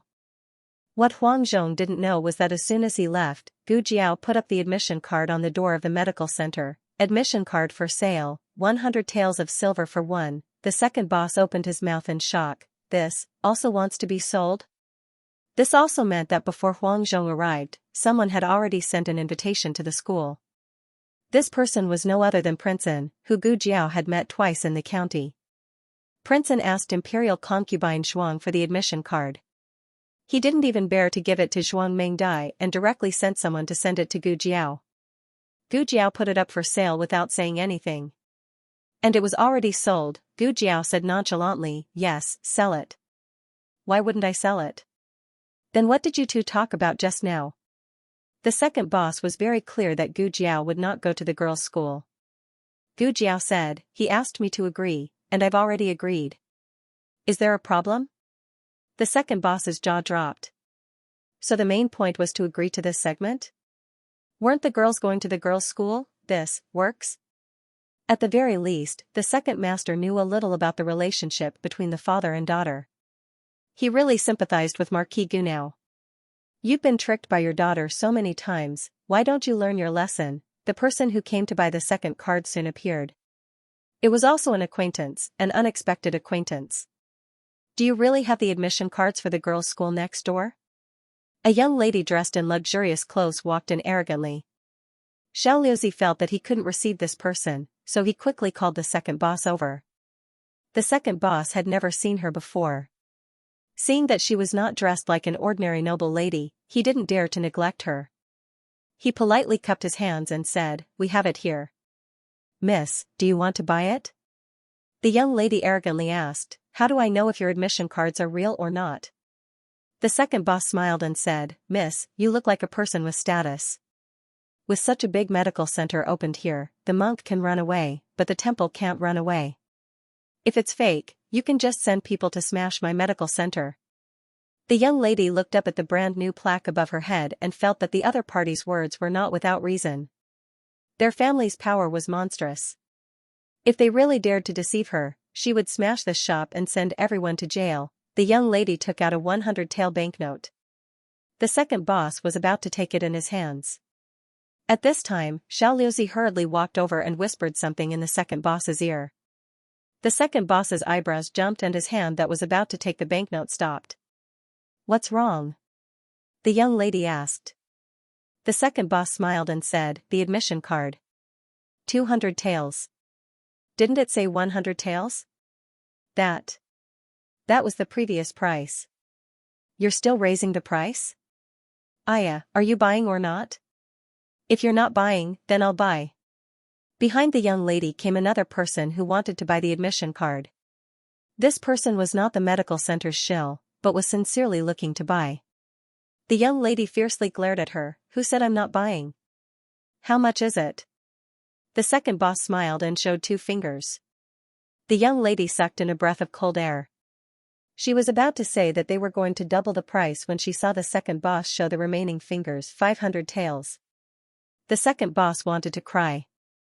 Miss Gu, why are you cheating me like this? Aren't you afraid that this rich young lady will smash our medical center in anger? The young lady was really angry. Do you believe that I won't smash your shop? If you can't afford it, then get out of the way. I'll buy. The domineering woman behind her said. 500 taels could buy an admission card to a women's school. Although it was painful to be able to gather together with all the talented women in the capital, for people like them who could not pass the exam, it was the only way out. Who said I can't afford it? The young lady clenched her teeth and took out 4 banknotes from her purse. She used the sky-high price of 500 taels to buy the admission card that her brother had asked for. The second boss looked at the 500 taels in his hand and felt that it was not real. He took the banknotes to the consultation room behind the medicine cabinet and asked Gu Jiao, "Who is that young lady? Do you know her?" Gu Jiao lightly said, "I know her. She is the Zhuang family's young lady, Zhuang Mengdai." The second boss sucked in a breath of cold air. Which Zhuang family? Could it be the imperial tutor's Zhuang family? Gu Jiao seriously thought for a moment. Oh, it seems so. What do you mean it seems so? The second boss's legs went soft. My young lady, do you know who you are cheating? That is the imperial tutor's granddaughter, the empress dowager's grandniece. Dongdong's fingers can crush our medical center. It's fine if we didn't hand over the admission card, but we raised the price and cheated them of 500 taels. The second boss grabbed his philtrum again and fell down magnificently. The news of the admission cards being sold quickly spread to the women's school. The main reason was that Zhuang Mengdai, this simple-minded person, said to everyone that she met that she also had an admission card. Even though she did not say that she had spent money to buy it, based on her uneducated reputation, everyone could guess that something was fishy. It was a coincidence that the crown princess was traveling incognito today. When she passed by the women's school on her way back, she heard the commotion. She had the female official go investigate. The female official returned to the carriage and reported, "Crown Princess, there are people openly selling admission cards for the women's school." There was such a thing? Even though the women's school was not opened by the Crown Princess, she was responsible for many things. For example, the admission cards for the women's school had been personally designed by her and given to the bureau of the Imperial Palace to order. She knew how many had been given out. She also knew who had been given out to, other than the ones that the Crown Prince had given out as a favor. How many have been sold? She asked. The female official said, 2. It was sold by that medical hall. I don't know where they got the cards, but they were sold just like that. The Crown Princess frowned. Who bought them all? The female official replied, this servant did not see the first buyer with my own eyes, but from the description of the waiter, it seemed to be the Du family's 5th young Mississippi. This servant saw the second buyer. It was Miss Zhuang Mengdai. Zhuang Mengdai was famous for being an idiot in the capital. Even though she was the daughter of the Zhuang family, the crown princess did not give her an admission card. The Zhuang family was a scholarly family, so it was rare for them to have such an idiot. Her sister, Zhuang Yueshi, was a veritable talented woman. However, when the crown princess gave Zhuang Yueshi an admission card, some people once guessed that Zhuang Yueshi would give the card to her sister and enter the school herself. It seemed that the relationship between these two sisters was not as harmonious as outsiders guessed. The palace maid suddenly said, "Strange, crown princess, didn't noble consort Zhuang ask you for an admission card? She didn't ask for it for Zhuang Mengdai?" The crown princess shook her head slightly. "I'm not sure." The palace maid sighed. "And that Du family's 5th young miss, I'm afraid she will annoy the 3rd princess consort again." The 3rd princess consort's surname was Du, and Du family's 5th young miss was her biological sister. The 3rd prince was from the eldest prince's line and did not get along with the crown prince. The 3rd princess consort and the crown princess had always been at odds with each other. In fact, the third princess consort was also a talented woman in the capital. Her zither skills were the best in the capital, but it was not enough for the crown princess. It was said that the crown princess had seen the real Fuxi zither when she went on a diplomatic mission to the state of Liang when she was young. Just this point alone was enough to make the third princess consort jealous for a long time. And the third princess consort's biological sister was the crown princess's die-hard fan. Everyone inside the school knew that it was His Majesty's idea, but to outsiders, it was in the name of the crown princess. Naturally, the third princess consort would not allow her sister to promote the crown princess. It was impossible for Du Xiaoyun to take the exam, and the admission card could not be delivered to her. Du Xiaoyun was very worried, so when she saw Gu Jiao selling the admission card, she bought it without hesitation. The female official asked, "Do you want to get the card back?" This was because the school for women had just opened and everything was not standardized. Otherwise, who would dare to sell the admission card if it was the Imperial College? That person would be beaten with a plank and would not be able to take the exam for the rest of their lives. The crown princess sighed faintly. Forget it. If they want to sell it, then sell it. The school for women is for women who really want to learn.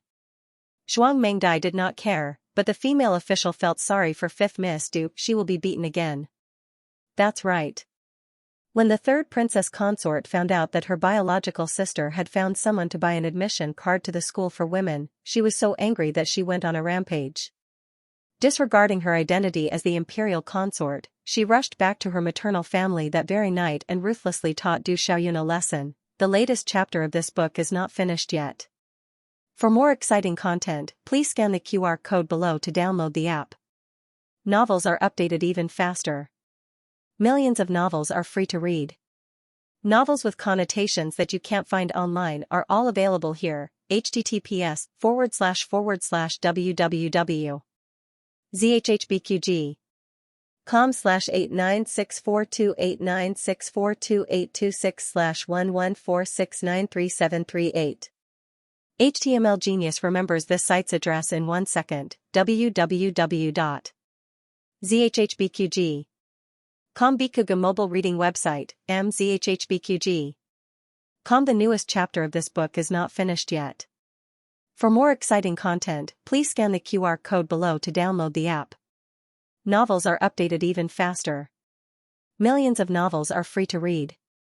Novels with content that can't be found online are all available here. Du Xiaoyun held from the beating and ran around the room.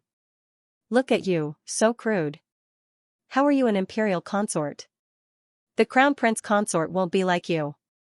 You should learn from him. Little wench, you're rebelling. The third imperial consort angrily threw down her ruler and took off her shoe.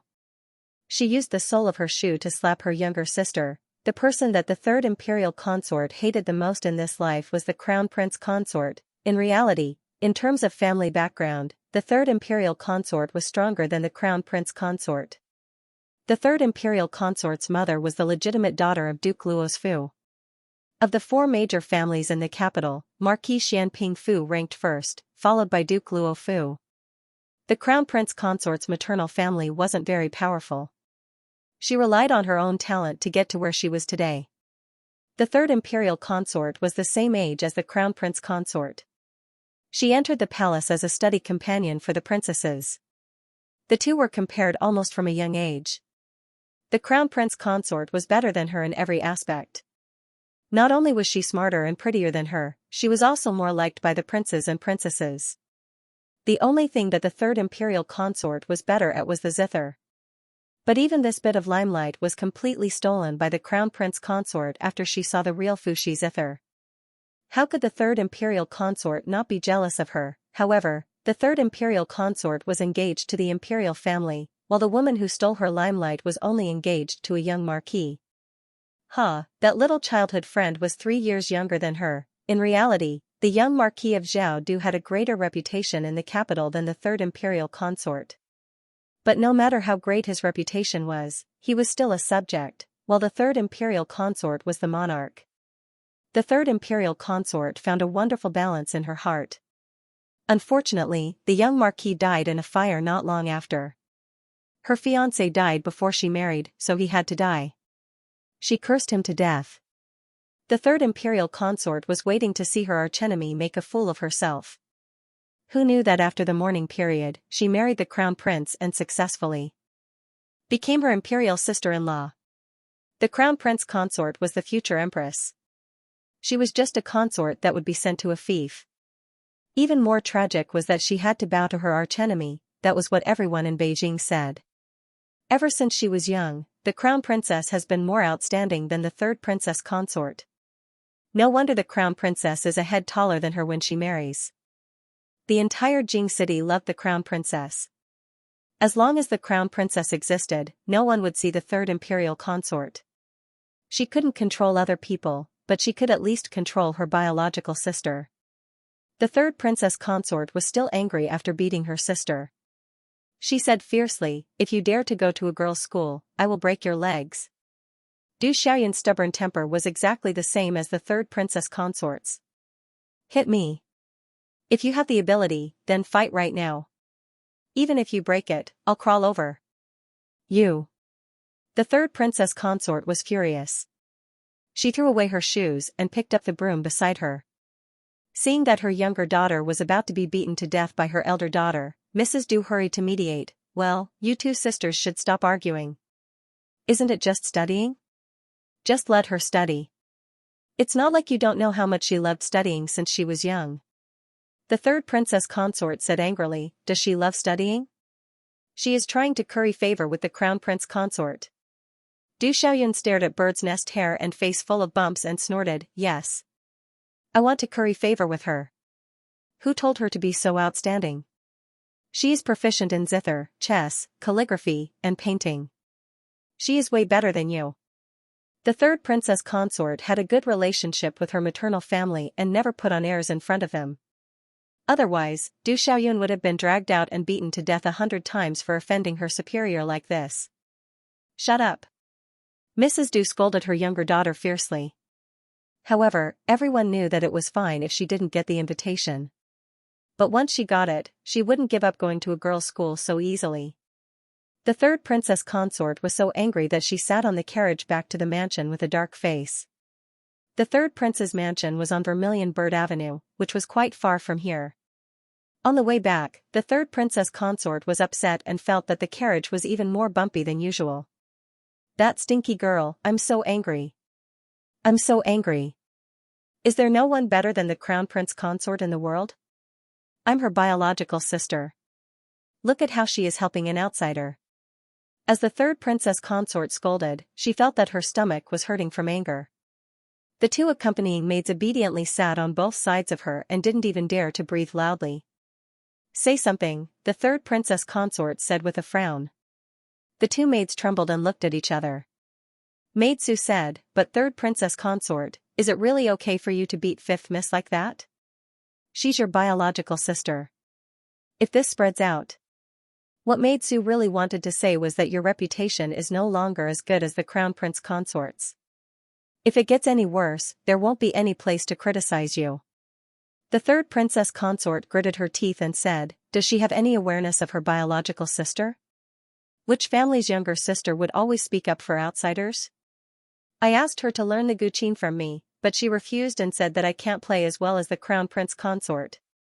What a joke, can she understand?" As soon as she finished speaking, the third princess consort felt that her stomach hurt even more. It was all because of that girl. The third princess consort held her stomach and frowned tightly. The two maids sensed that something was wrong. Maid Su asked, "Master, are you okay?" "Ouch." The third princess consort couldn't help but groan. She rubbed her stomach and held on to the corner of the table, saying, "Hurry back to the estate and slow down the carriage." The two maids were stunned. Did they want the carriage to be slow or fast? The third princess consort was in so much pain that she broke out in a cold sweat. She wanted nothing more than to return to the estate immediately, but with every violent jolt, she would hurt even more. Seeing that her face had turned pale, the two maids didn't know if she was angered by fifth miss or really felt uncomfortable somewhere. "I'm not." The third princess consort was about to say that she was fine when she felt a sharp pain in her stomach. She lost her balance and fell straight onto the floor of the carriage. This frightened the two maids. Maid Su shouted, "Stop the carriage." Stop the carriage now. The carriage driver stopped the carriage. Although the jolts were no longer jolting, the third princess consort's symptoms didn't ease at all. She was still in so much pain that she wanted to die. What should we do, Sister Sue? Maid Lu asked with trepidation. Maid Sue knelt beside the third princess consort. She was also frightened when she saw the other party rolling around in pain. The third princess consort probably couldn't hold on until they returned to the estate. She lifted the curtain and asked the carriage driver, "Is there a clinic nearby?" The carriage driver thought for a moment and said, "The girls' school is just up ahead." "I remember that there's a clinic next to the girls' school." Maid Sue hurriedly said, "Why aren't you going?" "Yes." The carriage driver drove the carriage to the clinic. Maid Sue hurriedly jumped off the carriage. "Doctor? Is there a doctor?" The second boss walked out and said, "Miss, our clinic hasn't opened yet." "Are you, inside the carriage?" The third princess consort screamed in pain. The second boss's heart skipped a beat. He knew that it wasn't a minor illness, so it wasn't good to ask someone to find another clinic. He hurriedly went to the second floor and found Gu Jiao, who was cleaning the side room. "There's a patient." "It's a woman." Gu Jiao put down the broom, took off her overcoat, and went downstairs. "Where's the doctor?" Maid Sue asked. "This is the doctor." The second boss pointed at Gu Jiao and said, "A female doctor?" Maid Sue frowned. There were doctors in Zhao country, so there were naturally female doctors. However, the female doctors' medical skills weren't as good as the doctors', so their status was very low. In the imperial palace, the female doctors were assistants to the imperial physicians. They couldn't treat the concubines alone. Maid Sue said sternly, "How can a female doctor be enough? Call your doctor out." Gu Jiao wouldn't allow anyone to be fierce to her people.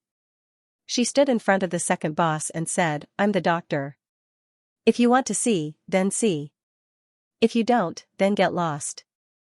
Maid Sue choked. The third princess consort was in even more pain. Maid Lu lifted the curtain and said in a choked voice, "Sister Sue. Hurry up and let her in. Third.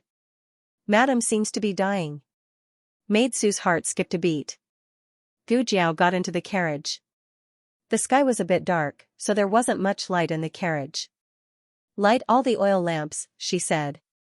Female official Lu lit up all the spare oil lamps. Gu Jiao carefully looked at the third princess consort. She saw that she was holding the right side of her stomach. Gu Jiao knelt down and took away her hand. She found the lower right side of her stomach and pressed on the spot where the my point was. "Does it hurt here?" "Yes." The third princess consort was in so much pain that she almost fainted. Gu Jiao let go of her hand and said, "It's acute appendicitis. You need immediate surgery." Need what? Maid Lu didn't understand Gu Jiao's words. Gu Jiao looked at the third princess consort who was in pain and said seriously, "Surgery. I want to cut open your stomach and take out the inflamed appendix." Maid Lu was so shocked that she stuttered and stammered, You want to cut open the third madam's stomach?" The third princess consort looked at Gu Jiao with a pale face. She seemed to be waiting for her explanation. Gu Jiao looked into the third princess consort's eyes without blinking. "Your situation is very urgent. The medicine can't control it. If you don't do as I say, you will die soon." The terrible thing about acute appendicitis was that if it wasn't treated in time, it could cause perforation of the appendix and cause peritonitis. The death rate was very high. A trace of panic flashed through the third princess consort's eyes. "No." Maid Sue got on the carriage and stood in front of the third princess consort. "You are just a little female doctor. How dare you try to cut open my madam's stomach? I think you are just an alarmist. Say it. How much money do you want?" "I'm not an alarmist. It's up to you whether you want to treat me or not." Gu Jiao finished speaking and got up to walk out. She had just walked a few steps when her wrist was caught by a cold hand. The third princess consort held it tightly. She almost used all her strength. "Can you really save me?" "Madam." The two female officers' faces changed color. Was the third princess consort for real? Was she really going to let this female doctor cut open her stomach? She was crazy. This female doctor was crazy. The third princess consort was also crazy, Maid Su said. Madam, don't listen to her. I'll go get the imperial doctor now. Gu Jiao said calmly, go ahead. No. The third princess consort held Gu Jiao's wrist tightly. She had seen this disease before. Before she got married, her wet nurse was in pain here. The pain was exactly the same as hers, and the symptoms were the same. She asked the imperial doctor to treat her, but the imperial doctor couldn't cure her. Her wet nurse was in so much pain that she died. She was going to die too, Maid Su said. Madam. You can't. As a princess consort, she couldn't have a knife wound on her body. When she entered the palace, if there was a small flaw on her body, she would be eliminated. Although she was married now, she was still a princess consort. Her body didn't belong to her. It belonged to the third prince. Without the third prince's consent, she couldn't abuse her body at will. She was in so much pain that she couldn't speak, but Gu Jiao understood from her eyes. Gu Jiao carried the third princess consort down from the carriage. The two maids couldn't stop Gu Jiao. Maid Su said to the coachman, hurry back to the manor and inform His Highness. Yes. The coachman rushed back to the manor without stopping. Gu Jiao carried the third princess consort into the side room and put her on the temporary operating table. The third princess consort looked at her in fear. Gu Jiao wasn't good at sensing her family's emotions, but she understood the patients. She said, don't worry. I'm confident. I've done many surgeries. I'm not an ordinary female doctor. My medical skills are very good. Your surgery isn't complicated, and it won't hurt. I'll give you anesthetics. You won't feel anything during the entire process. She said a lot in one breath to calm the patient's emotions. The third princess consort's eyes turned red. Not only was she afraid of death and pain, but she was also afraid of many things. Her life didn't belong to her. It belonged to the entire royal family. Her body didn't belong to her either. It belonged to the third prince. Without her husband's permission, she let others hurt her body. She would be reviled by others. Gu Jiao looked at her steadily. Nothing is more important than your life. Your body is your own. You don't need anyone to make decisions for you. If you're criticized and reviled by others because of your treatment, then it's not your fault. It's the whole world's fault. The third princess consort burst into tears. The surgery went smoothly. There was a new anesthetics in the small medicine box. The third princess consort reacted well to the anesthetics. She fell asleep during the surgery. When she woke up, she had changed into dry clothes and was lying on the bed in the side room. Does it still hurt? Gu Jiao asked. The third princess consort shook her head. It didn't hurt that much. After the anesthetics wear off, the wound will hurt, but it should be tolerable, Gu Jiao said. Then she told her some things to pay attention to after the surgery. The third princess consort wasn't very popular in the capital. She didn't fit in. Others didn't like her, and she didn't like others either. But this little girl was different from most of the people she had met. The third princess consort opened her mouth weakly. What's your name? Gu Jiao. The latest chapter of this book isn't finished yet. For more exciting content, please scan the QR code below to download the app. The novel is more complete and updated faster. Millions of novels are free to read. You can find all the novels that you can't find on the internet here. https://www.zhhbqg.com/89642896428266/114661766. HTML Genius remembered the website address in 1 second. www.zhhbqg.com Bikuga mobile reading website, mzhhbqg. The latest chapter of this book is not finished yet. For more exciting content, please scan the QR code below to download the app. The novel is more complete and updated faster. Millions of novels are free to read. There are all kinds of novels that can't be found on the internet. Soon, people from the third prince's mansion came to the door. The third prince was in the royal study. The coachman didn't see him, so he had to call the guards from the mansion. It was said that the situation was very serious. More than a dozen guards came, as well as an accompanying doctor from the mansion. When Maid Su saw them, her hope was ignited. She ran out of the clinic with her dress in hand. She pointed at the second master and said, just in time. They kidnapped the third princess consort. The third princess consort is locked up by them. Go in and save her. When the second master saw so many guards rushing in, he thought that he was not afraid of the emperor. They opened a clinic and practiced medicine. It was reasonable for them to go to the government office. But when he heard the words, the third princess consort, his legs went soft. Was there a mistake? The patient inside was the third princess consort? The daughter-in-law of the emperor? His little goo cut the belly of the third princess consort. The second master pinched his philtrum and fainted again. The clinic was still in the preparation stage. There were many people in the lobby, including shopkeeper Wang, Little Six, the apprentices of the old doctor, and some newly recruited workers. Everyone was controlled by the guards of the third prince's mansion.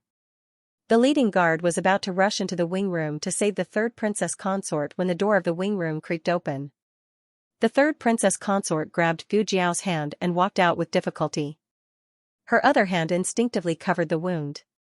Her face was still pale, but she was much better than when she was half dead in the carriage. The guard saw her and bowed to her apologetically. The third princess consort glanced at the crowd coldly. She said weakly but with the same vigor, "Are you all against me? Why aren't you releasing him?" The guards looked at each other. The effect of the anesthetic was slowly wearing off. The third princess consort felt the pain from the wound. But as Gu Jiao said, it was bearable. She could clearly feel that she had narrowly escaped death. She looked at the guards in the room coldly. What? My words don't work, do they? Who gave you the guts? When I get back, I'd like to ask His Highness if he was the one who told you to look down on me. This subordinate dares not. The leader of the guards sheathed his sword and made a gesture to the others. Everyone let go of the people from the medical center and sheathed their swords. Maid Su walked over worriedly. Third princess, are you okay? The third princess consort leaned on Gu Jiao weakly. I don't have the strength to hit you now. I'll deal with you when we get back. If not for the fact that the operation was over, this girl would have killed her by barging in with her men. Of course, Gu Jiao had considered this, so she ended the operation as soon as possible. The third princess consort didn't know about Gu Jiao's thoughtfulness, but she was grateful for her actions tonight. Gu Jiao not only saved her life, but also her dignity. Miss Gu, goodbye. She said weakly. Gu Jiao said, take out the stitches in 7 days. The third princess consort nodded with difficulty. Okay, I'll keep it in mind. She was about to collapse at any moment. Maid Su and Maid Lu hurriedly took her from Gu Jiao and helped her into the carriage to return to the residence. 7 days later, the third princess consort didn't come to take out the stitches. Gu Jiao wasn't worried. Since she was the third princess consort, there must be a doctor with excellent medical skills in the mansion. There were also imperial doctors in the palace. Taking out the stitches wasn't a problem for them. On a sunny morning, the medical center opened for business. The whole family got up early to support the medical center. Even the old lady who always stayed in bed until late in the morning got up. However, because the Imperial College and the Qinghe Academy weren't on holiday today, Gu Jiao refused the 4 people's request for leave. She appreciated their kindness. The 4 people thought, why is it so difficult to skip class? The 4 brothers went to the Imperial College and the Academy with their bags of books in their arms. The old lady didn't have anything to do, so she got into the carriage sent by the second boss and went to the medical center together. The signboard of the Miracle Hands Hall had already been hung up. They were just waiting for Gu Jiao to take off the red cloth. Gu Jiao didn't pretend to be pretentious. She lifted her hand and took off the red cloth. On the simple and elegant signboard, there were 3 large golden words, Miracle Hands Hall. The second boss was very happy. Although he didn't have Rejuvenation Hall, he still had the Miracle Hands Hall. He was still the second boss in name. Gu Jiao was also very happy. The capital's expenses were so high. It wasn't good to just sit around and eat until it ran out. With the medical center, they could start making money. With money, they could send the 4 men in the family to more books and better schools. The 4 people who were suffering in the classroom sneezed in unison. On the first day of the medical center's opening, all patients were treated for free. All herbs were 20% off, and all supplements were 50% off. In addition, a bowl of secret longan and red date tea was given for free. This tea was made with high-quality dried red dates and longan meat. It also had wolfberries. It could replenish the qi, nourish the blood, and beautify the skin. More importantly, it had a lot of sugar.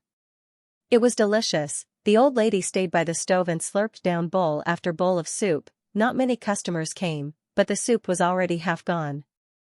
The girls' school was also starting today. Gu Jinyu also woke up very early. When she dressed up and went to pay her respects to her parents, she saw that the Marquis Gu and Xiaoshi had also gotten ready. They were dressed appropriately and looked like they were about to go out. Gu Jinyu was slightly taken aback. "Father, mother, you are," the Marquis Gu smiled. "Isn't the girls' school starting today?" Gu Jinyu understood. "Father, mother, are you sending me to the girls' school?" Recently, the relationship between her parents seemed to have become tense. Her mother seemed to have changed into a different person. She started to fight with concubine Ling in all sorts of ways, causing her to show less concern for her. She couldn't help but show a happy expression. "Father, mother, you're so nice." The Marquis Gu patted his daughter's hand dotingly. "All right, it's getting late. We should set off." "Don't be late." If they were late, they wouldn't be able to see the famous scene of that brat entering the girls' school. He must let his wife see with her own eyes how hard he worked for that brat. "Hurry, hurry, madam." If they were late, the surprise would be gone. He had been telling Xiaoshi about the surprise since last night. Xiaoshi had thought it was something big. So it was to send Jinyu to school. On the way, Yaoshi's mood was not very high. As Jinyu's mother, logically speaking, she should be excited about Jinyu entering the school. But for some reason, she wasn't that excited. It wasn't that Gu Jinyu didn't sense her mother's emotions. But her mother had been fighting with concubine Ling recently and had always looked so deep. She didn't take it to heart. The carriage quickly arrived at the girls' school. The Marquis Gu was already imagining the touching scene of his wife meeting that brat in his mind. Xiaoshi excitedly held her daughter's hand. "Jiao Jiao, why are you here?" Jiao Jiao gently said, "I'm here to attend school." Xiaoshi was shocked. You also entered the girls' school? How did you get in? Did you enter on your own?" Jiao Jiao shyly lowered her head. "How could that be? I grew up in the countryside and didn't know a single word. It's all thanks to father. It was father who painstakingly helped me get a school invitation. Father is really too good to me." "Mother, don't be angry at father." Xiaoshi looked at him in shame and took his hand. "Marquis Gu, I wronged you in the past. So you're the father who dotes on your daughter the most in the world. Let's mend our relationship. Come to my room tonight." "Ha ha ha, ha ha ha, ha ha ha ha ha." Marquis Gu put his hands on his hips and imagined. He laughed like a fool in the carriage. Xiaoshi and Gu Jinyu looked at him in shock. Until Xiaoshi lifted the curtain and saw Gu Jiao Jiao. "Jiao Jiao." Xiaoshi lifted the curtain and quickly got out of the carriage. She excitedly walked toward her daughter and held her daughter's hand. Marquis Gu immediately returned to his senses. It's here, it's here. The moment that belonged to him had arrived. He was finally going to wash away his shame and change his ways. He was going to reach the pinnacle of his life. Gu Jinyu's expression darkened. Her mother had been listless early in the morning. She had thought that she was tired. After seeing her biological daughter, her face instantly glowed. Clearly, she was the one who should have received the most attention today. "Jiao Jiao, why are you here?" Xiaoshi asked.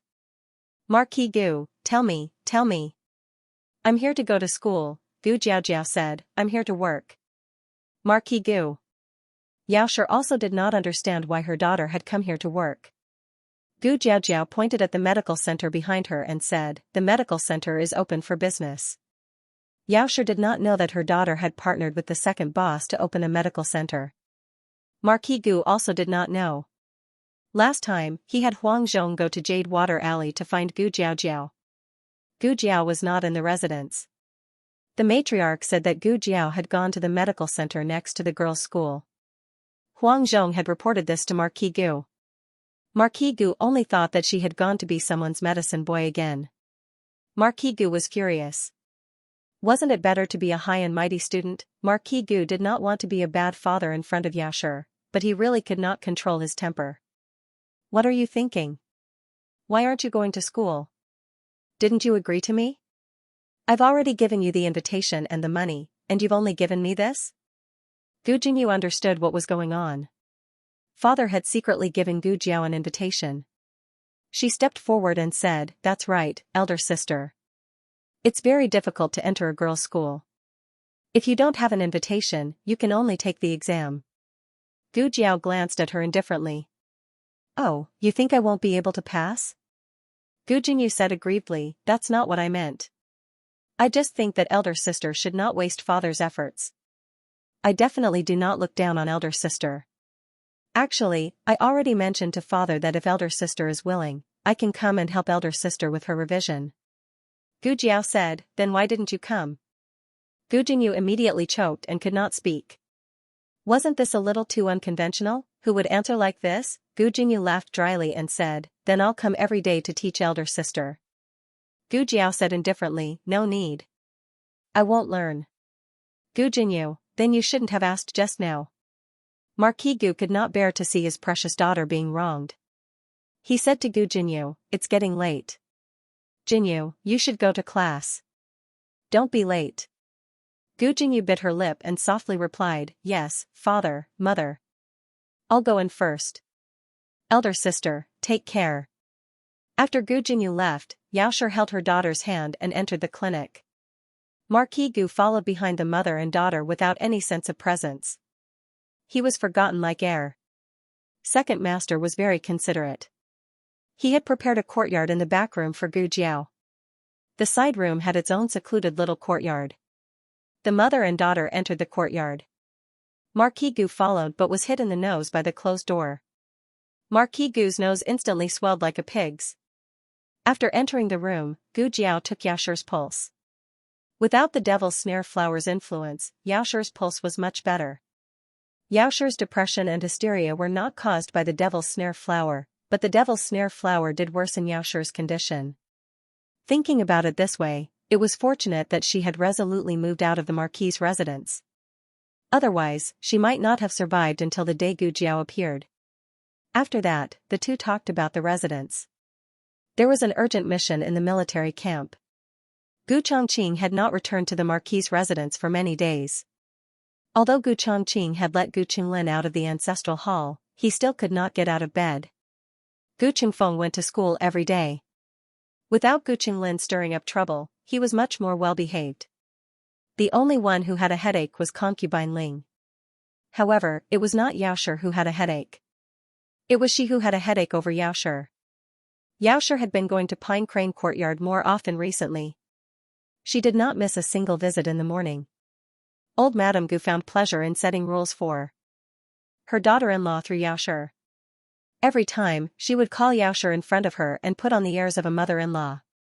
However, she was putting on airs in the room. Outsiders did not know that Xiaoxia was being set rules by old Madame Gu. They only saw her going to old Madame's room more often and thought that she was suddenly favored. In addition, every time she came out of old Madame Gu's room, she looked like she had gained a lot. Anyone who saw it would think that the relationship between the mother-in-law and daughter-in-law was very good. The servants in the residence were used to seeing people's expressions. Once Xiaoxia was favored, the direction of the situation changed. In the beginning, it was only Xiaoxia who received more charcoal than concubine Ling. Gradually, Xiaoxia's 3 meals a day were more sumptuous than concubine Ling's. Even the servants' winter clothes were prepared in Xiaoxia's courtyard before concubine Ling's courtyard. This was something that would never have happened in the past. However, concubine Ling had been in charge of the household for many years. She had some skills. She was bullied to this extent by Xiaoxia, but she was still able to remain calm.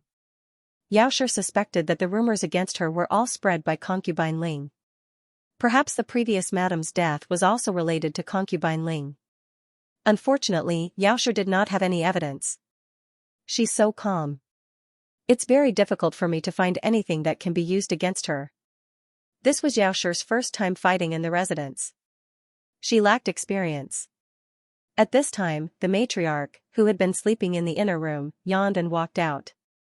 She threw a bag of medicine in front of Xiaoshi. Use this. Digression, a certain Empress Dowager, you can't do anything, but you're number one in the palace. The newest chapter of this book is not finished yet. For more exciting content, please scan the QR code below to download the app. Novels are updated even faster. Millions of novels are free to read. Novels with content that can't be found online are all available here. https://www.zhhbqg.com/89642896428226/114657987. HTML Genius remembers this website's address in 1 second. www.zhhbqg.com. Bikuga mobile reading website, mzhhbqg.com. The newest chapter of this book is not finished yet. For more exciting content, please scan the QR code below to download the app. Novels are updated even faster. Millions of novels are free to read. Novels with content that cannot be found online are all available here. The mother and daughter looked strangely at the bag of medicine on the table. For a while, they did not know what the matriarch had given them. What is this? Xiaoshi asked. The matriarch stretched and lazily sat down in a chair. Arsenic. Xiaoshi choked.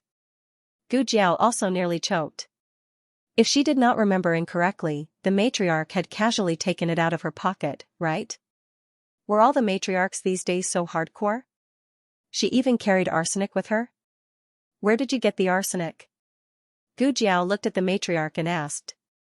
The matriarch felt a little guilty from being stared at. She gently coughed and said, It's that rat medicine.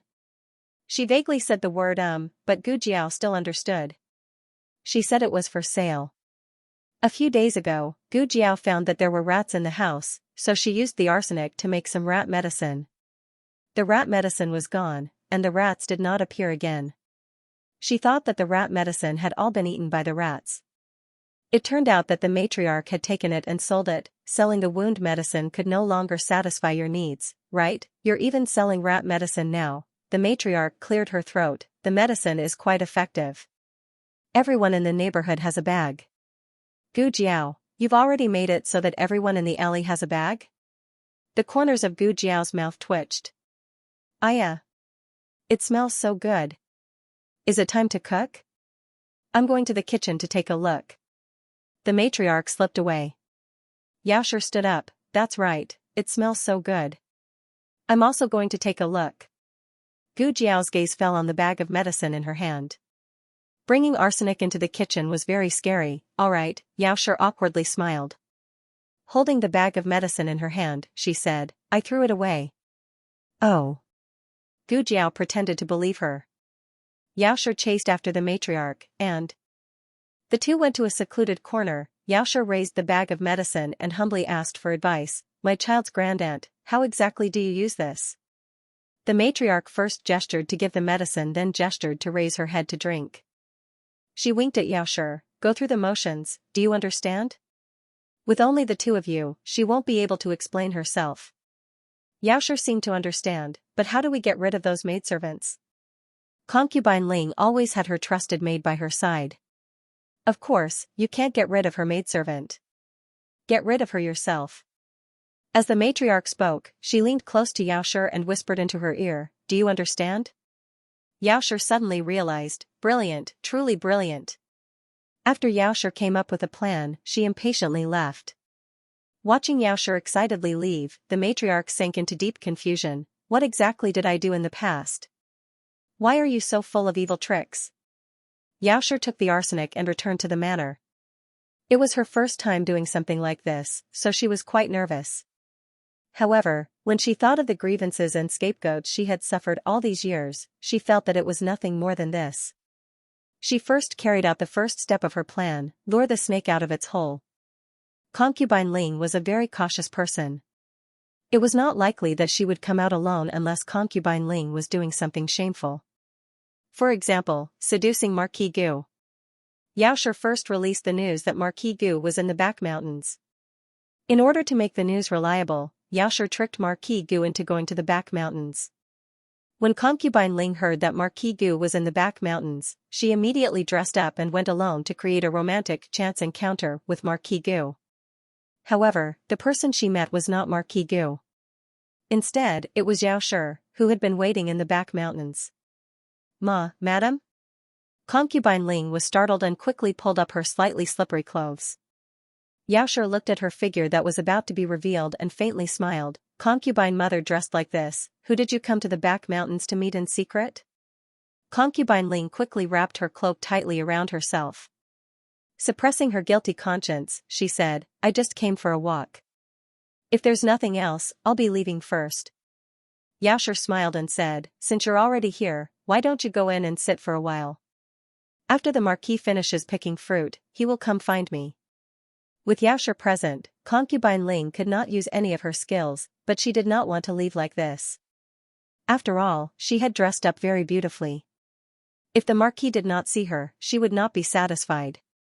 Concubine Ling and Xianxia went to a small wooden hut nearby. Marquis Gu would occasionally come to the back mountains to practice his swordsmanship. Gu Qingfeng and Gu Qinglin would also occasionally come to the back mountains to pick fruit. This small wooden hut was prepared for them to rest in. It did not look big, but it had everything that should be there. The two sat down across from each other. Xianxia poured a cup of tea for concubine Ling. While concubine Ling was not paying attention, she grabbed the bag of medicine. The matriarch's plan was to have Xianxia use the trick of injuring herself to gain sympathy. She would put poison in her own cup and pretend to take a sip to pretend that she had been poisoned. In reality, all she needed to do was sprinkle it on her body. Then, she would accuse concubine Ling of poisoning her. Either way, there was no third person, so concubine Ling would not be able to explain herself. But it was clear that Xianxia had misunderstood the matriarch's intentions. She took advantage of her unpreparedness and put the rat poison in concubine Ling's cup.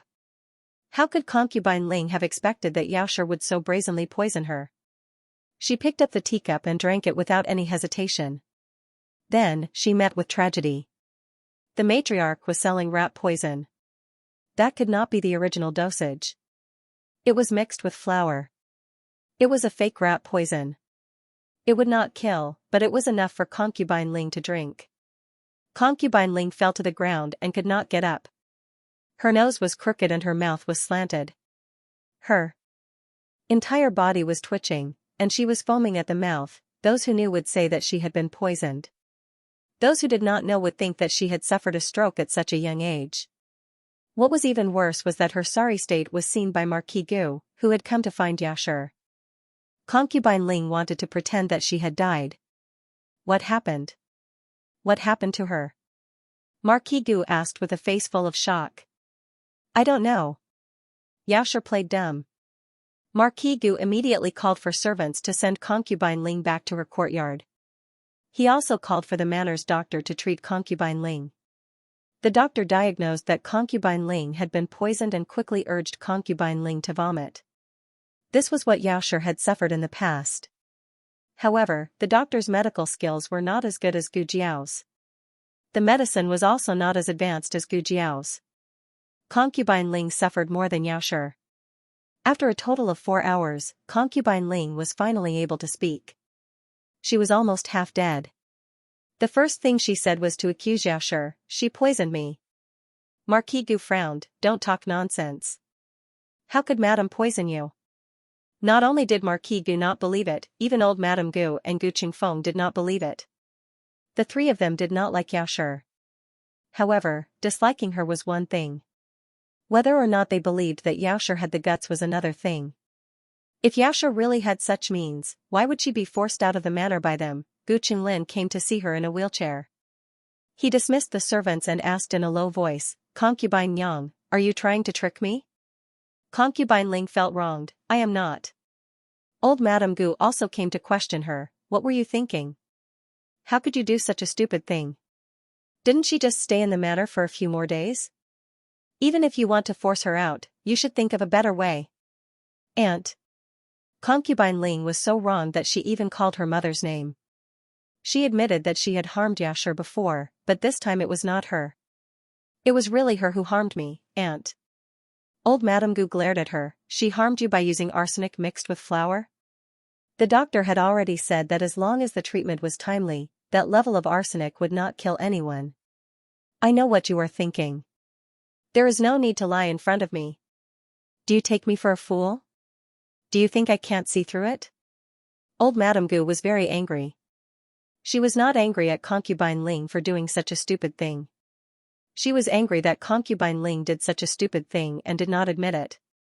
Old Madame Gu originally wanted to make a decision for Concubine Ling, but now she changed her mind. You should reflect on yourself. Old Madame Gu said and left with a flick of her sleeves. Concubine Ling, even I can see the flaw in this method. If you want to deal with that woman in the future, don't use such a small trick. Gu Qinglin said awkwardly and went back to his courtyard. Concubine Ling was about to break down. She had been dealing with that woman for more than 10 years, but this time she did not. No one doubted her when she harmed others, but when she did nothing, no one in the manor believed her. Concubine Ling was so angry that her head hurt. Gu Chongqing stayed in the military camp for a few days. At night, he finally dragged his tired face back to the manor. As soon as he entered the manor, his personal servant reported the matter of Concubine Ling being poisoned to Gu Chongqing. I really didn't expect Concubine Ling to be so cruel to herself. In order to frame Madame, she did not hesitate to poison herself. Isn't she afraid of poisoning herself to death? Gu Chongqing was deep in thought and did not speak. The servant chattered on a lot. He probably did not expect Concubine Ling to be so vicious to harm Madame. To be honest, Concubine Ling was a good person in the manor. She had been in charge of the manor for many years and rarely argued with the servants. However, in the eyes of the servants, Madame Yao was more harmless than Concubine Ling. How is Concubine Ling? Gu Chongqing asked. The servant noticed that the heir called her Concubine Ling this time, not Concubine Ling. The difference of one word made people feel that his feelings towards Concubine Ling had changed. The servant didn't dare to question his master's thoughts and only answered him truthfully. The doctor said that the poison was mixed with flour, so it won't kill anyone. Concubine Yang is fine, she just needs to recuperate for a period of time. Gu Chongqing said expressionlessly, if that is the case, then recuperate well. Don't let Concubine Ling worry about the manor anymore. The servant was confused. What did he mean by that? Gu Chongqing went to the Pine Crane courtyard and temporarily took back Concubine Ling's manor on the grounds of recuperation and punishment. In fact, it was unreasonable to let a concubine be in charge of the manor. It was only because Concubine Ling had a strong backer and Madame Yao was not in the manor that she had been in charge of the manor for 10 years. Old Madame Gu was still brooding over Concubine Ling's lies. She wanted to punish Concubine Ling, so she nodded and agreed. Therefore, after being poisoned and wronged by the whole manor, Concubine Ling lost her right to the manor's manor. After the opening of the medical center, it snowed for 3 days. Many streets in the capital were frozen. It was difficult for carriages to drive and pedestrians to walk. Little Jing Kong fell down as soon as he came out of the house. Oh, it was not his fault. The ground was too slippery. He tried to get up but could not, so he gave up. He just lay on the ground and stuck out his little tongue. Something was wrong with the spitting. His tongue was stuck. When Gu Jiao came out of the kitchen, she saw a cute little figure lying on the ground in the front yard through the hall. Gu Jiao walked over strangely, it's cold on the ground. Get up. Little Jing Kong, oh, I can't get up. Gu Jiao squatted down and found that the little guy's tongue was stuck on the ice on the ground. Gu Jiao, how did you make yourself like this? Little Jing Kong felt that he was going to die from embarrassment. Jiao Jiao had actually seen his embarrassing appearance, which seriously affected his heroic and handsome image. He tried to pull his tongue out. Gu Jiao said, don't move. Pulling it out by force would hurt his tongue, so Gu Jiao went to the kitchen to get warm water. Before she finished, Xiao Luling came out of the study. He saw the little guy on the ground and squatted down to look at the little guy's embarrassment. Little Jing Kong went crazy. bad brother-in-law, you're not allowed to look." Soon, Gu Yan and Gu Shaoshan came out too. The two of them also came over to look. Gu Yan was laughing so hard, Gu Shaoshan usually didn't laugh unless she couldn't hold it in. Like now. Little Jing Kong was so angry. Bad guy, bad guy, bad guy, all adults are bad guys. After what seemed like a century, little Jing Kong finally got warm water from Gu Jiao to save his tongue. His tongue was numb and he couldn't feel it. Gu Jiao picked him up. He was ashamed and indignant. He felt that he had no face left. He covered his face with his small hand and plunged into Gu Jiao's arms, turning the back of his head to the others. Little Jing Kong always ate alone in the house. He didn't eat with these bad adults who laughed at him. This was the first time the little guy threw a tantrum. Although it was a little heartless to say this, the little guy looked so cute when he was upset. It's time to go to school. Xiao Lulang held back his laughter and came over to call him. Little Jing Kong pulled the quilt and buried his little head in it. I'm not going to school with you. I want to go to school with Jiao Jiao. Digression: when I woke up in the morning, I realized that Jiao Jiao was no longer on the new book list. It turned out that it had been on the shelves for 30 days. Time really flew by. Do you still have the monthly votes? If you do, please support Jiao Jiao. I hope that more readers can see Jiao Jiao. Thank you, everyone. Bow. The latest chapter of this book is not finished yet. For more exciting content, please scan the QR code below to download the app. Novels are updated faster. Millions of novels are free to read. Novels with content that can't be found on the internet can be found here. https://www.zhhbqg.com/89642896428226/114628290. HTML genius remembered the website address in 1 second. www.zhhbqg.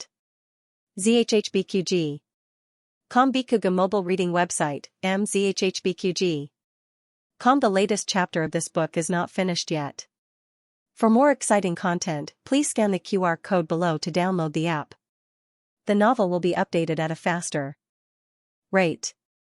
Millions of novels can be read for free. There are all kinds of novels that can't be found online. Little Jing Kong was very determined.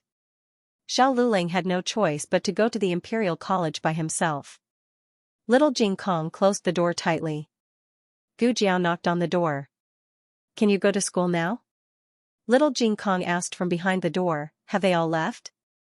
Gu Jiao said softly, yes. Little Jing Kong snorted. Bad brother-in-law has left. Brother Yan and Brother Shaoshan have also left? Gu Jiao nodded. Yes, they have all left.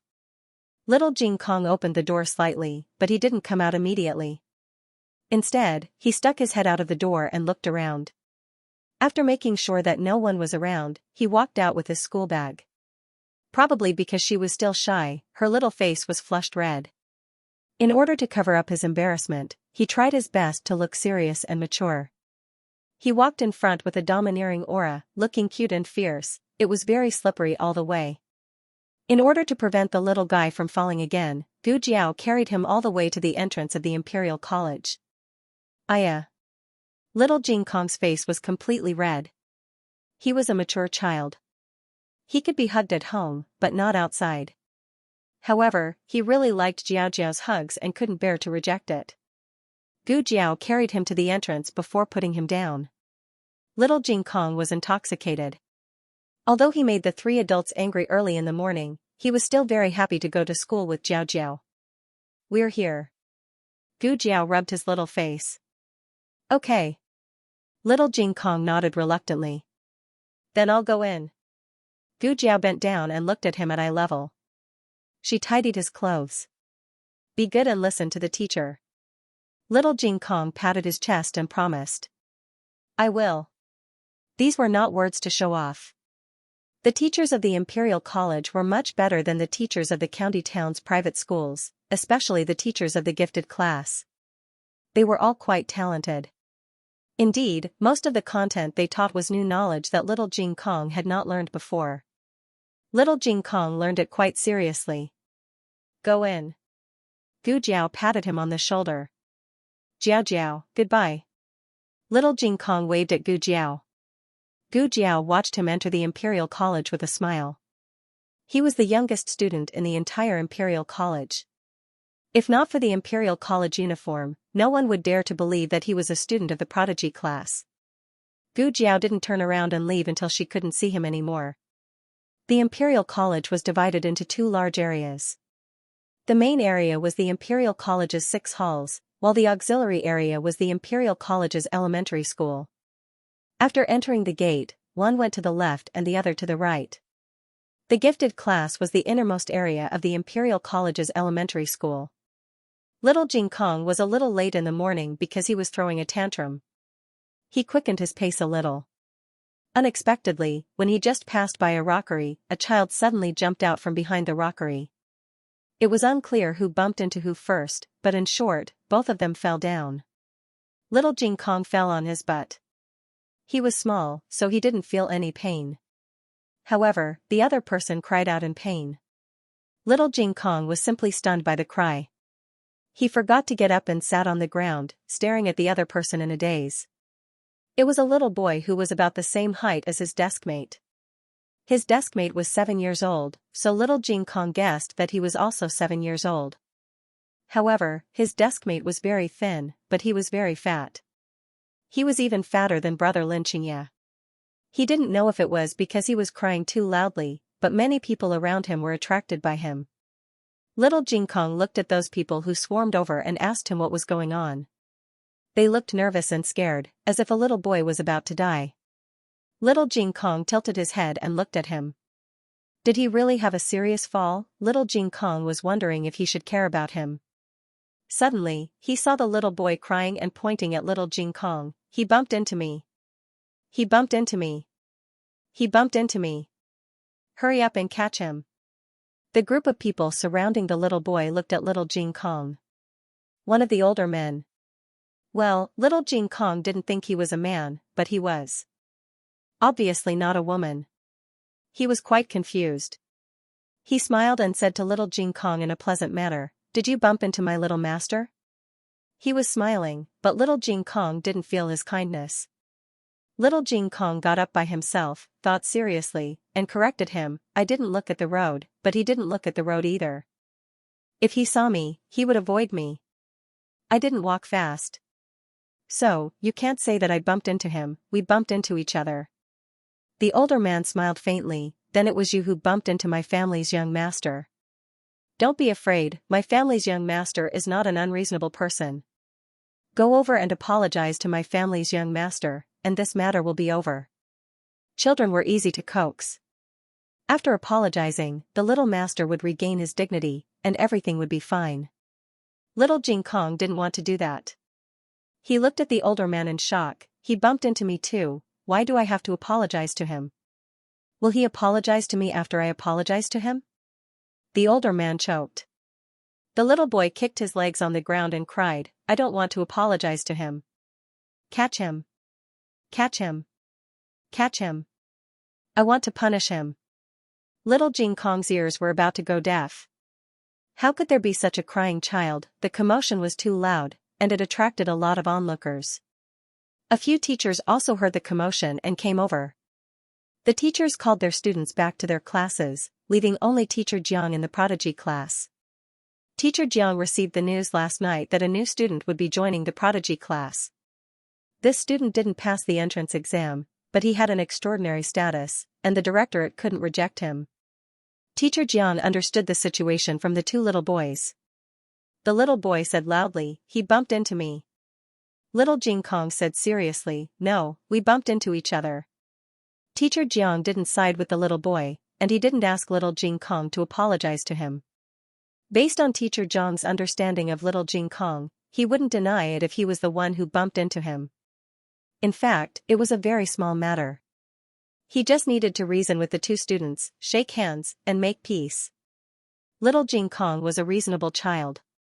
If the other party was willing to make peace, he wouldn't harp on it. But the little boy didn't agree. He had never been wronged like this in his entire life. I don't care, I don't care, I don't care. He didn't count out to me. I'm going to arrest him.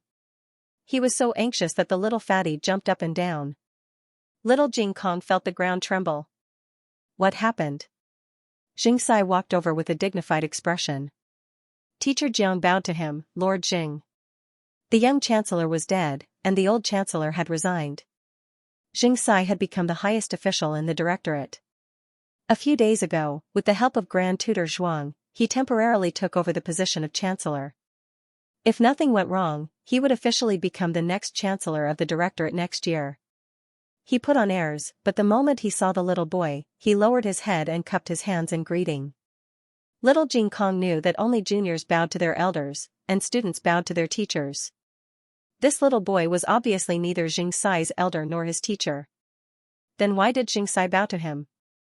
Excuse me, what happened? Xianxia asked with a smile. The little boy stomped his feet. How many times have I told you? He bumped into me. He knocked me down. Little Jing Kong frowned. I've told you many times, we bumped into each other. How dare you? Who gave you the guts to speak like that? You didn't look where you were going, and you still want to blame. Xianxia was about to call him that, but he remembered that he entered the directorate as a commoner. He quickly changed his words and said, Students of the directorate must be honest. Where are your etiquette, justice, integrity, and shame? Where are all the rules you learned? Little Jing Kong was very angry. He shouted, I'm not being dishonest. I'm not being disrespectful. I'm not being disrespectful. The two of us bumped into each other. I didn't bump into him, and he didn't bump into me. We bumped into each other at the same time. Why didn't anyone listen to him properly? Wasn't his voice loud enough? Wasn't his height tall enough? Why, he wasn't a child. Who didn't want to admit his mistakes, but he couldn't admit mistakes that didn't belong to him. Teacher Jiang also felt that Xianxia didn't do the right thing. If the two chancellors were still here, they wouldn't have allowed this to happen. Lord Jing, he said. Xianxia interrupted him coldly, shut up. So this is the student that you taught. Little Jing Kong clenched his fists, stretched his arms back, and refuted, Teacher Jiang didn't do anything wrong. The student he taught is very outstanding.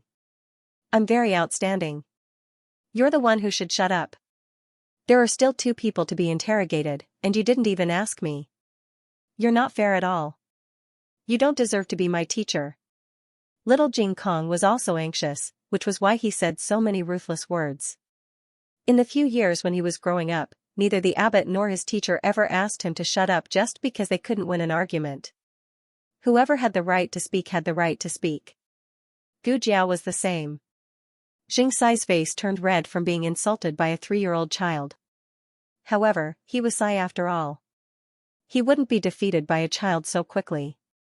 He said angrily, fine, fine, fine. I think you need to be punished for not respecting your teacher. Guards, bring me a ruler. Hearing that little Jing Kong was going to be punished with a ruler, the little boy smiled triumphantly. At this moment, a thin figure walked over. Although he was holding a walking stick, he was like a pine tree in the snow, emitting an awe-inspiring and powerful aura.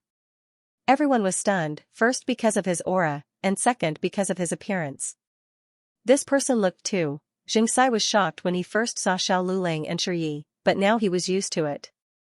There were many people who looked alike in the world. He had investigated all 8 generations of his ancestors, and he was just a bumpkin from a county with a family. He had nothing to do with the little Marquis of Xiaodu, Xiao Lulang said indifferently. Who is Xianxia going to punish with the ruler? Xianxia frowned. He didn't like Xiao Lulang, but Royal Princeton liked him. He said impatiently, mind your own business. Brother-in-law. Little Jing Kong didn't feel wronged at first, but when he saw Xiao Lulang, he felt wronged. He rushed over and hugged Xiao Lulang's thigh, his eyes red.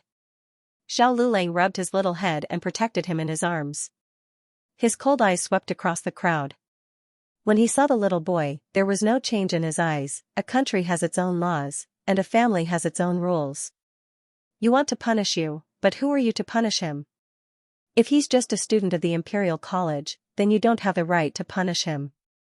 Why don't you tell me who you are, and whether you have the right to punish him? The little boy choked. He couldn't say. If he said it, he would be going against the imperial order. The little boy immediately wilted. He restrained the person with the highest status first, and the group of servants didn't dare to make a sound. Xiao Lulang then looked coldly at Xianxia. He doesn't respect his teacher, but if someone doesn't respect his teacher, how can he respect his teacher? Xianxia choked. You. Xiao Lulang said sarcastically, speaking of rules, Xianxia, your actions today have violated the 78th rule of the Imperial College. Next time, before you raise your ruler, you might as well think about whose body it should land on first. What was 77, 78, he didn't even remember that he was Xi, so who did this brat think he was? The Chancellor of the Imperial College. He even dared to set up rules with him. Xianxia was embarrassed by a new student in front of an important figure, so he couldn't keep his face. You, make a trip to Minghui Hall. He wanted to dampen this brat's spirit. Xiao Lulang looked at him fearlessly. Minghui Hall is a place that only the Chancellor has the right to enter. Is Lord Xi already the Chancellor? Xianxia was so angry that he fell backwards. This brat actually mocked him for not being the real Chancellor. Xiao Lulang said, I have to go to class. Substitute Chancellor, take care. The last sentence was like a machete stabbing into his heart. Xianxia felt that his chest was in pain. Xiao Lulang didn't care about this group of people anymore. He held little Jing Kong's hand and sent little Jing Kong to his classroom. Little Jing Kong wasn't a delicate child. He was already fine, but he was still a little depressed. What's wrong? Xiao Lulang asked. Little Jing Kong raised his head and asked seriously, why didn't they listen to me properly? Am I too young and they can't hear me? Xiao Lulang didn't deliberately create a beautiful world. He said, it's not that you're young, it's that you're not standing high enough. Little Jing Kong thought for a moment. He was indeed standing on a relatively low-level ground just now. He said, then next time I'll step on a stool when I speak. Xiao Lulang didn't explain that this was not the case. He patted the little guy's shoulder and said, go in. Little Jing Kong hesitated. He took out a small stone from his pocket and muttered, my little stone said that it doesn't want to go to class today. Xiao Lulang heartlessly confiscated the stone. If it doesn't want to go, you go. Little Jing Kong, who failed to play truant, was speechless. The latest chapter of this book isn't finished yet. For more exciting content, please scan the QR code below to download the app. Novels are updated faster and more complete. Millions of novels are free to read. Novels with content that can't be found on the internet are all available here. https://www.zhhbqg.com/89642896428226/114624450. HTML Genius memorized this website's address in 1 second. www.zhhbqg.com Bikuga mobile reading website, mzhhbqg. The latest chapter of the book is not finished yet. Please scan the QR code below to download the app. Novels are updated faster. Millions of novels are free to read. Novels with a deeper meaning that can't be found online are available here. Not long after little Jing Kong sat down, the boy also entered the class. Teacher Jiang arranged for him to sit in the middle row. Little Jing Kong was small, so he sat in the first row. Maybe Xiao Lulang hit his soft spot, or maybe they were far apart, but the first day passed peacefully. Teacher Jiang introduced the new student as Chuyu. In fact, his name was Qin Chuyu. Qin Chuyu spent a torturous day in the Imperial College. He couldn't understand Teacher Jiang's class at all, and he couldn't even sit still. When school was finally over, he didn't even take his school bag with him and rushed out of the Imperial College. He came to school with a hidden identity, so the people who came to pick him up also came in disguise. Your Highness. The coachman greeted him in a small voice. Your Highness? So annoying. Qin Chuyu frowned impatiently and got into the carriage. Inside the carriage, the crown princess, who was wearing a golden gauze dress, was sitting on the couch reading a book. She looked dignified, elegant, and beautiful. Seeing the angry Qin Chuyu, she put down the book in her hand and looked at him gently. What's wrong? Who bullied little Qi? Qin Chuyu sat down beside the crown princess and said angrily, Sister-in-law lied to me. The Imperial College is not fun at all. I shouldn't have gone if I knew. Are you still angry about what happened this morning? The Crown Princess had been waiting here for a long time, so naturally, someone reported to her about Xianxia's situation. I heard that it was a 3-year-old child. You're a prince. Don't you have any tolerance? Who said I didn't?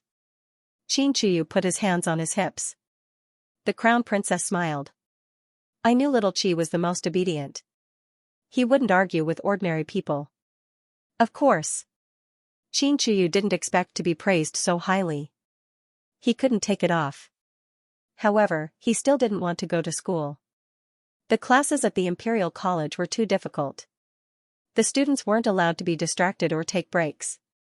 After a whole day, his neck was aching, however, he couldn't say that he didn't understand. That would be too embarrassing.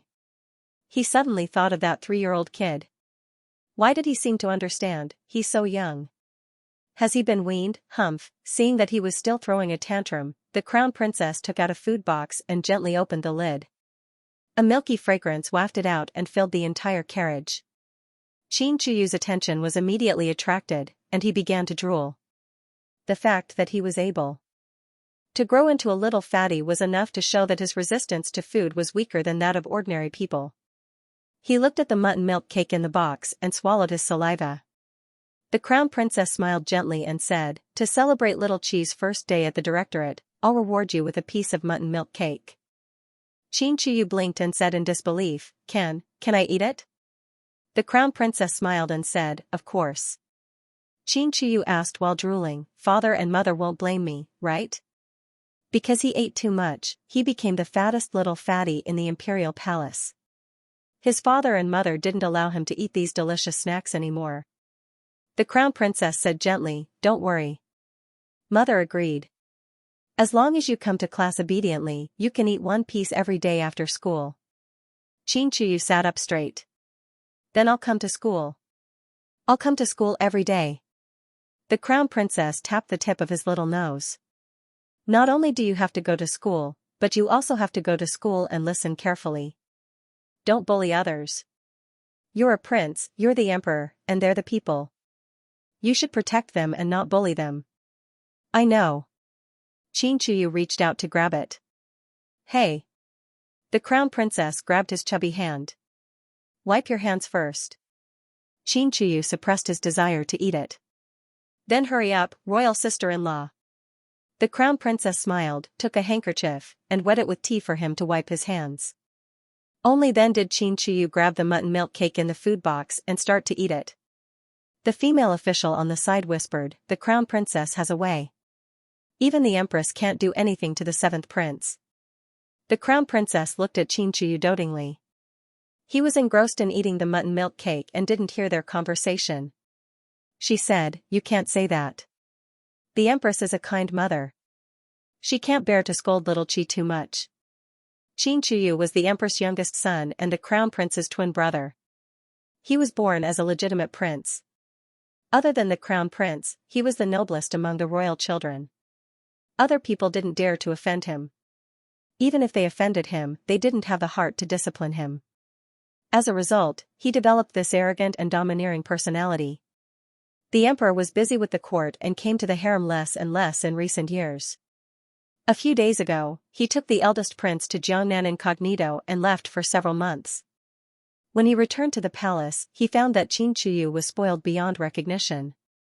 That was why he cruelly ordered Xianxia to be sent to the Imperial College. He knew Xianxia's personality very well. To prevent the people in the Imperial College from being afraid of him and giving in to him because of his identity as a prince, he ordered everyone to keep their mouths shut. Even Xianxia himself couldn't reveal that he was a prince. Once discovered, he would be served in a small dark room. Otherwise, why would Xianxia be scared out of his wits when Xiao Lulang forced him to reveal his identity? However, Xianxia was used to being a tyrant in the palace, so he didn't really care about a 3-year-old kid. It wouldn't be too late for him to deal with the kid when his father didn't control him that much anymore. As Xianxia ate, he was gradually mesmerized by the delicious food. Soon, the only thing left in his mind was the mutton milk cake. "Return to the palace," the Crown Princess ordered. When the princes reached a certain age, they would build another prince residence outside the palace. Except for the crown prince, who lived in the eastern palace. The seventh prince was young, but he also lived in the palace. The carriage moved forward slowly. As it drove away from the imperial college, the crown princess inadvertently glanced at it. Coincidentally, Xiao Lulang came out of the imperial college with little Jing Kong.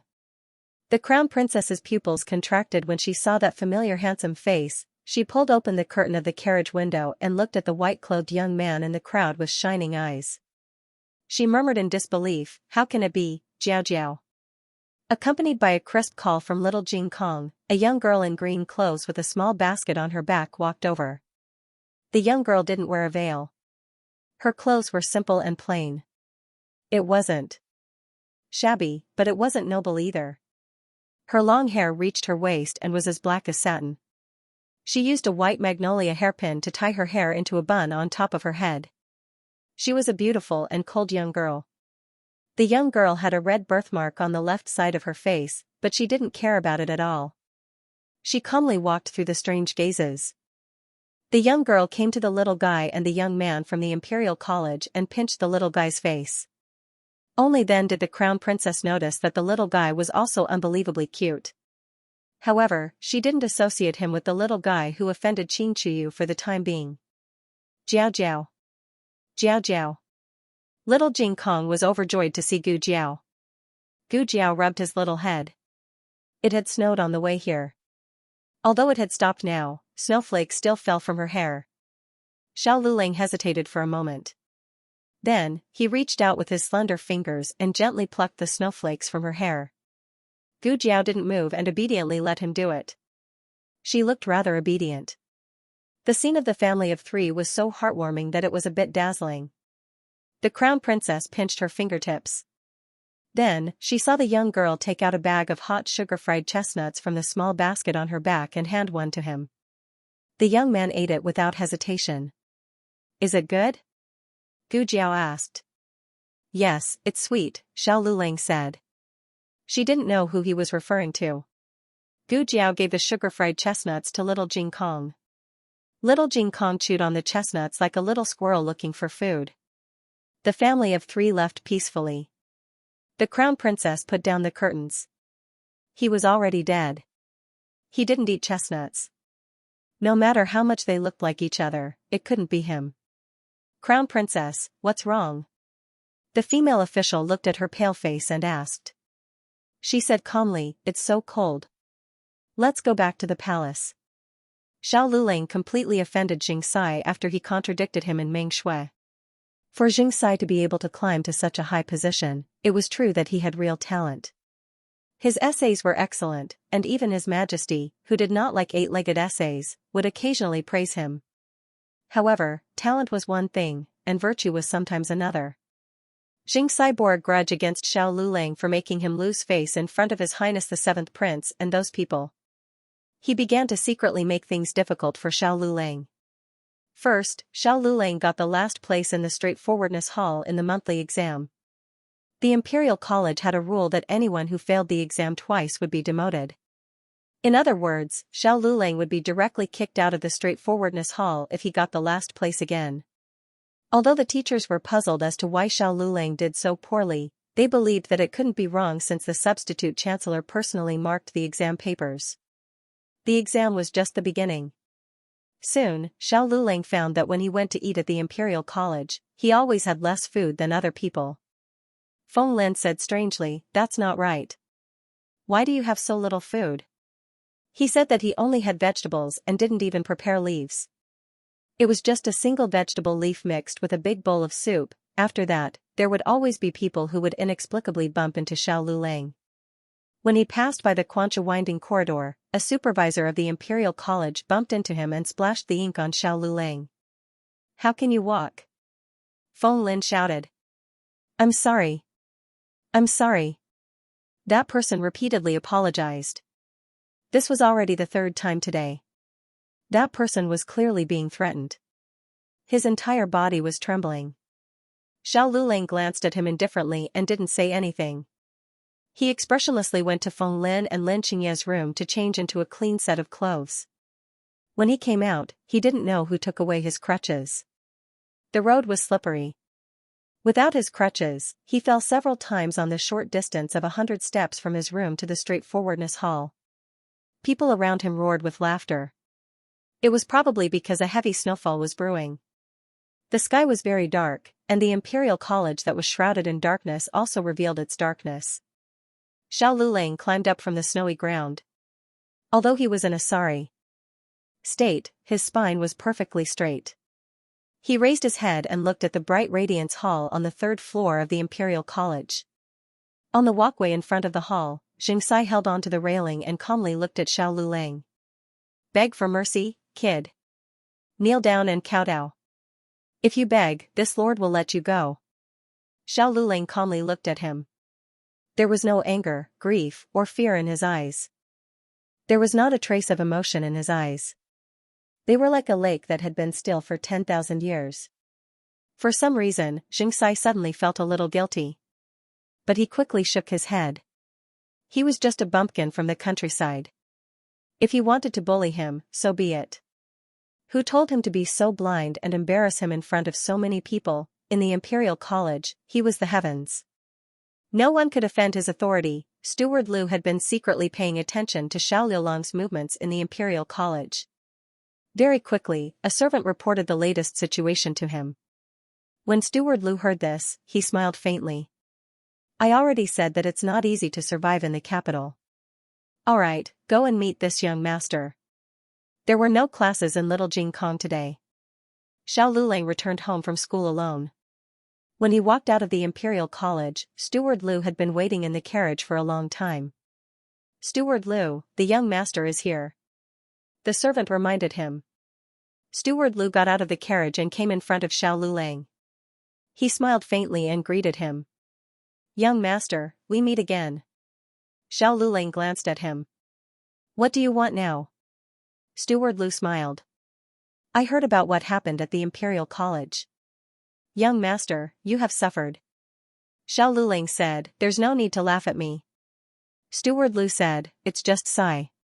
The Marquis can crush him with his fingers. In fact, as long as the young master is willing to return to the estate, I can guarantee that there will be no such person at the Imperial College starting tomorrow." Xiao Lulang ignored him and walked in the direction of his home. Steward Liu smiled faintly. "Young master, why bother? Yes, it was the Marquis who let you and your mother down. He didn't bring you back to the estate in time, but you can't blame the Marquis alone. You can't blame the Marquis for what happened 4 years ago. He only knew about it afterward. After he knew about it, he began to ask around about your whereabouts.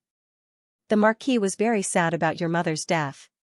He also heard about what happened to your eldest brother. Fortunately, you're fine." Xiao Lulang clenched his fists. Steward Liu advised him. "The capital is more complicated than you think. Without a strong backer, you can only find that you can't do anything even if you want to stand out. This is only the beginning. If this goes on, you will be eaten until there are no bones left. So, young master, you should obediently return to the estate with me. Isn't it good to be the son of Marquis Shanping? Why do you have to suffer outside?" The latest chapter of this book is not finished yet. For more exciting content, please scan the QR code below to download the app. The novel is more complete and updated faster. Millions of novels are free to read. There are novels with connotations that can't be found online here. https://www.zhhbqg.com/8964289642826/114594790. HTML Genius memorized this website's address in 1 second. www.zhhbqg.com Bikuj mobile reading website, mzhhbqg.com. The latest chapter of this book is not finished yet. For more exciting content, please scan the QR code below to download the app. Novels are updated faster. Millions of novels are free to read. Novels with content that can't be found online are all available here. Xiao Lulang looked at him coldly. "Are these your words or his?" "His, who would call their own father like that. Does he know who his father is? He is a first-rank martial marquis, second only to one person and above thousands of people. Since ancient times, no one has been able to hold a post in the court. Marquis Xianping was the first. He had single-handedly restrained the entire Zhuang clan and was the most trusted person of the current emperor. He married a princess himself, and his younger sister became the empress. He also successfully suppressed the eldest prince and sent his nephew to the position of crown prince. Believe it or not, as long as he said, Marquis Xianping needs a son, people who are willing to be his son can line up from Zhao to Liang. But this young master was different.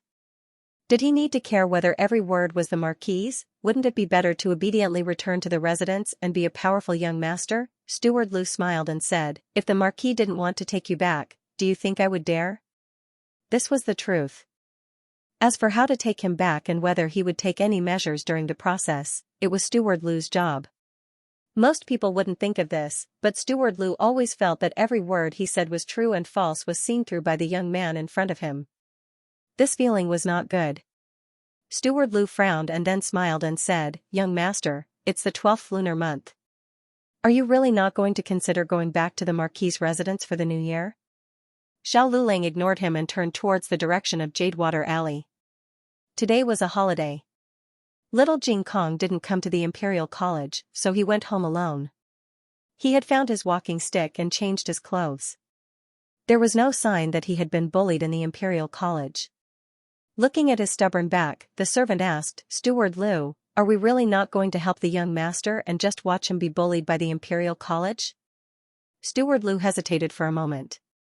Every time he thought he could control the other party always escaped from his control. The servant said, Steward Lu, why don't we? Steward Lu raised his hand and stopped him from continuing. Let's wait a little longer. I don't believe that he can still be as stubborn as before when he enters the Imperial College. The capital wasn't a county, and Xianxia wasn't a mere county magistrate. Did he think that this was all he could do to make things difficult for him? There were many people like Xianxia. One day, he would not be able to hold on, the manservant reminded, Steward Lu, young master is too stubborn. Why don't we think of another way? You promised the Marquis that you would bring the young master back for the new year. There's only 1 month left. At the mention of this, Steward Lu frowned. At first, he didn't think it was a difficult task and even boasted in front of Master Ho. When he went to the county town, it was not yet summer. He felt that he had enough time and was not in a hurry. Who knew that half a year would pass in the blink of an eye, but what other way was there to do it? That.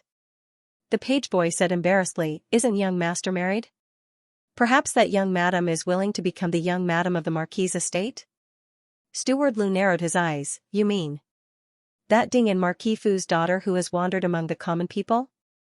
Since she was his young master's wife, how could Steward Lu not investigate her identity? Moreover, Ding and Marquis Fu did not hide it very well. It was very easy to find out that she was the real daughter and that Gu Jinyu was the fake daughter that was brought home. Steward Lu did not pay too much attention to this daughter. Because he did not care, he did not pay attention and did not think of investigating her. The page boy saw that Steward Lu had listened and hurriedly said, that young madam grew up in the countryside. I heard that she is very timid and does not dare return to the manor. However, she is very good to young master.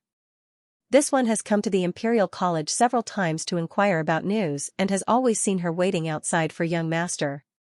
Steward Lu thought for a bit and smiled, that is one way. Steward Lu did not know that Gu Jiao had opened a medical clinic with someone else. He directly went to Jadewater Alley. The matriarch was happily playing cards with several neighbors and did not have time to pay attention to him. If you want to see a doctor, go to Miracle Hand Hall. What did she say? Steward Lu asked from inside the carriage. The page boy scratched his head, it seems, she wants us to go to Miracle Hand Hall. What is Miracle Hand Hall? Steward Lu had never heard of it. The page boy thought for a while and said with uncertainty, it seems to be a newly opened medical clinic next to the girls' school. At this time, Gu Jiao did not know that she was being remembered by someone. In the girls' school, a girl fell from the back of a horse and dislocated her arm. She had just been brought in. She was crying so hard that she was unrecognizable. What is your name? Gu Jiao asked. My name is. Ugh. She cried until she hiccuped. Gu Jiao reached out to look at her arm. She was afraid of pain and howled like a pig being slaughtered. Don't touch me. Gu Jiao said, I won't touch you. The back of your hand is bruised. I will clean your wound and will not touch your arm. Really? She looked at Gu Jiao with a face of disbelief. Really?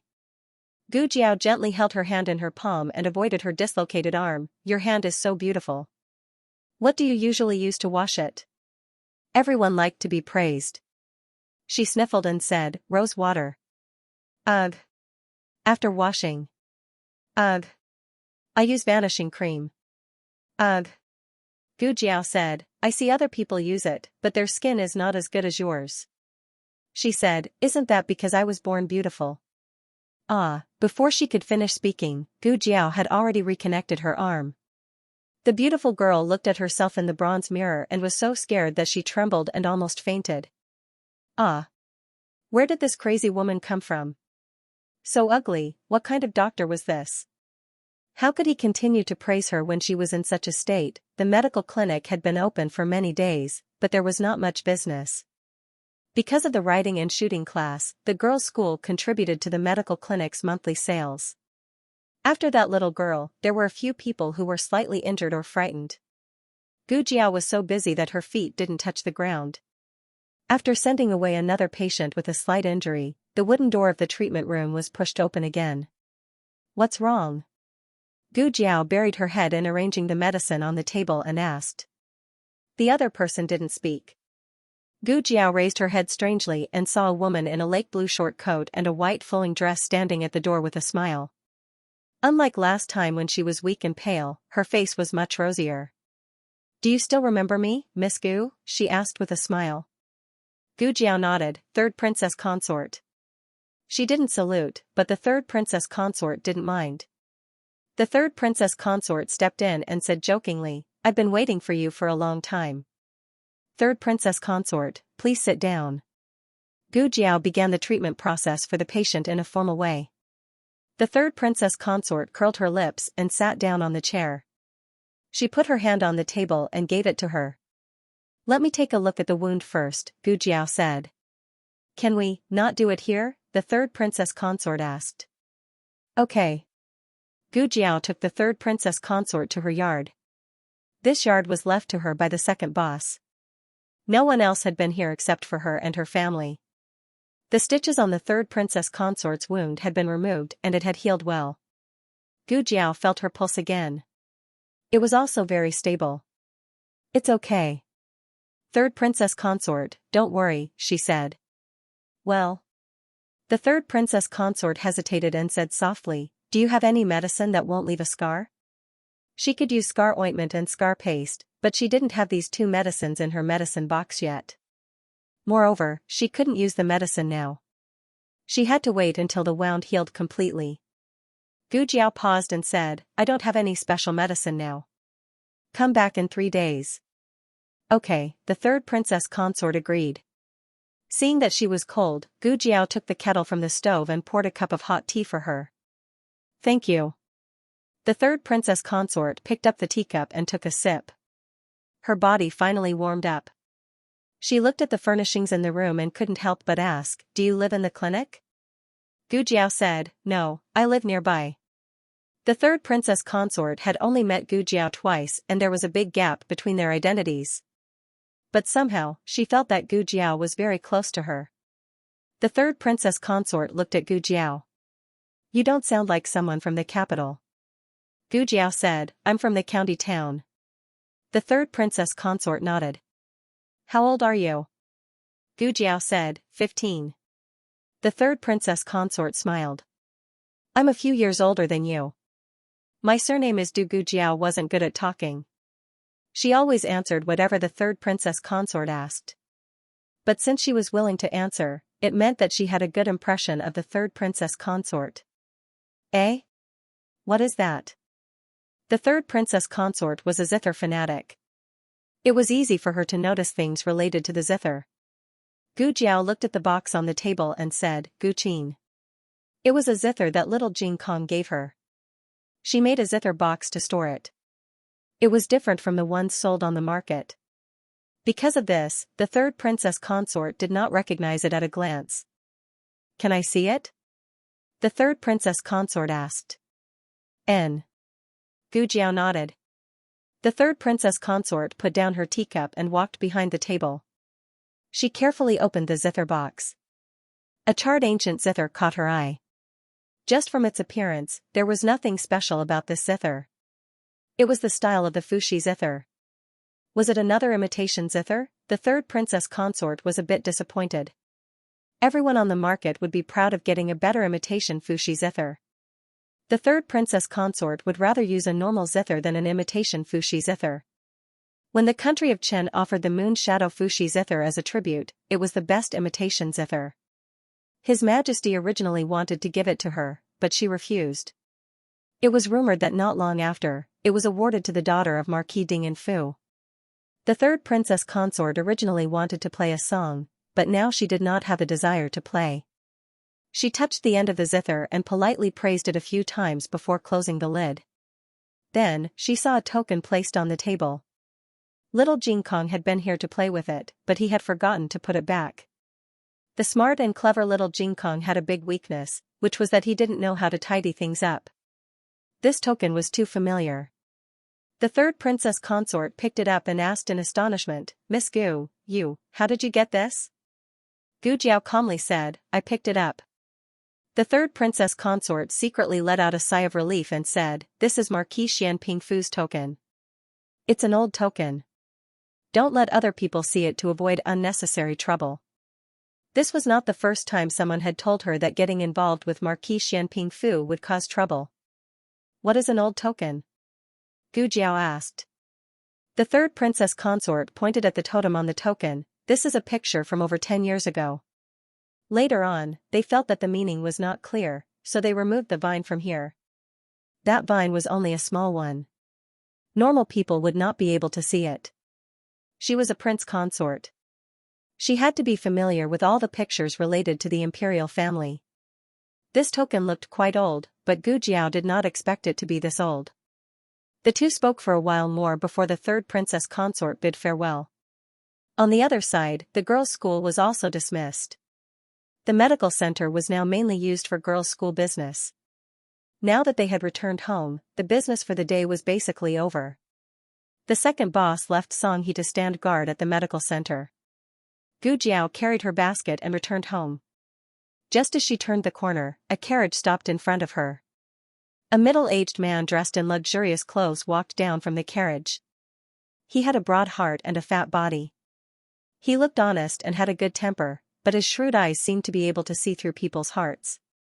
"Excuse me, are you Ding and Marquis Fu's Miss Gu?" The middle-aged man cupped his hands in a pleasant manner. It was clearly a question, but he spoke with a firm tone. Gu Jiao calmly looked at him. "Who are you?" Steward Lu smiled and said, "My surname is Lu. I wonder if the young master has ever mentioned me to you." "Which young master?" Gu Jiao asked. Steward Lu was a little surprised. Were the two of them so distant?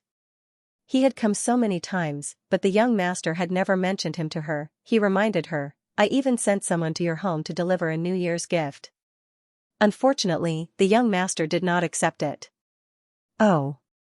Saying this, Gu Jiao had an impression. Not long ago, someone had come with a cart of silver charcoal. Xiao Lulang did not even think about it and rejected it. "Your young master, my husband?" Gu Jiao asked. Steward Lu beamed with joy. "That is correct." Gu Jiao paused then asked, "From Xianping Marquis Fu?" Steward Lu was startled. Since the young master had never mentioned him to her, how did she know that the young master was from Xianping Marquis Fu? The newest chapter of this book is not finished. For more exciting content, please scan the QR code below to download the app. Novels are updated even faster. Millions of novels are free to read.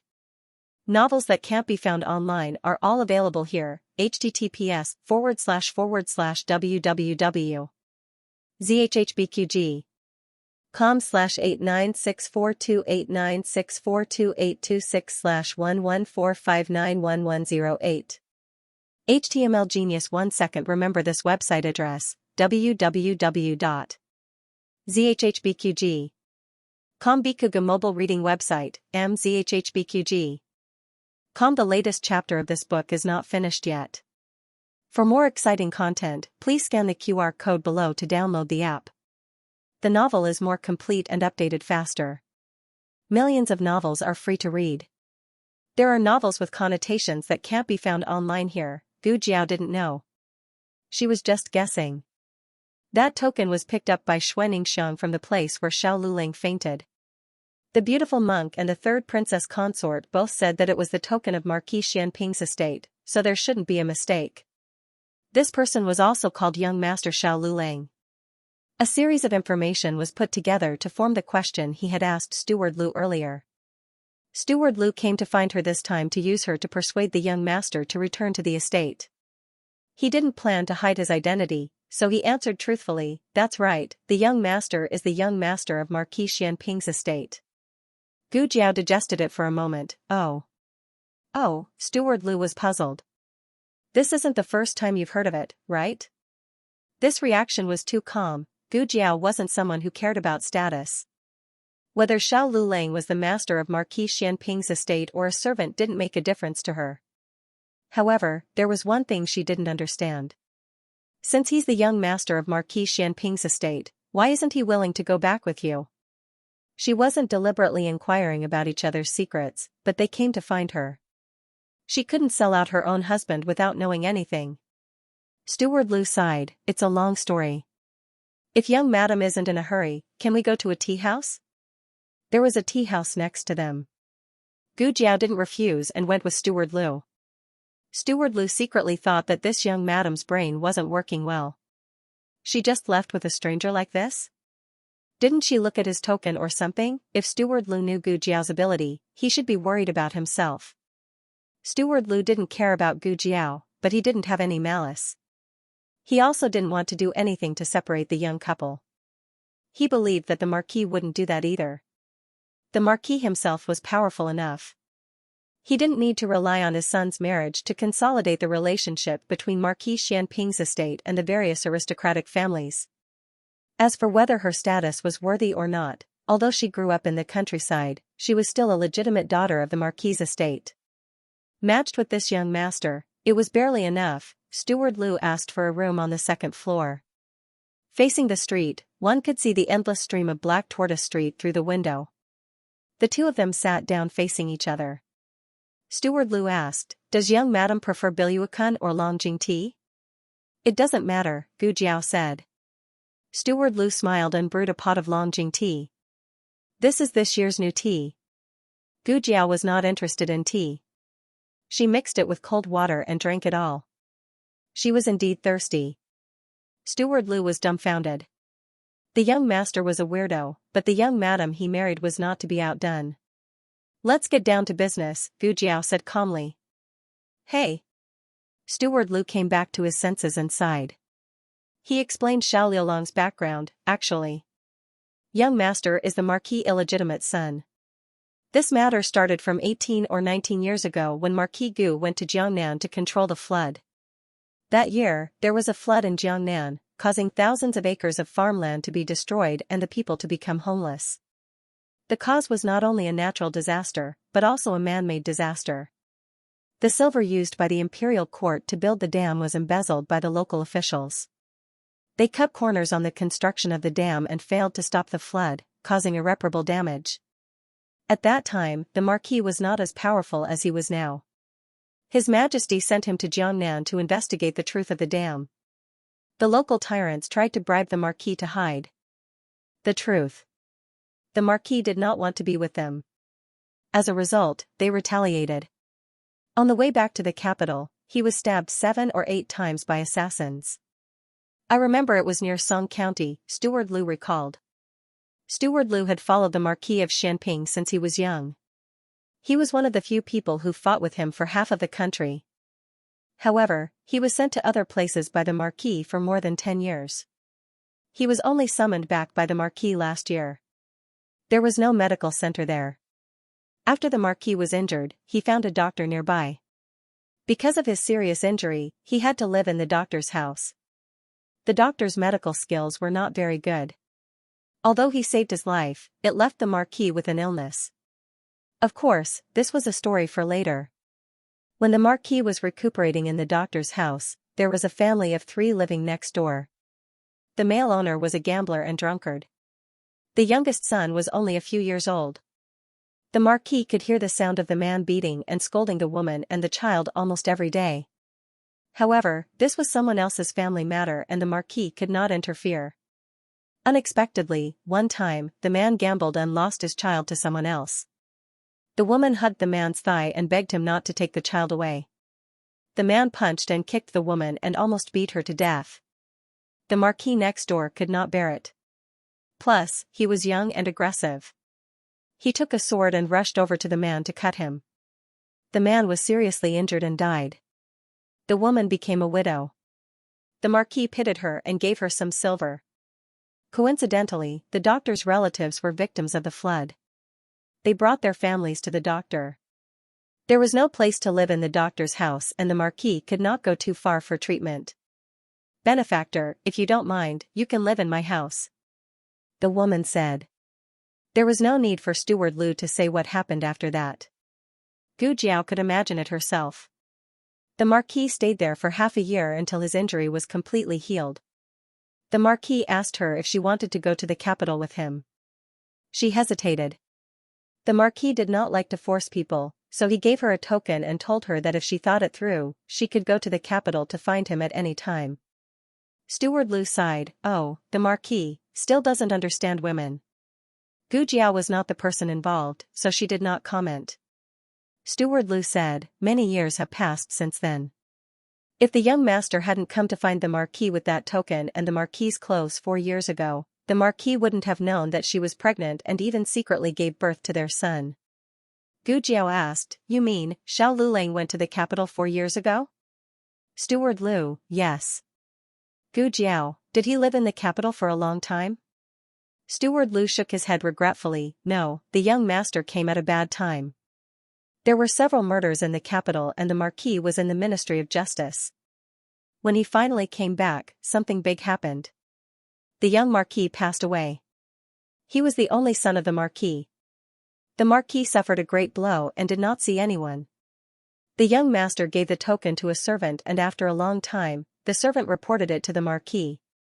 The young master had already left the capital by then. Gu Jiao paused. So, he only lived in the capital for a few months. Lu Guanshui thought for a while. It should be less than a month. Gu Jiao thought for a while. Oh.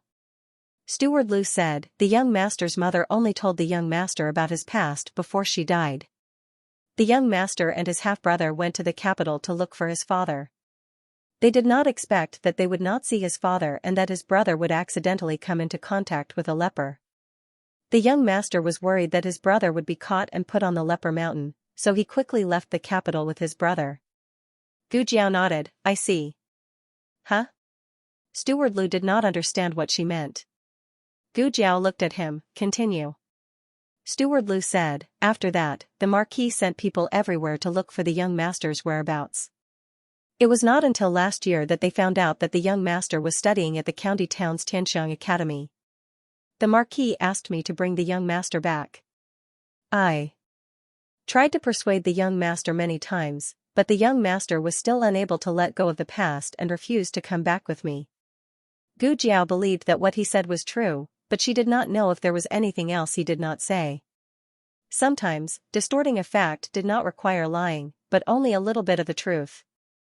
Moreover, no one could be sure that what Steward Lu knew was the whole truth. She believed that 4 years ago, there really was a Xiao Lulang who went to the capital to look for his father.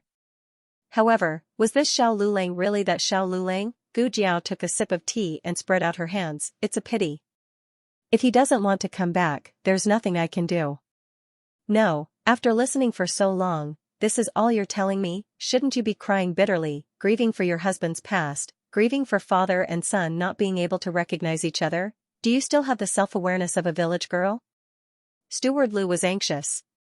If the sympathy card did not work, then he would use the trump card. He hardened his heart and said seriously, Do you know that the young master was bullied at the Imperial College?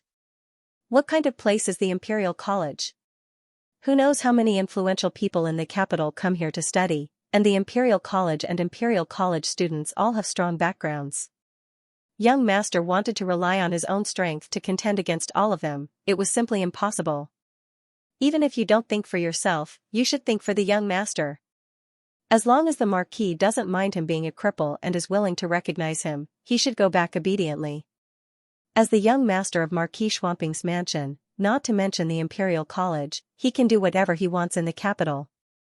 Gu Jiao's expression finally changed a little. However, it was not because she was moved, but because she was filled with endless murderous intent and coldness. She stood up and looked down at Steward Liu, who was sitting on the cushion. Tell your Marquis that I will protect my own husband.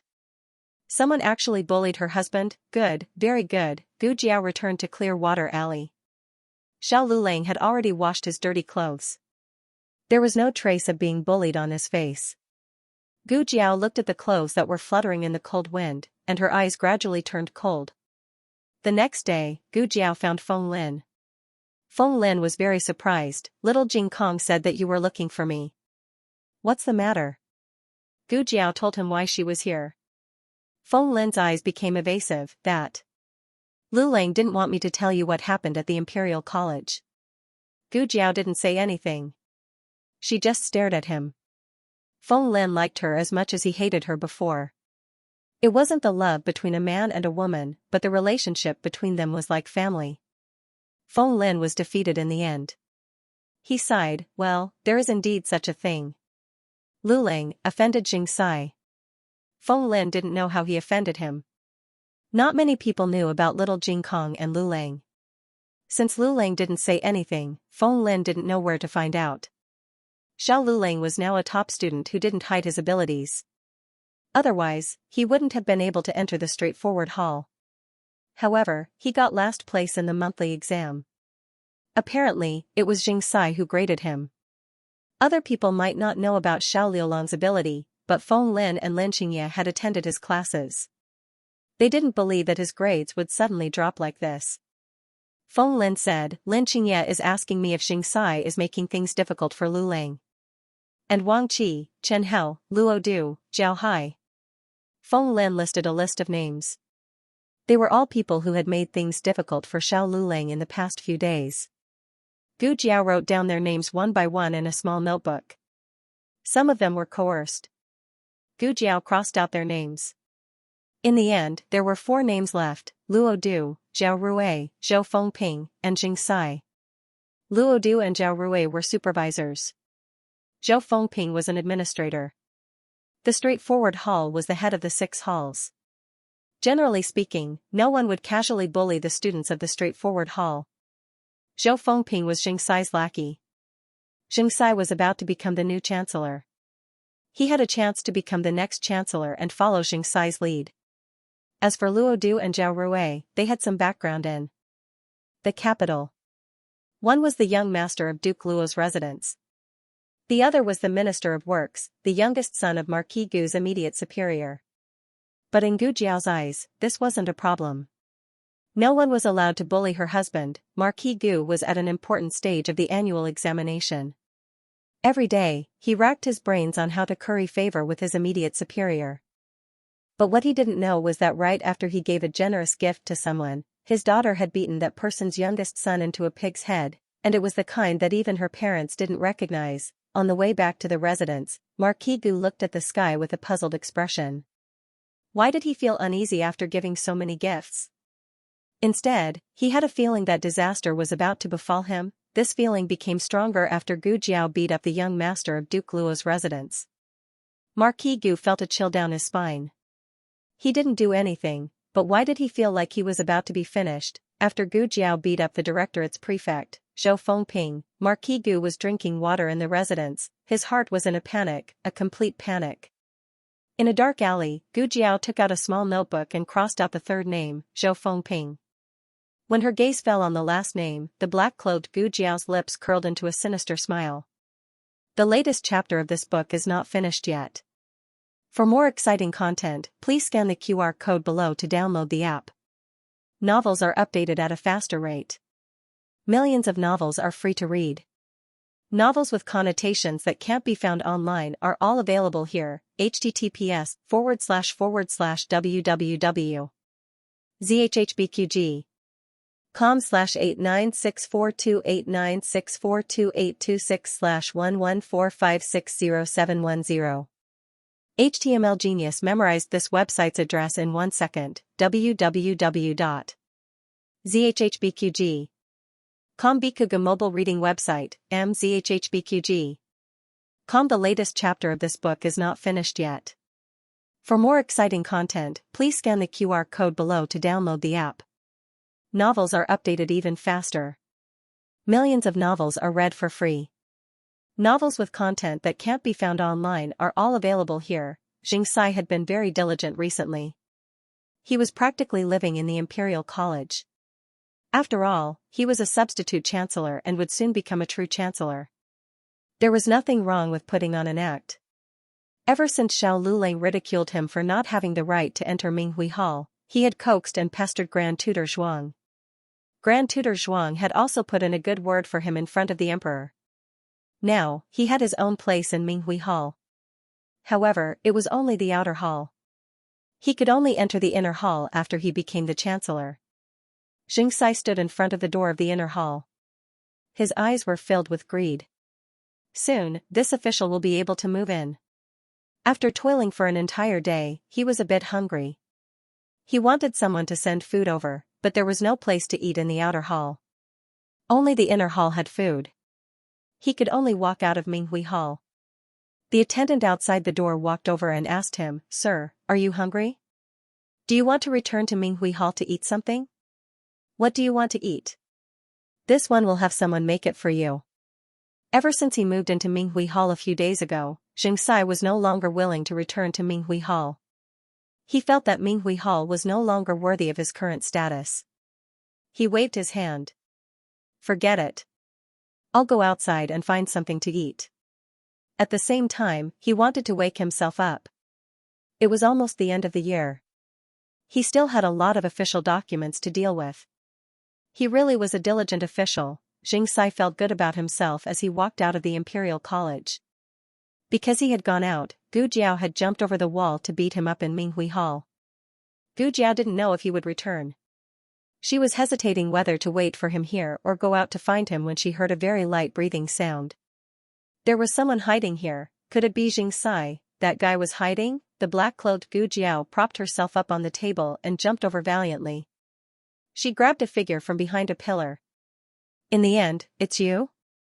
Gu Jiao's raised little fist froze in midair.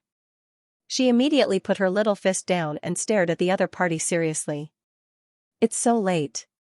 What are you doing here instead of going home?" Xiao Luleng asked, "Why are you here again?"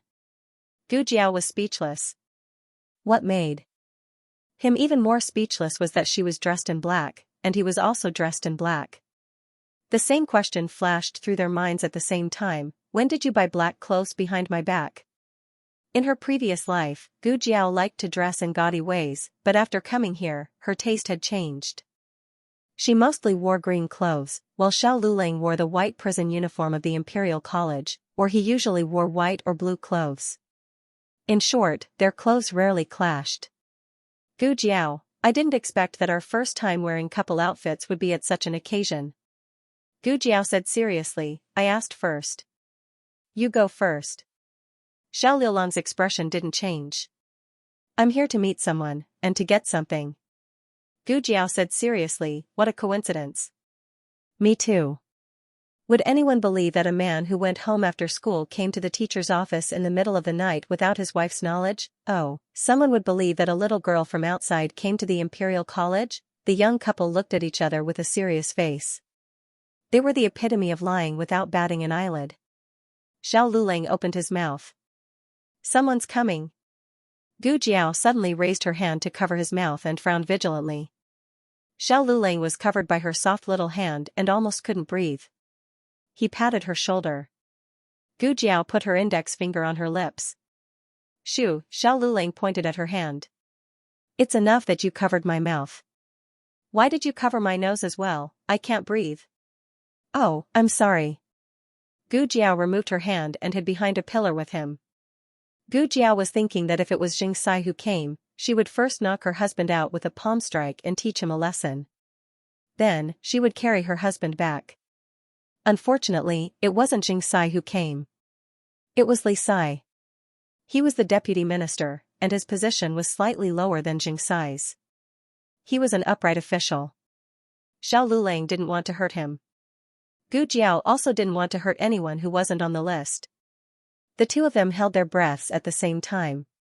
Sir, it's already so late. Why don't you come back tomorrow? How can that be? I have something urgent to report to Xianxia. If I wait until tomorrow, it might be too late. If something happens, will you take responsibility? Hearing him say this, the two servants didn't dare to stop him and let him enter Minghui Hall. Minghui Hall was always guarded. Gu Jiao could enter because she was a secret agent in her previous life.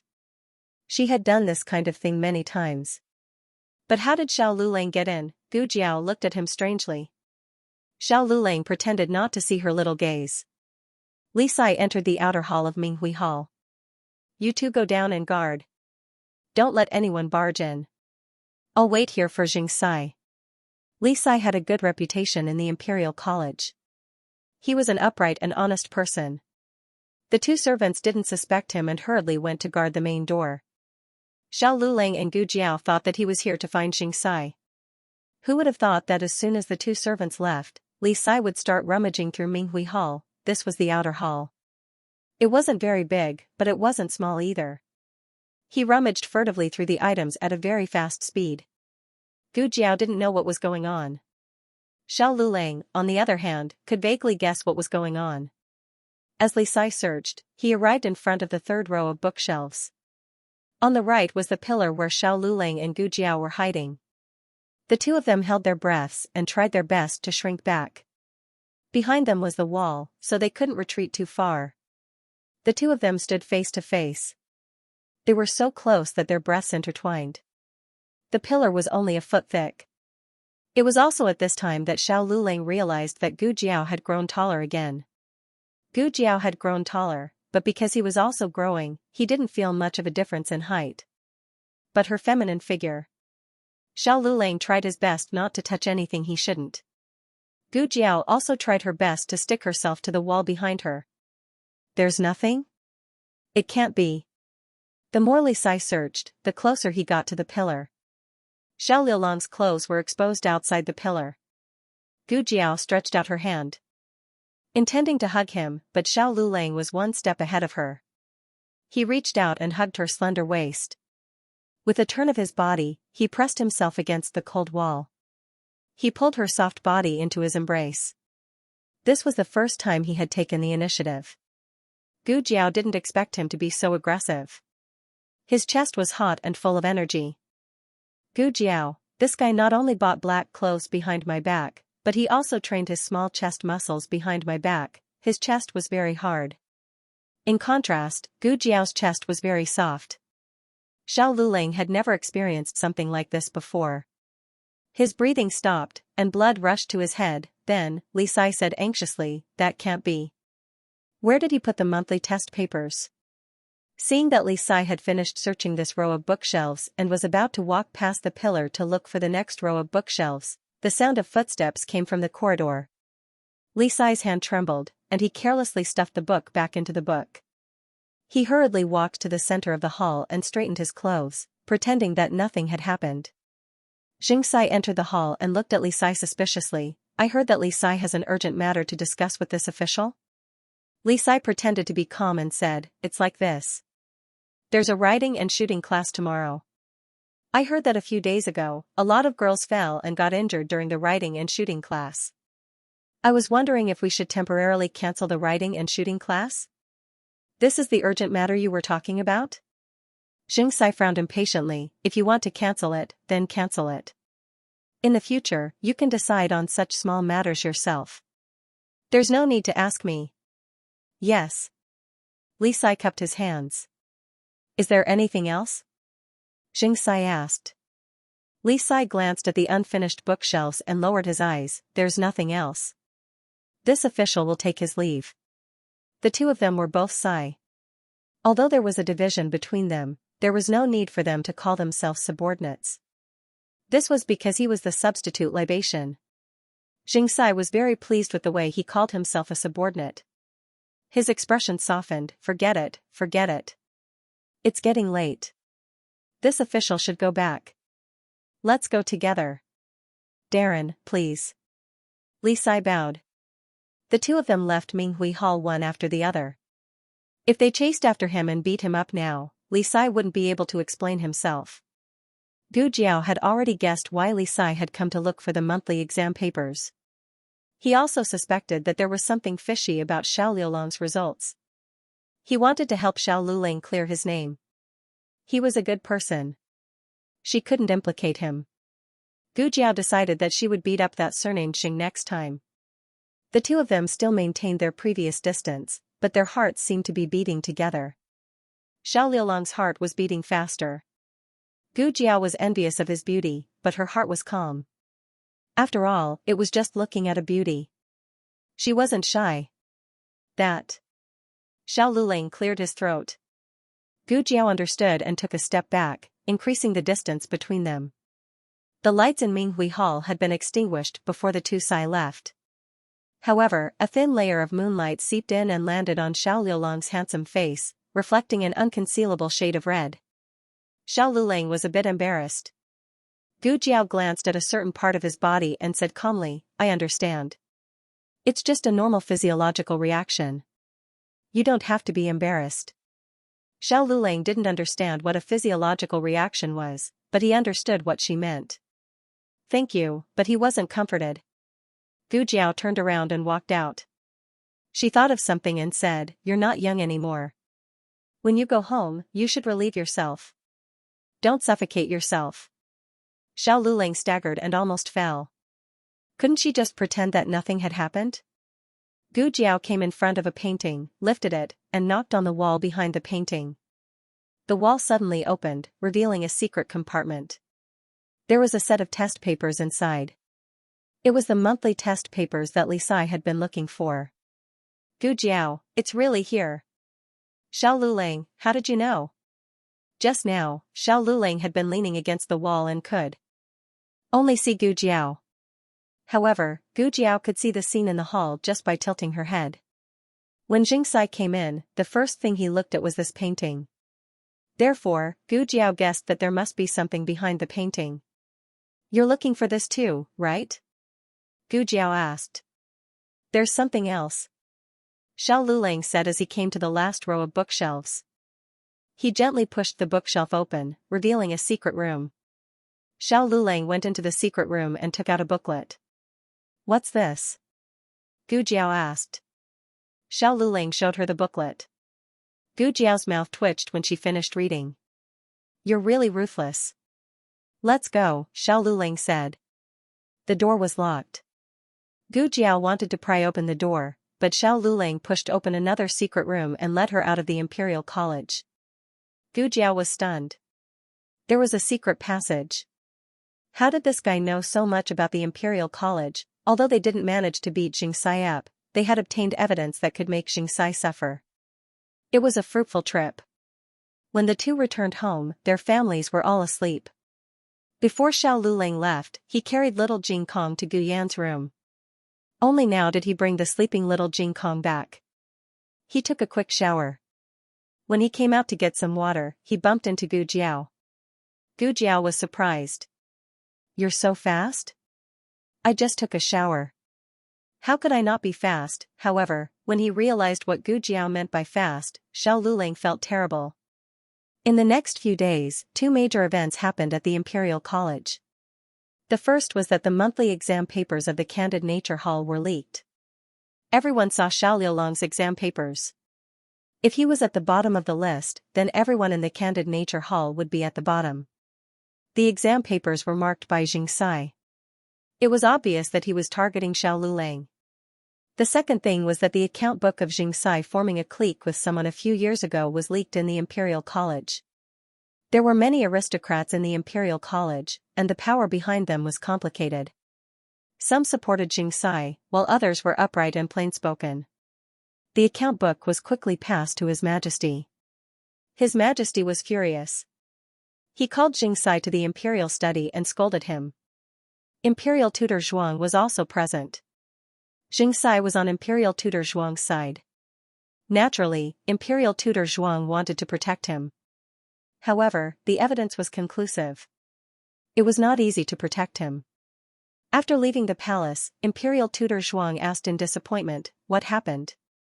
Didn't I tell you to destroy it long ago? Why did you still keep it?" Xianxia felt wronged. I probably left it out when I was destroying it. I just happened to leave this one out, someone picked it up, Imperial tutor Zhuang said. Then why did you only reveal it now? Think about it. Did you offend someone recently? No, I just what? Xianxia stammered as he told Imperial tutor Zhuang about Xiao Lulang. He's just a poor scholar from a small county. It's not like I offended him. If the other party's status was higher than his, it would be considered offending him. Xiao Lulang was just a small character. At most, it could only be called bullying.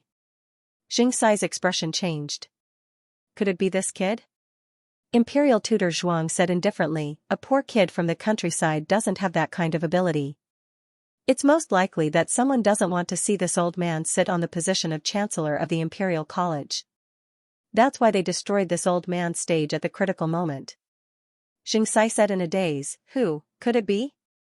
Imperial tutor Zhuang stood on the high steps and looked in the direction of Marquis Schwamping's estate. He sneered. Under the heavens, who would dare to oppose this old man other than that person? Digression, when you're at home, trouble falls from the sky. Marquis Gu, my daughter is about to kill me. Oh, Marquis Xianping, what a coincidence. My son is the same. The latest chapter of this book is not finished yet. For more exciting content, please scan the QR code below to download the app. Novels are updated even faster. Millions of novels are free to read. Novels with content that can't be found online are all available here. https://www.zhhbqg.com/89642896428266/1145566970. HTML Genius memorized this website's address in 1 second. www.zhhbqg.com Bikuga mobile reading website, mzhhbqg.com. The latest chapter of this book is not finished yet. For more exciting content, please scan the QR code below to download the app. Novels are updated even faster. Millions of novels are free to read. Novels with connotations that can't be found online are all available here. After Grand Tutor Zhuang finished reprimanding Xianxia, he returned to the imperial study to appease the emperor. His strategy was to never deny Xianxia's wrongdoings, but as the saying goes, when the water is too clear, there are no fish. Something that can be seen is always better than something that can't be seen. Moreover, this was an old debt from a few years ago. Since Xianxia didn't do anything similar again, it proved that he was remorseful. He begged the emperor to give him a chance to turn over a new leaf. Moreover, the imperial college was in an awkward state where there was no one more suitable than Xianxia to be the chancellor. Li Sai was still young and didn't have enough experience. His methods were also inexperienced, so he couldn't control the group of stubborn old men. Sometimes, people like Xianxia, who were both cunning and capable, could become a sharper knife that could cut through thorns for the emperor. Why else would Grand Tutor Zhuang be called capable? Normal people wouldn't dare to say this when analyzing a problem. But the emperor felt that these words were sincere. He also hoped that the imperial court of Zhao country would be clean and honest. But just as Grand Tutor Zhuang said, a knife that was too honest was too blunt and not easy to use.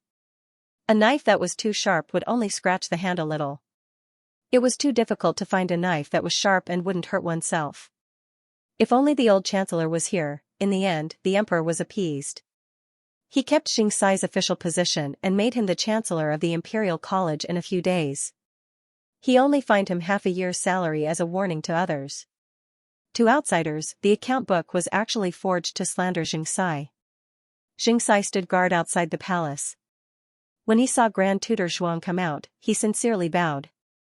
Grand Tutor Zhuang has given me a new life. In the future, I will go through water and tread on fire for Grand Tutor Zhuang.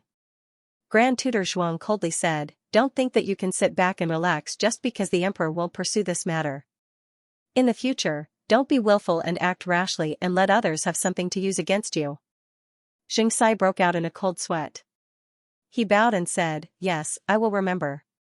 Grand Tutor Zhuang then said, there's also the matter of the monthly exam. You have to think of a way to cover it up. Yes. Xianxia returned to the Imperial College with a toothache.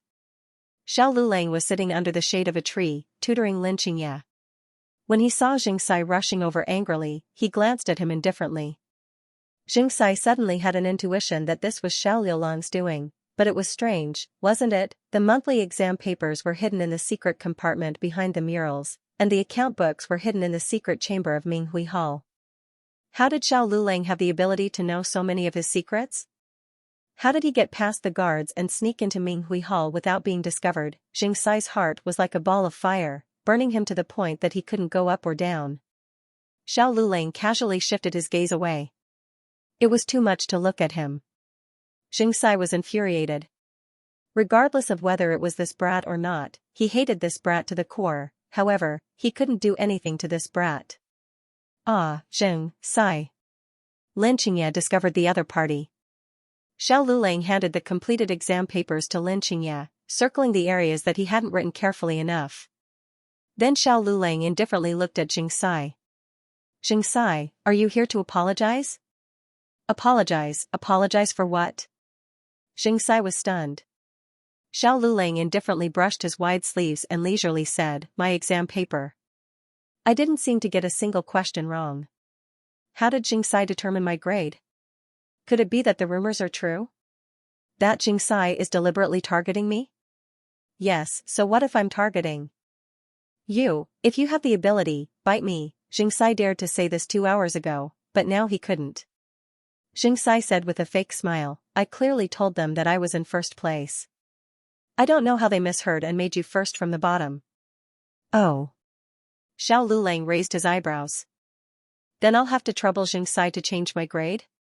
Xianxia clenched his fists so tightly that his knuckles cracked and the veins on his forehead bulged. Change it immediately. Not only did Xianxia have to change Xiao Lulang's grade, but he also had to publicly apologize to Xiao Lulang. This was an order that Grand Tutor Zhuang had given him. If he couldn't even endure this much humiliation, then he didn't deserve to be Grand Tutor Zhuang's weapon. Xianxia felt so good when he bullied Xiao Lulang that his apology would be as loud as a slap in the face. Xianxia tightly clenched his fists. Just you wait. One day, when I become the Chancellor of the Imperial College, you'll get it. Meng School ended earlier than the Imperial College, so little Jing Kong would usually stay in the classroom to do his homework and wait for Xiao Lulang to pick him up. Today, the last class in Candid Classroom was self-study, so he didn't have to go. Xiao Lulang went to the Meng School to pick up little Jing Kong. You're skipping class again? Little Jing Kong looked at him with his hands on his hips. I don't have class, Xiao Lulang said. Little Jing Kong crossed his arms and looked serious. Isn't self-study a class? Xiao Lulang, are you the parent or am I the parent? Let's go. Xiao Lulang grabbed his school bag and asked him to carry it. Little Jing Kong didn't understand the adult's confusing behavior, but he really wanted to Jiao Jiao, so he carried the school bag that Jiao Jiao made for him and followed his bad brother-in-law out of the Imperial College. People came and went on the streets of Chang'an. Today, the young man who sold candied haws changed his location and happened to be not far from where they lived. Xiao Lulang looked at the shiny candied haws nearby and asked little Jing Kong, do you want to eat candied haws? Little Jing Kong, yes. Xiao Lulang, I'm not buying it for you. Little Jing Kong, this was the second type of confusing behavior that little Jing Kong didn't understand. But he wasn't easy to bully. He stopped, put his hands on his hips, and said fiercely, I'm going to increase your rent. Xiao Lulang, you know how to increase rent? Little Jing Kong didn't get to eat his candied haws in the end because his bad brother-in-law dilly-dallied, and the last one was sold out. Little Jing Kong went crazy. I'm really annoyed, it's really not easy to bring an adult out. Little Jing Kong went home slowly with a gloomy face. When he was about to turn into Jade Water Alley, a trembling voice suddenly came from the front. Hung? The voice was a little old, and it sounded as if it was trembling from the soul. Xiao Liulan's body suddenly froze. He didn't look up. He held his walking stick with one hand and grabbed little Jing Kong's hand with the other hand, and quickly dragged him into Jade Water Alley. Aya, I don't want you to hold my hand. I'll walk by myself. It was little Jing Kong's resentful voice. Hung. The old man chased after him, but the ground was slippery, and he almost fell. Fortunately, Lu Quan, who was standing at the side, held him up in time. Master, be careful. It's snowing in the capital these days, and the roads are frozen. Don't fall. The old man was so excited that his whole body was trembling. Did you see it just now? See who? Lu Quan asked. Hung. The old man said. Young Master Hung? Young Chancellor? Master, are your eyes playing tricks on you? Young Chancellor has already passed away. Lu Quan was the old man's servant. Although he had been with the old man for many years, he had always been helping the old man to take care of the family affairs. He had never been to the Imperial College, and he had never seen the rumored young Chancellor. Hung. The old man looked at the empty Jade Water Alley, and felt disappointed. Lu Quan said sadly, Master, maybe it's just someone who looks similar. The old man shook his head. If it really was a stranger, then when he heard someone calling him, he would definitely raise his head to take a look. It definitely would not be the reaction he had just now. He clearly recognized his own voice. He was caught off guard, so he did not have time to hide. In order to not let the old man notice his abnormality, he ran away. It's Hung. It's him. The old man was unable to calm down for a long time. He tried his best to recall, he seemed to be wearing the uniform of the Imperial College. Lu Quan said, that's even more impossible, right? How did the young Chancellor become the Imperial College's supervisor? He was the young Chancellor personally conferred by His Majesty. The old man also felt that it was strange, but no matter how strange it was, seeing was believing. Anyway, go and ask around. Also, I saw him using a crutch. His leg seems to be injured. Yes, Master. Lu Quan helplessly agreed. There were many students in the Imperial College. It was not easy to find out about a supervisor, but it was not difficult to find out about a crippled supervisor. Especially because of the matter with Xianxia, Xiao Lulang became famous in the Imperial College. In just half a day, Lu Quan was able to find out everything about Xiao Lulang. Lu Quan, speaking of which, this supervisor is quite fated with us. He studied at Xianxia Academy. He lives in our young benefactor's village. The old man, what's his name? Lu Quan, Xiao Lulang.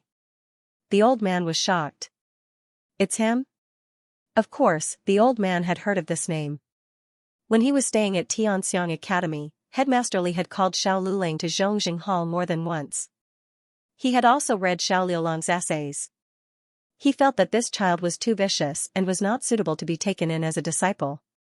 He had always been behind the screen and did not specially come out to examine the other party's appearance.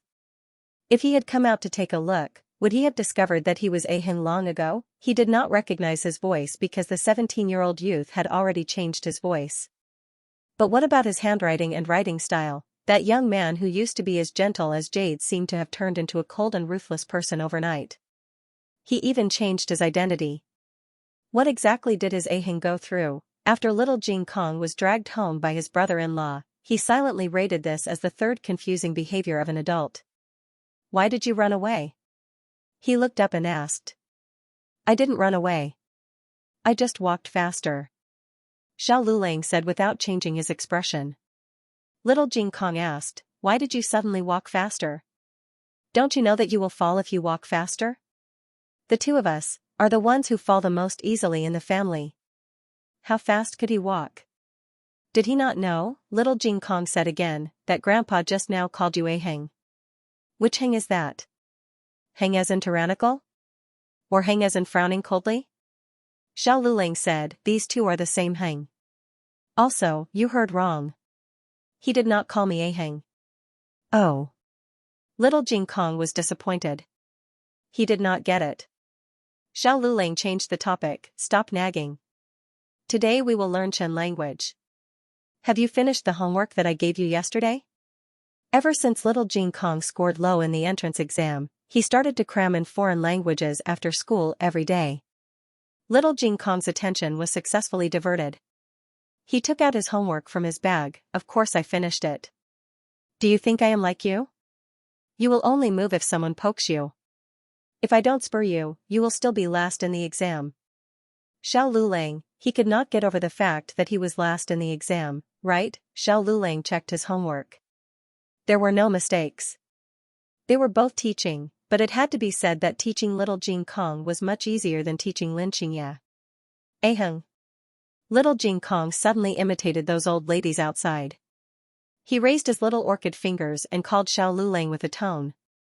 Xiao Lulang trembled from head to toe.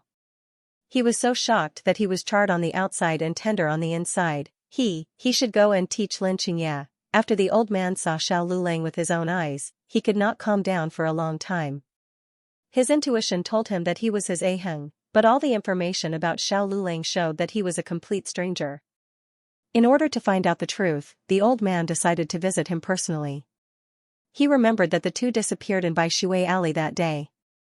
As for the house inside, he had to go to each house to find it. He found a day when the Imperial College was off. Qinghe Academy was also off today. But the four men in the house were not idle. They all went to buy supplies for the new year.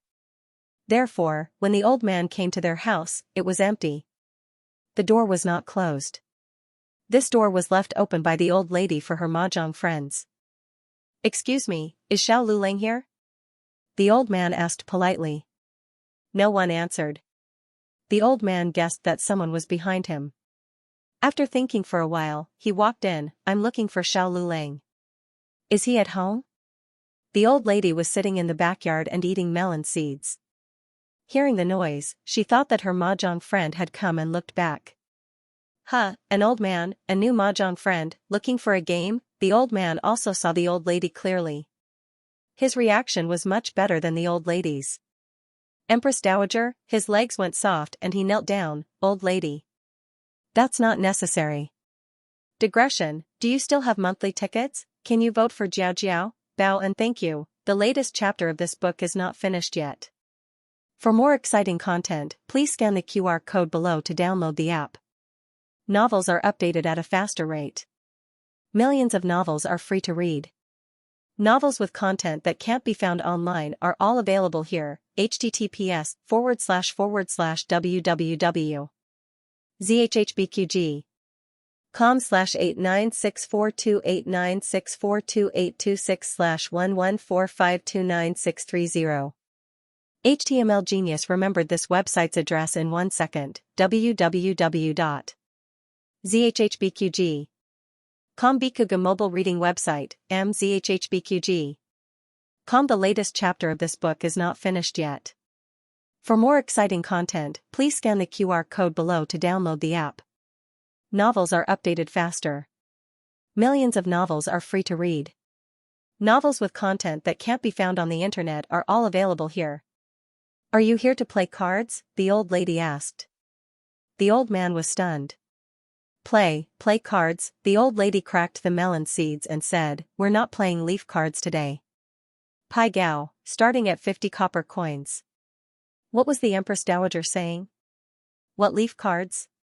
What Pai Gao? The old man looked at the Empress Dowager and slowly stood up from the ground. He found that although the person in front of him looked like the Empress Dowager, her clothes and temperament were not like the Empress Dowager. What are you looking at? The old lady asked impatiently.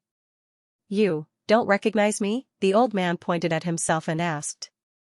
After hearing what he said, the old lady really started to look at him carefully. He looked like a human. And he looked a bit familiar. Where have I seen him? The old lady couldn't remember the past. She would occasionally recall some, but they were all very fragmented fragments. However, this old man gave her an unusual feeling. Wasn't he unusual? When the old chancellor was an official in the imperial court, he often opposed the Empress Dowager. He was a conservative and firmly opposed the imperial harem's involvement in politics, especially women's participation in politics. When the former emperor was still alive, the old chancellor had sent many memorials to persuade the former emperor to abolish the empress. In the memorials, he called the virtuous empress a demon. She messed up the imperial harem and her relatives interfered in politics. She was also ruthless and disregarded human life. The virtuous empress was once banished to the cold palace by the former emperor because of the old chancellor. Although she walked out of the cold palace in less than half a year with her excellent skills, she lost half a year's worth of money and also lost a lot of her previous savings. Cutting off her money was like killing her parents. After that, the virtuous empress saw the old chancellor as a thorn in her side. The old chancellor was exiled to the frontier fortress for 5 years and suffered a lot. He was dried up and aged more than 10 years, which was the work of the virtuous empress. The two of them fought until the former emperor passed away. The virtuous empress killed the crown prince and supported the son of concubine Jing to ascend the throne. She became the empress dowager with power. The two of them had a temporary winner. The reason why it was temporary was because the old chancellor controlled the imperial college, and the imperial college gathered the most talented youths in the entire Zhao country. To exaggerate, the old chancellor controlled the future of Zhao country. Empress dowager Zhuang deliberately wanted to seize the power of the imperial college. At that time, Junwang was about to return to the country. Empress Dowager Zhuang proposed to the emperor that the position of young chancellor could be added to the imperial college. Although His Majesty agreed, the one who was conferred the title of young chancellor was not Empress Dowager Zhuang's grandnephew, but the young Marquis of Zhaodu. This young marquis was the old chancellor's disciple. Empress Dowager Zhuang had 10,000 unspeakable horses galloping through her heart. The old chancellor smiled crookedly. Old chancellor seemed to have won this round. But not long after, on New Year's Eve, the imperial college suddenly caught fire and the young Marquis of Zhaodu was burned alive. Ever since the old man resigned, he had not thought about the past for a long time. Now that he saw the Empress Dowager, his thoughts were pulled back to the bloody court. Puzzled, the old lady said, "Why aren't you saying anything? Why are you looking at me with such a complicated gaze? Also, after seeing you, my mood seems to have become a little complicated." It was the kind of complicated that couldn't be described. It was as if they were old enemies and she couldn't wait to find a knife to chop him. Wait. Chop him with a knife? The old lady looked at the old man suspiciously. They knew each other. This could be confirmed from his gaze and his words. He was very afraid of her. He didn't dare to look into her eyes. It seemed that he was a little guilty. He even knelt down in front of her. How sorry was he to her? "I know who you are." The old lady's mind flashed and she threw the melon seeds on the table. "Are you the heartless man who abandoned me that year, and came back to find me?" The old man. Gu Jiao and Gu Yan came back first. When they walked through the hall, they found that there was one more person in the backyard. Gu Jiao felt that she looked familiar. Mainly because there was no big shoe print on her face, so she didn't recognize her immediately. "Great aunt?" Gu Jiao looked at her inquiringly. The old lady glared at a certain heartless man who was shivering inside. "Your great uncle." Gu Jiao, Gu Xiaoshen, Xiao Luling, Gu Yan, and little Jing Kong entered the house after them. They were carrying bags of various sizes and there was a horse carriage carrying New Year goods behind them. They unloaded the New Year goods from the horse carriage together with the coachman.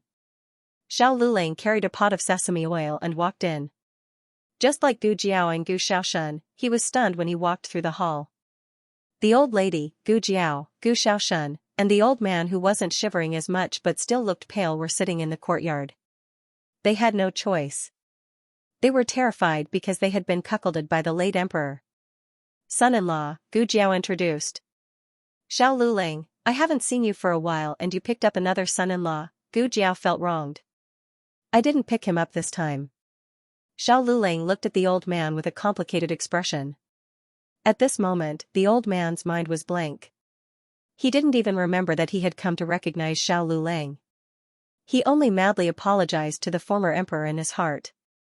"The relationship between the Empress Dowager and I is absolutely pure." The old lady's anger had been suppressed. She asked lightly, "Okay, let's be frank. Do we have a child?" The old man slipped from the chair and almost fell to the ground. He sat up with the help of the chair and said with a pale face, "No, no." The old lady nodded, "I think so too. Otherwise, I wouldn't have come all the way to Lulang." Xiao Lulang looked at the old man. The old man wiped his cold sweat. He had fought with Empress Dowager Zhuang for a lifetime. Today was the most difficult time. It could be said that he had no power to fight back. Empress Dowager Zhuang casually said, "When you were young, you abandoned me. Now that you are old, you want my grandnephew to raise you. There is no way. Get lost." The old man was relieved. For the first time, he felt that the word "get lost" was so pleasant to hear. The old man left the courtyard. He still had a feeling that everything was not real. He wanted to understand what was going on. He didn't leave and just waited by the door. Xiao Lulang didn't disappoint him. Not long after, he came out. The two were not surprised to see each other. It was as if they had already calculated. That one would not leave and the other would not come out. Xiao Lulang was no longer as panicked as he was last time at the alley. The old man had mixed feelings. The one inside is the Empress Dowager, right? Why are you with the Empress Dowager? You don't have to admit that you are Aheng, but you can't deny that she's the Empress Dowager. The Empress Dowager is not dead. Xiao Lulang was silent. The old man sadly asked, "Why is it like this? What happened to you and the Empress Dowager?" "The Empress Dowager lost her memories, but you didn't. Tell me." Xiao Lulang remained silent. The old man painfully closed his eyes. "Fine, if you don't want to say, I won't force you. I will come see you another day. Today's matter. I will keep it a secret for you." Xiao Lulang bowed and turned around to enter the courtyard. "Your leg." The old man's worried gaze fell on his right leg. Xiao Lulang stopped in his tracks. "It's not a problem." This was the only thing he said to himself. The old man felt that he had chased him out just to say these 3 words.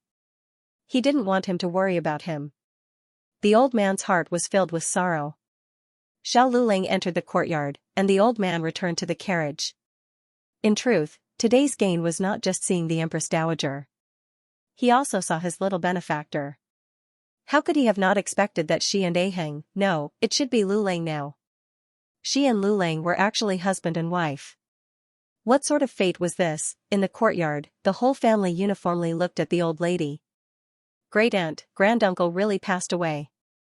Aren't you sad?" Little Jing Kong asked. In this family, there were not many people who knew that the old lady was not Xiao Liulang's great-aunt, but Gu Xiaoshan was one of them. When the old lady fainted in front of Gu Jiao and Xiao Liulang's house, Gu Xiaoshan was also present. After that, Gu Yan, Little Jing Kong, Yao Shi, and the others all thought that the old lady was really Xiao Liulang's great-aunt and traveled thousands of miles to seek refuge with him. Therefore, when the young master appeared, Little Jing Kong and the others believed him without any doubt. Gu Xiaoshan also believed him. Because they had been together for so long, he had forgotten that his great-aunt was picked up from the streets. The old lady cracked a melon seed. "Why would I be sad? I'm only at peace when he's not here. Who wants to spend the rest of their lives with an old man? Isn't it better to play cards every day?" Little Jing Kong said. "Oh." When Gu Jiao was cooking in the kitchen, Little Jing Kong sneaked in and tugged at Gu Jiao's clothes, saying, "Jiao Jiao, I have something to tell you." "What's the matter?" Gu Jiao asked. Little Jing Kong tilted his head and looked at her. "Brother-in-law has a nickname, Aheng. It means hang as in tyrannical." Although brother-in-law did not admit it, he had already decided in his heart that it was hang as in tyrannical. Gu Jiao looked at him in amusement. "Really? How did you know?" Little Jing Kong said, "I heard it from granduncle. I saw him that day." Gu Jiao said, "Oh?" Little Jing Kong sighed. "Brother-in-law and I came back from school. We were at the entrance of the alley. Granduncle called brother-in-law Aheng, but brother-in-law ignored him and ran away with me. After that, I asked brother-in-law, but brother-in-law insisted that granduncle mistook him for someone else. Brother-in-law is really unfilial. Even if he doesn't want to acknowledge brother-in-law, he shouldn't treat him like that. Teacher Jiang taught us to respect the old and love the young." Little Jing Kong felt that something was wrong that day. Today, when granduncle came to visit, he was even more certain of his conjecture. Bad brother-in-law was really up to something that day. Bad brother-in-law was an unfilial grandson. He could not do that in the future. After complaining, little Jing Kong deeply felt the heavy responsibility on his shoulders. He went to the study and picked up the foreign language book that he despised. Bad brother-in-law was unreliable and tiring. From today onwards, he had to work harder so that he could raise his family well in the future. In the kitchen, Gu Jiao recalled little Jing Kong's words. Met him, he even called him by his nickname, that meant that the person knew Xiao Lulang. Judging from Xiao Luolang's reaction, it was very likely that Xiao Lulang knew him too.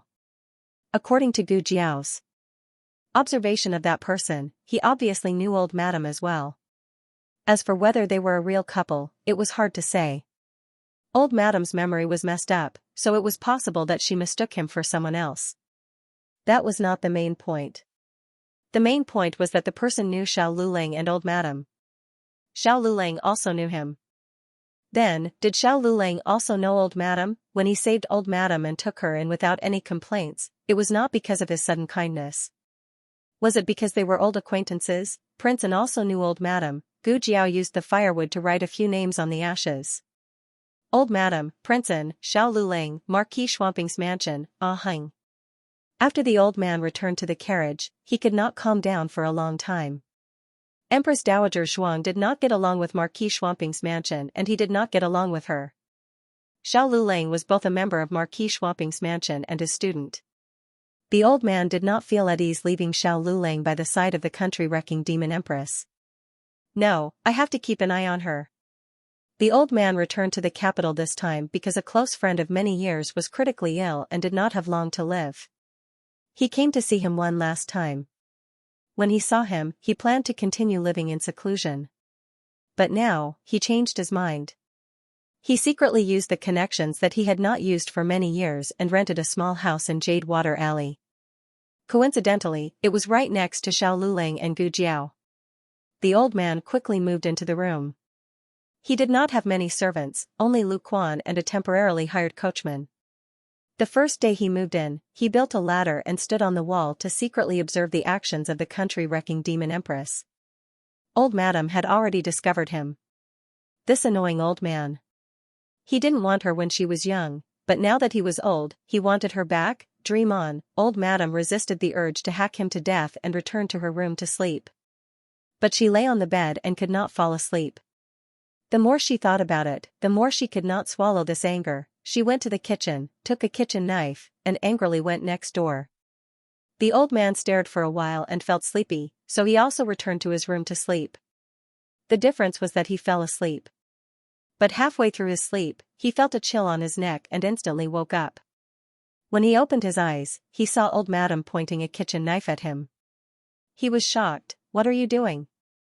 Old madam put the kitchen knife on his neck and said in a mighty and domineering manner, hand over your secret stash. Old Chancellor who was robbed for no reason. The latest chapter of this book is not finished yet. For more exciting content, please scan the QR code below to download the app. Novels are updated faster and more complete. Millions of novels are free to read. Novels with connotations that cannot be found on the internet are all available here. https://www.zhhbqg.com/8964289642826/114526095. HTML Genius remembered this website's address in 1 second. www.zhhbqg. Bikuj mobile reading website, mzhhbqg. The latest chapter of this book is not finished yet. For more exciting content, please scan the QR code below to download the app. The novel will be updated even faster. Millions of novels will be read for free. Novels that can't be found online can be found here. Early in the morning, Gu Jiao went to the clinic. There were a few patients in the morning, but there wasn't much business in the afternoon. Gu Jiao rested in her small courtyard. Separated from her by a wall was the small garden of the girls' school. There was a pavilion in the small garden. Usually, no one would come here, but now there was a girl playing a song there. Her playing was somewhat unsatisfactory. Not only was it intermittent, but the notes were also wrong. Gu Jiao was lying on a rattan chair with her eyes closed. As a result, she was tortured by the girl's deadly music. She opened the door and walked out. Looking in the direction of the courtyard wall, she said, "Wrong." The girl clearly didn't expect that someone would hear her playing. She was so scared that she scratched her fingertips, making an ear-piercing sound. Gu Jiao felt her hair stand on end. "Who is it?" the girl asked. She looked around but didn't find anyone nearby. "Your music isn't accurate," Gu Jiao said. This time, the girl could tell that it was the person behind the courtyard wall who was speaking. She was stunned and asked, "Is it not accurate? I just bought a guqin." The quality of this guqin wasn't very good. Ordinary daughters of aristocratic families wouldn't buy this kind of inferior guqin. Gu Jiao guessed that the other person's status wasn't high. Otherwise, they wouldn't be secretly hiding in a corner to practice.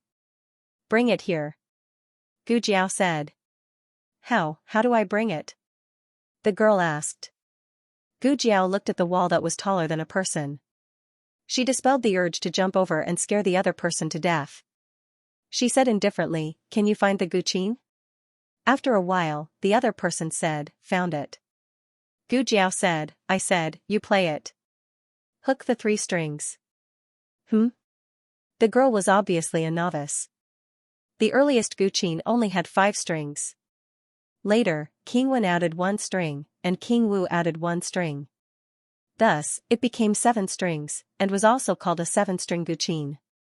The 7 strings also had their own names: Gong, Shang, Jiao, Jing, Yu, Wen, and Wu. Gu Jiao said, "The 3rd string, the horn string." Oh. The girl raised her finger and hooked it. Gu Jiao said, "It's too high. Loosen the zither." After the girl finished loosening the zither, she plucked the strings again. "How about this?" Gu Jiao said, "It's too loose. The pitch is too low. Tighten it up a little." Oh. The girl carefully turned the zither. This time, it was finally accurate. After that, she adjusted the other 6 strings one by one under Gu Jiao's guidance. She played the song she learned in class and exclaimed happily, "It's really much better." Gu Jiao's face darkened. "You call this pleasant? Do you have some misunderstanding about what it means?" "Miss, thank you. I was originally discouraged and planned to give up after a bit of practice, but now I've changed my mind. I won't be going anywhere this afternoon. I'll just practice here." Gu Jiao. "Is it too late for me to regret now, after being tortured by the deadly zither music next door for an entire afternoon?" Gu Jiao's face was completely dark when she came out. In the brothel of the girls' school, Gu Jinyu had just finished practicing. As long as she practiced, there would be a large group of people coming to admire her. It would not be an exaggeration to say that her zither music would linger for 3 days. "County Princess Hui, how can you play so well? The teacher only taught you this morning, but you can already master it in the afternoon. Did you put in a lot of effort to practice?" Yes. "County Princess Hui, please share your experience with us." The 2 daughters of the aristocratic families looked at Gu Jinyu enviously. Gu Jinyu hugged the lunar shadow fushi zither in her hands and smiled slightly. "No need to be so polite. Just call me by my name. Actually, I haven't practiced for a long time. It's nice that you don't mind." The daughter said, "Heavens, you haven't practiced for a long time? If you practice for a while, how good would you be?" The daughter said, "Miss Gu, is the zither in your hands the lunar shadow fushi zither?" The top zither player in the state of Chen, Lunar Shadow, made it personally. "It's the only one in the 6 nations." Everyone was so envious that they almost drooled. The daughter said, "Miss Gu, can you lend it to us to admire?" "Of course." Gu Jinyu gave the zither in her hands to them. Everyone crowded around to admire the legendary lunar shadow fushi zither. It was indeed the top zither in the 6 nations. The surface, strings, emblem, head, and tail were all close to perfection. Why was it close to perfection? Because only the real fushi zither was perfect. But the fushi zither was long gone, so Lunar Shadow naturally became the top zither in the 6 nations. In the girls' school, there were 2 people who were the most popular. One was the daughter of the Marquis, Gu Jinyu, and the other was the granddaughter of Grand Tutor Zhuang Yueshi. Zhuang Yueshi's poetry was more outstanding, while Gu Jinyu's zither skills were more outstanding. The two of them were on par. But in terms of popularity, Zhuang Yueshi, who was arrogant and disdained to make friends with others, could not be compared to the approachable Gu Jinyu. At this moment, Zhuang Yueshi came out from another zither room with a zither in her hands. Behind her was Zhuang Mengdai, who was also carrying a zither. Zhuang Mengdai was playing the zither to make up the numbers. She had been dozing off ever since she entered the zither room. She only woke up when it was over. The two of them passed by Gu Jinyu's zither room and saw her surrounded by a group of daughters asking for advice. Zhuang Mengdai rolled her eyes in disdain. Tisk, what's so great about her? She's just a wild girl from the countryside. She's puffing herself up at her own cost. She stole someone else's identity and is still so smug. She really thinks she's the real daughter. Zhuang Yueshi glanced at her idiotic sister. How much better can you be than her? Zhuang Mingdia's mouth twitched. How can you talk about your own sister like that? No matter how bad I am, I'm still father's biological daughter. I'm of noble birth. I'm the legitimate daughter of an aristocratic family. Zhuang Yueshi said coldly, the legitimate daughter of an aristocratic family can't even recite a few poems. Don't tell others that you're the daughter of the Zhuang family. The Zhuang family can't afford to lose face like this. You. Zhuang Mengdai was so angry that she gritted her teeth. Zhuang Yueshi didn't like Gu Jinyu and she didn't like Zhuang Mengdai either. She always felt embarrassed to have such an idiotic sister. The two sisters went downstairs. Zhuang Mengdai was originally angered to death by her sister. However, when she saw Prince N's carriage by the street, all her worries disappeared. Big brother. She threw the guqin to the servant and ran towards Royal Prince and got down from the carriage. It snowed last night. The streets and eaves were all white. However, he stood in the middle of the snow. It was as if the snow couldn't take away his brilliance. Zhuang Yueshi's face was also filled with joy. Zhuang Mengdai held Prince N's arm. Brother. Why are you here? Prince N said gently, I was passing by so I came to see you. Have you finished your lessons today? Yes. Zhuang Yueshi walked over and said. She didn't give the zither to the servant. Prince N saw that she was tired and reached out his hand. Give it to me. Zhuang Yueshi smiled and gave the zither to her brother. Prince N pulled his arm out of Zhuang Mingdia's hand because he wanted to take the zither. Zhuang Yueshi was very satisfied with this. After Prince N took the zither, he didn't rush to bring his two sisters into the carriage. Instead, he looked around as if he was waiting for someone. Zhuang Yueshi asked, Brother, who are you looking for? Prince N said calmly, I heard that Miss Gu also came to the girls' school. Zhuang Mengdai immediately pursed her lips. You're talking about that Gu Jinyu? I hate her to death. Brother, why do you care about her? Zhuang Yueshi looked at Prince N suspiciously. Prince N looked at Zhuang Mengdai and smiled. Isn't she your friend? I was just asking. Zhuang Mengdai sneered. I don't have a friend like her. She's the only one from the Gu family? Prince N asked. Zhuang Mengdai snorted. Who else? How could that girl who grew up in the countryside get the admission card? Zhuang Yueshi asked, How did you get it? Zhuang Mengdai choked. Could this elder sister not always tear down her stage?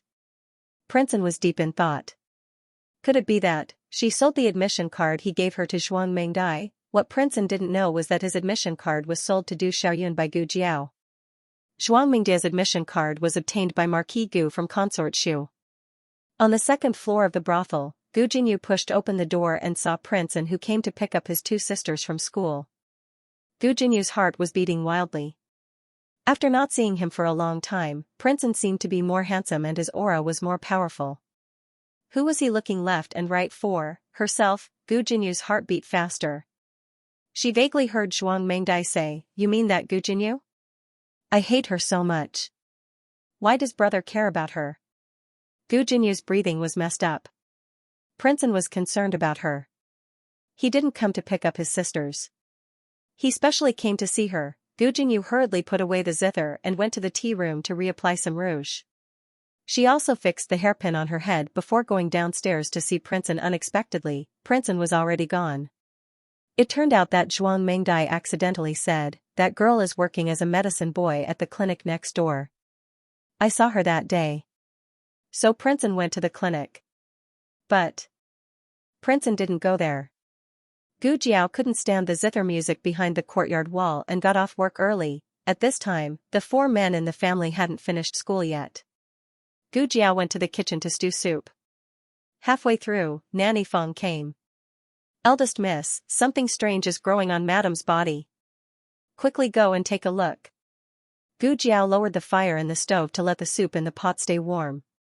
She sat in the carriage with Nanny Feng and went to the Marquis' estate. When Madame Yao saw Gu Jiao, she reprimanded Nanny Feng. "I said I'm fine. Don't look for Jiao Jiao for everything. It's always good to be careful." Gu Jiao walked forward and looked at Madame Yao. "It's eczema." "It's fine. Just apply some medicine and it'll be fine." Madame Yao looked at Nanny Feng. "I said it's fine, right? Look at you making a fuss over nothing." Nanny Feng heaved a long sigh of relief. "Isn't it because once bitten, twice shy? Ever since concubine Ling lost her power, she became restless. She frequently went to Gu Qingfeng and Gu Qingling's courtyard to make a good impression in front of the 2 brothers. Now, the 2 of them wanted to drive Madame Yao out of the estate. She didn't do it herself and wanted to use others to do it. Nanny Feng had been guarding against concubine Ling, but she was afraid that she couldn't guard against her. Gu Jiao took out a box of eczema ointment from the small medicine box and gave it to Madame Yao. "If there are any problems in the future, tell me immediately." It was better to be safe than sorry. She didn't care about making a few more trips. Nanny Feng sent Gu Jiao to the carriage. Gu Jiao returned to Chishui Alley. The old lady asked, "Is your mother okay?" Gu Jiao said, "She's fine." However, what even Gu Jiao didn't expect was that Madame Yao was fine, but her 2 younger brothers in the family had an accident. The first one to show symptoms was little Jing Kong. During dinner, little Jing Kong didn't have a good appetite. Gu Jiao touched him. He didn't have a fever, so he went to bed early. In the middle of the night, he suddenly shook Xiao Lulang awake. Xiao Lulang looked at him strangely. "What's wrong?"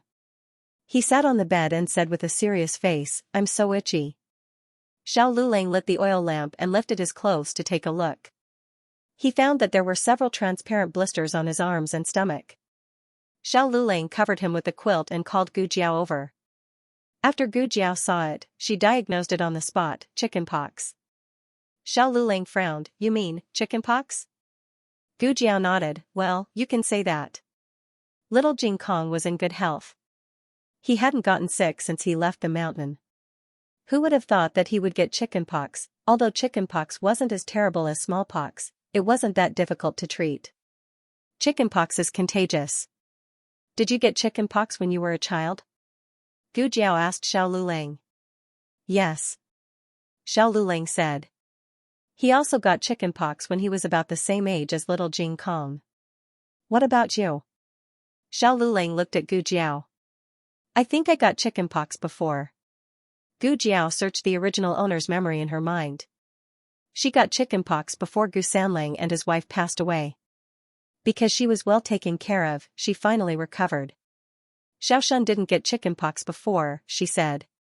Chickenpox was contagious. It was better not to come into contact with little Jing Kong if she didn't get chickenpox before. "Did Granddad get chickenpox before?" she asked Xiao Lulang.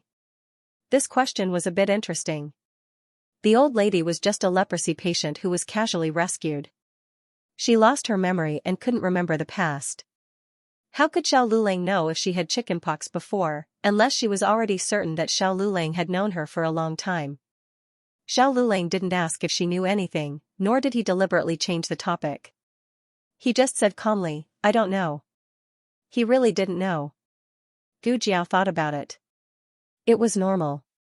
For example, she didn't know what illness old Master Gu had in the past. She said, "Oh. Then, to be on the safe side, it's better to ask Grandaunt to be careful." The chickenpox this time came fiercely. The next morning, Gu Xiaoshan and Gu Yan also got chickenpox. The latest chapter of this book is not finished yet. For more exciting content, please scan the QR code below to download the app. The novel is updated at a faster rate. Millions of novels are free to read. There are all kinds of novels that can't be found on the internet here. https://www.zhhbqg.com/89642896428226/1144988666. HTML Genius remembered the website address in 1 second. www.zhhbqg.com Bikuga mobile reading website, mzhhbqg.com. The latest chapter of this book isn't finished yet. For more exciting content, please scan the QR code below to download the app. The novel will be updated more quickly. Millions of novels will be read for free. Novels with content that can't be found on the internet are all available here. Great, there were 6 people in the house, and 3 of them fell ill. Gu Jiao and Xiao Lulang didn't dare to let the old lady continue to stay at home. Little Jing Kong's acne was similar to a serious cold, but the old lady's acne could kill her. Let the old lady stay next door for a few days? Gu Jiao said to Xiao Lulang. Gu Jiao already knew that the old man next door was the old man she had treated on the mountain before, mainly because she recognized Lu Quan. Lu Quan had given her and Gu Xiaoshan a gift on the first day of the new year, a warm jade pendant. Gu Jinyu even mistook that jade pendant for her own, causing a big misunderstanding. No matter if he was the old lady's husband or not, he was someone worthy of trust. Xiao Lulang opened his mouth. Actually, they were old enemies, the kind that would fight to the death. Was it really okay to stay next door? Wouldn't they strangle each other to death if they couldn't control themselves? When the old lady heard that she was going to stay with her husband, she felt a little disgusted, but when she thought that the 3 little guys all had acne, she still chose the dog head to save her life. When the old lady appeared in front of him, the old chancellor was watering the flowers. He was so scared that he dropped the kettle. I don't have any money left. The old lady stared at him with a death stare and silently took the luggage into the house. The old chancellor was stunned. This is my house. The old lady threw his things out and said expressionlessly, from now on, it's not. The old chancellor gritted his teeth. He had to endure. Gu Xiaoshan and little Jing Kong didn't have any headache or fever for a year, but this time, they had acne and their symptoms were even worse than Gu Yan's. Both of them had a high fever of 40 degrees, which didn't go down even after taking the antipyretic. Gu Jiao gave the 2 of them some fluids. Gu Yan sat opposite the 2 of them and watched with a smug expression as the 2 of them were injected with needles. 1 adult and 1 child sat on the chair and got in 4 drip. How much they wanted to beat up Gu Yan. When Xiao Lulang entered the room, he saw the scene. This strange treatment method was unique in the 6 nations and the universe. Now, the secrets between the 2 of them could no longer be hidden. His background and her medical skills were slowly coming to the surface. It was just that he didn't want to talk about his background, so he naturally didn't have the right to ask about her medical skills. Gu Jiao was the same. They were all smart people. Is there anything I can help you with? Xiao Lulang asked. Gu Jiao said, there's no hot water. I'll go cook it. Xiao Lulang turned around and went to the kitchen. Gu Jiao stayed behind to observe the 3 of them. Little Jing Kong was the youngest, so he was the most receptive to new things. He quickly got used to the needles on the back of his hand. Gu Xiaoshan was so scared that his whole body trembled. It's okay. Gu Jiao comforted him softly. After a while, little Jing Kong started to feel sleepy. Gu Jiao carried him over and placed him on her lap. She sat beside Gu Xiaoshan and quietly accompanied them. Gu Jiao thought that little Jing Kong's symptoms would be the least severe since he was the youngest. However, at night, little Jing Kong's hands and feet started to feel cold. Gu Jiao fetched him some hot water to soak his feet. The little guy couldn't even sit still. Hold him, Xiao Lulang said. Gu Jiao sat on the chair and held little Jing Kong. Xiao Lulang squatted on the floor and held a wooden basin for him to soak his feet. This action was tiring for a normal person, let alone him. Gu Jiao said, let me do it. No need. Xiao Liulong's forehead was sweating. He said calmly, "He doesn't want me to hold him." Little Jing Kong was sleepy. How could he know who was holding him? Gu Jiao glanced at him. She raised her hand and wiped the sweat on his forehead with her sleeve. After soaking his feet, little Jing Kong was sweating all over. His fever subsided a little, and his hands and feet were not so cold anymore. To be honest, Gu Jiao didn't have much contact with little patients in her previous life. She didn't dare to let her guard down for a while. "I'll go check on Xiaoshan and Gu Yan," Xiao Lulang said and took the used hot water out. Gu Yan and Gu Xiaoshan also had a high fever, but it was not as serious as little Jing Kong's. In the middle of the night, little Jing Kong suddenly sat up. He opened his dark eyes and blinked. No one knew what he was looking at. Gu Jiao asked, "What's the matter?" "Jiao Jiao," he said. "I'm here." Gu Jiao held him in her arms and lay down. Little Jing Kong closed his eyes. After a while, he sat up again. His eyes were wide open. "Bad brother-in-law," he said. "He's here too." Gu Jiao called Xiao Lulang in. "Go to sleep. Brother-in-law is here too." Little Jing Kong looked at Gu Jiao and Xiao Lulang. He fell asleep peacefully. However, he got up again after a while. He was muddle-headed from the fever. Although his eyes were wide open and bright, he looked like he was drunk. He started to recite the poems of the Tang dynasty, one after another. Then, he started to speak the language of the Qin nation. He talked a lot and looked very serious. After he finished speaking the language of the Qin nation, he started to speak the language of the Liang nation. Xiao Lulang just mentioned some sentences casually and did not pay attention to the key points. He thought that little Jing Kong had not learned them. Then, he said a few sentences in the language of the Jin nation. Xiao Lulang had not taught him the language of the Yan nation and the Turkic nation, so little Jing Kong did not speak them. Xiao Lulang had a few words with him out of curiosity. Usually, Xiao Lulang would test him like this. He had not learned for a long time, so he always had to think before he could answer. Sometimes, he would even answer vaguely. After all, he had learned a lot of languages. But tonight, Xiao Lulang seamlessly changed the language of the 4 countries. He did not get a single sentence wrong. It was quite confusing. In the end, he even recited the Buddhist scriptures in Sanskrit. Not only that, he also wanted to wear his little monk robe and knock on his small wooden fish. Gu Jiao went to find his things. 15 minutes later. The two of them looked at little Jing Kong, who was sitting on the bed and seriously knocking on the small wooden fish, twirling the small Buddhist prayer beads, and reciting the Buddhist scriptures. For a moment, they were speechless. This was not the scariest thing. Little Jing Kong knocked on the wooden fish. As he knocked on the wooden fish, his head started to itch. He raised his hand and grabbed a handful of hair. He was instantly stunned. "Master, why is my hair growing? I can't be a monk anymore. Shave my hair. I want to shave it," he cried very fiercely. It was hard to coax him. Therefore, Gu Jiao had to ask his temporary master, Xiao Lulang, to bring a razor over and shave his hair that had been growing for more than half a year. The next day, little Jing Kong woke up and did not remember what he had done at night. He did not realize that his hair was gone. Gu Yan was quite smug yesterday because he did not need an injection. But today, he could not be smug. He was even more listless than little Jing Kong. He also coughed uncontrollably and vomited all the medicine that was given to him. The 3 children all fell ill. Gu Jiao finally understood what it meant to be in a terrible fix. "It's so itchy." Little Jing Kong cried again. Gu Jiao walked into the room. "Don't scratch. It will leave a scar." Little Jing Kong was mad. "But I can't stand it." Gu Jiao had to apply some cooling ointment to stop the itch. Gu Chongqing had not passed by the Imperial College for a long time.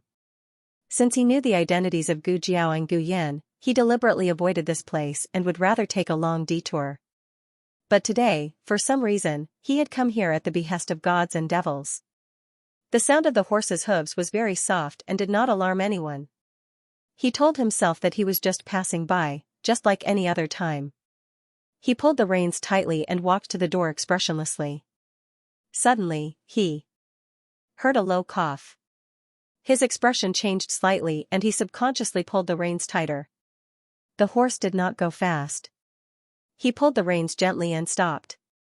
The cough was hurried and painful. He frowned. He hesitated for a moment and finally got off the horse. He came to the door and was about to knock, but he felt that it was not appropriate. How could a grudge of more than 10 years be written off after 1 or 2 encounters? They were supposed to be strangers who were most familiar with each other. He turned to leave, but the door creaked open. Little Jing Kong opened the door. Little Jing Kong was much better today. It was just that his body was very itchy. Jiao Jiao did not allow him to scratch, so he planned to escape and scratch. In the end, he was caught by his big brother. Little Jing Kong guiltily put his hands behind his back. He was wearing a tiger head hat. Gu Chongqing did not notice his little bald head for the time being. Gu Chongqing looked at him suspiciously. "Where are you going?" Little Jing Kong rolled his eyes. "Come out for some fresh air?" Gu Chongqing's gaze fell on the acne on his face. "You have acne, but you can still come out for some fresh air? Does your sister know?" Little Jing Kong pointed at his fingers. Gu Chongqing had no doubt that if he left, the little guy would immediately run out. "Forget it. I have to hand you over to her. Not because she is my sister, but because I have to do my duty." Gu Chongqing held little Jing Kong's hand and led him into the courtyard. Gu Jiaojiao was cooking in the kitchen. "He wants to run out." Gu Chongqing carried little Jing Kong into the kitchen. Little Jing Kong, who had been complaining about others all year round, was finally being reported by someone. Indeed, he had to pay for what he did. Little Jing Kong lowered his little head guiltily. Gu Jiaojiao glanced at little Jing Kong, then looked at Gu Chongqing. She looked very calm. "Thank you." She did not say anything else. None of the 3 people in the house spoke. Little Jing Kong felt guilty, but he did not know why the 2 adults were acting like this. "Who's coughing?" Gu Chongqing heard the sound of coughing again. "It's Gu Yan." Gu Jiaojiao said, "He also has acne." Acne was not a minor illness, not to mention that Gu Yan also had a heart condition. Gu Chongqing frowned and opened his mouth. He wanted to say something, but he felt that he was in no position to do so. "Have you had acne before?" Gu Jiaojiao asked. "Yes," Gu Chongqing said. Gu Jiaojiao looked at little Jing Kong. "Jing Kong, take your big brother to see Brother Yin." "That's great, I don't have to face the wind anymore." Little Jing Kong grabbed Gu Chongqing's hand and took him to Gu Yan's house. Gu Yan did not drink his medicine properly. He spat it out after taking a sip, and it spilled all over his body. Xiao Lulang had never taken care of such a big brother before. To be honest, he was a little inexperienced. Moreover, Gu Yan was not as sturdy as little Jing Kong. He could do whatever he wanted, but Xiao Lulang was worried that he would make Gu Yan disappear if he was not careful. "Give him to me." Gu Chongqing, who was at the door, suddenly said.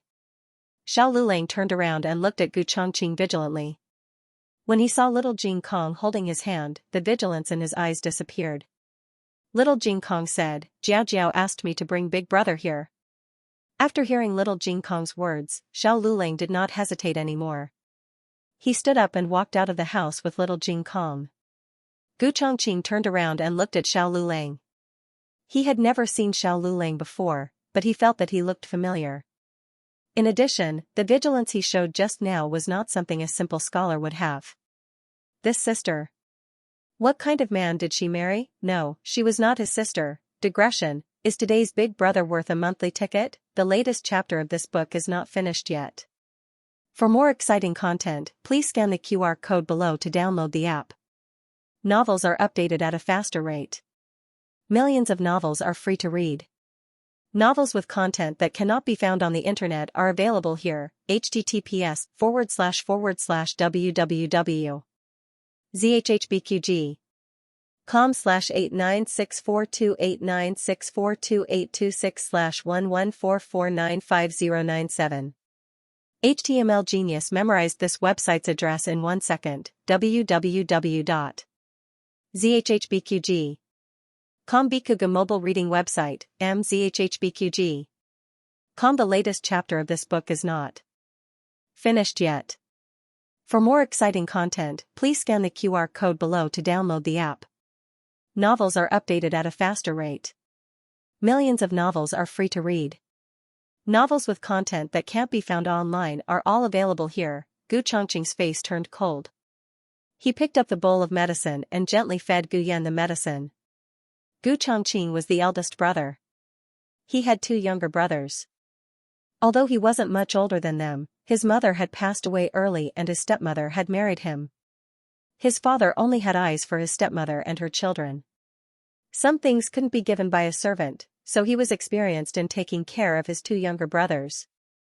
Of course, Gu Yan was different from Gu Qingfeng and Gu Qinglin. He was too weak and had to be treated carefully, like a newborn kitten. In a daze, Gu Yan tasted something bitter. He pushed the spoon out with his tongue in disgust. He sprinkled a few drops of medicine on the back of Gu Chongqing's hand. Gu Chongqing wasn't angry. He sat down by the bed and helped Gu Yan up. He took a pillow and placed it behind his back. He scooped another spoonful of medicine and fed it to Gu Yan. Gu Yan turned his face away and tilted his head on the pillow. He didn't drink it. Gu Chongqing was very experienced in dealing with this kind of little thing. There were candied fruits on the table. He took one and fed it to Gu Yan's mouth. Gu Yan licked it. It was sweet. He opened his mouth to eat it, but Gu Chongqing reached out with the spoon and fed him the medicine. Gu Yan, who was caught off guard and fed a mouthful of medicine, widened his eyes. He was confused. When Gu Qinglin was young, Gu Chongqing also fed him medicine like this. He also had the same expression. However, to be honest, Gu Qinglin wasn't as cute as Gu Yan. Gu Yan had a high fever. His cheeks were red, and there was a tuft of hair on the top of his head. Gu Chongqing couldn't help but think of the silly roe deer he saw when he went hunting. In the future, he probably wouldn't be able to face a prey like the silly roe deer. Gu Yan was a little dazed from the fever. When he saw Gu Chongqing, he didn't react for a while and thought that he was dreaming. Then, in a daze, he was fed the medicine by Gu Chongqing. Gu Chongqing rewarded him with a candied fruit. He didn't eat it but held it in his hand. Gu Chongqing was puzzled. "Why aren't you eating?" Gu Yan felt wronged and said, "If I wake up and the candied plums are still there, I'll know it's not a dream." He coughed so hard that his throat was hoarse. When he said those words, it was obvious that he had been wronged even without looking at his eyes. Was it because she hadn't come to see him recently? Gu Chongqing was speechless for a long time. "You don't know anything yet. If one day you find out that I'm the big brother who neglected you, hated you, and allowed you to be bullied by others when you were young, you won't say that anymore. You wouldn't want to see me either. You wouldn't wait for me either." Gu Chongqing looked at Gu Yan again. Gu Yan had already fallen asleep on the pillow. He pulled the blanket over him and was about to leave. But as soon as he moved, he found that Gu Yan's hand was tightly tugging on his sleeve. Gu Chongqing stared at that hand for a long time. He sighed helplessly and sat back on the stool. That night, Gu Yan had a high fever. He had a heart condition and couldn't take any fever medicine. Gu Jiao put an ice pack on his forehead and took 2 blankets outside to freeze. When the blankets were frozen into ice blankets, she brought them into the room to wrap Gu Yan. Gu Yan didn't obediently wrap himself in the ice blanket. Gu Chongqing carried him and the blankets into his arms. This temperature was just right for Gu Yan. For a normal person, it was no different from hugging a large block of ice. Gu Chongqing was so cold that his lips turned white. At daybreak, Gu Yan's high fever finally went down and didn't return. Gu Chongqing dragged his numb body back to the Fu. Gu Yan was the most dangerous of the 3 children. If he was fine, then everyone else was fine. Yaoshi had come once and found out that the 3 children were sick. She was very worried, but she never had a pimple before. Gu Jiao didn't allow her to enter the room. Today, Gu Jiao tidied up and decided to go to the Fu to tell Yaoshi that she was safe. Today's weather was good. There was no wind and the sun was very bright. It was very warm as it fell on her body. The servants in the Fu pretty much knew her identity and didn't dare stop her. she openly walked through the front door. Xiaoxi's courtyard was really remote. She had to pass through the second door, walk through the waterside garden, and go around half the fu. When Gu Jiao arrived at the waterside garden, she heard the melodious sound of a guqin coming from inside. It sounded very similar to the song that had disturbed her for half the afternoon at the medical center. But it was slightly smoother and the sound of the guqin was purer. Elder sister Jinyu, you play really well. In a pavilion with rolling curtains, a young girl in pink looked at Gu Jinyu and praised him sincerely. Gu Jinyu stroked the strings and gently looked at the young girl. When you learn, you can also play very well. The young girl sighed, but how can I learn? Gu Jinyu smiled warmly. When you get into a girls' school, you'll be able to learn. The teachers at the girls' school are the best in the entire Zhao country. They're much better than the tutors you hire at home. The young girl hugged Gu Jinyu's arm and affectionately said, then older cousin has to help me. Just now, she had called her elder sister Jinyu, but now she had changed. Gu Jinyu patted her hand, don't worry. As long as you are willing to learn, I will definitely teach you well. Gu Jiao had no intention of eavesdropping on their conversation. It was too quiet here, and they didn't lower their voices at all. Gu Jiao recognized the young girl. She was called Ling Shuixian, old Madame Ling's grandniece. She was younger than her and Gu Yan by a month. She had come back to the Fu to stay for a long time. First, she wanted to be filial to old Madame Gu. Second, she wanted to ask Gu Jinyu for advice, hoping that she could help her pass the girls' school entrance exam after the new year. Old Madame Gu doted on this grandniece very much and had the idea of matchmaking her with Gu Chongqing, so she agreed to let her stay in the Fu. As for whether she could enter a girls' school, it was not within old Madame Gu's range of worries. But Gu Jinyu tutored her seriously, which was giving old Madame Gu face. Old Madame Gu was very pleased and liked Gu Jinyu even more. Eh? Who is that? Gu Jiao had no intention of befriending Ling Shuixian, but she could not stop Ling Shuixian from noticing Gu Jiao at a glance. There was no other way. Even if Gu Jiao did not rely on her face, her clear aura was too eye-catching. Gu Jinyu had someone raise the curtain and looked at Gu Jiao, saying, that is my older sister. Your older sister? Ling Shuixian frowned, which older sister? How come I don't recognize her? Gu Jinyu smiled bitterly, Yan Er's twin sister. Oh, her. Ling Shuixian suddenly realized. As the young miss of Marquis Ding and Fu, she had naturally heard of such important gossip. She had long been curious about what that older cousin who grew up in the countryside was like. Seeing her today, she was not disappointed. Too unruly.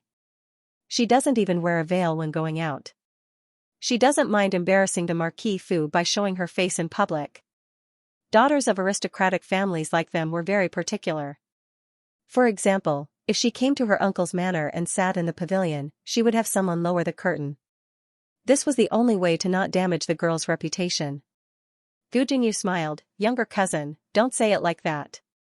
Older sister suffered a lot in the countryside. Showing her face in public is also forced by life. Ling Shuixian suddenly asked, did she really feed pigs? Ah? Gu Jinyu was stunned. Ling Shuixian said in disdain, how dirty. Ling Shuixian did not dislike Gu Jiao. She just looked down on Gu Jiao.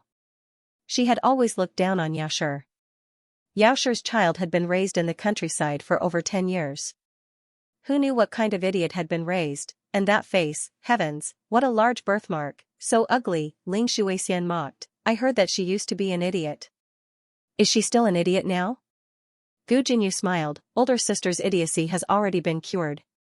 Younger cousin, don't say such things in the future. Let's go greet older sister. Ling Shuixian said in disdain, I'm not going. If you want to go, you go.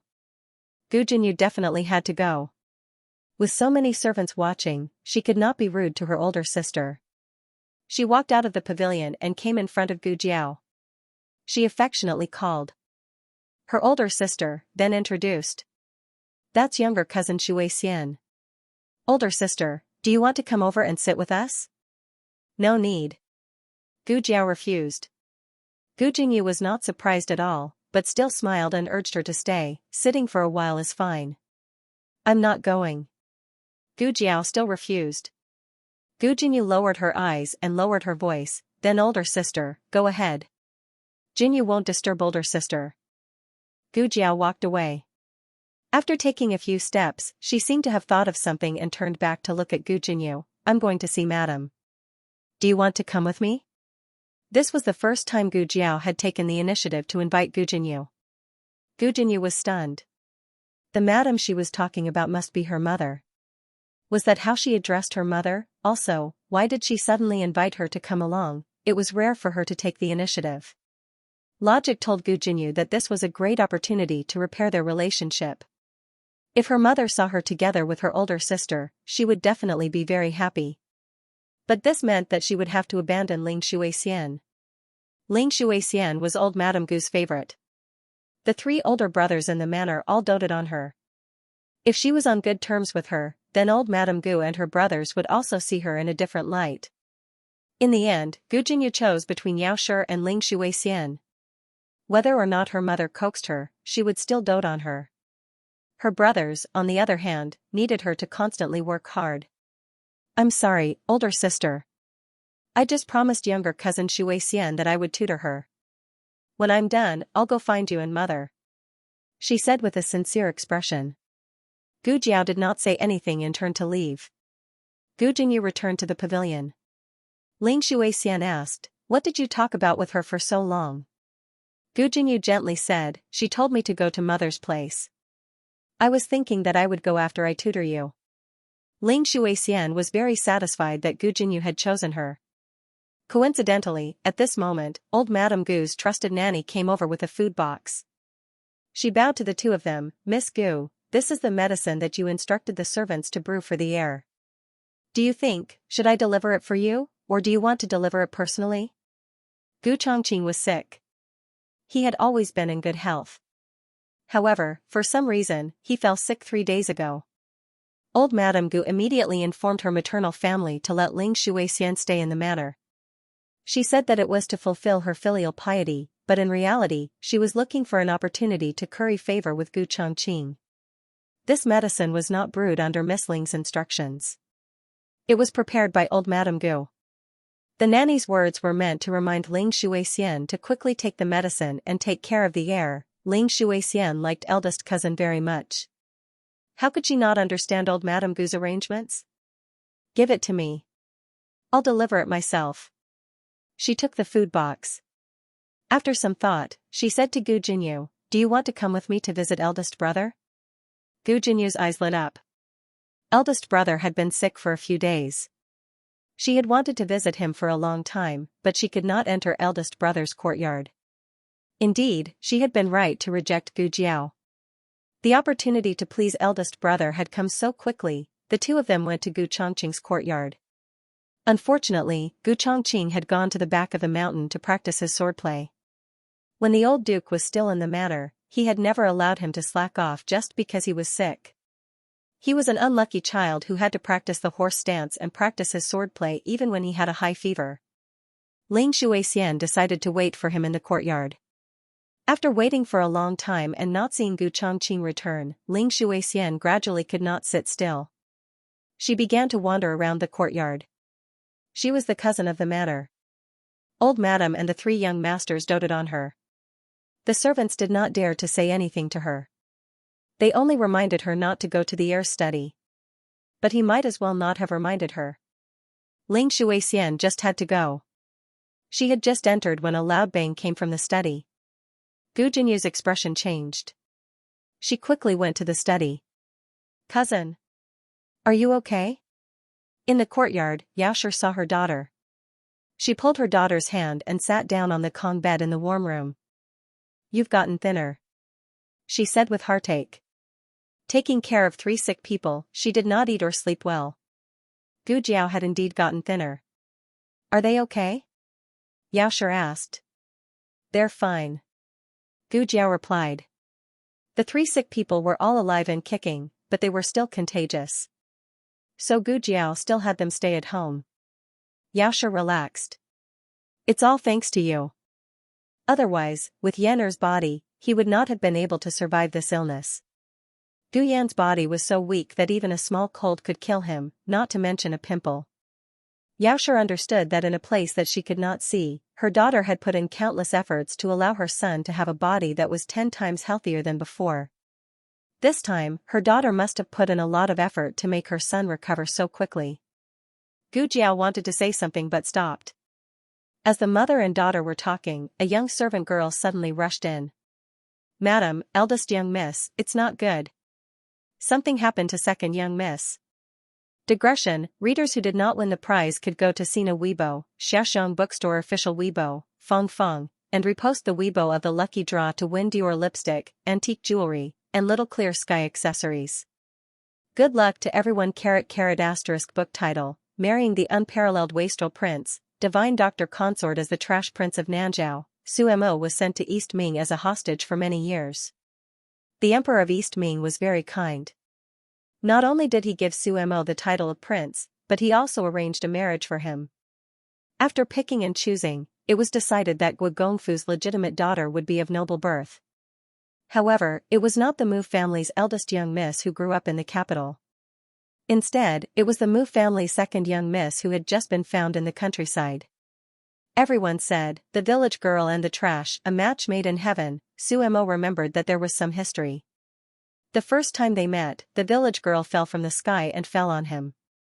On the night of the wedding, they negotiated amicably and happily became salted fish together, but gradually, things started to go awry. "Su Mo, we agreed to be salted fish together, but you carried me to become a godly doctor." Mu Yuanqiu, how many aliases do you have? Show them all. Female lead true godly doctor versus male lead fake trash. Love before marriage, clean body and mind, no misunderstanding. Causing trouble is serious, being funny is also serious. The latest chapter of this book is not finished yet. For more exciting content, please scan the QR code below to download the app. Novels are updated faster and more complete. Millions of novels are free to read. Novels with connotations that can't be found online are all available here. https://www.zhhbqg.com/896428964286/114464023. HTML Genius memorized this site's address in 1 second. www.zhhbqg.com. Bikuga mobile reading website, mzhhbqg. End of chapter 156. Don't forget to subscribe, like, and share the video to support the channel.